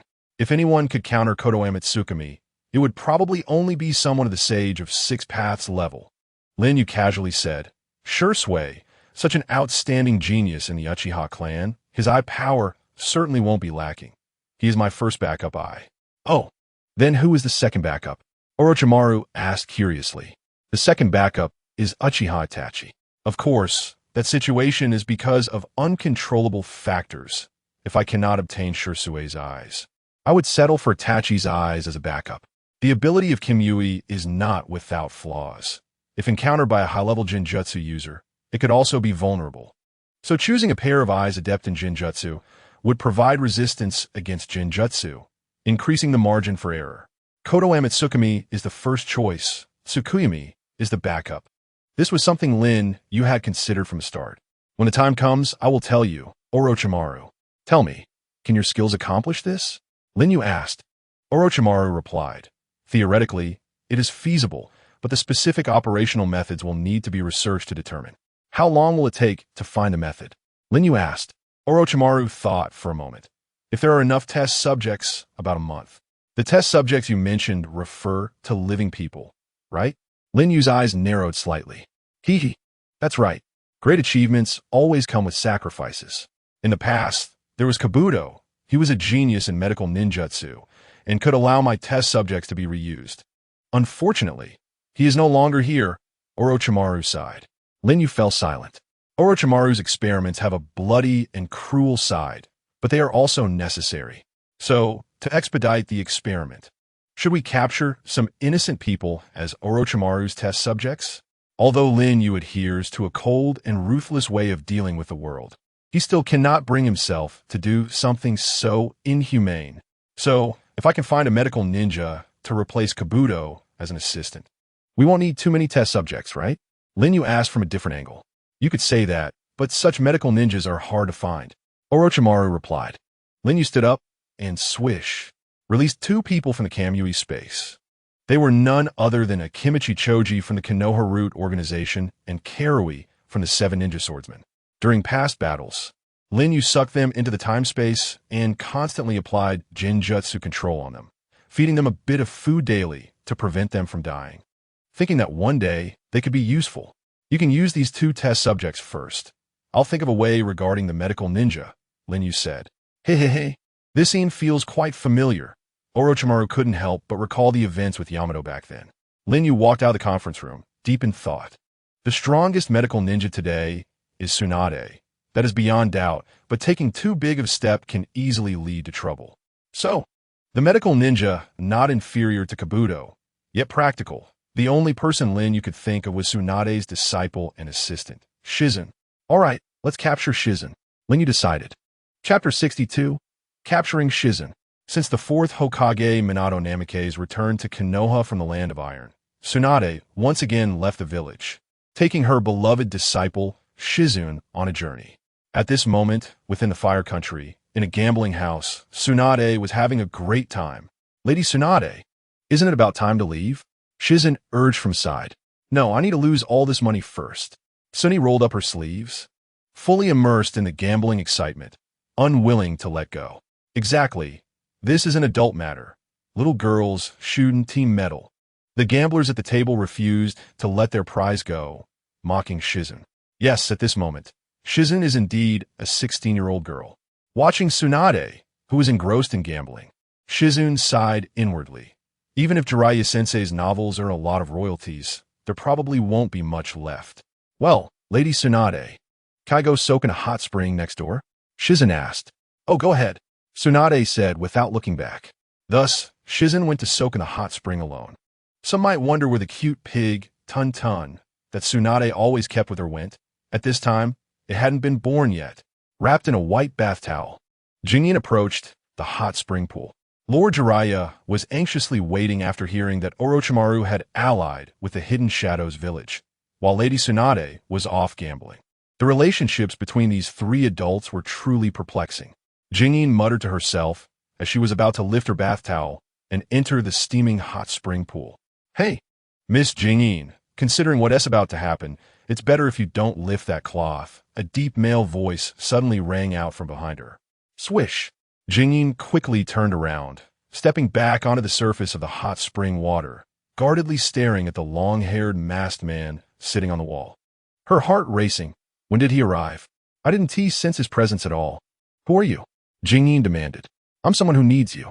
Come work for me, Lin Yu said, jumping down from the wall and walking towards Jinyin at a leisurely pace. Swish! Jinyin felt threatened and rolled up her sleeves, revealing a hidden weapon designed as wrist guards beneath them. Hidden weapon needle shot. Swish, swish, swish. Poisonous 1,000 needles shot towards Lin Yu. Clang, clang, clang. But they all embedded into the wall behind him. Jinyin was shocked. They penetrated through. Wait, this ability? Could it be? No way. But there was no time to think. Jinyin formed hand seals and opened her mouth. Ninjutsu, poison mist. A dense cloud of poison mist sprayed out, quickly spreading. Oh, poison? For a ninja, that's indeed a tricky ability. Lin Yu walked out from the poison mist. Nervous sweat trickled down Jinyin's face. Damn it, so he really is. Are you Uchiha Yu? She asked cautiously. Humph, the Konoha guy is always sharp. Lin Yu's response was tantamount to admitting his identity. Weren't you supposed to promise the 5 Kage that you wouldn't act recklessly anymore? How is it that you've just become the shadow and are already breaking your promise? Jinyin questioned without changing her expression, but the water beneath her feet rippled, clearly indicating her chakra was getting a bit chaotic from the tension. Humph, do you know quantum mechanics? SC Chard Dinger's cat? Lin Yu said with a playful smile. What cat? Jinyin was confused. Things only exist at the moment they are observed. In other words, if not observed, they do not exist. My attack on you is the same. If it goes unnoticed, it's as if I never did it, Lin Yu explained. Baka baka, Jingyin shouted angrily. Even if you can make attacks penetrate, as long as this poison mist is here, you can't easily nullify it. Oh, you figured that out so quickly? No wonder you're Tsunade Heime's beloved apprentice. Not to mention medical ninjutsu, your overall strength is at the Jainin level, Lin Yu praised. Jingyin maintained the concentration of the poison mist, while her heart silently hoped.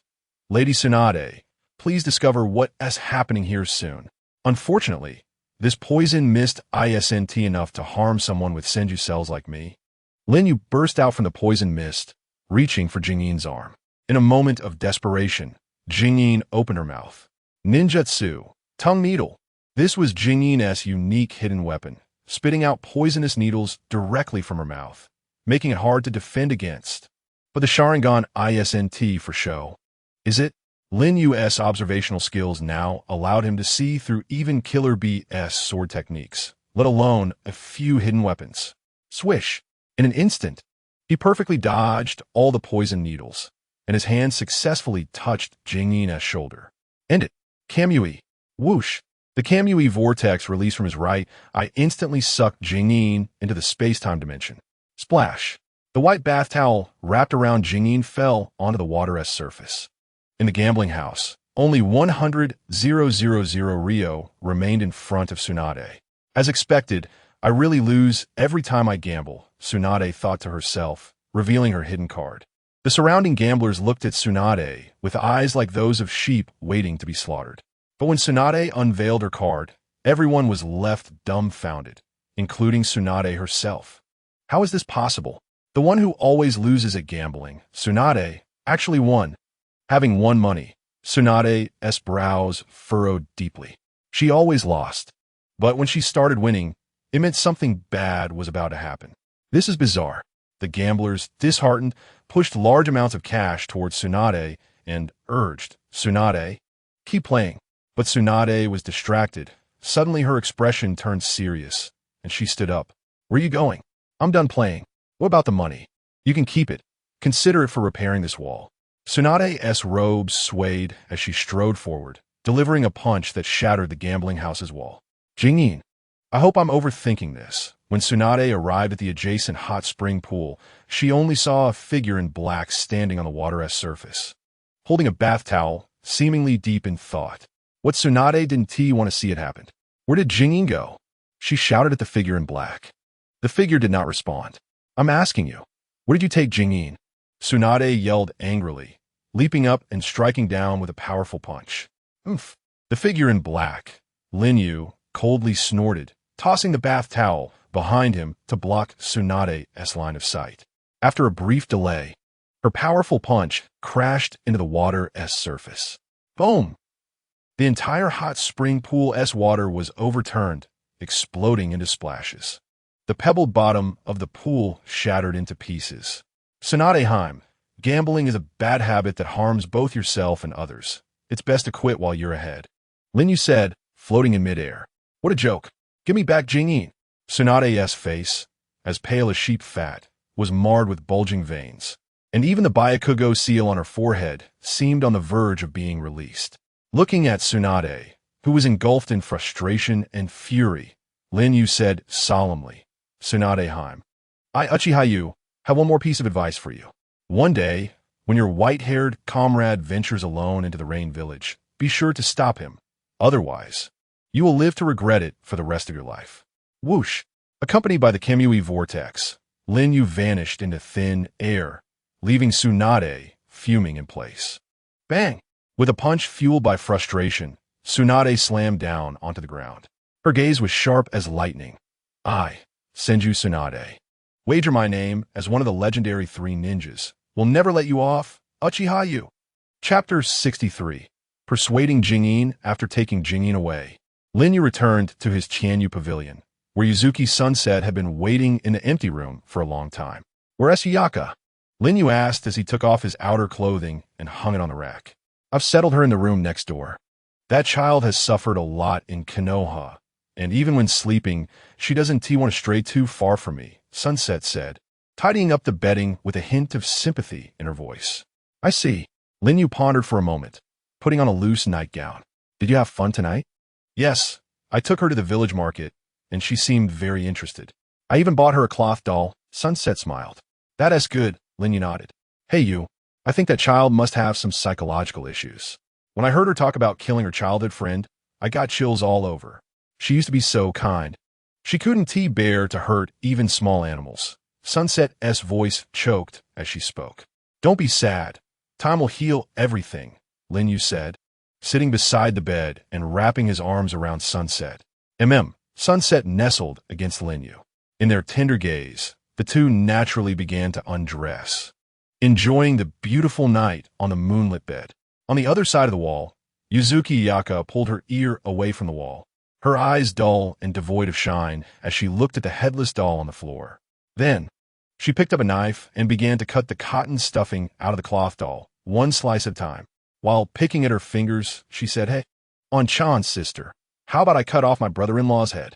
That way, you would definitely wake up, right? Early in the morning, Lin Yu brought Xiang to a soundproof room, and after closing the door, he said to Xiang, I need to do some mind work on someone. A female ninja from Konoha. Who did you bring this time? Xiang asked in surprise.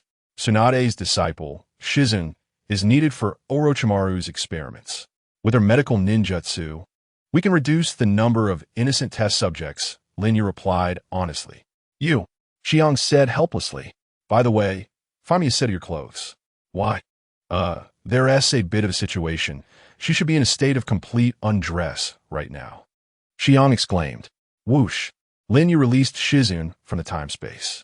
Shizun was indeed naked, but her eyes were vacant, trapped in a Jinjutsu. Lin Yu continuously applied the Jinjutsu to prevent her from taking her own life. Lin Yu lifted the Jinjutsu. Shizun hurriedly covered herself, glaring fiercely at Lin Yu. Lin Yu placed a set of clothes in front of her. Put on the clothes, and then we could talk. After saying that, Lin Yu turned around, allowing Shizun to change on her own. Shizun, face filled with humiliation, put on the clothes. I don't care what your intentions are, but I advise you to give up, Shizun said firmly, clutching her collar. Lin Yu turned around and said in a deep voice, I could easily use my Sharingan Jinjutsu to make you do anything. But the reason I'm not doing that for now is that I sincerely hope you will join my side. Join your side? Don't dream.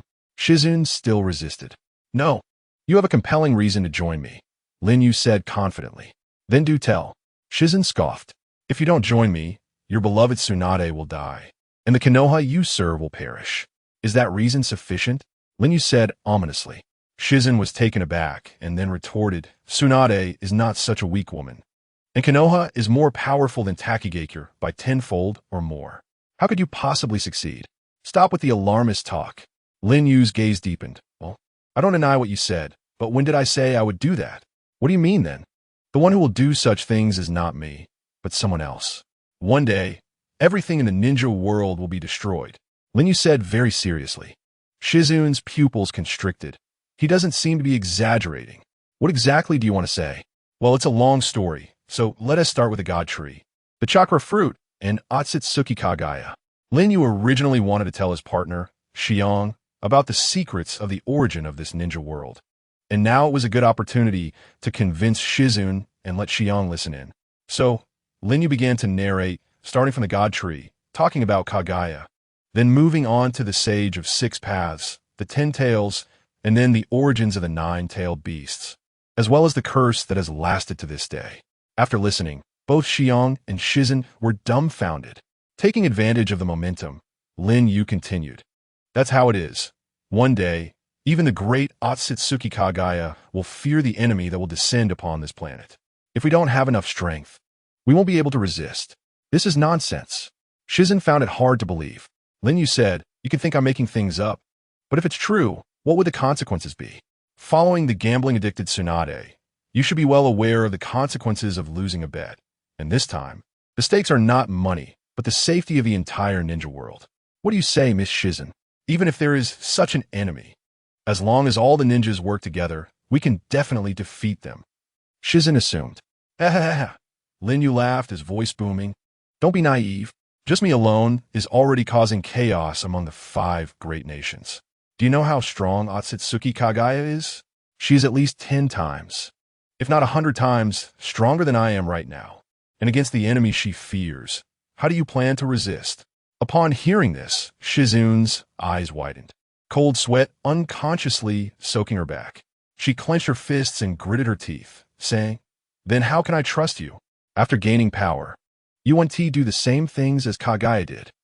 Lin Yu spread his hands and said, "Because I have no interest in conquest. What I have been pursuing since the beginning is freedom. When I achieve success, I will benefit the world. When I am in difficulty, I will seek personal virtue. Right now, I lack strength, so I pursue personal freedom. Once I have enough strength, I will pursue freedom for the world." Miss Shizune, you are facing a decision that could change the world. For the future of the ninja world, will you lend me your strength? Or will you offer your foolish loyalty just for Konoha? Answer me, and based on your answer, I will decide whether you are qualified to be my partner or merely a puppet under Jinjutsu. After clarifying everything, Lin Yu gave Shizune an ultimatum. Regardless of Shizune's personal feelings, Lin Yu would never stop in his pursuit of his goals. The time he gave her was already running out. Tick-tock, tick-tock. The hour hand moved. Shizune curled up on the bed, hugging her knees, burying her head, lost in deep thought. The fabric of her knees was wrinkled from her grip. After a long time, she lifted her head. "What do you want me to do?" Beneath his mask, Lin Yu's mouth curled into a smile. "It seems you have already made your decision. Come with me." Thus, Lin Yu took Shizune and Xiang to Orochimaru's laboratory. Orochimaru. Looking at the familiar figure in front, Shizune was stunned. "Ah, Yukuin, you really give me one big surprise after another," Orochimaru said in a hoarse and enchanting voice. "Miss Shizune, what you need to do is assist Mr. Orochimaru in pursuing the truth of this world. Of course, this truth is closely related to my goals," Lin Yu said to Shizune. Watching Orochimaru operating on a test subject, Shizune clenched her fists, her thoughts tangled. "I'm sorry, Tsunade-sama. I'm sorry, everyone in Konoha. I don't know if my choice is correct, but bearing sins and silently enduring in the darkness is what a ninja is. If I make a mistake, I will atone with my life. I understand." Shizune decided to assist Orochimaru and Lin Yu. Chapter 64. The establishment of the three major institutions in Onin Village. With the arrival of Shizune, this top medical ninja, Orochimaru's research progressed on track. Next, they just needed to wait for a month for Orochimaru to produce results. After the water and electricity supply was secured, the establishment of various facilities in Onin Village was also put on the agenda. As a ninja village, there are three major facilities that are most important. First, the Umbu, responsible for intelligence gathering and executing confidential missions, including assassinating enemy targets. Second, the hospital, responsible for the medical care of ninjas and civilians. Third, the ninja school, which is related to the training of ninjas and the future of the ninja village. A ninja village without fresh blood is hopeless. To establish these three major facilities, two things are indispensable: funding and talent. The initial funding for Onin Village is 1.5 billion Ryo, which is not a small amount and is completely sufficient. This point is indeed thanks to Kakuzu's contributions. Regarding the second point, talent, it has become a major issue for the current Onin Village. Aside from Lin Yu, the Shadow, and Kakuzu, who serves as the accountant, and Orochimaru, the research expert, along with elite medical ninja Shizune, elite Jonin Kaigetsu, and Xiang, the high-caliber talents are extremely limited. The Umbu's responsibility for intelligence gathering can be well executed by the White Zetsu, but Lin Yu has other uses for them. Therefore, Lin Yu handed this daunting task to Kaigetsu. "Kaigetsu, you're the strongest ninja in this village aside from me and Kakuzu. Since Kakuzu is completely focused on money, I can only entrust the challenging task of being the Umbu captain to you," Lin Yu said. "Well, I've already prepared myself. After all, I didn't come to you just to sit idle," Kaigetsu said reliably.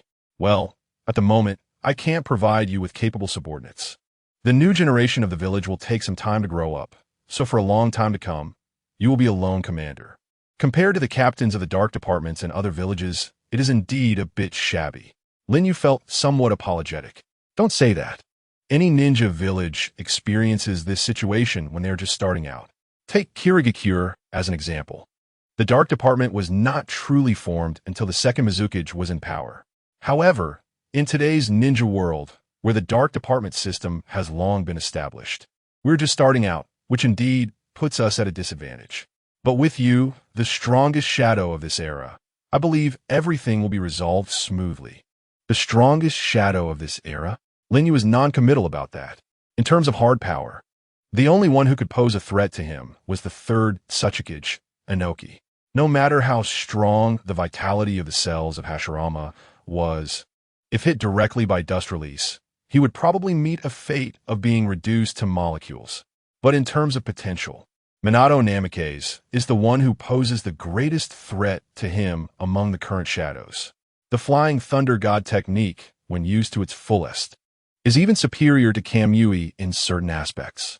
The most terrifying thing is Minato's combat intelligence, which is even more outstanding than that of the Nara clan, allowing him to turn the rotten into the miraculous. If we consider that Minato masters the unparalleled sealing techniques of the Uzumaki clan, then the threat level rises again. The most important thing is that Minato is still young. In the original work, Minato only lived to be 24 years old, which is the time when a ninja's strength increases the fastest. Not to mention for a prodigy like Minato, who possesses top-notch talent and insight. If we don't say for too long, I really don't know how strong Minato's abilities will be in another 10 years. He will likely be a formidable opponent for Lin Yu. You might say that Minato's strength might be exaggerated, considering he doesn't have any bloodline limits. But Minato is the only one who has replaced the signature red hair of the Uzumaki clan with his own genes. You tell me, is he strong or not? As for the dark department matters, let's set that aside for now. Regarding the hospital, the Hidden Shadow Village has not yet officially begun to carry out the tasks assigned by the Land of Darkness. So there shouldn't be any injuries among ninjas for the time being. However, the common people living here who eat grains and cereals inevitably fall ill or face disasters, which must be taken seriously. Lin Yu is also quite troubled about the lack of medical ninjas. I can use medical ninjutsu, said Yuzuki Yuin, who proactively volunteered upon seeing Lin Yu's troubled expression. Oh, Lin Yu raised his head in surprise to look at Yuin. In the original work during the Fourth Great Ninja War, her sister Yuzuki Yuin was a member of the Allied Forces medical team and was proficient in advanced medical ninjutsu. Although she couldn't compare to Tsunade and Shizun, her level was far beyond that of ordinary medical ninjas. Since Yuin is Yuin's sister, it's not surprising that she possesses the talent for medical ninjutsu. Let me be the temporary head of the hospital. As long as there isn't a large influx of patients, I think my skills should be enough to handle it. Moreover, my identity should positively influence your image, Yuzuki Yuin said thoughtfully. Indeed, although we haven't held a formal wedding yet, it is already well known that Yuzuki Yuin is the Lady of Shadows. If she takes on the role of saving lives, it will undoubtedly enhance Lin Yu's status in the eyes of the villagers. Lin Yu said with relief, Yuin, you stepping up at this time truly helps me a lot. Yuin replied, not at all. I was worried that my strength wasn't enough to be of much help to you. That's not true. The world is never short of powerful people. What it lacks are those who can support each other, Lin Yu said. I will quickly select some talented children from the village with medical ninjutsu abilities to train and form a medical team to lighten your burden. Yes, our village will definitely get better and better in the future, Yuin said with hope. In this way, the hospital issue was temporarily settled. Finally, we arrived at the most crucial educational issue, the ninja school. How to provide high-quality education as early as possible is related to when the Hidden Shadow Village can step onto the stage and truly become an organization on par with the 5 great ninja villages. After all, there is not a single ninja village that can survive without its village leader. Only the Hidden Shadow Village, at this stage, would probably be destroyed in minutes without Lin Yu, let alone expect the village to become a powerful force behind him. Therefore, the education issue must be implemented immediately. The first thing to implement is hiring teachers for the ninja school. Unlike the responsible ninjas leading the lower ninjas, teachers at the ninja school only need to be at the CH9 level or above. Lin Yu gathered all 47 white zetsus, including Ah-Fei. Lord Shadow Yu, what do you need us for? Lord Yu, why aren't you in bed with the beauty? Why did you think of us? I thought Lord Yu, now that you've been promoted to Shadow, would have forgotten about us. The white zetsus continued their usual banter, teasing Lin Yu back and forth. Lin Yu sat on the eaves of the attic, smiling. How could I forget you? I remember when I just sent off Madara. It was you who guided me in my training every day, teaching me how to control chakra, walk on water, run on walls, how to skillfully form hand seals, use various elemental techniques, and even chakra nature transformation and shape transformation. Without that half year of hard training, there wouldn't be the present me. It's not an exaggeration to say that you are my enlightenment teachers. Oh, at least you have a conscience. So, are you calling us here to reward us? To appoint us to important positions? The white Zetsus showed joy on their faces. Lin Yu looked up at the moon in the sky and said, yes, it is indeed a very important position. I want you to take up the teaching baton and become the teachers of the ninja school, educating the future flowers of our hidden shadow village. Chapter 65. Everything is ready. Huh? You gave me a chance to use Kamui. Say that again. What do you want us to do? The white Zetsus were excited. Swish. In a whirlpool of Kamui, Lin Yu moved from the roof to the ground. I want you to take on the future of the hidden shadow village. This is a sacred and significant mission, and it can only be entrusted to the ones I trust the most. I believe you, my foot. Do you think we were those female ninjas you abducted, who have all been brainwashed by you? In front of us, Madara is just a grandchild. Cough, cough, of course, I mean in terms of age. Yes, this is no exaggeration. These white Zetsus are the evolved remnants of people who fell into Kaguya's infinite Tsukuyomi thousands of years ago. They have been sleeping in the outer path golem until decades ago, during the battle between Uchiha Madara and Senju Hashirama. He bit off a piece of Hashirama's flesh and transplanted it into his own body, awakening the Rinnegan in his old age and summoning the outer path golem. Then he used the outer path golem as a medium for cultivating Hashirama's cells, which also awakened a portion of the white Zetsus that shared the same source of power as Hashirama. In fact, the vast majority of white Zetsus are still sleeping within the outer path golem, and their number is no less than 100,000. Each of them has lived through thousands of years, making them essentially ancestors. As for strength, never mind, let's just discuss seniority. Faced with the protests of the white Zetsus, Lin Yu actually showed a look of grievance, lowering his head and covering his face with his hand. Hey, Ayu, what's wrong with you? Lin Yu said, Zetsu, you have been my longest companions since I came to this world. Even if I occasionally send you to run errands. Not occasionally, but often, okay. Zetsu interrupted. But I truly regard you as friends, even family, Lin Yu said emotionally. Well, even if you say that although you all have the same code name, look the same, and your personalities are cast from the same mold, your individual presence is indeed not strong. Hey, saying that is quite rude. There are subtle differences between each of our individual selves. Okay. For example, it has a huge reverse thorn under its hips, and its face has many wrinkles. You know what? This reverse thorn of mine can be used as a weapon. The wrinkles on my face in botany are called growth rings. As they talked, Baiju and his companions actually started arguing fiercely. Don't you all want a unique name for yourselves? Lin Yu's sudden question left all the Baiju in silence. We never thought about that. Ju, this is the code name that Ban gave us all. The only one among us with a name is Ah Fei. One Baiju said. Ah Fei, dressed in a black robe, sat silently on the wall. Lin Yu said seriously, I've actually thought about this for a long time. I want to give each of you here a unique name. In the future, your existence will be as unique as your name. If you want a name, come stand in a line over here. The Baiju looked at each other, then all crawled out of ground and lined up in front of Lin Yu. Lin Yu looked at the Baiju at the front of the line, who had the huge reverse thorn and was the one who initially merged with Heiju. With a flick of his fingers, a thread of chakra flame appeared, and he wrote the character 1 on the shoulder of the Baiju in front of him. Lin Yu said, your name is Yi. So cool. You are really a genius at naming. He gave Lin Yu a thumbs up. Lin Yu walked to the second Baiju, who had a face full of wrinkles and had once served as an envoy to the hidden waterfall village and the daimyo's mansion. Lin Yu wrote the character 2 on his shoulder and said, your name is Air. Air. I have a name now, haha. I also have my own name. Air. What a great name. Air raised his long arms above his head, bouncing and drumming to a beat. Lin Yu walked past each Baiju from 1 to 47, giving each of them a unique name. The Baiju chanted their names, shoulder to shoulder, dancing joyfully creating a lively scene.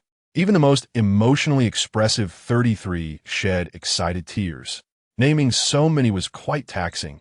Lin Yu wiped the sweat from his forehead and walked over to Ah Fei, saying, "Ah Fei, I actually named you too. It's Zero, but you're already used to Ah Fei." Ah Fei thought, You have Ban's coldness and also the straightforwardness that Obito once had. You're a cold exterior but warm interior soul from another world. And one of the few people whose suits might taste like poop."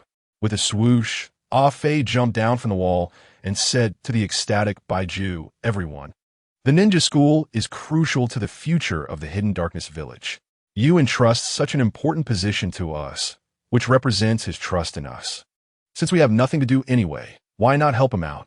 All right, since he gave us such nice names, we will reluctantly take on this task." The Baiju responded in unison.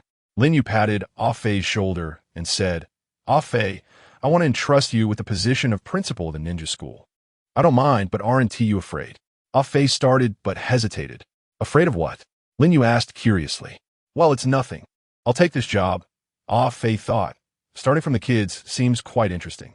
Thus, the crucial construction of the ninja school was entrusted to Ah Fei and the Baiju by Lin Yu, through coaxing and deceit. That night, the official tailor of the daimyo's mansion of the Land of Darkness delivered samples of the headbands and ninja outfits. Both items were designed personally by Lin Yu. The pattern of the headband of the Hidden Darkness Village was actually the same as the pattern of Lin Yu's Sharingan. This represented that no matter how high Lin Yu rises in the future, he will never forget that these eyes are his starting point. The color of the ninja outfit used a dark tone of black and purple, symbolizing the name of darkness. And the character Yu on the back represented that every ninja wearing this outfit from the Hidden Darkness Village would be protected by Lin Yu, who is also Uchiha Yu. The fate of any outsider ninja who attacks them will be death. Very well, let us take measurements for all the children in the village, and then make these outfits according to the samples, Lin Yu said. The tailor replied, "Do we need to take measurements now? Isn't it too early? It takes a long time from ninja school to becoming a genin." However, Lin Yu had his own considerations. Everyone harbors great potential. You can never determine when they will reach the heights we expect. If that day comes sooner and we aren't prepared, wouldn't that be too impolite? Opportunities must be seized, but as leaders, we also have to fulfill our responsibilities to prepare everything for those children who are good at seizing opportunities. The tailor looked at the man in shock, bowed deeply, and left. With everything ready, Lin Yu walked to the window, pulled back the curtain, and suddenly, a purple-haired little girl quickly flashed past the corner. Lin Yu fell silent. That was Xian. Chapter 66. As the Shadow. 3 days later, the Hidden Darkness Village Ninja School was officially established. On this day, Ah Fei and the Baiju wore the Hidden Darkness Village ninja uniforms and arrived at the training ground of the ninja school. 564 children sat on the ground. They were chosen by Lin Yu from among the thousands of orphans sent by the Land of Darkness. Possessing the talent to use chakra, the number of 564 was roughly balanced in gender, although slightly fewer compared to other ninja villages. It was believed that their numbers would double in the future. These children had lost their parents too early for various reasons or had been abandoned by them. Having tasted loneliness, they inevitably differed from normal children, being silent or having eccentric personalities. This was the establishment of the first ninja school, holding great historical significance for the Hidden Darkness Village. As the Shadow, Lin Yu had to personally attend and say something to these children.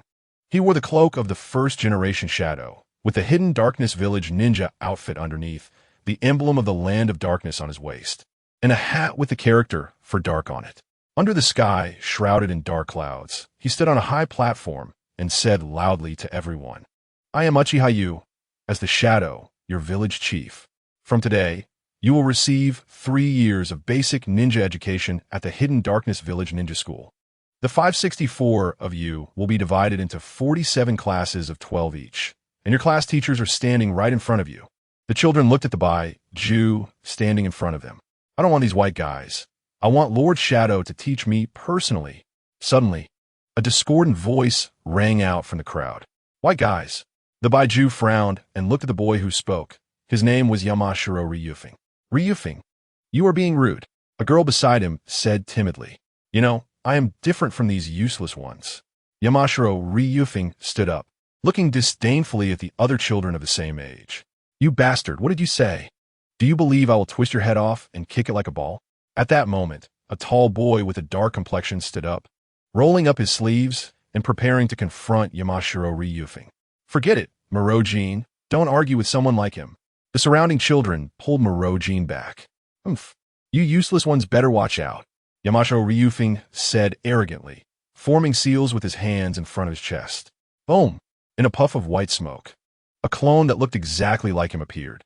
Ninjutsu. The children who had never seen ninjutsu were all stunned. On the high platform, Lin Yu murmured, "Oh, he has already mastered the shadow clone technique. No wonder he feels superior. But it's just a basic clone technique. Shien learned it before attending the ninja school," said Yuzuki Xiang beside him.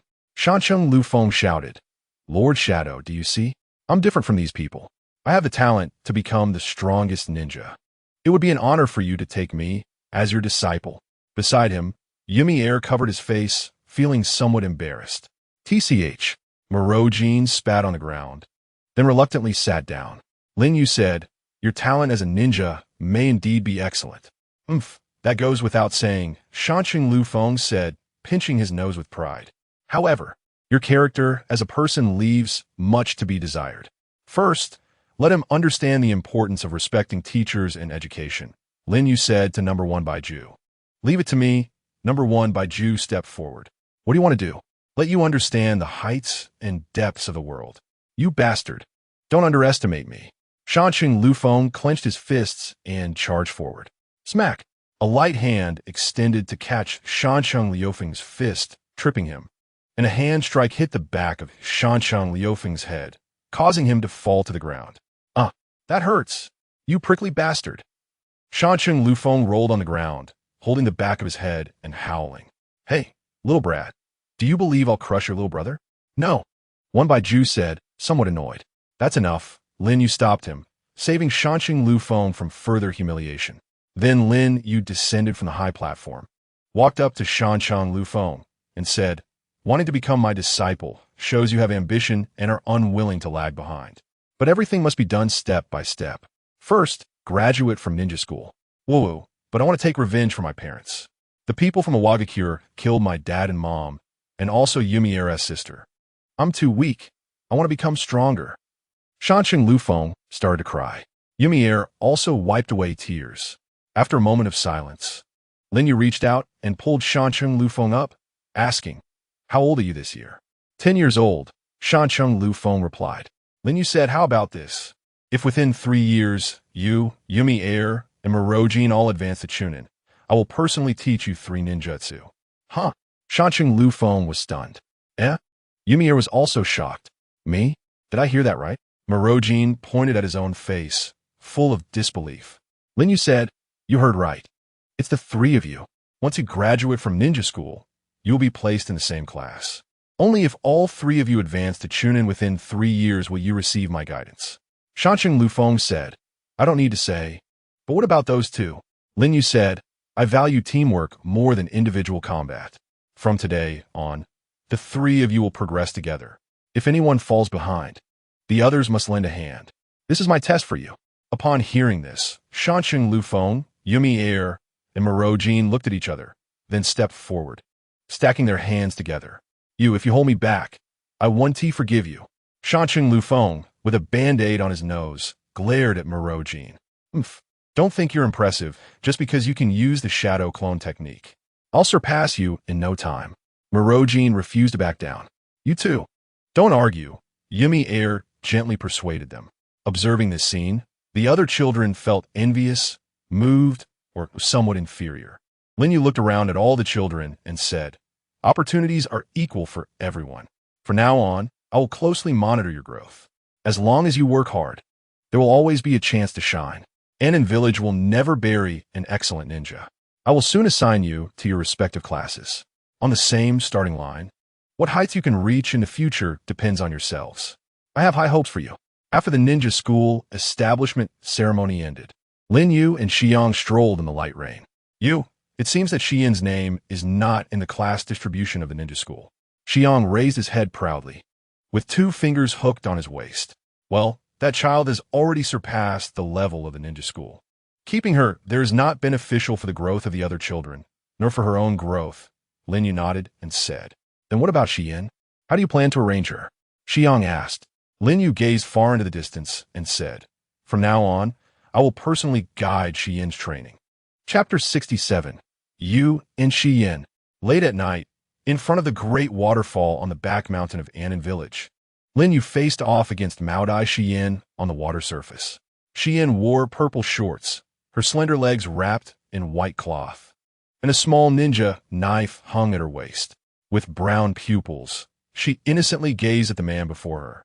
Xian, from this moment on, I will officially guide you in your ninja skills training, Lin Yu said. Got it, brother-in-law, Xian nodded. During training, you should not call me brother-in-law. Understood, master. Hearing Xian say these two words, Lin Yu felt somewhat complicated. Then he nodded. Then let us begin. Show me the skills you learned at ninja school. I want to assess your strength through this. Whoosh, whoosh. Xian quickly pulled out two shuriken from her ninja tool pouches on either side and threw them at Lin Yu. Lin Yu, observing the trajectory of the shuriken with the Sharingan, dual hands instantly launching shuriken. The flight path accurately converges at my brow. Your shuriken technique is already quite proficient. Clang, clang. Lin Yu casually threw a shuriken, knocking both shuriken down simultaneously. Splash. Xian drew her ninja knife and rushed over on the water. She was extremely fast. In the blink of an eye, she was right in front of Lin Yu, leaping up to slash at his shoulder. Lin Yu remained rooted, slightly tilting his body to dodge the strike. Whoosh! Xian swung her knife horizontally, and Lin Yu leaned back again, evading it once more. Eek! Hey! Huh! Xian gritted her teeth, swinging her knife with all her might, while Lin Yu moved like a willow, effortlessly dodging. Your sword technique is fast, but the movements are too large. By the time you retract your attack, it's enough for the enemy to take your life. At the moment they brushed past each other again, Lin Yu gently patted Xian's shoulder. She couldn't stop herself and took several large steps forward, splashing a lot of water. Huff, huff, huff. After barely stopping, Xian tightly gripped her ninja knife, breathing heavily. Lin Yu glanced at Xian's back, closed his Sharingan, and took out a bell to hang on his waist. Again, until you can touch this bell, he said. Huh. Xian turned around and launched another attack at Lin Yu. Whoosh, whoosh, whoosh. Aim for the bell, but don't focus too much on it. Pay attention to my footsteps. Make your movements smaller. The blade is a deadly weapon. Precision is more important than power. Your footsteps are messed up. Don't look back and forth. Splash. Huff. Huff. Huff. 10 minutes later, Xian collapsed onto the water surface. Heavy rain poured down, soaking Xian's purple hair. The water rippled, and Xian's brown pupils reflected her own image in the water. In the reflection, Lin Yu approached and reached out to help her. Whoosh! Xian's expression suddenly changed, and she thrust her knife toward Lin Yu's face. Clang! Lin Yu extended 2 fingers, lightly pinching the blade. At that moment, the sound of rain seemed to stop, and Maodai Xian trembled, her eyes showing a hint of panic. What? Do you want to cut open my mask to see what I look like? Lin Yu smiled faintly, loosening his fingers. Maodai Xian lowered her knife and sat weakly on the water surface. The sound of rain resumed, and she looked up and asked, Why do you wear a mask? Aren't you the shadow? Shadows shouldn't show their true faces, right? Lin Yu replied, I am the shadow. My true appearance and strength are hidden beneath the dark curtain. My appearance can only be seen by the closest comrades, and my strength can only be known by the strongest enemies. Xian, if you want to see my true face, I can take off the mask right now. Saying this, Lin Yu reached for his mask. No, Xian stopped Lin Yu, her little face showing a stubbornness that didn't match her age. I will use my own hands to take off my master's mask, one day. Then I look forward to it. Lin Yu lowered his hand and asked, Can you still move? Maodai Xian, using her ninja knife for support, stood up. Shall we continue chopping at the bell? Lin Yu said, Just now your strike was fast, fierce, and precise. If it had been aimed at the bell instead of the mask, it would have certainly hit. So even if you're qualified, it won't be so easy next time, because I will open my Sharingan. Now, let me teach you a ninjutsu. Ninjutsu? Yuzuki Yuin tilted her little face, If it's basic ninjutsu like transformation technique, substitution technique, or shadow clone technique, there's no need for that because I've already mastered them thoroughly at the ninja school. Lin Yu smiled. It's not that simple ninjutsu I want to teach you. It's lightning release ninjutsu, with a difficulty level of S, incorporating advanced form changes. Lightning release. S rank. Yuzuki Yuin's eyes lit up. S rank ninjutsu is forbidden technique, a super high-level skill that only elite jonin or even Kaga-level ninjas can master. Lin Yu laughed. That's right, your sister has lightning attribute chakra, and since you are her sister, you should be able to use lightning release. So, did you teach this technique to my sister? Yuzuki Yuin asked curiously. Your sister specializes in lightning sword technique, combined with lightning blade, which is already powerful enough. She doesn't need to specifically learn this technique. But our ninja school teachers say that no matter what ninjutsu, it often has to be mastered starting from the lower levels. That's for mediocre ninjas. For those with talent, there's no need to follow the rules. If you can completely master this technique, other lightning release techniques will be easy for you to use. While saying this, Lin Yu walked closer to the waterfall to demonstrate. Yuzuki Yuin opened her eyes wide to watch. Lin Yu slowly formed hand seals with both hands for Yuin to see clearly. The sequence was rat, horse, monkey, rabbit, rat. Then with his right palm facing up, he held his right wrist with his left hand. Sizzle. A strong lightning release chakra gathered in his right palm, emitting a sharp sizzling sound. Crackle, crackle. Chaotic arcs of electricity burst from the center of the lightning body, revealing the terrifying energy contained within. Swish. Lin Yu lightly waved his hand, cutting off the falling waterfall, which took several seconds to recover. Yuzuki Yuin covered her lips, her eyes trembling. Wow, so strong. Is this S rank ninjutsu? What is the name of this ninjutsu? Lin Yu said, the name of this ninjutsu is Chidori. The principle is to gather a large amount of lightning release chakra in the palm, combined with extremely fast speed to launch a thrust, which can instantly destroy the enemy's defenses. However, it requires a very high control over the form changes of lightning release to complete. The ultimate form of Chidori is Raikiri, an S-rank ninjutsu that can even cut through falling thunder in the sky. You should first master Chidori. As Lin Yu spoke, the lightning disappeared from his palm. Tap! Yuzuki Yuin put down her ninja knife, her small face tense, her little hands in front of her chest, forming seals seriously. Bang! A flash of electricity appeared in her palm. Her small body was suddenly bounced away, her numb palm showing burn marks. Lin Yu said, when casting ninjutsu, the hand seals are a way to store energy like a spring. When you finish forming seals, it means the spring is wound up, and the force becomes hard to control. So as a beginner, don't gather too much chakra during the sealing process. Yuin pondered thoughtfully. Then she focused and formed seals again. Sizzle. Bang. The lightning dissipated again, but this time, she was not bounced away. That's right. Keep trying hundreds of times, thousands of times. The day you master it, I will give you a gift, Lin Yu said casually. Oh, do you really think of me as a child? That so-called gift is probably like a lollipop to coax children to study. But you don't have to say it. I will practice hard anyway for my sister. Yuin thought indignantly. At this moment, she could never imagine that the gift would change her life. Chapter 68. The Akatsuki's Contact, Pain Request Battle. You mean, Inoki from Awagakure wants to hire Akatsuki to deal with me? Lin Yu looked at the illusion of Pain's Deva Path in front of him. The projection technique. A high-level ninjutsu that transmits chakra for long-distance communication. Yes, Mr. Yu, Pain's Deva Path said respectfully. It turns out that after the 6 Kage Summit, the Kages publicly acknowledged the existence of the Hidden Darkness Village, but no one wanted the Hidden Darkness Village to develop smoothly, so they secretly obstructed it. Because there's a verbal non-aggression agreement between the 6 Kages that Tsuchikage Inoki approached the rising Akatsuki in the ninja world, wanting to use Akatsuki's hands to deal with Lin Yu. That's really Inoki's style, that old man. Lin Yu laughed. Mr. Yu, how should Akatsuki proceed next? Should we deal with Awagakure? Pain's Deva Path asked. Lin Yu rhythmically tapped on the table. No, there's no need. Akatsuki is a mercenary organization. They work for money. And the most important thing is credibility. They must not do anything to kick someone when they're down, or else their reputation will be ruined. And it won't be worth it. After a pause, Lin Yu's gaze became profound. Moreover, Uchiha Yu, once saved Akatsuki's leader from Hanzo of the Salamander, which is not a big secret in the ninja world. Inoki cannot possibly be unaware of this, but he still hired Akatsuki to kill me. There must be a probing intent behind this. Pain's Deva Path realized. He wants to clarify the true relationship between you and Akatsuki. Lin Yu nodded. Yes. As I expected, this matter also has the shadow of Hanzo of the Salamander, and even Danzo. They want to clarify our entire background. Pain's Deva Path solemnly asked, then how do you think this matter should be handled?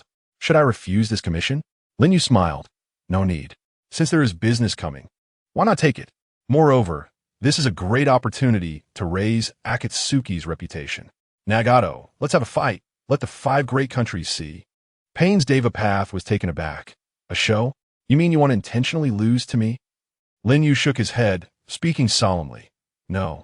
The Uchiha bloodline does not allow me to hold back in battle. Nagato, it's time to show your true power to the ninja world. Fighting me, Uchiha Yu, even in defeat, is an honor. After a long silence, Pain's Deva Path asked, where should the battlefield be chosen? Without thinking, if Lin Yu and Nagato were to fight freely, it would cause great destruction to the land. Therefore, the battlefield must be chosen carefully. Thus, Lin Yu turned his head, seriously looking at the map of the ninja world behind him, and finally made a decision. 2 days later, in the place where the land of rain and fire meets the 4 countries, the land of grass, we will fight there. At that time, the 5 great ninja villages will surely pay attention to this battle. Nagato, I do not expect you to defeat me. What you need to do is to use all your strength to bring out my power as much as possible. Only in this way can the 5 great countries believe that there is no connection between me and Akatsuki. And only in this way can I please the long-dormant battle blood in me. Uchiha Yu, Lin Yu said in his heart. Mr. Yu, I will treat this battle as a life-and-death struggle and will not disappoint you. Swish. Pain's Deva Path flashed away. Remember, have Inoki pay the money. Lin Yu instructed.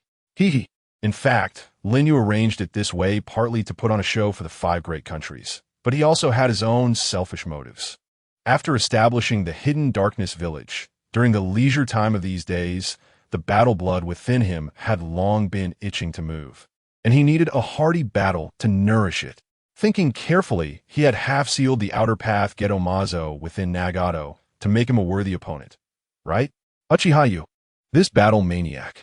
From the land of darkness to the hidden grass village, Kamui hasn't marked it yet. It will take a day on the way. Let's arrange the village matters first. Lin Yu called for the leader of the dark hidden villages, Umbu, Kirigaki or Manzuki. What instructions do you have? Manzuki asked. Lin Yu told him about his upcoming battle with Nagato. That Tsuchikage is really insidious. Although that Yagura kid isn't a fuel-efficient lamp either. Manzuki said, it doesn't matter. In the ninja world, there has never been absolute peace. Everyone is secretly vying for power. Inoki's methods are just conventional. Lin Yu saw it very openly. But soon his eyes darkened, and he changed the subject. Since they have already made a move, we can't pretend we didn't see it. The renowned explosive team of Rock Hidden Village. Its members master the powerful explosion release ninjutsu. Manu, I want you to capture an explosion release ninja and bring him back to the village. Oh, you're interested in explosions? Manu was surprised. Lin Yu said yes. An Een village needs to collect as many bloodline limits in this world as possible to strengthen our combat power. Manu, this is your first confidential mission as the captain of the Een village's dark forces. Don't let me down. Understood. If I fail, I will come to see you with my head. Hotsuki man yua pomizit. At the ninja school, in the training field, white Zetsus were practicing with the children. Afe sat alone in an empty space, drawing patterns of feces in the fresh mud after the rain with a stick. Afe, I need to leave the village for a while, Lin Yu said as he approached from behind. Going to fight? Afe continued drawing a second lump and asked. Yes, I'm getting restless, Lin Yu said seriously. While I'm away, other villages will inevitably take the opportunity to invade. Can we kill them? Afe paused his movements. Those who dare to invade will be exterminated without exception. Lin Yu's gaze was cold. Well, throwing them into a dung pit seems like a good choice, Fei said, continuing to draw. Then I'll leave it to you. Lin Yu disappeared into the Kamui whirlpool. In the Anin village hospital, Yuzuki Yue was using medical ninjutsu, focused on treating a sick old man. Lin Yu did not disturb her, but quietly left something behind. All right, old man. Yuzuki Yue wiped her sweat, her face adorned with an angelic smile. Ah, thank you so much. The old man prepared to pay. In Anin village, medical treatment is free. Yue smiled. Lord Shadow is truly wise. The old man sighed as he left. After washing her hands, Yue noticed a bento box that had been placed on the table at some point, with a note underneath. I'm leaving the village for a while. I'll be back in a few days. Make sure to eat on time and don't tire yourself out. Yue's cheeks flushed, sweet feelings swelling in her heart as she pouted. Honestly, I'm not a child. At the top of Tianyu Pavilion, Lin Yu looked at the still absorbed Yue practicing Chidori in front of the waterfall, retracted his gaze, closed the window, and took out armor from the Warring States period from the wardrobe, putting it on and swapping for a hard, durable mask, with Uchiha's fan strapped to his back. The Sharingan under the mask craved war. Nagato, let me see how well your Rinnegan has developed. Whoosh. Lin Yu Uchiha Yu disappeared into the Kamui whirlpool. A world-shaking battle was about to shock the universe. Chapter 69. Uchiha Yu versus Pain of the Six Paths. Within a land of grass, on an open flatland surrounded by mountains, Lin Yu sat on a rock, waiting for a long time. Whoosh! A figure descended. A man in a fiery cloud robe with orange long hair. After landing, he quickly formed hand seals. Summoning technique. Boom! Boom! Boom! Boom! Boom! Summoned were 5 men in fiery cloud robes, the Pain of the Six Paths, making their entrance. The leader, Pain of the Deva Path, stepped forward. His cold and authoritative voice rang out.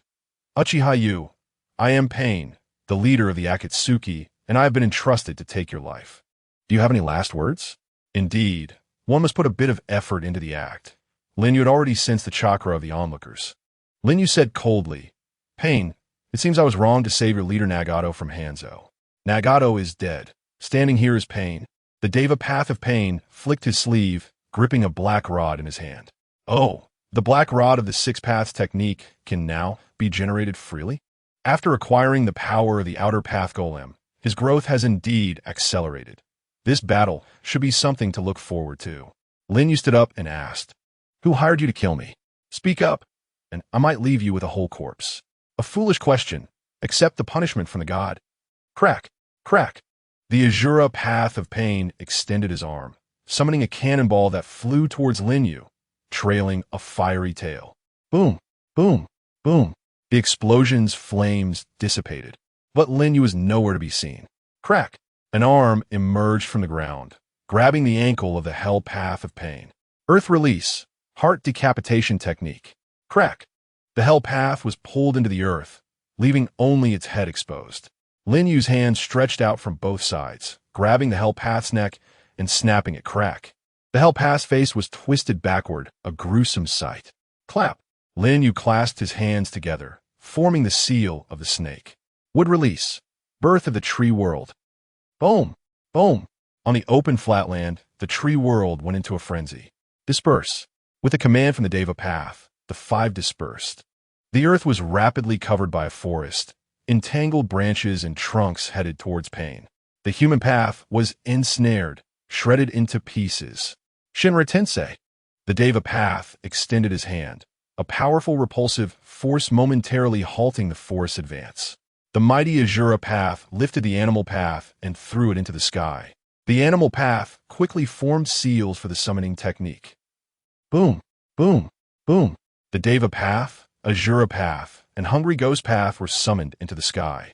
Along with a gigantic monster bird, the 4 stood on the giant bird's back, looking down at the dense forest below. The Hell Path was the first to be eliminated. It was no coincidence. Mr. Yu clearly understood the abilities of the 6 Paths of Pain, and he did not intend to hold back, the Deva Path thought gravely. Lin Yu stood atop a great tree, looking at the monster bird in the sky, the corners of his mouth curled under the mask, forming the seal of the horse. Fire Release, Great Fire Annihilation. Roar. A tidal wave of fire swept across the sky. This is the first time I've seen such an exaggerated fire release. Even in the sky, it can't escape, the Deva Path lamented. The Hungry Ghost Path stepped forward. Hungry Ghost Path. Sealing technique, absorption. Whoosh.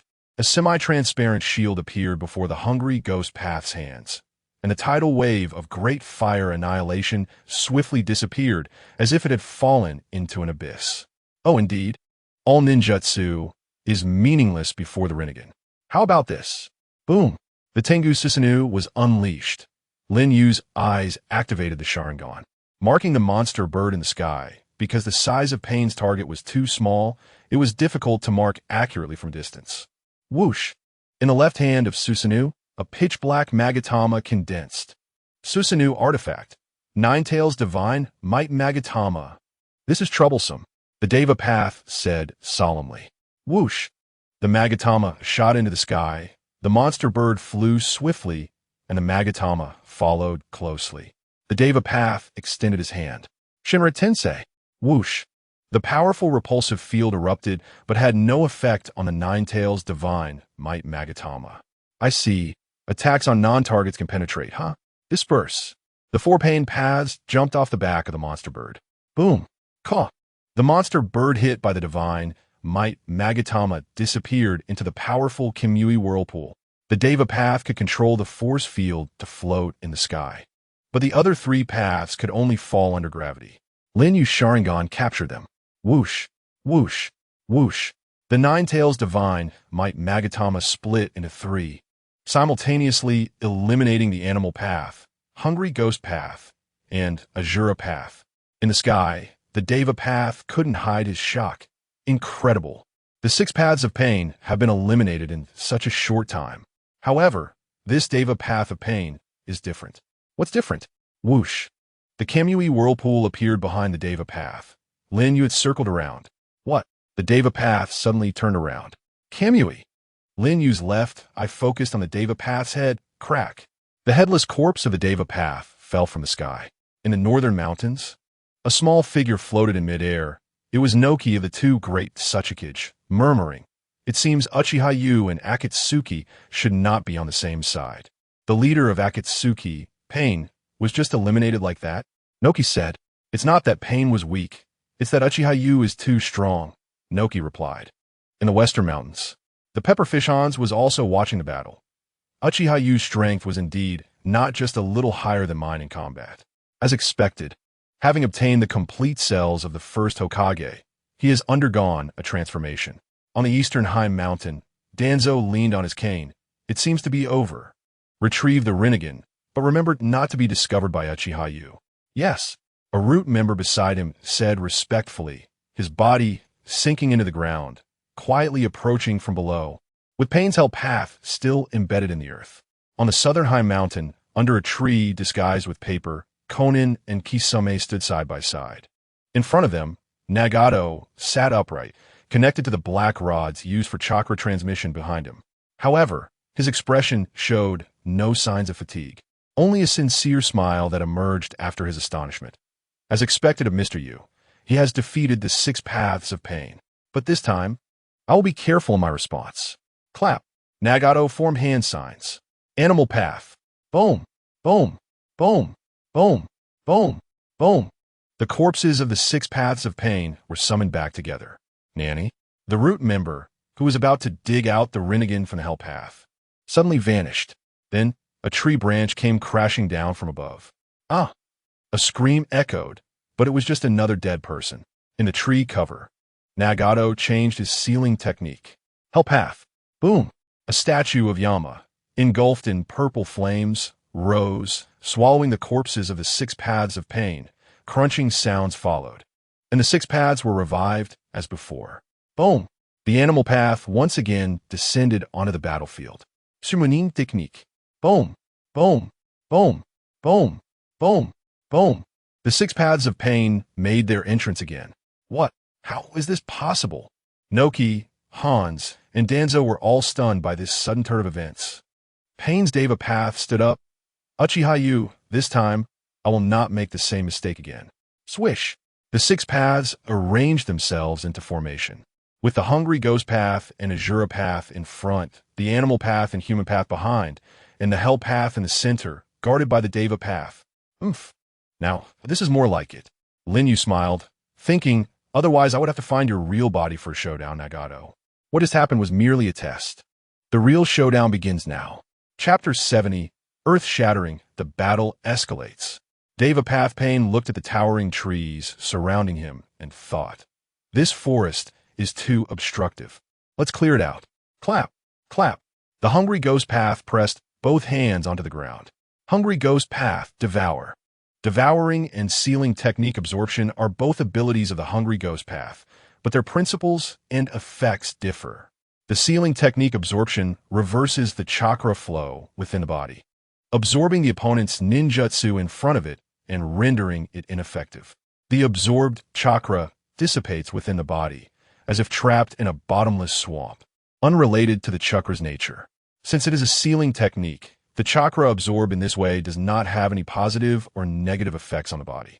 In contrast, devouring absorbs the opponent's chakra into its own body by reversing the chakra flow within. The chakra absorbed this way can be used by the user.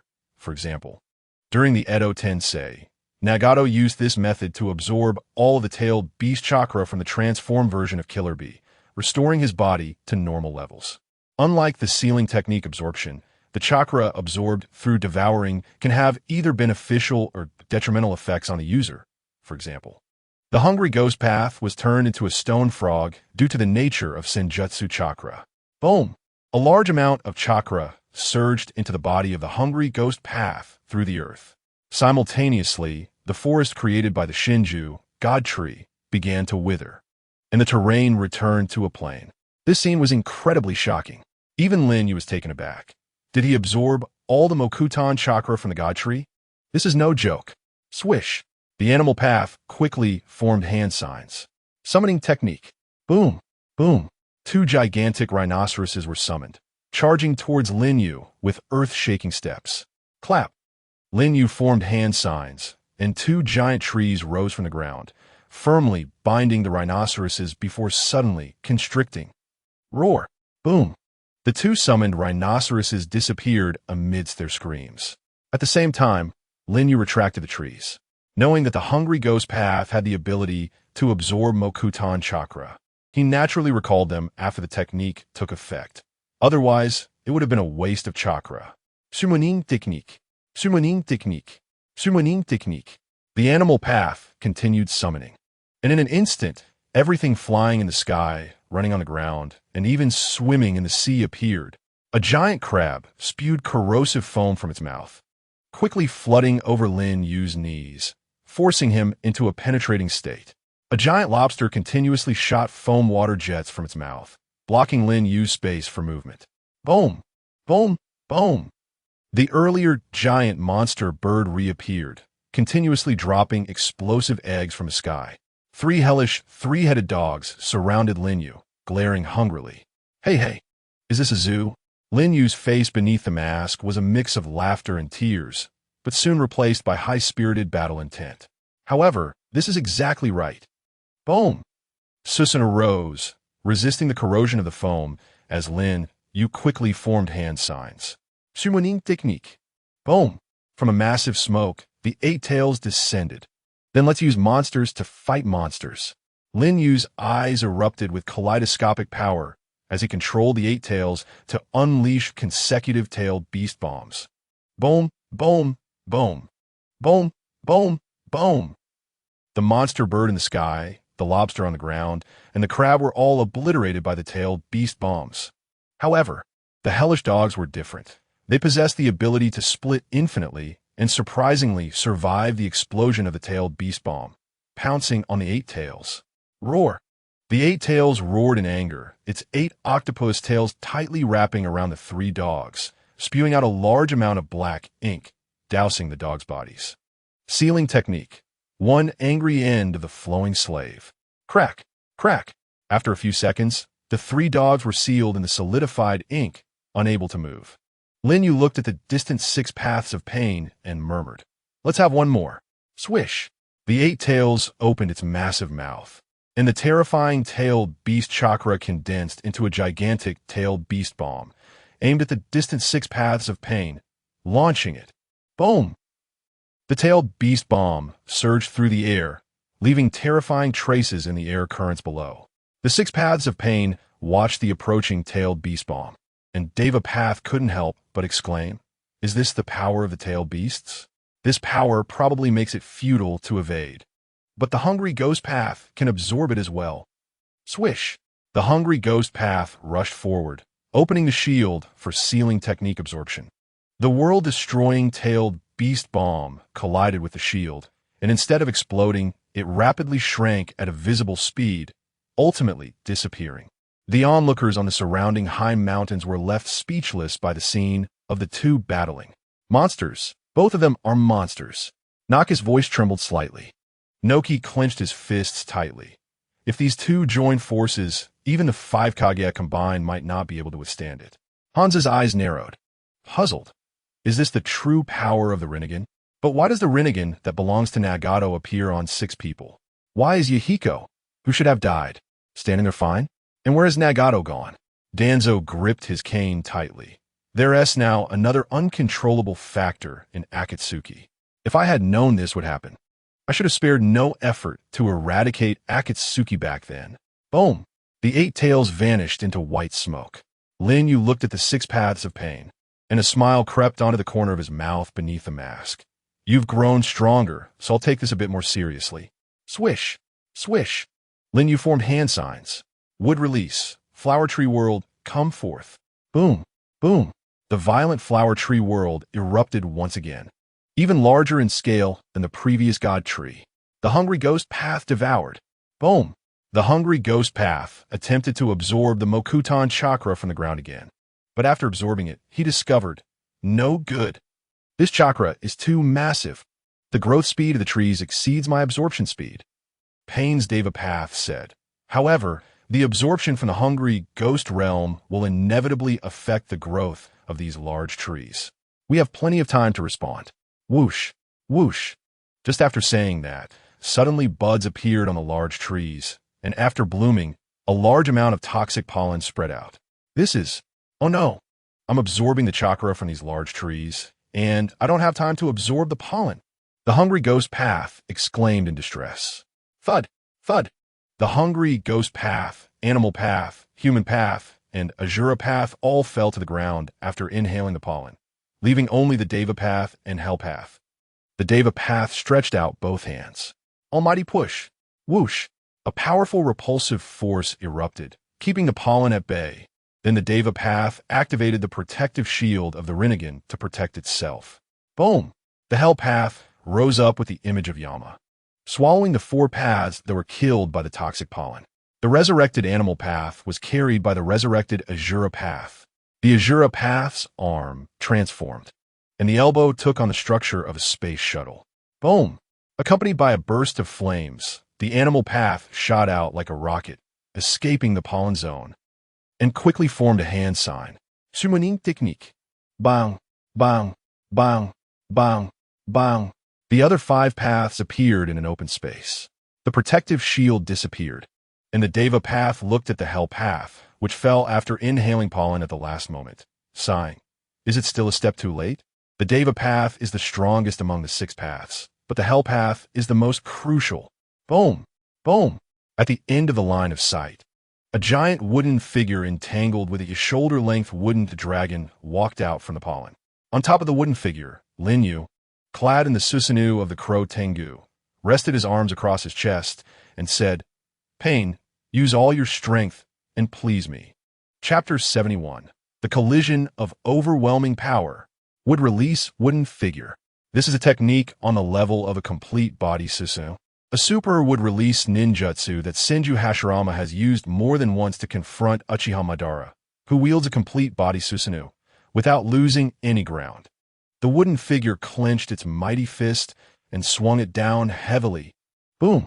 The mighty fist shook the ground, causing the earth to crack, and the airflow surged. Pain and the 5 paths quickly retreated, not even caring about the corpse of the Hell path. The Deva path even used almighty push to counter the incoming airflow. Even from several miles away, the tremor could be clearly felt. The first Hokage's wooden figure technique is genuine. Anoki's old face finally broke into a sweat. He was a witness and participant of that era. This towering power made him recall the fear he felt as a child facing overwhelming strong opponents. Hanzo the salamander looked solemn. Is this the astonishing divine skill of the once ninja god? It truly is awe-inspiring. Danzo murmured. The birth of the tree world. The flower tree world. Even the wooden figure is afraid. He can now use all wood release techniques under the wood release sage art, just like Lord Hashirama in his youth, coupled with those eternal Manjikyu Sharingan, comparable to Madara before he went blind, whether it's wood release or Sharingan. If he reaches the next stage, I'm afraid no one will be able to stop him. Murmuring, Danzo clenched his fist. It's good if Yuzuki Yuein can succeed, but I can't neglect my next preparations. Pain's Deva Path, looking at the approaching wooden figure with overwhelming posture, confirmed one thing in his heart. In the face of this power, everything is futile. Only overwhelming power can counter overwhelming power. Thud, thud, thud, thud. The Hell Path, Animal Path, Human Path, and Hungry Ghost Path all fell to the ground. Nagato concentrated all his power on the Deva Path. Oh, have you finally come? Lin Yu's eyes lit up, crazily saying, come on. Whoosh! The robes fluttered, and the Deva Path floated into the air. Nagato, do you really have to use that move? Isn't it just a performance for those people? Why go to such lengths? Conan looked at Nagato, who was closing his eyes to gather chakra. The performance is fake, but the battle is real. If not, Akatsuki's name can't rise in the ninja world. Nagato suddenly opened his Rinnegan. Deva Pain, with his palms facing forward. Super Almighty Push. ZZZ. The white light covered everything. Boom! Then, like a raging sea, the force field swept across the world. Crack! The wooden figure's advance came to an abrupt halt, and behind the wooden figure, the ocean of the flower tree world was instantly flattened. Boom! Boom! Boom! The plane quickly sank, turning into a basin. Trees, soil, and dust, everything rolled and crashed against the mountain wall under the overwhelming repulsive force. Boom! However, that force did not stop after crashing into the mountain wall. The rolling stones were sent flying out. Northern Mountain. Tsuchikage-sama. Clap. Anoki slapped the ground. Earth release. Doton core. Boom. Large areas of mountains rose up, forming a massive trench to block the rolling stones. Western Mountain. Hanzo-sama. The salamander Hanzo ignited chakra flames from his fingers and bowed to the ground. 4 red yang formation. Boom! A red barrier rose, blocking the torrent of rolling stones. Eastern Mountain. Danzo-sama. Crack! Danzo bit his finger. Summoning technique. Dream Taper. Bang! The Dream Taper descended, opening its mouth wide and unleashing a strong wind release, sucking the rolling stones into its mouth. Southern Mountain.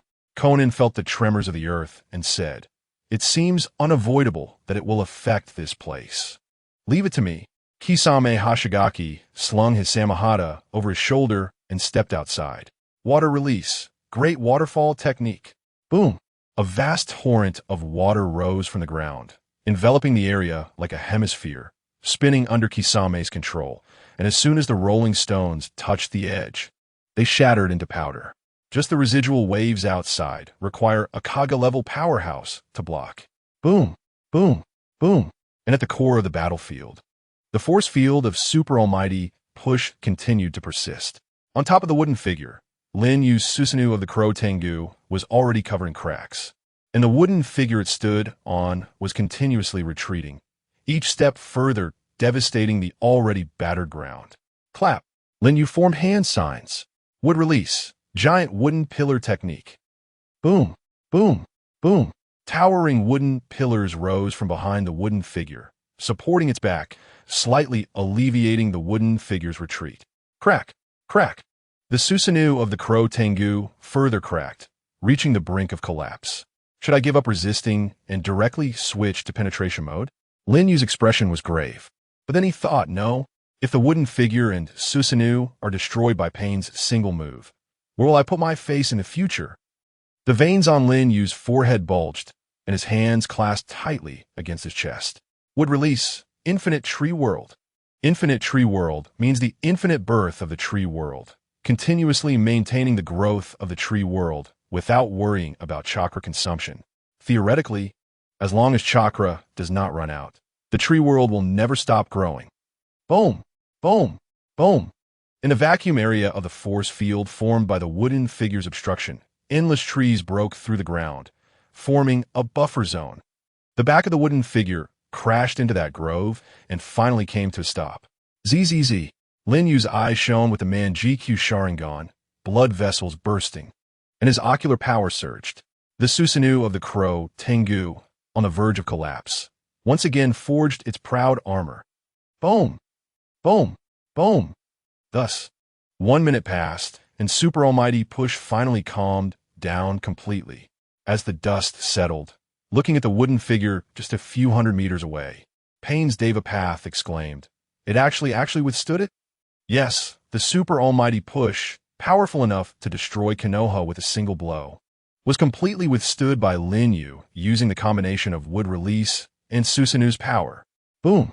The wooden figure completed its mission, kneeling on one knee, still maintaining a proud posture. Whoosh! The Susanoo of the crow, Tengu, dissipated. Come on, let's have a real fight. Lin Yu's lips curled into a smirk as he drew the Uchiha fan from his back and leaped down from the top of the wooden figure, charging toward Pain's Devapath. After Super Almighty Push, the Devapath's power will be in a period of vacuum. Not good. The Devapath quickly retreated. The Beast Path, the Azura Path, the Hungry Ghost Path, and the Human Path stood up and advanced. The Beast Path quickly formed seals and shouted, "Don't even think about it." Lin Yu sprinted, his left eye suddenly focusing on the Beast Path's head. Divine Might! Whoosh! The space distorted, and the headless corpse of the Beast Path fell to the ground. Chapter 72. Ultimate, heated. After using Divine Might to eliminate the Beast Path, a sharp pain shot through Lin Yu's eye, blood trickling down the corner, his vision becoming blurry.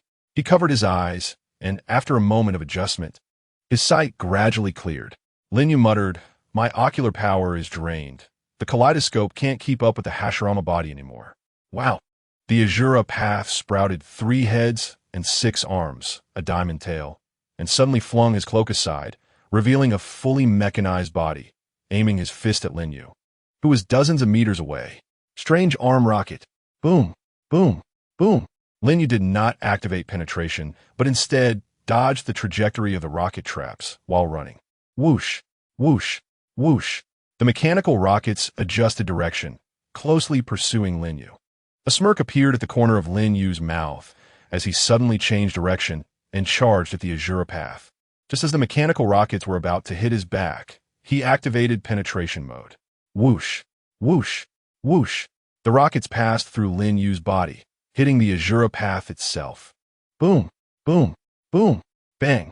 Amidst the explosive flames, the severely damaged Azura Path crashed heavily to the ground. Crackling, the lightning cutter gathered in Lin Yu's right hand, turning pitch black due to the infusion of Divine Might. Die freak! Lin Yu charged forward. Divine Might lightning cutter. Crack! Whoosh! The moment the lightning cutter struck, a vortex of Divine Might appeared, and the Azura Path was buried in the space-time continuum. Almost simultaneously, the Human Path launched a surprise attack on Lin Yu. The method was simple, just grab Lin Yu's shoulder. However, the effect of the technique was extremely terrifying. The soul absorption technique of the Human Path could extract the soul from the body the moment it grabbed its target, without interruption from a third party. Being hit meant certain death. With Lin Yu fully aware of the abilities of the 6 paths, how could he be unprepared? When he launched the Divine Might lightning cutter against the Azura Path, his peripheral vision had already been monitoring the movements of the Human Path. Whoosh! He suddenly swung the Uchiha fan backward. Clang! The Human Path's palm struck the fan. Lin Yu stomped his foot, causing a tree trunk to rise up beside the Human Path, binding him, and then Lin Yu jumped back. Fire release. Great fireball technique. While jumping back, he directly spewed out a fireball from his mouth, hitting the Human Path and causing the trees to fuel the flames. With basic wood release and fire release techniques, Lin Yu could use them without hand seals, cleverly combining them to finish off the Human Path. The Beast Path, the Azura Path, and the human path were all dead. The only one left standing before the Deva path was the hungry ghost path. This hungry ghost, which could absorb all ninjutsu, was not easy to deal with. With his ocular power already drained, he had to reserve divine might for now. So, to defeat him, he could only rely on physical techniques. However, the visual sharing of the Rinnegan was also a hassle. Then it would have to be like this. Lin Yu calculated in his mind, put away the fan, and formed seals with both hands in front of his chest. Ninjutsu would release shadow clone. Whoosh, whoosh, whoosh, whoosh. 4 would release shadow clones appeared, surrounding the hungry ghost path. You have 2 pairs of eyes. I'll use 4 would release clones to deal with you. Bang, bang, bang, bang. The 4 would release clones launched an assault on the hungry ghost path. However, the hungry ghost path quickly formed seals. Lin Yu furrowed his brow at this seal. The hungry ghost path completed the seals and suddenly struck out with both hands. Wind release, gale palm, boom. 1 would release clone was heavily knocked away. The Deva path also formed seals. Water release, water chaos waves. Whoosh. A high-pressure water column sliced through another would release clone, catching it off guard. This was truly unexpected. Lin Yu had never anticipated that Pain would suddenly use conventional ninjutsu. But then Lin Yu thought, I was overly cautious and almost forgot about the Rinnegan's 6 paths abilities. Nagato had mastered 6 chakra nature transformations, including Yang release, by the age of 10, and could use thousands of ninjutsu of the 6 major nature transformations, as well as all mainstream ninjutsu. The 6 paths of pain were not just puppets controlled by Nagato, but also ninjas capable of using all ninjutsu. They could use ninjutsu and absorb it as well. In this case, it was time to think a bit smarter. Lin Yu calmly analyzed. First, I need to block their line of sight. But since the hungry ghost path can absorb all ninjutsu and chakra, the hidden mist technique would probably also be absorbed. So, non-chakra and non-ninjutsu should work. Lin Yu rummaged through his ninja tool pouch and pulled out a smoke bomb. If shurikens can be multiplied with shadow clones, then other ninja tools should work the same way. Lin Yu threw the smoke bomb. Pain thought, a smoke bomb? Trying to block sight with a non-chakra method? But just one of them. Suddenly, Lin Yu formed seals. Ninjutsu, smoke bomb shadow clone.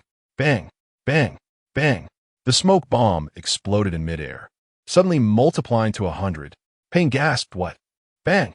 The smoke exploded, creating a thick cloud. The hungry ghost path formed seals, preparing to use wind techniques to disperse the smoke. But Lin Yu's would release shadow clones, seize the opportunity to attack. Bang! Bang! The sounds of fists and feet colliding echoed from within the smoke. Lin Yu recalled how Naruto once used the Sage Mode's Frog Kata to defeat Pain's hungry ghost path. The principle of the Frog Kata was to utilize invisible natural energy to launch physical attacks. But even physical attacks, since natural energy itself is a form of chakra, why would it affect the hungry ghost path? Lin Yu's thoughts raced, because even chakra attacks would work as long as the hungry ghost path didn't have time to activate its absorption barrier. Buzz. Purple chakra enveloped Lin Yu's arm as he rushed into the smoke, closing his eyes and using his hearing to capture the sounds of combat between his clones. Found it. Lin Yu suddenly leaped up and swung a heavy fist down. Boom! He struck the hungry ghost path in the chest, the immense force pinning it heavily to the ground, causing the ground to collapse. Would release. King Kong Reflector. A tree trunk burst forth from the hungry ghost path's chest, tearing apart its body and transforming into a towering tree. First, using brute strength to deal a heavy blow, then injecting would release power into its body to grow roots inside, ripping it apart. This was an incredibly brutal would release physical technique. Even Pain, who lacked pain perception, let out a piercing scream. Whoosh! As the smoke cleared, Lin Yu charged towards the isolated Deva path and reached out his hand. It's over. Zing! A black rod suddenly sprouted from the Deva path's sleeve, thrusting towards Lin Yu's shoulder. Oomph! Lin Yu smirked, not dodging, letting the black rod pierce into his shoulder. Bang! Nagato's chakra surged through the black rod, causing Lin Yu's body to stiffen, but that was all. Your chakra may be strong, but trying to interfere with me is futile. Lin Yu directly endured the interference of the black rod, continuing to reach out towards the Deva path. Whoosh! At that moment, the Deva path's eyes widened, and a powerful repulsive force erupted. Shinra Tensei! Lin Yu was blasted away. The power has finally returned. The Deva path sighed. Bang! After rolling several times, Lin Yu sat up and murmured, "The Deva path's power recovery is faster than I expected." It's understandable. After all, it has the power of the outer path golem, which is incomparable. However, bang! Lin Yu pulled the black rod from his shoulder and tossed it aside, the wound hissing as it healed automatically. Crack! Crack! Standing up, Lin Yu moved his neck joints, looking at the contemplative Deva path, and meaningfully said, "If you don't unleash more powerful techniques, nothing will change." The Deva path glanced at Lin Yu, seemingly resolute, and turned to run south. Lin Yu's lips curled into a deep smile beneath his mask, and then he chased after him. In the mountain tree cave, "Nagato, stop. That technique you just recently comprehended has never been put into practice. The risk is too great." Xiaonan anxiously urged Nagato, who was tightly closing his eyes, gathering chakra and ocular power. "Xiaonan, even when facing a strong opponent like Uchiha Yu, I still don't want to give up. I want to truly defeat him," Nagato said forcefully, suddenly bringing his hands together, his palms slightly apart. Xiaonan clenched her fists tightly, her palms full of anxious sweat, and ultimately, she acquiesced, no longer persuading him. As a witness, Kisame Hashigaki understood everything throughout the process. Sighing in his heart, Mr. Yu's influence is indeed everywhere.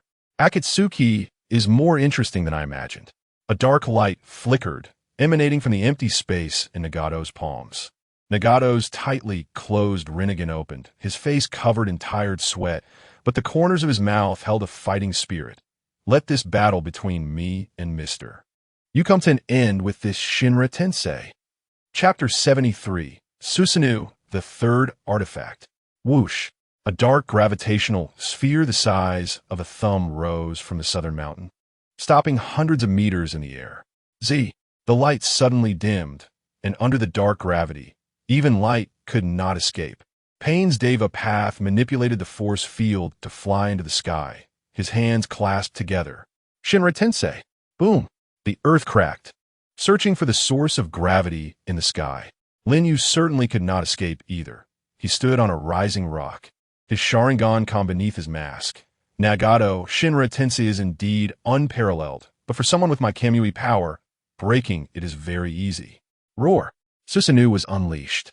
Only half of its second form activated, and a pitch-black shuriken was formed in its skeletal hand. Utilizing this massive gravity, there was no need to aim deliberately. Just slightly avoiding the stones in the flight path was enough. After roughly locating the target, Susanoo threw the Kamui shuriken into the sky.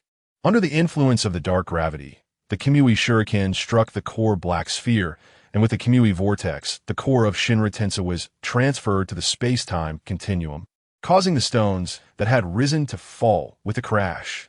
Inside the mountain cave, huff, huff, unbelievable, Shinra Tensei was resolved so easily. Nagato gasped slightly, his expression unable to hide his astonishment. "Nagato, that's enough. You've consumed too much chakra," Xiaonan advised. "Since that's the case, I can only create a larger Shinra Tensei and launch it from a higher position, to a height that even Kamui cannot reach." Clap.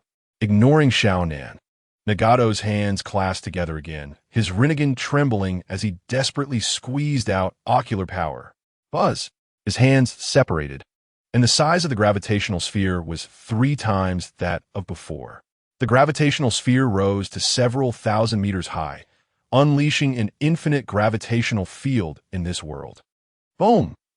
This time, not only the flat ground, but even the mountains could not escape. The observers who had sensed something was wrong had already evacuated. Crack! Crack! Countless rocks were lifted, adhering to the black sphere, instantly forming a Shinra Tensei with a diameter of several kilometers. Rising, Lin Yu murmured, "Let alone the Kamui shuriken. Even the Kyuubi's Kamui might not work, but there's no need to be so troublesome." Lin Yu's right eye, the Mangekyo, released the Kamui vortex, preparing to suck himself into the space-time continuum to avoid for a while waiting for Shinra Tensei to complete before coming out. Ah! The Deva Path of Pain waved his palm, and the nearby stones, under the control of the force field, penetrated Lin Yu's body, interrupting the space transfer. Oomph! I know it's slower to transfer myself than to transfer external objects. Well, the space-time transfer failed. What should I do next? Lin Yu smiled playfully, activating the Yatagarasu Susanoo.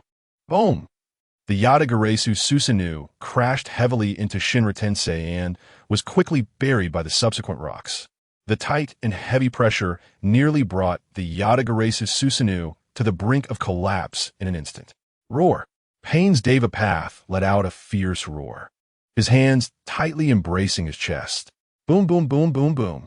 Countless rocks surged forward, crashing into the outer layer of Shinra Tensei, expanding its volume by half in just a few seconds.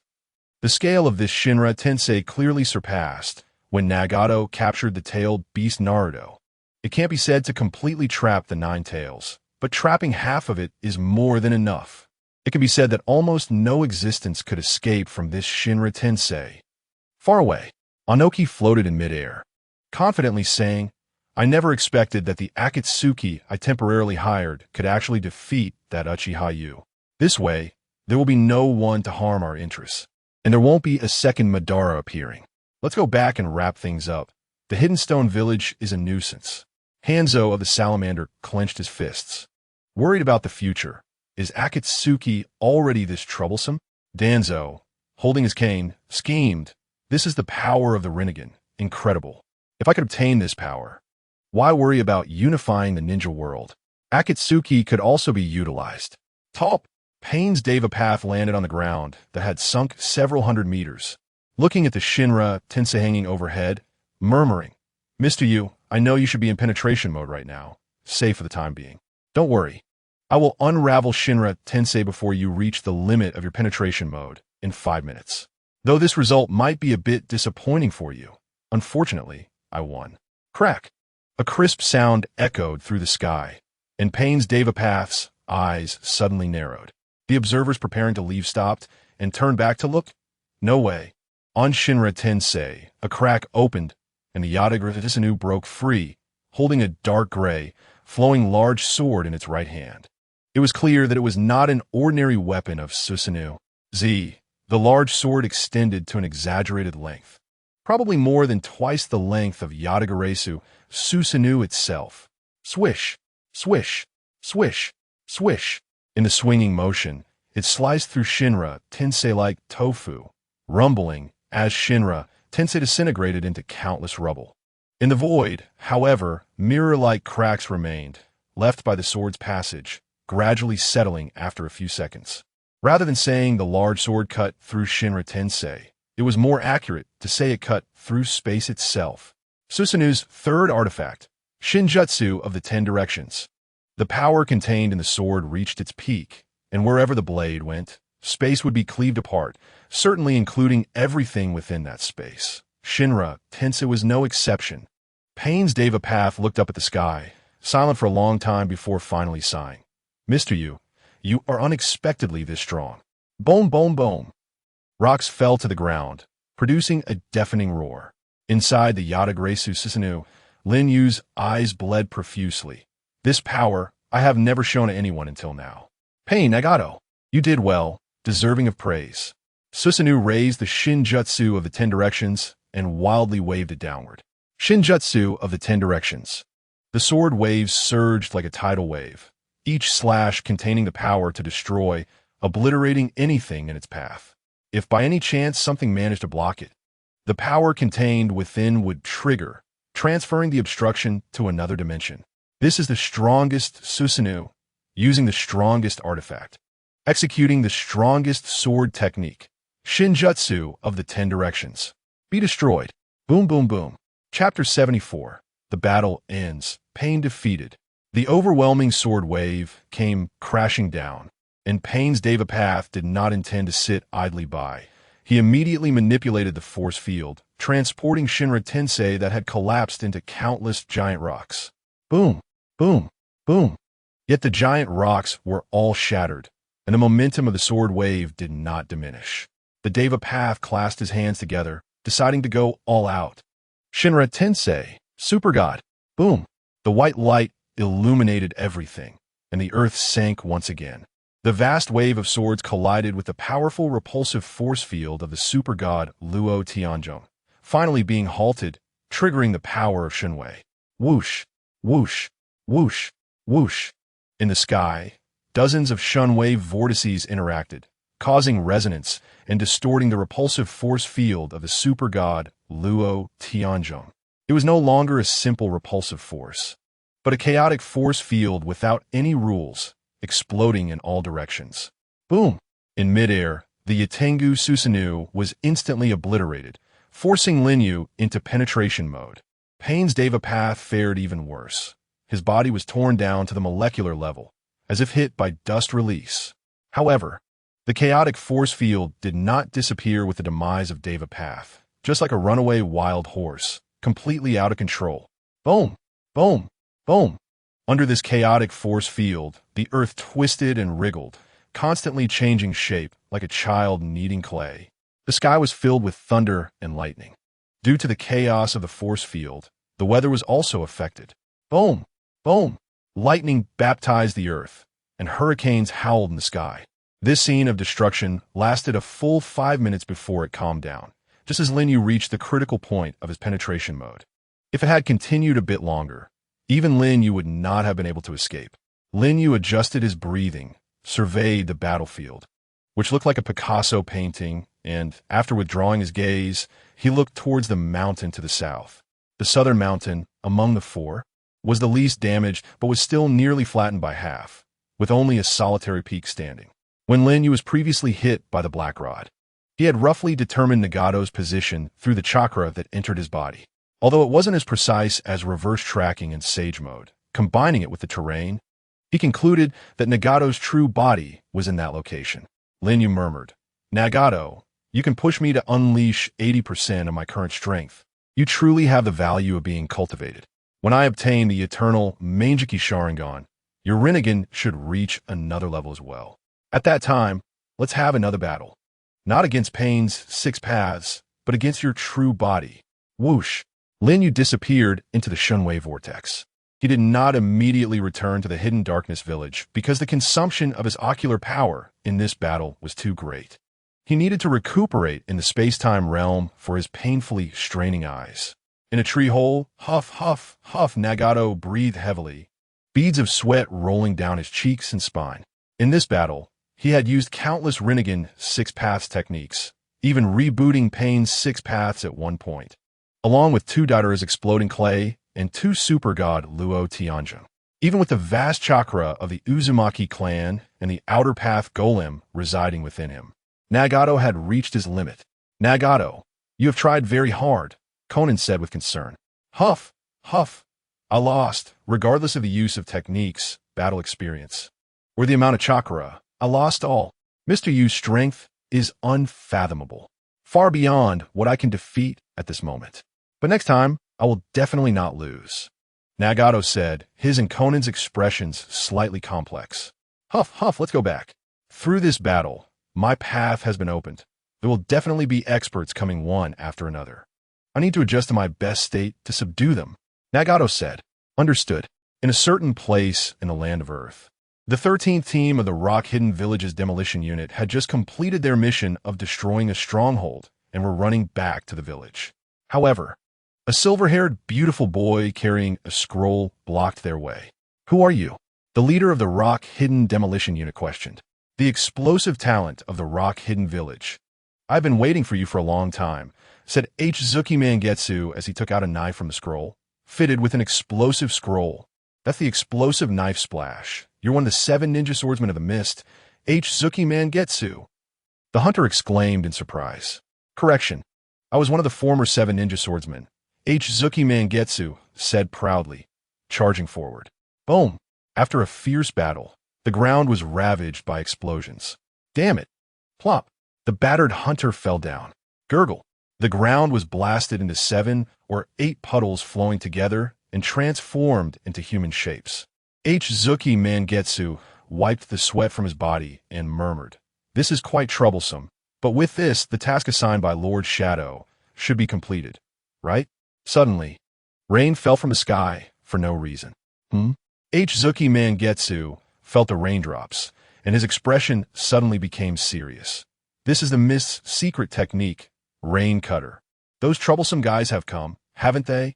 The rain cutter is a secret technique that can weaken all ninjutsu and chakra. In this rain, even the Hzuki clan's peculiar water body could not be used. This technique has always been mastered by the Pursuit Ninja Team of the Mist, renowned in the ninja world. Sure enough, not long after, people dressed in the Mist's Umbu attire, wearing masks and carrying ninja swords surrounded Hzuki Mangetsu. Hashirama Monjutsu. We are under the orders of Lord Yagura to retrieve your ninja sword. Why don't you go find Kisame and retrieve Samahata first? Why come to me? It's just a matter of time. Betraying the blood mist, there is only a dead end. In the land of darkness, in front of the hidden darkness village, a large number of masked ninjas gathered. It turned out that the battle between Uchiha Yu and Pain, the leader of the Akatsuki organization, in the land of grass had spread. Some ill-intentioned individuals wanted to take this opportunity to launch a sneak attack on the hidden darkness village and destroy it in one fell swoop. Who are these ill-intentioned individuals? They may not belong to any ninja village, or they may belong to any ninja village. It doesn't matter. For the hidden darkness village, they are invaders.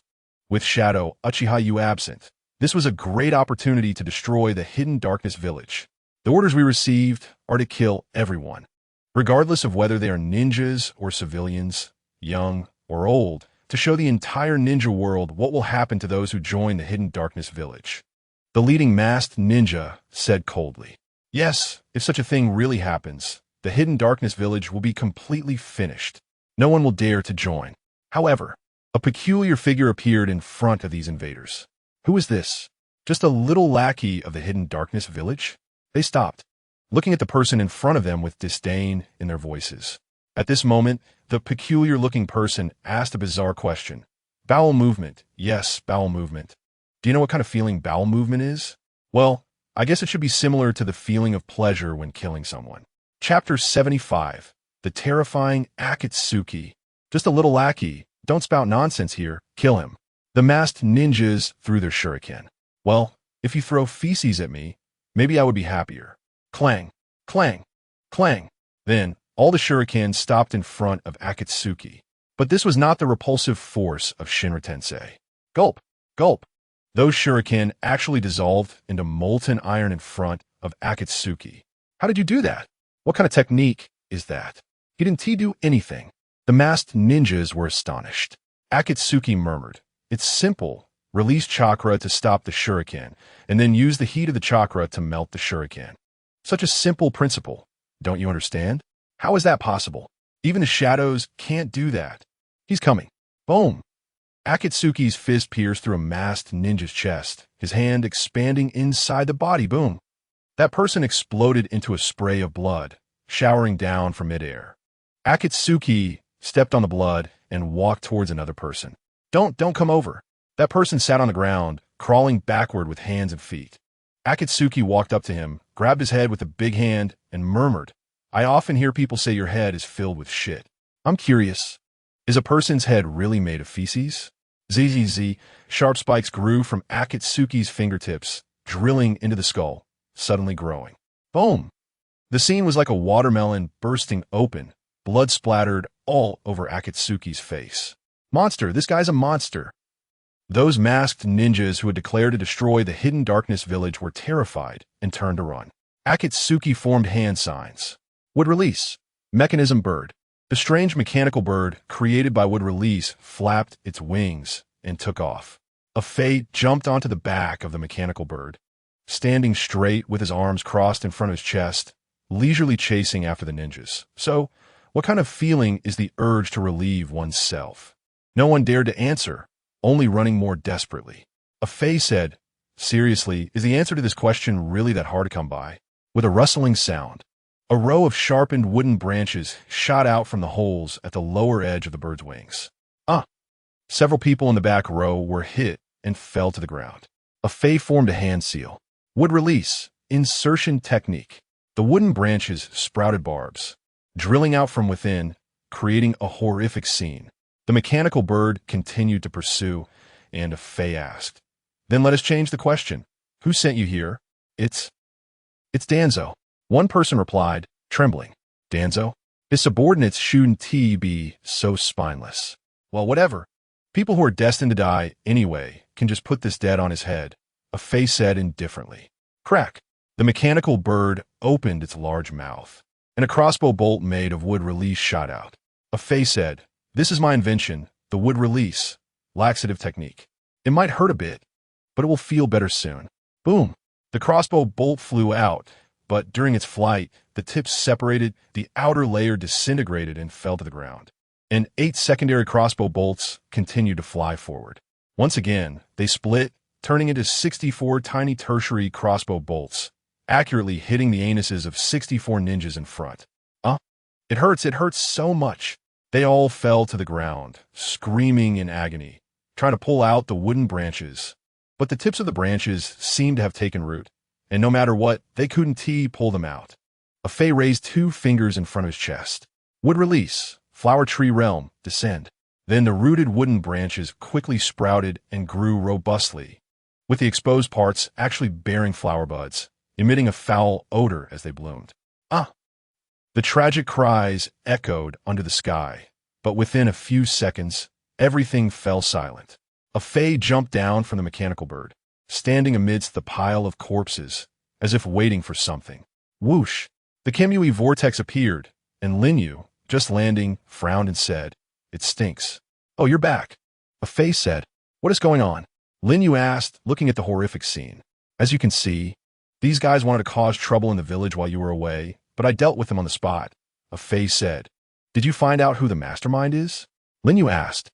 Faye casually replied, "I don't know if it's really Danzo or not." Lin Yu pondered, walking to a corpse and removing its mask. A face filled with indescribable pain was revealed, indicating that he had not died easily. Lin Yu didn't care about his death, but looked at his forehead protector, which was from Konoha. So fake. It's clearly meant to smear dirt on Konoha in case of failure. Lin Yu stroked his shin, muttering, "They hate us and also hate Konoha. Could be those guys from Kumogakure? But this doesn't really fit the style of the fourth Raikage, although they do share the same simplicity in thinking." After a while, with no leads, Lin Yu shook his head. "Forget it, they're just ants, mere dust." "They're coming," Faye suddenly said. "Who is coming?" Lin Yu asked, confused. He saw those flower buds fully bloom, revealing giant flowers. In the center of the giant flowers, a mysterious power was gathering. The urge to relieve oneself. This is the feeling that is longing to be released. Faye suddenly became excited. "No way." Lin Yu suddenly panicked. Boom! A loud noise erupted, and filthy gas spread everywhere. "It worked, long live, long live." Faye's triumphant cheer echoed from within. "Faye, I'll fuck your grandpa. You got me all dirty." And Lin Yu's furious cursing.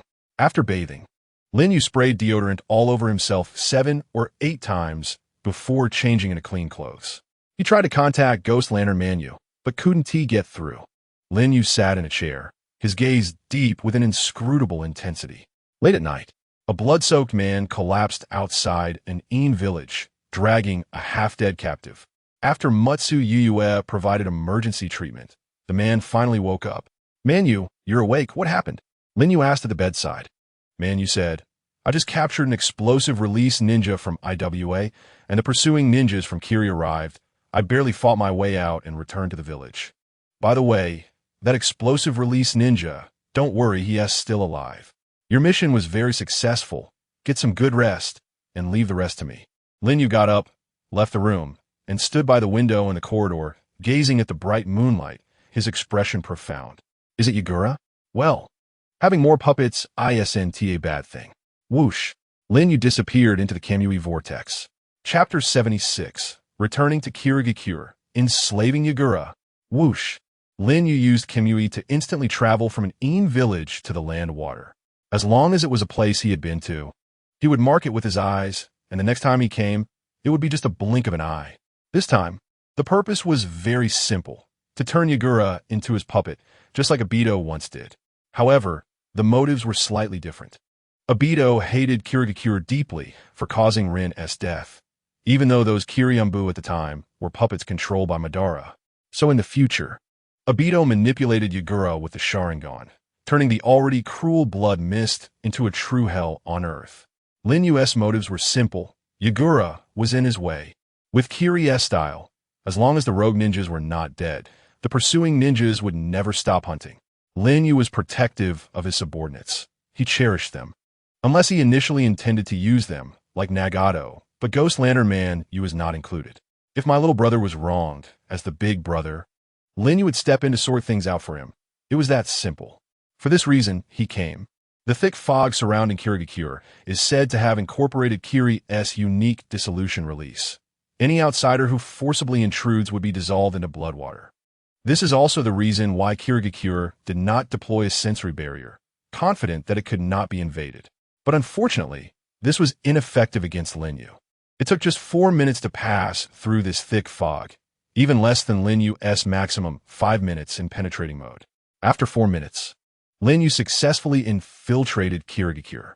He ignored everything and looked towards the deep blue tall building at the end of his line of sight. That was the Mizuki's mansion. Mark complete, Kamui activated. Lin Yu arrived below the Mizuki mansion, then swaggered in through the entrance. For some reason, there were no signs of any guards. Lin Yu stepped up the stairs, the light growing dimmer and the air more humid. He arrived a long, dimly lit corridor, at the end of which was a tightly closed stone door where Yagura was located. Upon reaching the stone door, Lin Yu was about to reach out. Oomph! That's it, power. Power is constantly expanding. Suddenly, Yagura's eerie laughter came from the other side of the stone door, causing Lin Yu's hand to pause slightly before he pushed against the stone door. The stone door rumbled open, and upon seeing the scene inside, Lin Yu couldn't help but frown. Yagura was sitting on a stone chair, his head lowered, not even noticing Lin Yu's arrival. At the severed end of his left arm, there was a gigantic arm covered with spikes, and one thing was certain. That was definitely not a human arm. From that arm emanated a terrifying chakra. That was the chakra of the Three Tails. Lin Yu thought, what is going on? The Three Tails has been revived? No, it's not like that. He quickly organized his thoughts.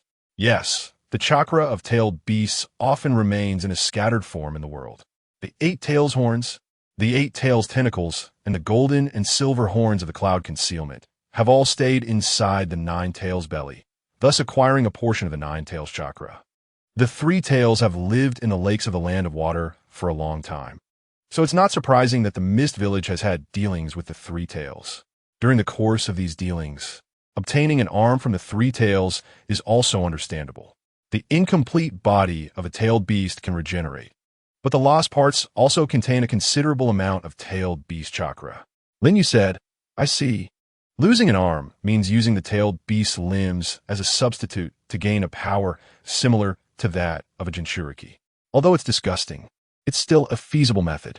Hearing this, Yagura raised his head, and on the left side of his face, there were spikes resembling his arm. The pupil of his left eye had also turned a crimson, similar to the Three Tails' eye.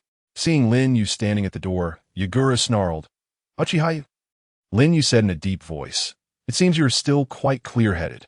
You should know why I am here, right? Yagura coldly replied, Kisame Hashigaki Mangetsu. The traitor ninjas of the mist.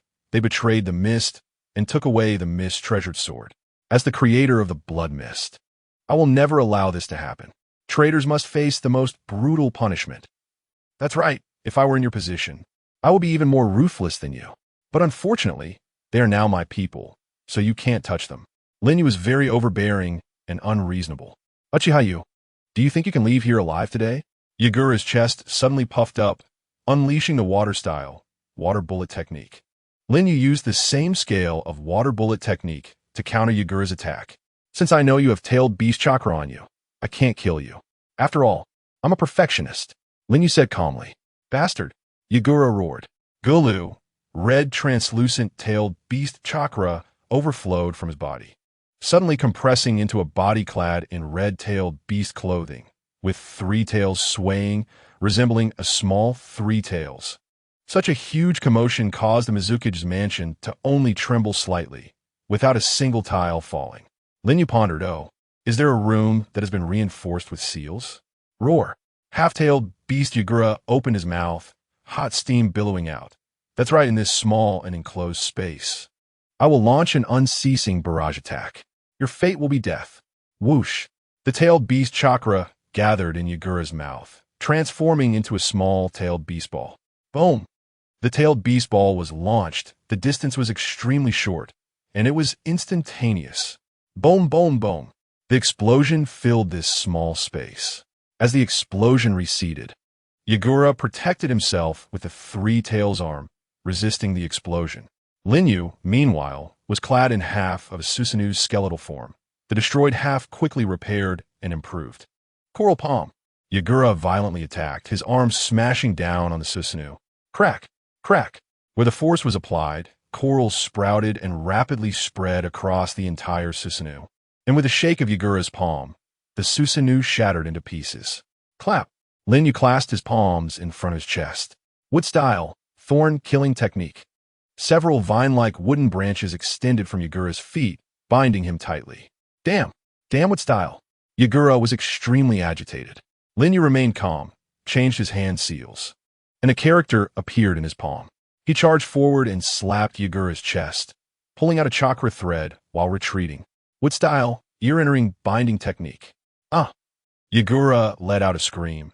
The tailed beast chakra within him was quickly suppressed by the wood style, and the tailed beast clothing peeled away from his body, revealing skin burned by the tailed beast clothing. Jinjutsu, Sharingan fully activated. Become my captive, fourth Mizukage Yagura. G. Lin Yu's eyes displayed a kaleidoscope of blood, concentrating all of his ocular power into the Jinjutsu. Boom! Yagura's eyes widened suddenly, then showed intense struggle, and ultimately lost focus. Chapter 77. Not to be outdone.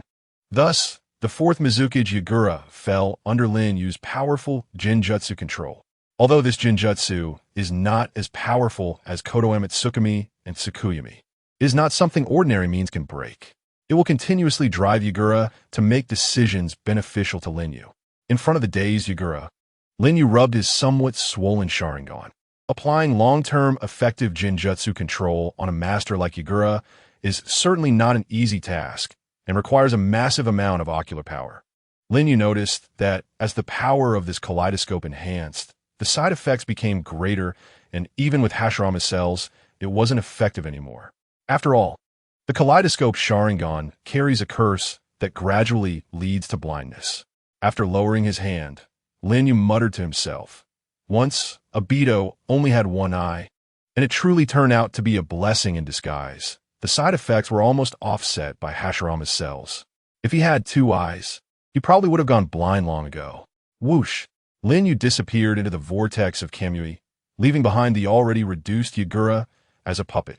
For a while after that, everything in the Mist Village continued as before, seemingly no different from the previous Blood Mist, except that the pursuing ninja squad had stopped hunting their own traitors. On a bridge in the Mist Village, a girl in a blue robe stood by the railing, her emerald green eyes gazing through the mist at the Mizukage mansion, her gaze filled with deep foresight that belied her age. Her right eye was concealed by bangs, partially visible, and her alluring long hair reached her back. But unfortunately, by the time her hair reached her waist, she was still unmarried. She was Terumi Mei, just 16 years old, and she was the most gifted girl in the history of the Mist Village, possessing chakra of four natures: fire, lightning, earth, and water, as well as the two Kekii Genkai of boil release and dissolve release. At such a young age, she was a strong candidate for the next Mizukage, enjoying high prestige and influence among the younger generation of the Mist Village, and the blue-haired Ao was one of her loyal followers. Oh, don't you think the actions of Lord Mizukage seem a bit unusual lately? Terumi Mei's melodious voice floated back to Ao. It's a bit, but it must be because Lord Yagura has transplanted the three-tails arm. I heard that tailed beast chakra has a certain berserk side effect, Ao said with a reasonable assumption. No, Terumi Mei shook her head. Just one arm of the three tails shouldn't affect a master like the Mizukage. I think there's something else going on. Oh, use your Byakugan to check the Mizukage chakra network. Ao's right. I housed a Byakugan obtained from a member of the Hyuga clan during the Great Ninja War. Ao hesitated. Such a rude thing. If Lord Yagura notices. It's fine. I will use a barrier to cover you. Terumi Mei said. Understood, Byakugan. Ao's right eye veins bulged, and, as the Byakugan activated, he could see the scene within the Mizukage mansion, including the flow of chakra within Yagura's chakra network. Suddenly, Ao exclaimed, This is Lord Yagura's brain chakra network showing abnormal chaos, suspected to be under Jinjutsu control. Terumi Mei's delicate hands tightened around the railing. Her beautiful eyes lost in deep thought. In any case, let's dispel the Mizukage's Jinjutsu first. Ao, this relies on your Byakugan. Terumi Mei said. I understand. I'll reply Iji Hizuluted. Indeed, in the original work, Yagura was controlled by Obito's Jinjutsu, and it was Terumi Mei who noticed it, with Ao using the Byakugan to dispel it. However, this is such a powerful Jinjutsu. I can't break it at all. In front of the Mizukage, Ao was sweating profusely, yet powerless against this Jinjutsu. After all, Lin Yu's ocular power had long surpassed that of Obito. Can it be forcibly dispelled? Terumi Mei's brows furrowed slightly. If so, Lord Yagura's brain network will be destroyed in an instant, and he will die, Ao said seriously. Kagami Mei quietly clenched her fist. As far as I know, the Mist Village does not have anyone with such illusion skills. Is this person from another village? They managed to pass through the melting mist surrounding the village unscathed, infiltrating the Mist Village and appearing before the Mizukage without anyone noticing, defeating the Mizukage who had controlled part of the tailed beast's power, and then using such powerful illusions for manipulation. Is there anyone in the current ninja world with such strength? Kagami Mei instinctively thought of a name, someone she had heard of but never met. What should we do now? Ao asked. In any case, let's report this matter to the elders first. Kagami Mei released her hand and walked out, her figure enchanting and her steps filled with vigor. Shikaku, under the control of the illusion, could no longer serve as the Mizukage and lead the Mist Village. In that case, as for strength, the one who can inherit the title of the fifth Mizukage. Ao looked at Kagami Mei's back and said meaningfully, I have come to a realization. The era of blood mist should be ended. Kagami Mei said with a determined gaze. In the hidden dark village at the Chanyu Pavilion. Oh, has it been discovered so quickly? The people of the Mist Village are unexpectedly capable. Lin Yu sat up from his bed. What's wrong, you? Yuzuki Sunset also got up, her smooth upper body fully exposed. It's nothing. Another era may soon become the past. This world is still dominated by the young, Lin Yu said with a meaningful smile. Yuzuki Sunset propped her chin with one arm, her beautiful eyes glancing at Lin Yu. This old-fashioned tone, how does it sound like an uncle? How could that be? Am I not young? Lin Yu's hand in the bed reached somewhere. I'll stop it. Yuzuki Sunset's pretty face instantly flushed red, her small hand hitting Lin Yu's shoulder. But he flipped over and pinned her down. I'll keep you youthful. You bad person. Yuzuki Sunset couldn't help but tighten her legs around Lin Yu's waist. Then, needless to say, a frenzy ensued as dawn broke under the great waterfall of Tianyu Pavilion. Bang! A strong bolt of lightning exploded, cutting off the waterfall whoosh. It took several seconds to restore. Ha ha ha. Yuzuki Yuin arched her body, breathing heavily, looking at her right hand wrapped in bandages, covered in scars. Finally, I learned it. Yes, after more than half a month of tireless practice, she finally learned the A-rank ninjutsu called Chidori. This is a miracle for a 9-year-old girl. This child, Yuin, is truly amazing.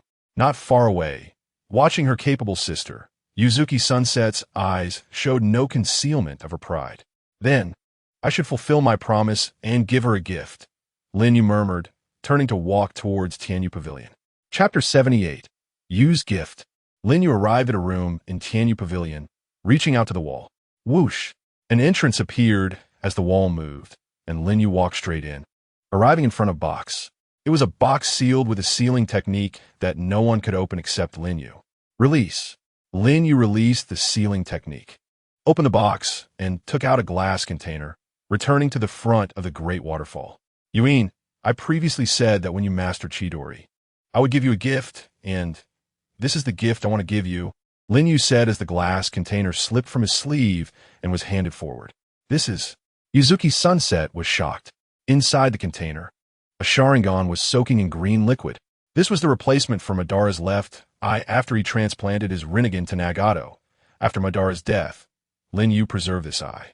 According to Obito, this eye came from the ancestor of Uchiha Shursui, Uchiha Kagami, who was a disciple of the second Hokage and a comrade of the third Hokage and Danzo.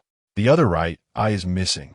Yes, Lin Yu had intended to give her a Sharingan when he taught her Chidori, because during the use of Chidori, if the speed is too fast, one might not see the enemy and get countered, requiring the Sharingan to maximize its effectiveness.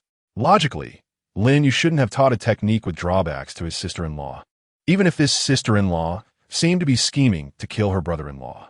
Is this appropriate? Yuzuki Sunset's gaze was complicated. Lin Yu said, "Yuin, whether to accept it is your choice." Sunset turned to look at her sister, only to see her staring intently at the container. Her expression, though surprised, was calmer than expected. "I want it." After a moment, Yuin said, taking the container from Lin Yu's hands. Lin Yu said, "However, you need to replace your left eye." "It doesn't matter." Crack. Yuin directly dug out her left eye, her closed eyelid covered in blood, and she said, "Transplant it for me, brother-in-law." Yuzuki Sunset looked at her sister in disbelief, suddenly realizing something. She seemed to be immersed in the joy of their reunion while overlooking the changes in her sister. That coldness seemed to extend not only to outsiders but also to herself. Sunset felt uneasy. Did Yuin really just change because she was bullied in Konoha? Did nothing else happen? Lin Yu looked deeply at Yuin, turned, and said, "Come with me. We will do the transplant now. Sunset, you come too. I need your medical ninjutsu." On the bed in a room, after receiving anesthesia, Yuzuki Yuin lay quietly on the bed. Uchiha Kagami's left eye had been implanted into Yuin's left eye socket, and Yuzuki Sunset was using medical ninjutsu for follow-up treatment. Her eyes filled with hidden worry. Is this okay? Yuin is not of the Uchiha clan, yet she's going to use a Sharingan. Lin Yu said, "It will be fine. This Sharingan has been modified with Hashirama's cells, and once the transplant is successful, these Hashirama cells will also be absorbed by her. She will adapt to this eye better than the Uchiha clan." Hearing this, Yuzuki Sunset let out a slight sigh of relief and voiced another concern. Yuin sometimes does things that are chilling. She doesn't seem to have the mindset of a 9-year-old child at all. I'm really worried that if this continues, she might go astray. Lin Yu had his own considerations. Everyone has their own growth trajectory. Experiencing some things early on isn't necessarily a bad thing. Don't worry. With me around, I will help her get back on track. That's good, Sunset said. Late at night, Yuin woke up, sitting up and covering her left eye wrapped in bandages. "How do you feel?" Lin Yu, sitting in a chair at the bedside, asked.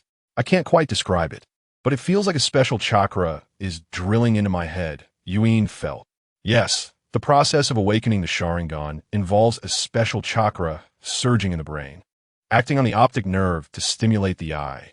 If the Sharingan were to be transplanted in reverse, the process would be reversed, with the brain adapting to the eye. That special chakra is the spiritual energy inherited by the Uchiha clan. When the bandages are removed, the world in your eyes will become very different. "Take good care of yourself, Yuin," Lin Yu said as he stood up and walked out of the room. What I especially hope to see is your death state." "Brother-in-law," Yuin murmured while covering her left eye with the bandages. Rumble. The sky of the Land of Darkness was covered with oppressive clouds. Lightning flashed and thunder rumbled, and heavy rain poured down. Lin Yu was waiting in front of a dark room. Orochimaru's experiment had already started for a month, and today was the day to evaluate the results. The door opened. The first to come out was Kin Tsuchi, her eyes filled with deep fatigue. As she passed by Lin Yu, leaning against the wall, she didn't pay attention to him, but couldn't help but quicken her pace. "Take an umbrella. It's raining heavily." Lin Yu offered an umbrella. Kin paused her steps, hesitated for a moment, then took it, opened the umbrella, and quickly ran into the heavy rain. "Even though she deeply hated my experiments, she puts in a lot of effort. Once she decides to do something, she throws herself into it wholeheartedly. That's her serious personality." Orochimaru, dressed in an ethereal white robe, walked out of the darkness, looking at Kin's back. "This is the spirit a ninja should have. Since I promised her, I will keep my word." "Have there been any results?" This is what Lin Yu cares about the most. Hith hith. Orochimaru smiled seductively. Everything is perfect. He pulled out a data report from his pocket. This is the genetic comparison result of the 2 test subjects after the experiment. Lin Yu looked it over. Although he didn't understand some of the professional terms, he grasped the fact that, from a genetic standpoint, the 2 unrelated individuals, Wainaka Torian and BYJZ, had already become brothers. If 2 people with no blood relation could become this close, it goes without saying that he and Shursui share the same Uchiha bloodline. Very well. Then let us turn this result into reality. What I need to prepare? Lin Yu asked. It's simple, just a drop of blood. Orochimaru replied. Is it really that simple? Lin Yu looked at Orochimaru in surprise. It's that simple. The forbidden technique I developed can convert the target's genes into the same structure as in this blood, but it needs to be done under conditions where the other party has no resistance, which is a bit challenging. Orochimaru chuckled. Then what are we waiting for? Let's take the blood now. By the way, take another sample. Lin Yu said. It's fine, but why? Orochimaru asked. Since the conditions are so simple. Let's go ahead and transform my second candidate as well. Uchiha Shursui and Uchiha Itachi both are qualified for this. Yukuin really knows how to give me difficult problems. After finishing the blood draw, Orochimaru took 2 samples of Lin Yu's blood and prepared to set off. Don't you need my Kamui to send you to Konoha? That would be faster, Lin Yu said. No need. I prefer to pursue the truth at my own pace. Orochimaru's hoarse voice was filled with an intellectual charm. Lin Yu chose to respect him. All right, if there's any situation, I will support you. Then I'm off, Yukuin. Orochimaru turned around and set off in the rain, using the standard ninja running posture. Chapitre 79, Orochimaru, Forbidden Technique Activated. On the night 2 days later, in the forest outside Konoha, Orochimaru peeled the face off a Konoha ninja he had killed and covered it over his own face, forming hand seals. Ninjutsu, face replacement technique. Whoosh. His appearance completely transformed into that of the Konoha ninja he had killed. Konoha has a curfew. By midnight, if there are no missions, all ninjas cannot enter or exit. Orochimaru quickened his pace and successfully infiltrated Konoha before the gates closed at midnight. Of course, he felt nostalgic about returning to this place. But he did not forget the true purpose of his visit. He conducted thorough reconnaissance and discovered that outside the Uchiha clan's living area, there were actually many patrolling Umbu. It turns out that after Kakashi witnessed Lin Yu's activities last time, the surveillance of the Uchiha clan's living area had increased significantly. From day to night, Umbu members took turns guarding it, and outsiders were strictly prohibited from approaching. There's a strong odor of gunpowder. How much longer can this clan's fortune last? Next, Orochimaru stood atop a tall building in Konoha, looking down at the bustling crowd below, and formed hand seals. Group illusion technique, bewildering heart. Whoosh! A ripple emanated from Orochimaru's forehead, spreading throughout the street. The effect of this illusion was to interfere with people's minds, inciting suspicion and hostility towards those around them. Since the range was vast, it was ineffective against Nin and above, but for ordinary people, the effect was outstanding. You bastard. You've been staring at me since just now. You must be trying to harm me. I'll kill you. The people walking on the street suddenly stopped and began to fight each other madly. Move faster. The situation is urgent. 10 minutes later, the Konoha Guard unit received reports of a large-scale brawl and mobilized all personnel. Meanwhile, the Umbu responsible for monitoring the Uchiha clan also followed to oversee the situation, leaving only a few to patrol outside the Uchiha living area. After all, the Uchiha clan is filled with experts. Only by drawing the elite guard unit away could Orochimaru have a chance to succeed. Taking advantage of the fact that most of the Umbu and the guard unit were preoccupied, Orochimaru jumped down from a high place and headed towards the Uchiha living area. However, there were still a few patrolling Umbu. One of them spotted a suspicious man approaching and asked, "Who are you?" "I just had a breakup and came out to get some fresh air," the suspicious man replied dejectedly. The Umbu scrutinized the person in front of him and saw that he looked utterly disheveled, indeed resembling someone who had just suffered a breakup. "Go somewhere else. This is not a place for you." The Umbu member dismissed him. "Waga Rimashita." "I understand," the suspicious man said. Just as the two brushed past each other, the Umbu member suddenly stopped and questioned, "You smell like leaves and dirt, and there's a smell of blood. Where have you been, and what have you done?" The suspicious man halted, slowly turned around, opened his mouth, and a long tongue dangled down. The snake-like vertical pupils burst with terrifying killing intent. The Umbu's pupils constricted, ready to draw their weapons. Hidden shadow, snake hands. Swish. Orochimaru's snake hand shot out from his sleeve, wrapping around the Umbu's face until he suffocated and collapsed. Hith. Being sharp isn't always a good thing. Orochimaru simply peeled off the human skin mask, dispelled the face replacement, and swaggered into the Uchiha clan's living area. Under the moonlight, he stood atop a tall electricity pole, his long hair flowing in the wind, until he spotted a boy walking alone at the end of the street. Just finishing his training, he smirked and vanished from the spot. Whoosh, the wind stirred up a leaf, and Uchiha Shursui stopped. He sensed something unusual in the air, immediately gripped the small knife behind him, activated his 3-tomo Sharingan, and stood in full alert. "Come out, I know you're nearby." At such a young age, he possesses the insight that only elite jonin have, and those eyes filled with possibilities. "I understand why Yukuin chose you, Shuriken."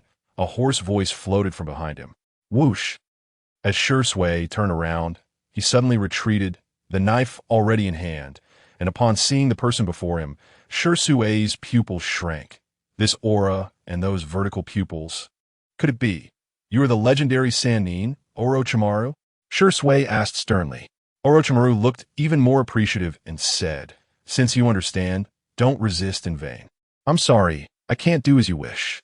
Whoosh! Whoosh! Shursui's figure suddenly split into dozens, appearing all over the street, walls, and rooftops, surrounding Orochimaru completely. Not only illusions, but also real bodies. There's no better body flicker technique than this Suarashi. Amazing! Orochimaru exclaimed in admiration. Body flicker, 32 strikes. Slash! Slash! Slash! Slash!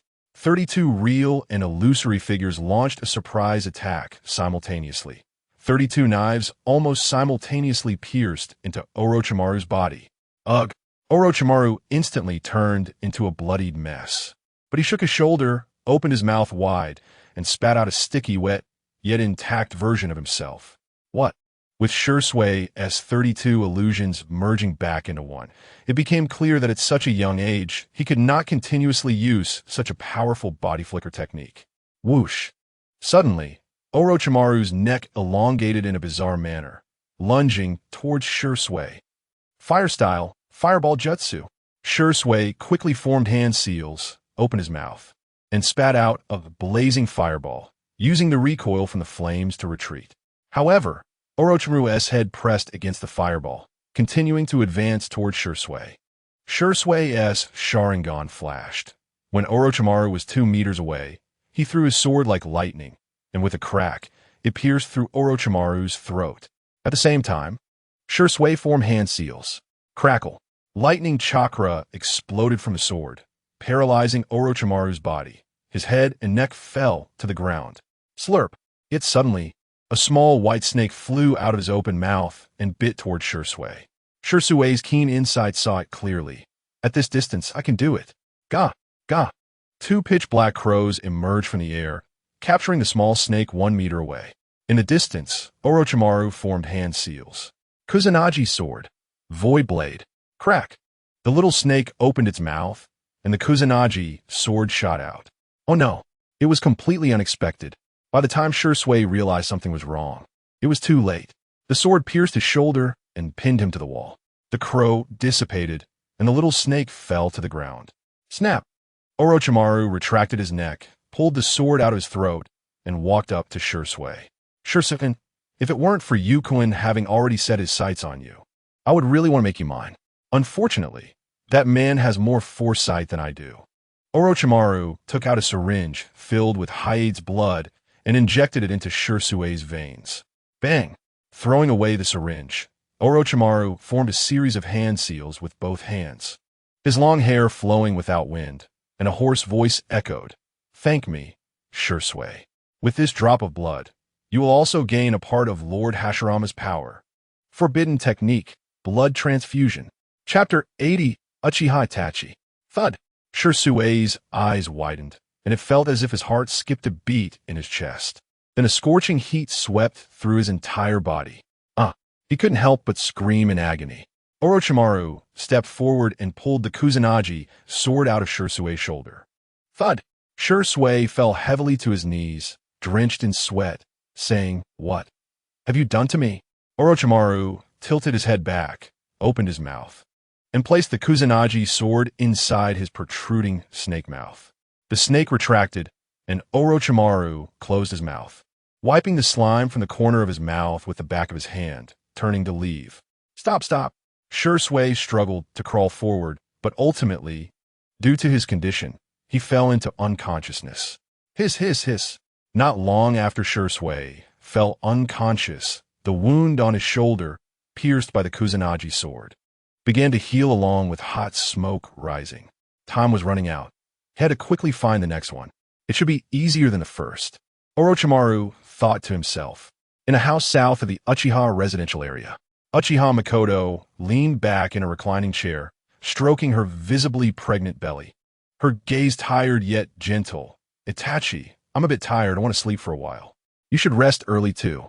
Sitting properly on the tatami mat beside her was 5-year-old Itachi, who understood, saying, "Okay, I'll sleep soon."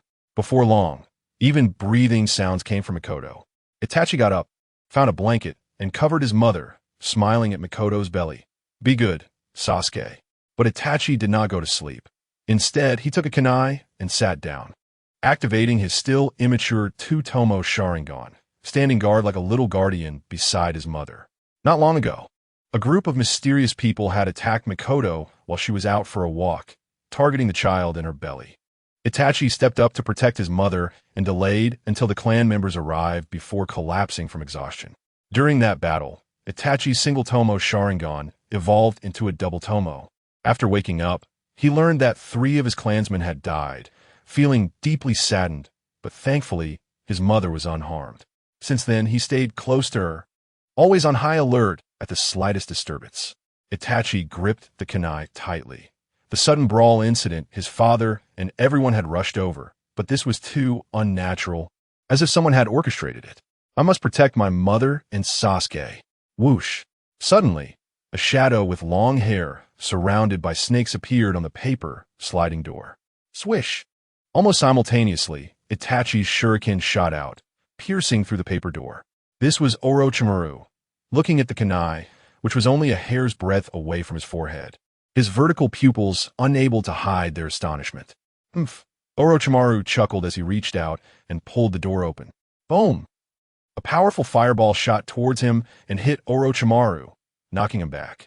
Itachi had already gripped his kunai and rushed outside, his Sharingan spinning, fixing on Orochimaru standing on the eaves of the house. His mind racing. If those people want to harm Sasuke and challenge my father's bottom line to instigate a civil war, they should disguise themselves or wear masks. But this person hasn't. Could it be that his goal is, "Are you here for my father?" Itachi asked tentatively. "Wrong. My goal is you, Itachi." Orochimaru candidly replied. Itachi was taken aback, then felt a sigh of relief in his heart. With his strength, he had no need to lie to a child like me. Thankfully, it wasn't aimed at my mother and Sasuke. "I understand. Can we change places?" "There are people in the room who cannot be disturbed," Itachi half requested. Orochimaru looked at Itachi with bright eyes. "Sure," he said, leaping from a distance. Itachi took a deep look at Orochimaru's back and formed hand seals. Ninjutsu, shadow clone technique. Bang! He left a shadow clone behind and pursued with his real body. In an open area, Orochimaru stopped and said to the approaching Itachi, "At such a young age, you have mastered the shadow clone. Truly impressive. You left the clone behind. Were you afraid I would go back on my word?" Itachi replied, "No, I can't rule out that you're the only enemy, and I can't be sure my intuition is right. It's better to be safe." Orochimaru praised. "One outstanding child. Chosen by you, there are indeed no fools among them." "You," Itachi narrowed his eyes. "But no matter what you do, you cannot resist what is about to happen." Orochimaru licked his lips. Itachi said, "Perhaps, but at least I am certain of one thing. Your target is indeed me." Swish! Itachi turned the kunai and pressed it against his own neck. If I take my own life, you would definitely be troubled. Or perhaps it's your master behind you who would be troubled. The wind blew, and the air fell silent for an instant. Orochimaru looked in shock at the small figure before him. Is this really the mindset of a 5-year-old boy? Based on your reaction, I must have guessed right. Itachi Uchiha said, one must not be careless. Speak, what conditions do you want? Orochimaru knew that a boy with Itachi's mindset would certainly understand the consequences of taking his own life, which could threaten his family. Therefore, he just wanted to gain some initiative in front of an enemy far stronger than himself. Itachi said, my brother, who is still in my mother's womb, is now being targeted.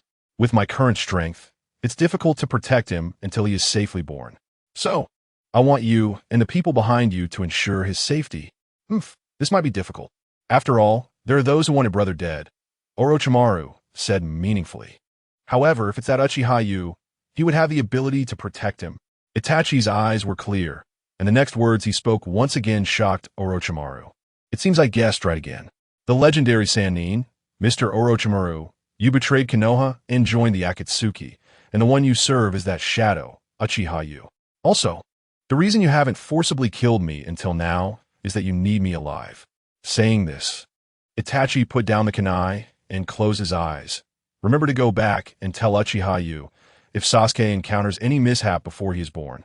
I will immediately take my own life. If you understand my conditions, then feel free. Uchiha Itachi, I will admit that aside from you, you are the most surprising Uchiha clansman I have ever seen in my life, Orochimaru said solemnly. I agree to your conditions. After saying that, Orochimaru took out a second syringe he had prepared and walked up to Uchiha Itachi. Itachi's expression was calm, showing no signs of struggle or resistance. For his eyes could not only see through things but also through the hearts of people. Orochimaru injected the syringe into Itachi's vein, infusing him with Hiate's blood. Throwing away the syringe, Orochimaru formed hand seals once again and activated the forbidden technique, blood transfusion. Bang! The shadow clone Itachi had left behind vanished. Ugh!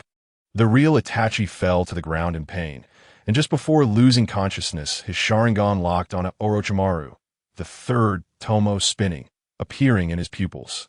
Under Orochimaru's trembling gaze, Itachi did not forget to remind, remember my words. Buzz! The tomo disappeared, the Sharingan closed, and Itachi fell unconscious. A long time later, tick-tock, sweat. I actually sweated because of a 5-year-old Uchiha child? Orochimaru stared at the sweat on his palm in a daze. Chapter 81. The Three Sannin Face Off. Yukuin arrives. After successfully completing his task, Orochimaru had to consider how to retreat. As the #1 rogue ninja of Konoha, if he were discovered in this village filled with experts, there would be no chance of leaving alive. So, he needed to withdraw immediately without delay. Whoosh! He transformed into a shadow, leaping between buildings, but when he casually glanced down, he suddenly stopped. A girl was walking towards him, with refreshing short hair, styled casually at the back, enjoying a dango. Orochimaru jumped down from the eaves and stopped in front of the girl. The girl looked at the person in front of her, surprised and innocent. And Master Orochimaru? Rarely.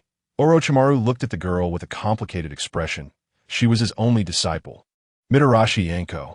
Whoosh! Suddenly, Orochimaru elongated his neck, fangs protruding, and bit down hard on Anko's delicate neck. Thud! The dango fell from her hand. Anko knelt down, clutching the bleeding bite mark on her neck. In pain, she said, Master Orochimaru, what have you done? Anko, time is tight. I can't give you more. It's up to your fate now. After taking one last look at Anko, Orochimaru vanished. Zing! A cursed seal appeared on the back of Anko's neck. Accompanied by immense pain, Anko was drenched in sweat, screaming as she lost consciousness. This also startled passers-by and ninjas. News of Orochimaru's arrival in Konoha and his attack spread rapidly. In a cozy lit house, Hokage Minato Namikaze finished work and returned home, preparing a meal in the kitchen for his pregnant wife, Kushina Uzumaki. Suddenly, 4th Hokage, there's a big problem. Orochimaru has been spotted in the village, attacking his former disciple. Mitarashi Anko. The message came through a secret technique from the Konoha Intelligence Department's Yamanka Inoichi. Is this true? I'm heading over right now.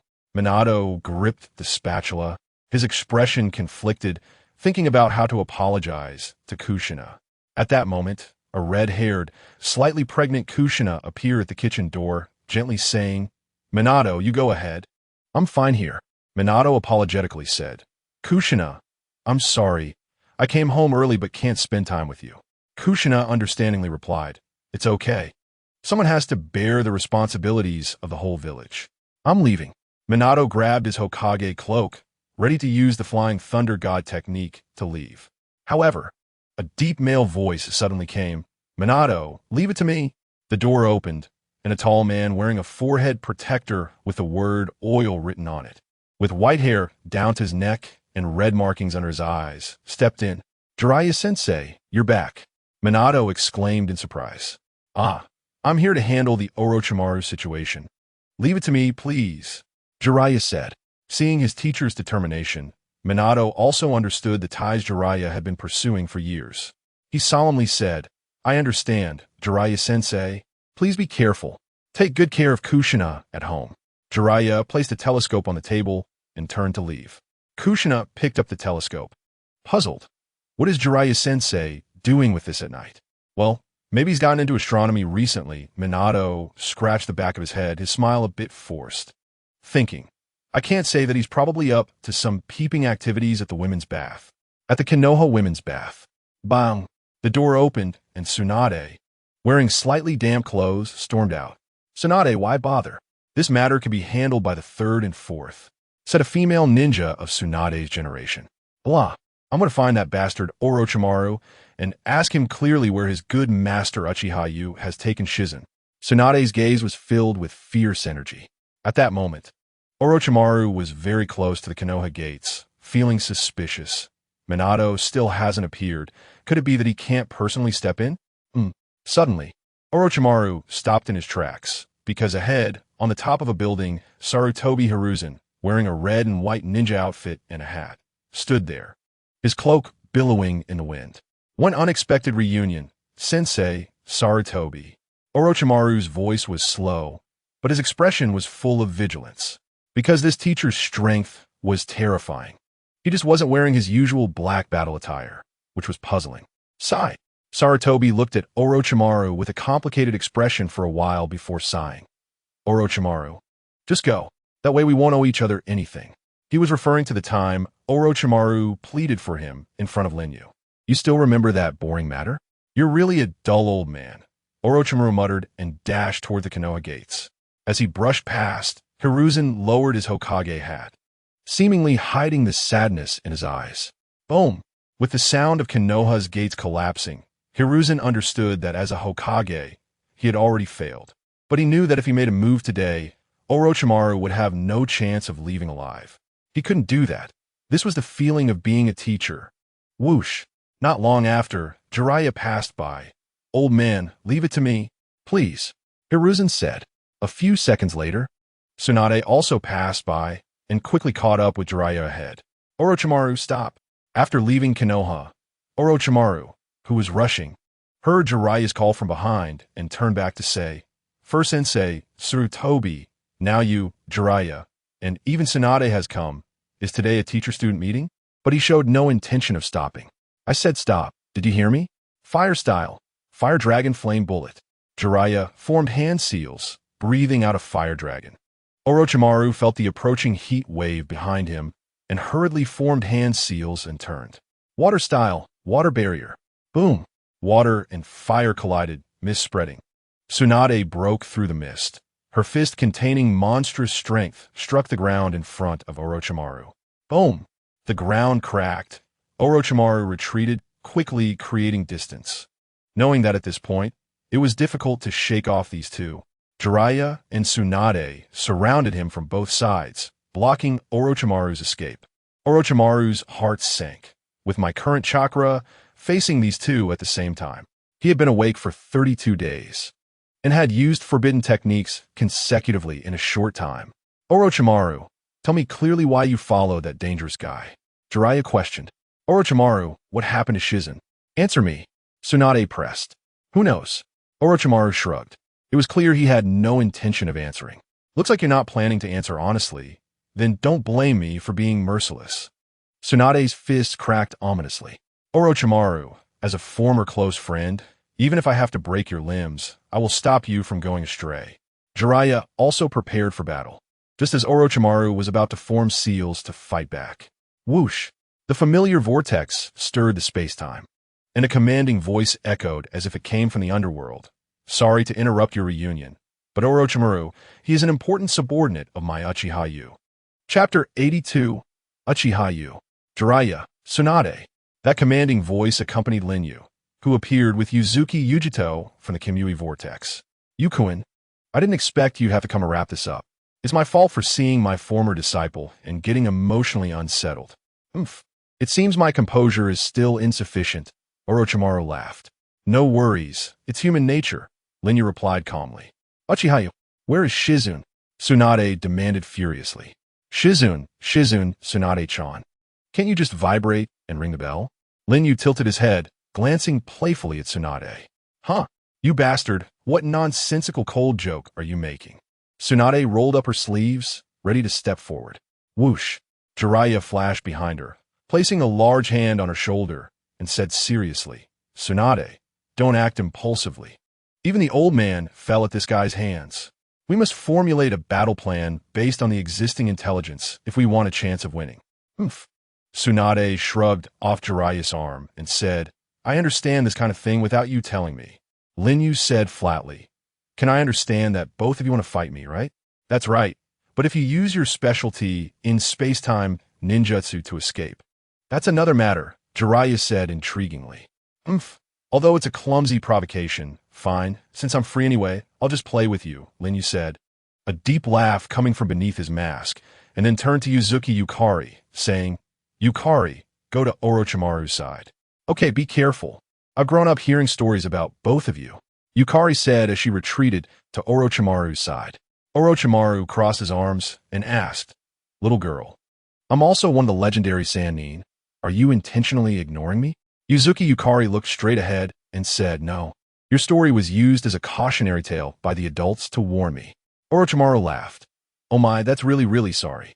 Jiraiya withdrew his gaze from Uzuki Yukari and said solemnly, It's one thing for Orochimaru, who has always had ill intentions, but even Uzuki Yukari, who believes in the will of fire and has made great contributions, has fallen this far. Tsunade, I must speak frankly, I'm worried about Shizune as well. Don't underestimate my disciple. That child would never betray Konoha, even if it meant death. Tsunade said firmly, biting her fingertip to form hand seals. Summoning technique, slug, boom. Accompanied by a huge cloud of white smoke, the grand sage slug of the wet bone forest. The giant slug that has lived for over 1,000 years since the Kaguya era was summoned. Lady Tsunade and Lord Jiraiya, it's been a long time. The slug greeted Tsunade warmly upon appearing. Tsunade stood up and said forcefully, let's catch up later. I need to settle the score with that masked guy right now. Is that Uchiha Yu who kidnapped Lady Shizune? The slug asked, looking at Lin Yu with its small eyes. Then you can come out too. The great toad Winta of Mount Mayaboku. Snap! Jiraiya bit his fingertip and formed the summoning seal. Boom! Accompanied by a huge white smoke. The mighty great toad Winta of Mount Mayaboku appeared. It held a giant pipe in its mouth, had bandages around its waist, and a short sword stuck in it. After Winta appeared, it looked around, exhaled a strong puff of smoke, and said, Where's that bastard Manda? I could really use a snakeskin wallet. Jiraiya said, Unfortunately, the opponent this time is not Orochimaru. Huh? Winta exclaimed in surprise, glancing down at Jiraiya. Then why summon me? Isn't one slug enough?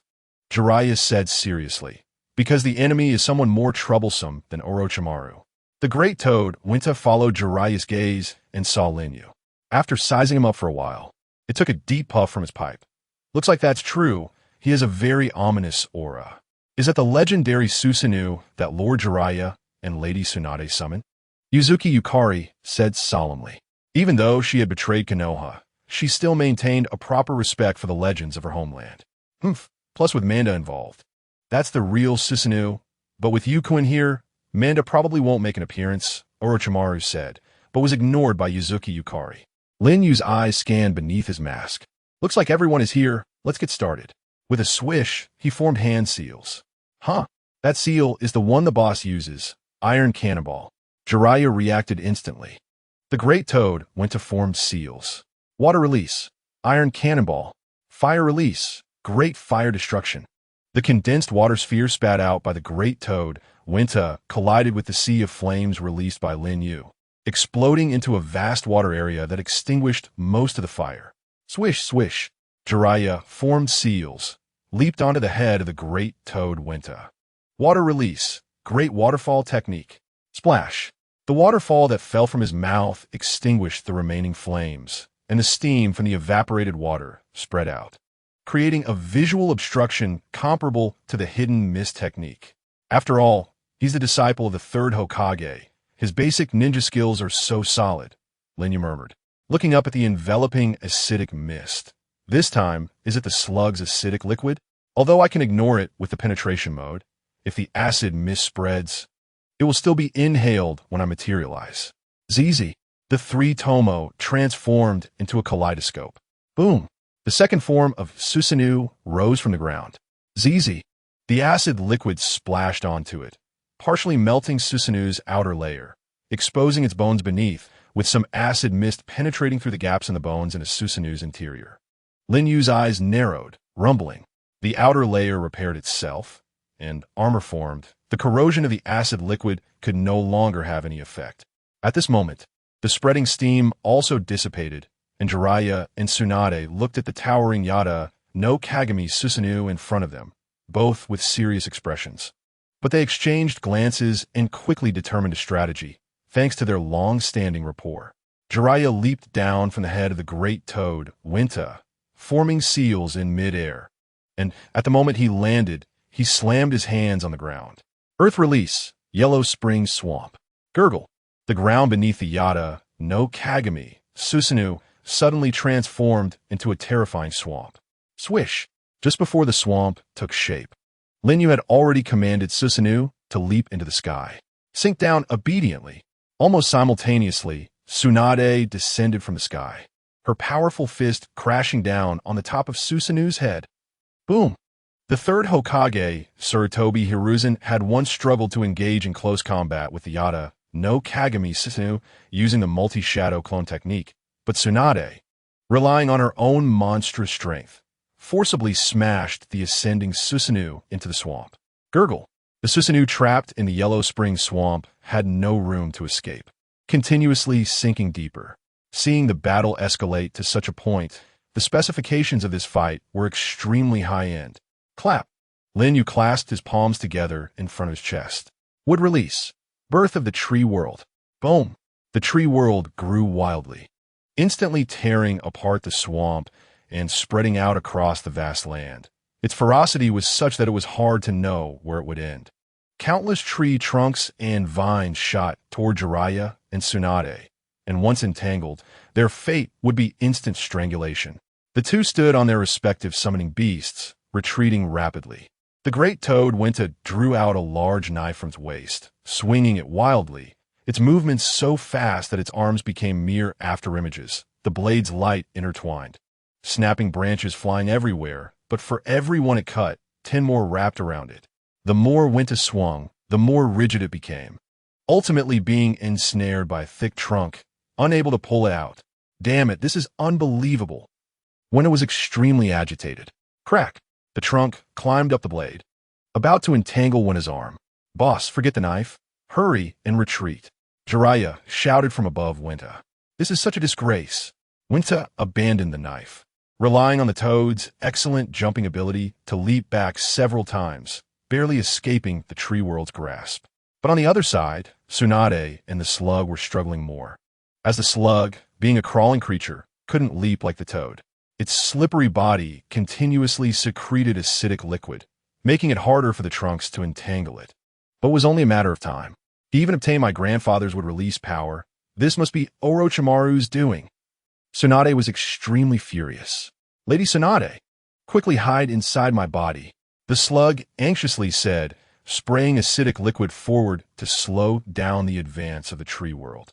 "That's not how it works. I'm Tsunade," Tsunade boldly declared, leaping from the slug's head, executing a beautiful backflip, her long legs raised high, and striking down towards the ground. Taijutsu's secret technique, Heavenly Foot. Boom! Boom! Boom! The soul struck down, and the ground several meters ahead collapsed like a spiderweb. The advancing wood release was abruptly blocked for several seconds.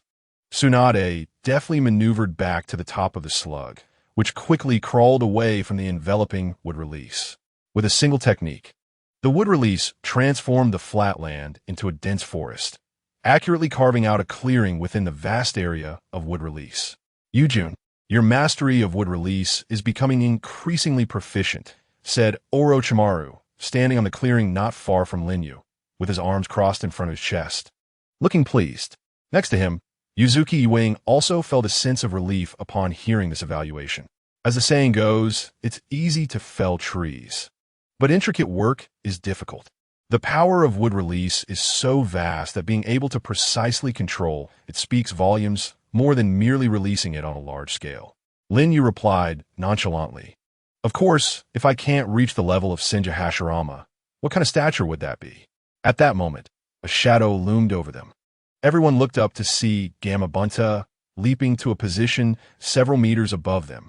Above Gamabunta, Jiraiya formed hand seals with both hands, his chest puffed out. Toad oil. With a puff, deep yellow toad oil cascaded down like a waterfall. Lin Yu said with a slight frown, "Oh, this forest has actually been utilized." With a whoosh, the toad oil engulfed everyone, splattering oil everywhere as it spread throughout the entire forest. Jiraiya formed seals again. Fire release, toad oil flame bullet. A roaring inferno surged forth, and upon contacting the toad oil, it instantly raged into a sea of flames that rivaled the great fire annihilation. Coupled with the wood's flammability, the entire forest created by the wood release was consumed by the sea of fire, thick smoke billowing up as even the moisture in the soil was evaporated. It is no exaggeration to say that this is the most powerful fire release to date. Bang! Gamabunta landed beside the slug, looking at the raging sea of flames. Tsunade asked, "Can it take them down?" "To burn all these trees will take at least 5 minutes, exceeding the time he can penetrate. Theoretically, there is still a success rate," Jiraiya replied. "Theoretically?" Tsunade's eyes flickered with flames as she clenched her fists. Suddenly, a massive spatial vortex appeared in the sea of fire, the roaring flames surging into it. After dissipating, Yada Susanoo stood tall, protecting both Orochimaru and Yuzuki weighing within. The one absorbing the flames from the released spatial vortex was a mirror held in Yada's right hand. Susanoo artifact. Yada mirror. Jiraiya's expression became solemn. If he used that just now, the underworld marsh would be nothing. Lin Yu chuckled. "That one do, Jiraiya. How can a mere square piece trade for my spade?" Jiraiya clenched his fist. "Is it just a spade?" Whoosh! In Yada Susanoo's left hand, a pitch-black Magatama formed. Lin Yu's eyes turned kaleidoscopic, suddenly locking onto Gamabunta and the slug standing behind Jiraiya and Tsunade. Susanoo artifact. Yada's Magatama. Boom! The Magatama was thrown out. Gamabunta, unwilling to yield, opened his mouth to spit out an iron cannonball, but it penetrated right through the Magatama. "This is bad." Jiraiya's eyes widened. "Lady Tsunade, retreat quickly," the slug urged. Whoosh! Tsunade gritted her teeth and retreated. Whoosh! The Magatama split in two, shooting towards Gamabunta and the slug. "Is it coming for the boss?" "There's no other choice." Jiraiya decisively canceled the summoning technique. Bang! With the summoning released, Gamabunta disappeared, returning to Mount Mayaboku. The Yada's Magatama, having lost its target, paused in midair before returning to Susanoo's hand.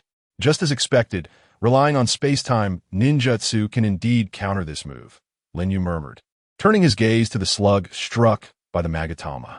Whoosh! The rotating vortex began to shift the slug's enormous body. Bang!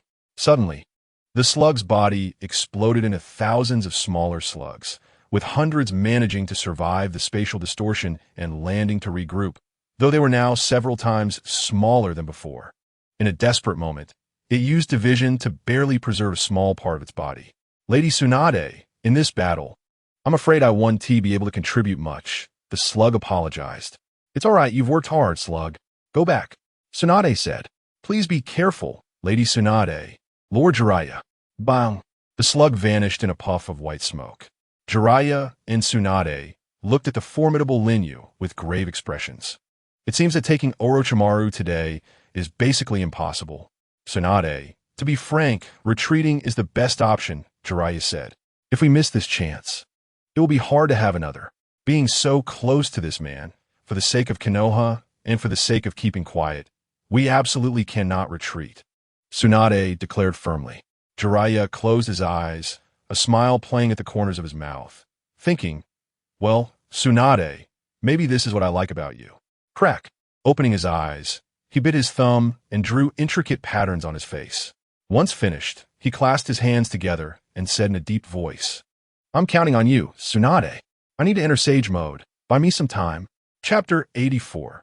Lady Tsunade, 100 Heel Seal, Unleash. Hearing Jiraiya's words, even Tsunade couldn't help but show surprise. Sage Mode? Haven't you not mastered it for years? Have you finally made progress? Jiraiya smiled. I just mastered it not long ago, but it's not perfect. I can only barely enter it with the assistance of the two great sages. I thought even if I mastered it, there wouldn't be much use, but I didn't expect it to come in handy so soon. Since it's Sage Mode, good, then I'll go all out to buy you time. Determined, Tsunade boldly declared, forming hand seals, her two braids swaying at the back of her neck, her gaze fiercely sharp. Sealing release, 100 heel technique. ZZZZ. The 100 heel seal on Tsunade's forehead burst forth, two black lines spreading from her beautiful cheeks down to her neck, then disappearing in her collar, ultimately extending to her slender arms.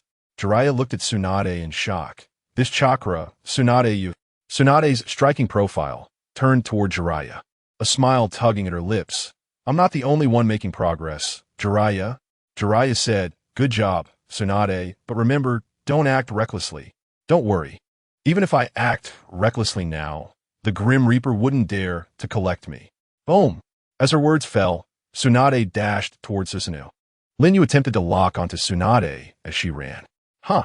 Tsunade's heavy fist struck the ground, sending boulders flying to serve as cover, blocking Lin Yu's line of sight, preventing him from locking on accurately. She has quite the strategy, Lin Yu smiled faintly. Whoosh! Tsunade ran around the giant rocks, her mind racing. The mirror on Susanoo's front absorbed Jiraiya's fire release. It might also absorb me. I can't approach recklessly. Then, I'll attack from behind Susanoo. She quickly identified a breakthrough point in Susanoo's defense and circled to the back of Yada's Susanoo, clenching her fist tightly. Nice try, Lin Yu thought to himself. ZZZ. A third arm sprouted from the wrist of Susanoo's left arm, wielding a large sword. However, it was not an artifact, just an ordinary Susanoo weapon. Whoosh! The large sword swung horizontally, aiming at Tsunade from behind. Crack! The blade cut halfway into Tsunade's abdomen, blood flowing freely as she gripped the sword tightly. Her gaze fierce as she suddenly twisted. Crack! The large sword broke. Hiss, hiss, hiss. The cut abdomen quickly healed. Huh! Tsunade raised the broken sword high and forcefully swung it down onto the back of Yada's Susanoo. Boom! Boom! Boom! Boom! With that strange strength, cracks appeared on the armor of Susanoo's back. Crack! Finally, the broken sword shattered into pieces. Tsunade did not hold back and, with her 100 heel, power-infused fist, slammed it onto the cracked Susanoo armor. Crack! After breaking the armor, it revealed the second form of Susanoo beneath. Roar! Tsunade lunged forward, her hands thrusting into the outer garment, tearing it apart to the sides. Crack! Susa's outer garment was truly torn apart by her bare hands, exposing the inner layer of bones, which had become almost non-existent and was shattered to pieces by Tsunade's punch. She, with her flesh and blood, forcefully broke into the interior of Susanoo, braving the enormous resistance of the chakra flow, and charged towards Hate. I must say, Hate was genuinely amazed. While the strength of the 100 healings is formidable, it shouldn't be to this extent. Could it be that he suddenly realized something? Yes, Tsunade is still young now. She doesn't need to waste chakra to maintain her appearance over the years, which puts her 100 healings at its peak. Tsunade rushed forward, clenched her left fist, and, with a flicker of her gaze, suddenly chose her target as Uzuki Yugao. Hate sensed something was wrong. In his left eye suddenly erupted with divine might. Crack! Tsunade's left arm was twisted off by the divine might. The reason Hate didn't aim for Tsunade's head wasn't out of pity, but because if he twisted off her head, her body would continue to charge forward due to inertia, and that fist would still land on Uzuki Yugao. But in that instant when her left arm was twisted off, Tsunade almost immediately swung her right fist towards Hate's abdomen. Hate realized, so that's how it is. She deliberately attacked Yugao to force me to act, aiming to catch my physical form in that moment. Boom! Tsunade's right fist hit Hate's abdomen with full force. Ugh! Hate's abdomen caved in, and a mouthful of blood gushed out. Crack! Crack! Cracks continued to appear on the front of Susanoo, ultimately collapsing. Howl! Tsunade's fist pressed against Hate's abdomen, breaking through the fragments falling from Susanoo, and with her remaining strength, Hate shot out like a cannonball. Bang! Bang! After hitting the ground, he bounced back, hit the ground again, and bounced repeatedly for over a dozen times, stopping hundreds of meters away, leaving a pool of blood beneath him. Uzuki Yugao snapped back to reality from her shock, exclaiming, and was about to rush over. It's okay. Hyakuin has Hashirama cells. Orochimaru held Yugao's shoulder. 100 meters away, Hate got up, his mouth and abdomen oozing blood.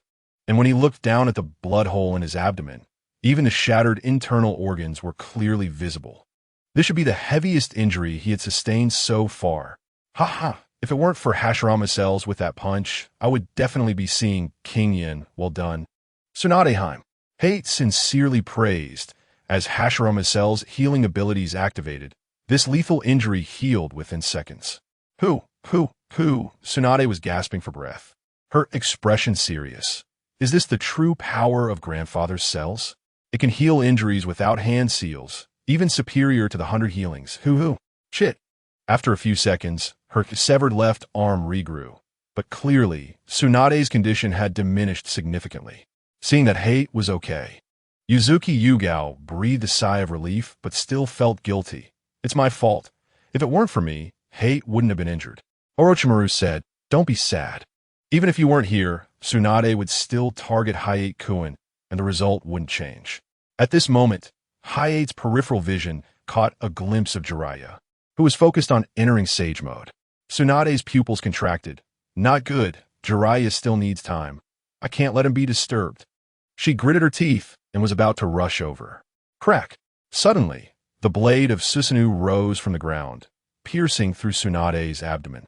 Lifting her into the air, this scene seemed familiar. Boom! Immediately, the skeletal form of Susanoo rose from the ground.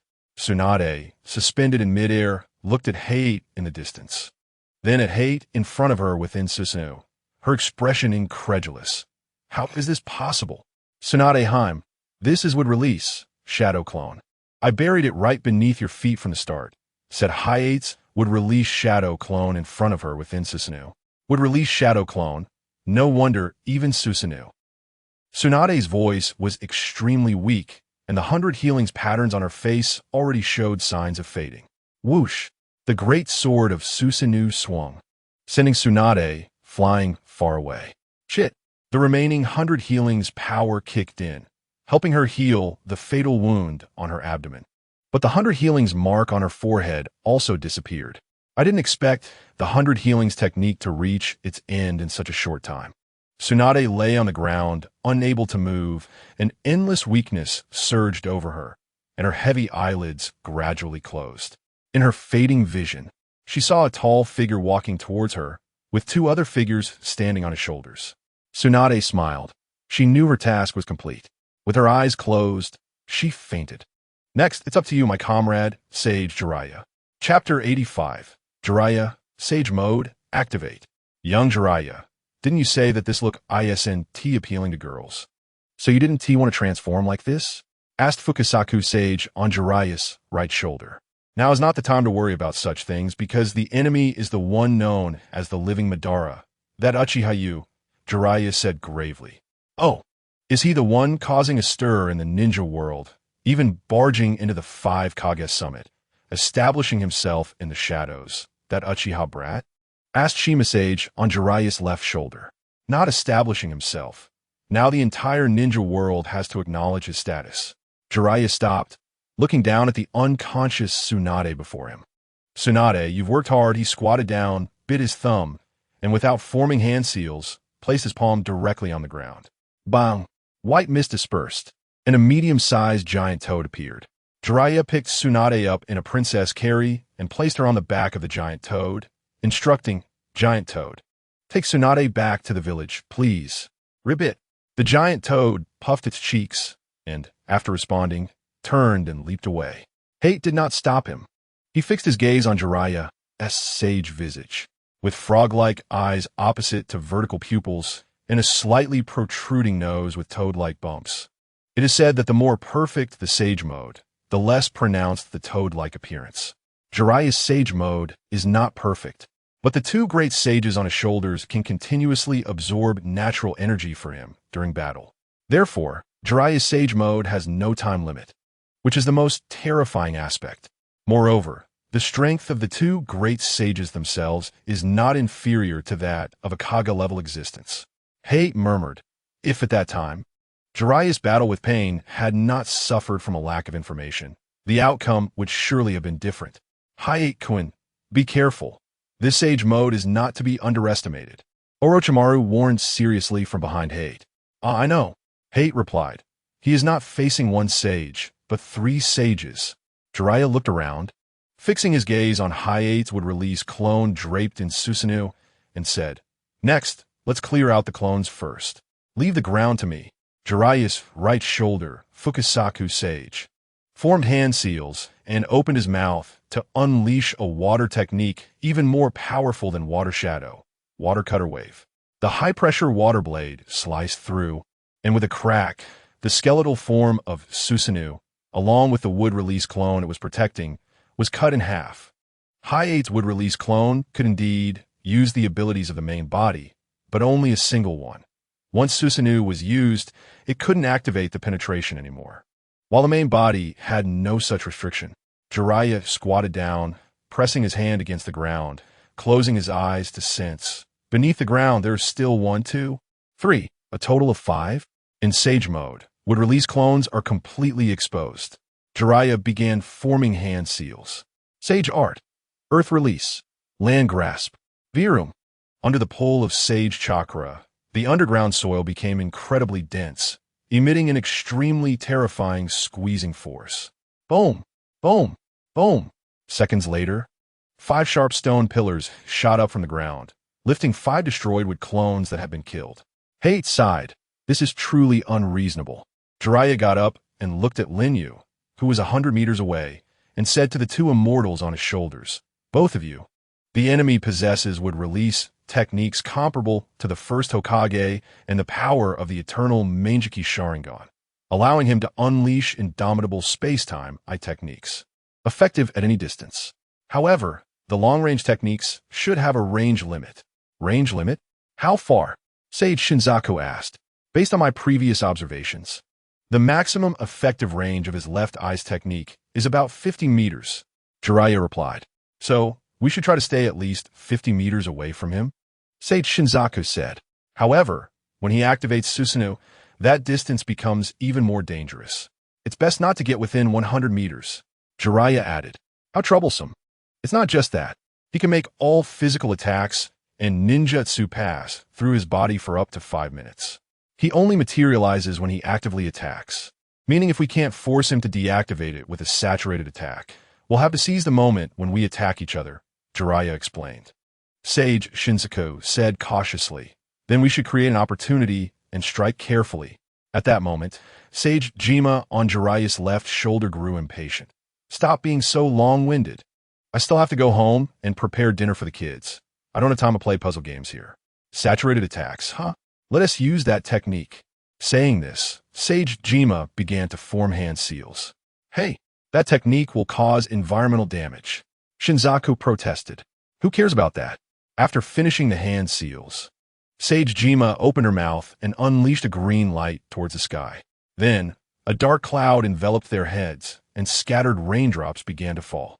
Lin Yu squinted slightly and extended his hand to catch a drop. Sizzle, sizzle, sizzle. In the thick smoke, the flesh in his palm melted away, revealing the white bone beneath. His pupils constricted. This is acidic rain, created with sage chakra, intensely acidic rain. The torrential acidic rain followed, and without a second thought, Lin Yu activated his Yatengu Susanoo to protect Orochimaru and Yuzuki Ieyasu. Sizzle, sizzle. The wound in his palm healed, and Lin Yu said gravely, "It seems that I can't deactivate Susanoo until the battle is over." This acidic rain is a true, saturated attack. The acidic rain covered a large area of land, but when the raindrops approached within a few meters of Jiraiya and the others, they actively avoided them. Truly worthy of the big sister, she fused sage chakra with the atmosphere to create a wide area of natural acidic rain. In this acidic rain, aside from those using sage chakra, no one else could escape. They've gained a home field advantage now. Pausing for a moment, Jiraiya extended his 5 fingers and made his signature gesture. Well then, it's about time for me to make my entrance. Now, I will use sage techniques instead of ninjutsu. Let the heavens above be my witness. I, Jiraiya, the hero, bang, bang. Don't shout nonsense in our ears. On his shoulders, Shinzaku and Jima each delivered a friendly punch, swelling Jiraiya's cheek. This time, his entrance performance was mercilessly interrupted. Jiraiya thought helplessly, "Let's end this fight quickly. I need to go home and make dinner." Sage Jima said, "Mom, rather than dinner, we should prioritize the opponent. He possesses the wood-release power of the first Hokage and the Uchiha techniques. That technique called Susanoo seems quite troublesome." Sage Shinzaku remarked, "I don't care. Don't underestimate the housewife who worries every day about preparing meals. You old geezer. How can you talk to me like that? I'm saying this out of concern for you. What did you say? Hey, who is making all that noise?" Hearing the incessant bickering of the two, Jiraiya internally complained and then said sternly, All right. Let us stop the couple's quarrel and quickly take care of that guy." Sage Jima coldly replied, If not, then let's just make fried vegetables tonight. Kid, you prepare the oil, and your dad will use wind release." All right." At that moment, the 3 great sages formed their hand seals simultaneously. Here it comes. Lin Yu's Mangeki under his mask focused on the opponent, ready for battle. The 3 sages' seals fell, their chests swelling in unison, and with wind release, toad oil, and fire release combined, they unleashed the sage art. 5 right gates. Chapter 86, Heart-Stopping. Sage art, 5 right gates. This is the only true S-rank fire release technique in the world of Naruto. While the fire release, Great Fireball, just ranks as an A-rank technique, its overwhelming reputation comes solely from the skill of its users, Uchiha Madara and Uchiha Obito. It was their prowess that gave the Great Fireball power comparable to S-rank. But now this is the true S-rank fire release technique, executed by 3 sages working together. The torrential oil, the howling wind, and the blazing fire merged with the vast natural sage power, transforming into the ultimate fire release sage technique. Boom, boom, boom. Before the towering sea of fire, humans appeared as insignificant as ants. Is this really fire release? ISNT, it even larger than US? Inside Susanoo, Yuzuki Ieyasu looked somewhat dazed. After all, it's a sage technique fire release. "Yukun, to be safe, you should use water release," Orochimaru said, looking at Lin Yu, who had already formed the seal for the water release technique, and he stopped speaking. "What does it matter if it is sage fire release? I will use a regular fire release to challenge it." Swish! Lin Yu declared with great ambition, his chest swelling high, and for the first time in combat. He shouted the name of his technique, Fire Release, Great Fireball. Boom, boom, boom. Lin Yu unleashed the largest Great Fireball he had ever used, ready to compete with the rumored sage fire technique. Boom! The 2 fiery seas collided, turning the battlefield into a hellish inferno, with scorching air rising. The falling acidic rain was instantly evaporated. Crack! Boom! The area where the flames intertwined emitted terrifying explosive sounds, as if two-tailed beasts were tearing at each other. 10 seconds later, the stalemate was broken, and 5 right gates ultimately overwhelmed Great Fireball, pushing towards Susanoo. So it's true. Although I lost in the contest of fire release, Lin Yu still stood tall. Splash! The first to engulf Susanoo was the ocean of toad oil. Then the violent wind swept through, and Susanoo's massive form increased its wind resistance, rendering it immobile. Boom! The moment the flames arrived, the outer armor of Yatengu, Susanoo, showed signs of melting. I must absorb it with the 9-span divine mirror. Lin Yu's eyes, filled with the Mangeki, burst with blood vessels. The Susanoo artifact, 9-span divine mirror, gathered in Susanoo's right hand, releasing a vast divine might vortex. Whoosh!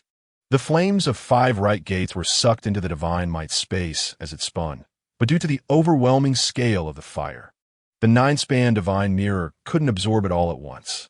The flames still acted upon Susanoo, and although they didn't cause it to collapse, the incredible heat penetrated through the exterior and reached the inside. So hot, my skin is about to melt. Yuzuki Uyaz was drenched in sweat, his face showing pain. Orochimaru gazed at the surrounding fiery storm with a complex expression. Jiraiya. I didn't expect that the one who lagged behind us back then would be the first to officially surpass Sarutobi-sensei. Swish, swish. Lin Yu formed hand seals with both hands. Water release. Water barrier. Splash. The water barrier surged within Susanoo, acting as a coolant to lower the temperature and truly resist the heat of the flames. After such a great effort, 5 right gates was finally completely absorbed by the 9-span divine mirror as it spun within the divine might vortex. Splash! In the sky, the acidic rain that had paused for a moment once again washed over the earth. That shield in Susanoo's hand, this isn't good.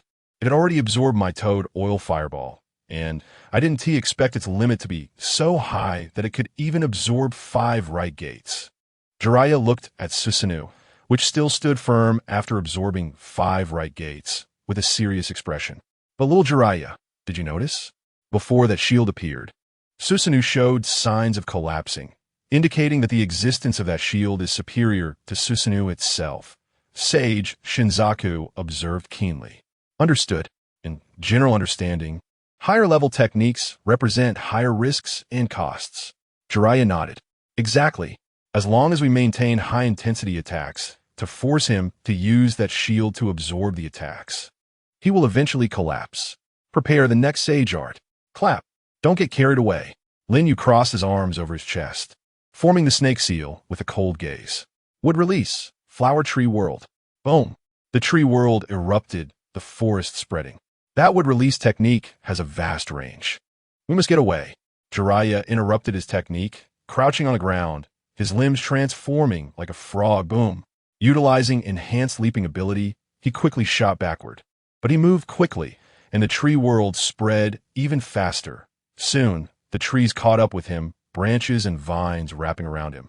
Thanks to the excellent danger perception of Sage Mode, Jiraiya jumped up and down, narrowly avoiding all the trees, until the tree world matured, with buds blooming from the trunks. Poisonous pollen spread out. Cough, cough. After inhaling a bit of pollen, Sage Shimasu immediately coughed incessantly. This pollen is poisonous. Hold your breath, Jiraiya shouted. Sage Shimaru formed hand seals and took a deep breath. Sage art. Wind release. Sand dust. Whoosh. The wind and sand swept through, dispersing the pollen. Fortunately, Jiraiya had quickly evacuated earlier. When the pollen was released, he was already at the edge of the tree world. Otherwise, even the strongest wind release would struggle to help him escape from this ocean of pollen. Cough, cough, cough, cough. That damn pollen is choking me to death. Sage Shimasu covered his throat, coughing violently. Big sister, are you okay? Just now, when you used wind release, you inhaled a huge amount of pollen, right? Jiraiya asked with concern. Little Jiraiya, it's nothing. To guard against the White Snake Sage and the Dragon Cave, the toads living in Mayaboka Mountain must undergo some training to resist toxins. As long as it's not continuous inhalation, there's no life-threatening danger, Sage Shimasu said. Jiraiya sighed in relief. Luckily, there are 2 of you here. Otherwise, I wouldn't have been able to escape from that would release just now. We were too cautious about his eye techniques and Susanoo, neglecting the fact that he could use such a powerful wood release. It seems that getting close to him is not easy, but after witnessing the previous Goemon, he should be too afraid to approach us easily. Whoosh! Just as Jiraiya and the others were chatting enthusiastically, a swirling Kamui appeared above them without warning. Lin Yu transferred the entire Susanoo over. Huh? Jiraiya noticed and quickly pulled back. Taking a passive beating is not my style, as Uchiha Yu. In midair, Lin Yu locked onto Jiraiya's head with his left eye. Not good. Kid's mom quickly blocked the line of sight. Shimasu exclaimed. Shima formed hand seals. Sage art. Wind release. Sand dust. Kamui. Crack. Amidst the dust, blood flew. Oh, just as I expected, it missed. Lin Yu murmured. Little Jiraiya, your arm. Shimasu exclaimed. I got twisted off. Jiraiya covered his severed arm, drenched in sweat, but felt fortunate. But compared to having my head twisted off, I'm incredibly lucky. Facing this enemy, even Sage mode will lead to death with the slightest mistake. Damn it. Sage Shimasu clenched his frog palm. Boom. Susanoo landed. Lin Yu revealed his majesty. I've experienced the power of Sage art. Now, it's about time to end this battle. Chapter 87 Epilogue, and the great contributor. Would release. Wood golem technique. Rumbling. The wooden golem rose. Its top alone sufficient to support the Yatagarasu Susanoo. Boom! The giant palm descended, leaving no room for the beings below to escape. This is bad, Jiraiya exclaimed. Sage Shimasu formed hand seals. Sage art. Water release. Water breaks the 3,000. Whoosh, whoosh, whoosh. 3 high-pressure water blades sliced through the air, hitting the wooden golem's palm. Although they didn't cut through as intended, they splashed in all directions, creating substantial resistance. The wooden golem's giant palm pressed against the water pressure resistance, continuing to descend. Kid's mom. Sage Shimasu's frog palm struck from afar. Sage art. Wind release. Vacuum palm. Boom, boom, boom. Waves of air cannons, infused with natural energy, collided with the wooden golem's giant palm. Each collision caused the giant palm to pause momentarily. Little Jiraiya. Understood. Jiraiya propelled himself forward, advancing with one arm, releasing a massive chakra in front of him, spinning and compressing. Sage art. Super large Rasen shuriken. Rumbling. In midair, a violent explosion whipped up a fierce wind. Jiraiya fell diagonally to the ground, rolling far away, his bloody hand supporting him as he crawled up, blood seeping from his mouth, while the 2 sages on his shoulders also gasped for breath.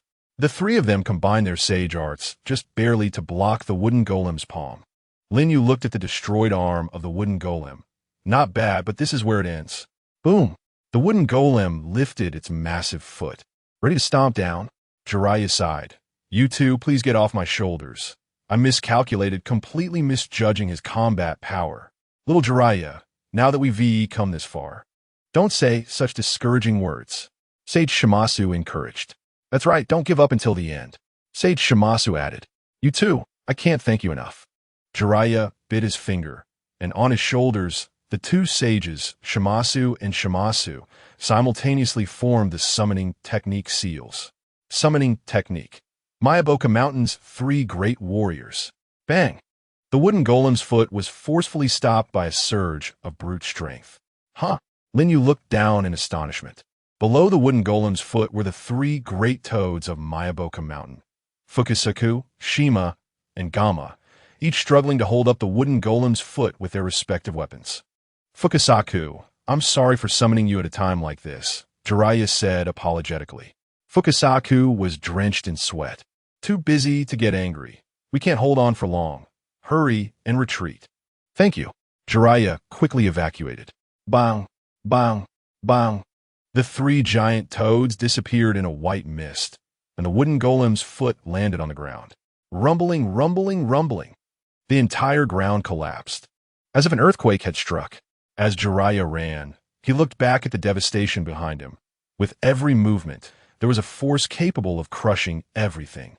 I really have to admit that the ninjutsu and taijutsu in Sage mode are no match for this guy. If this continues, getting killed is just a matter of time. At this point, I can only retreat. If ninjutsu and taijutsu won't work, then we have to rely on Jinjutsu. Sage Shimasu suddenly said. But I can't use Jinjutsu. Speaking of which, what you two said, Jiraiya suddenly thought of something. Yes. No, I don't want to do that. What's wrong? Jiraiya looked at Sage Shimasu on his left shoulder.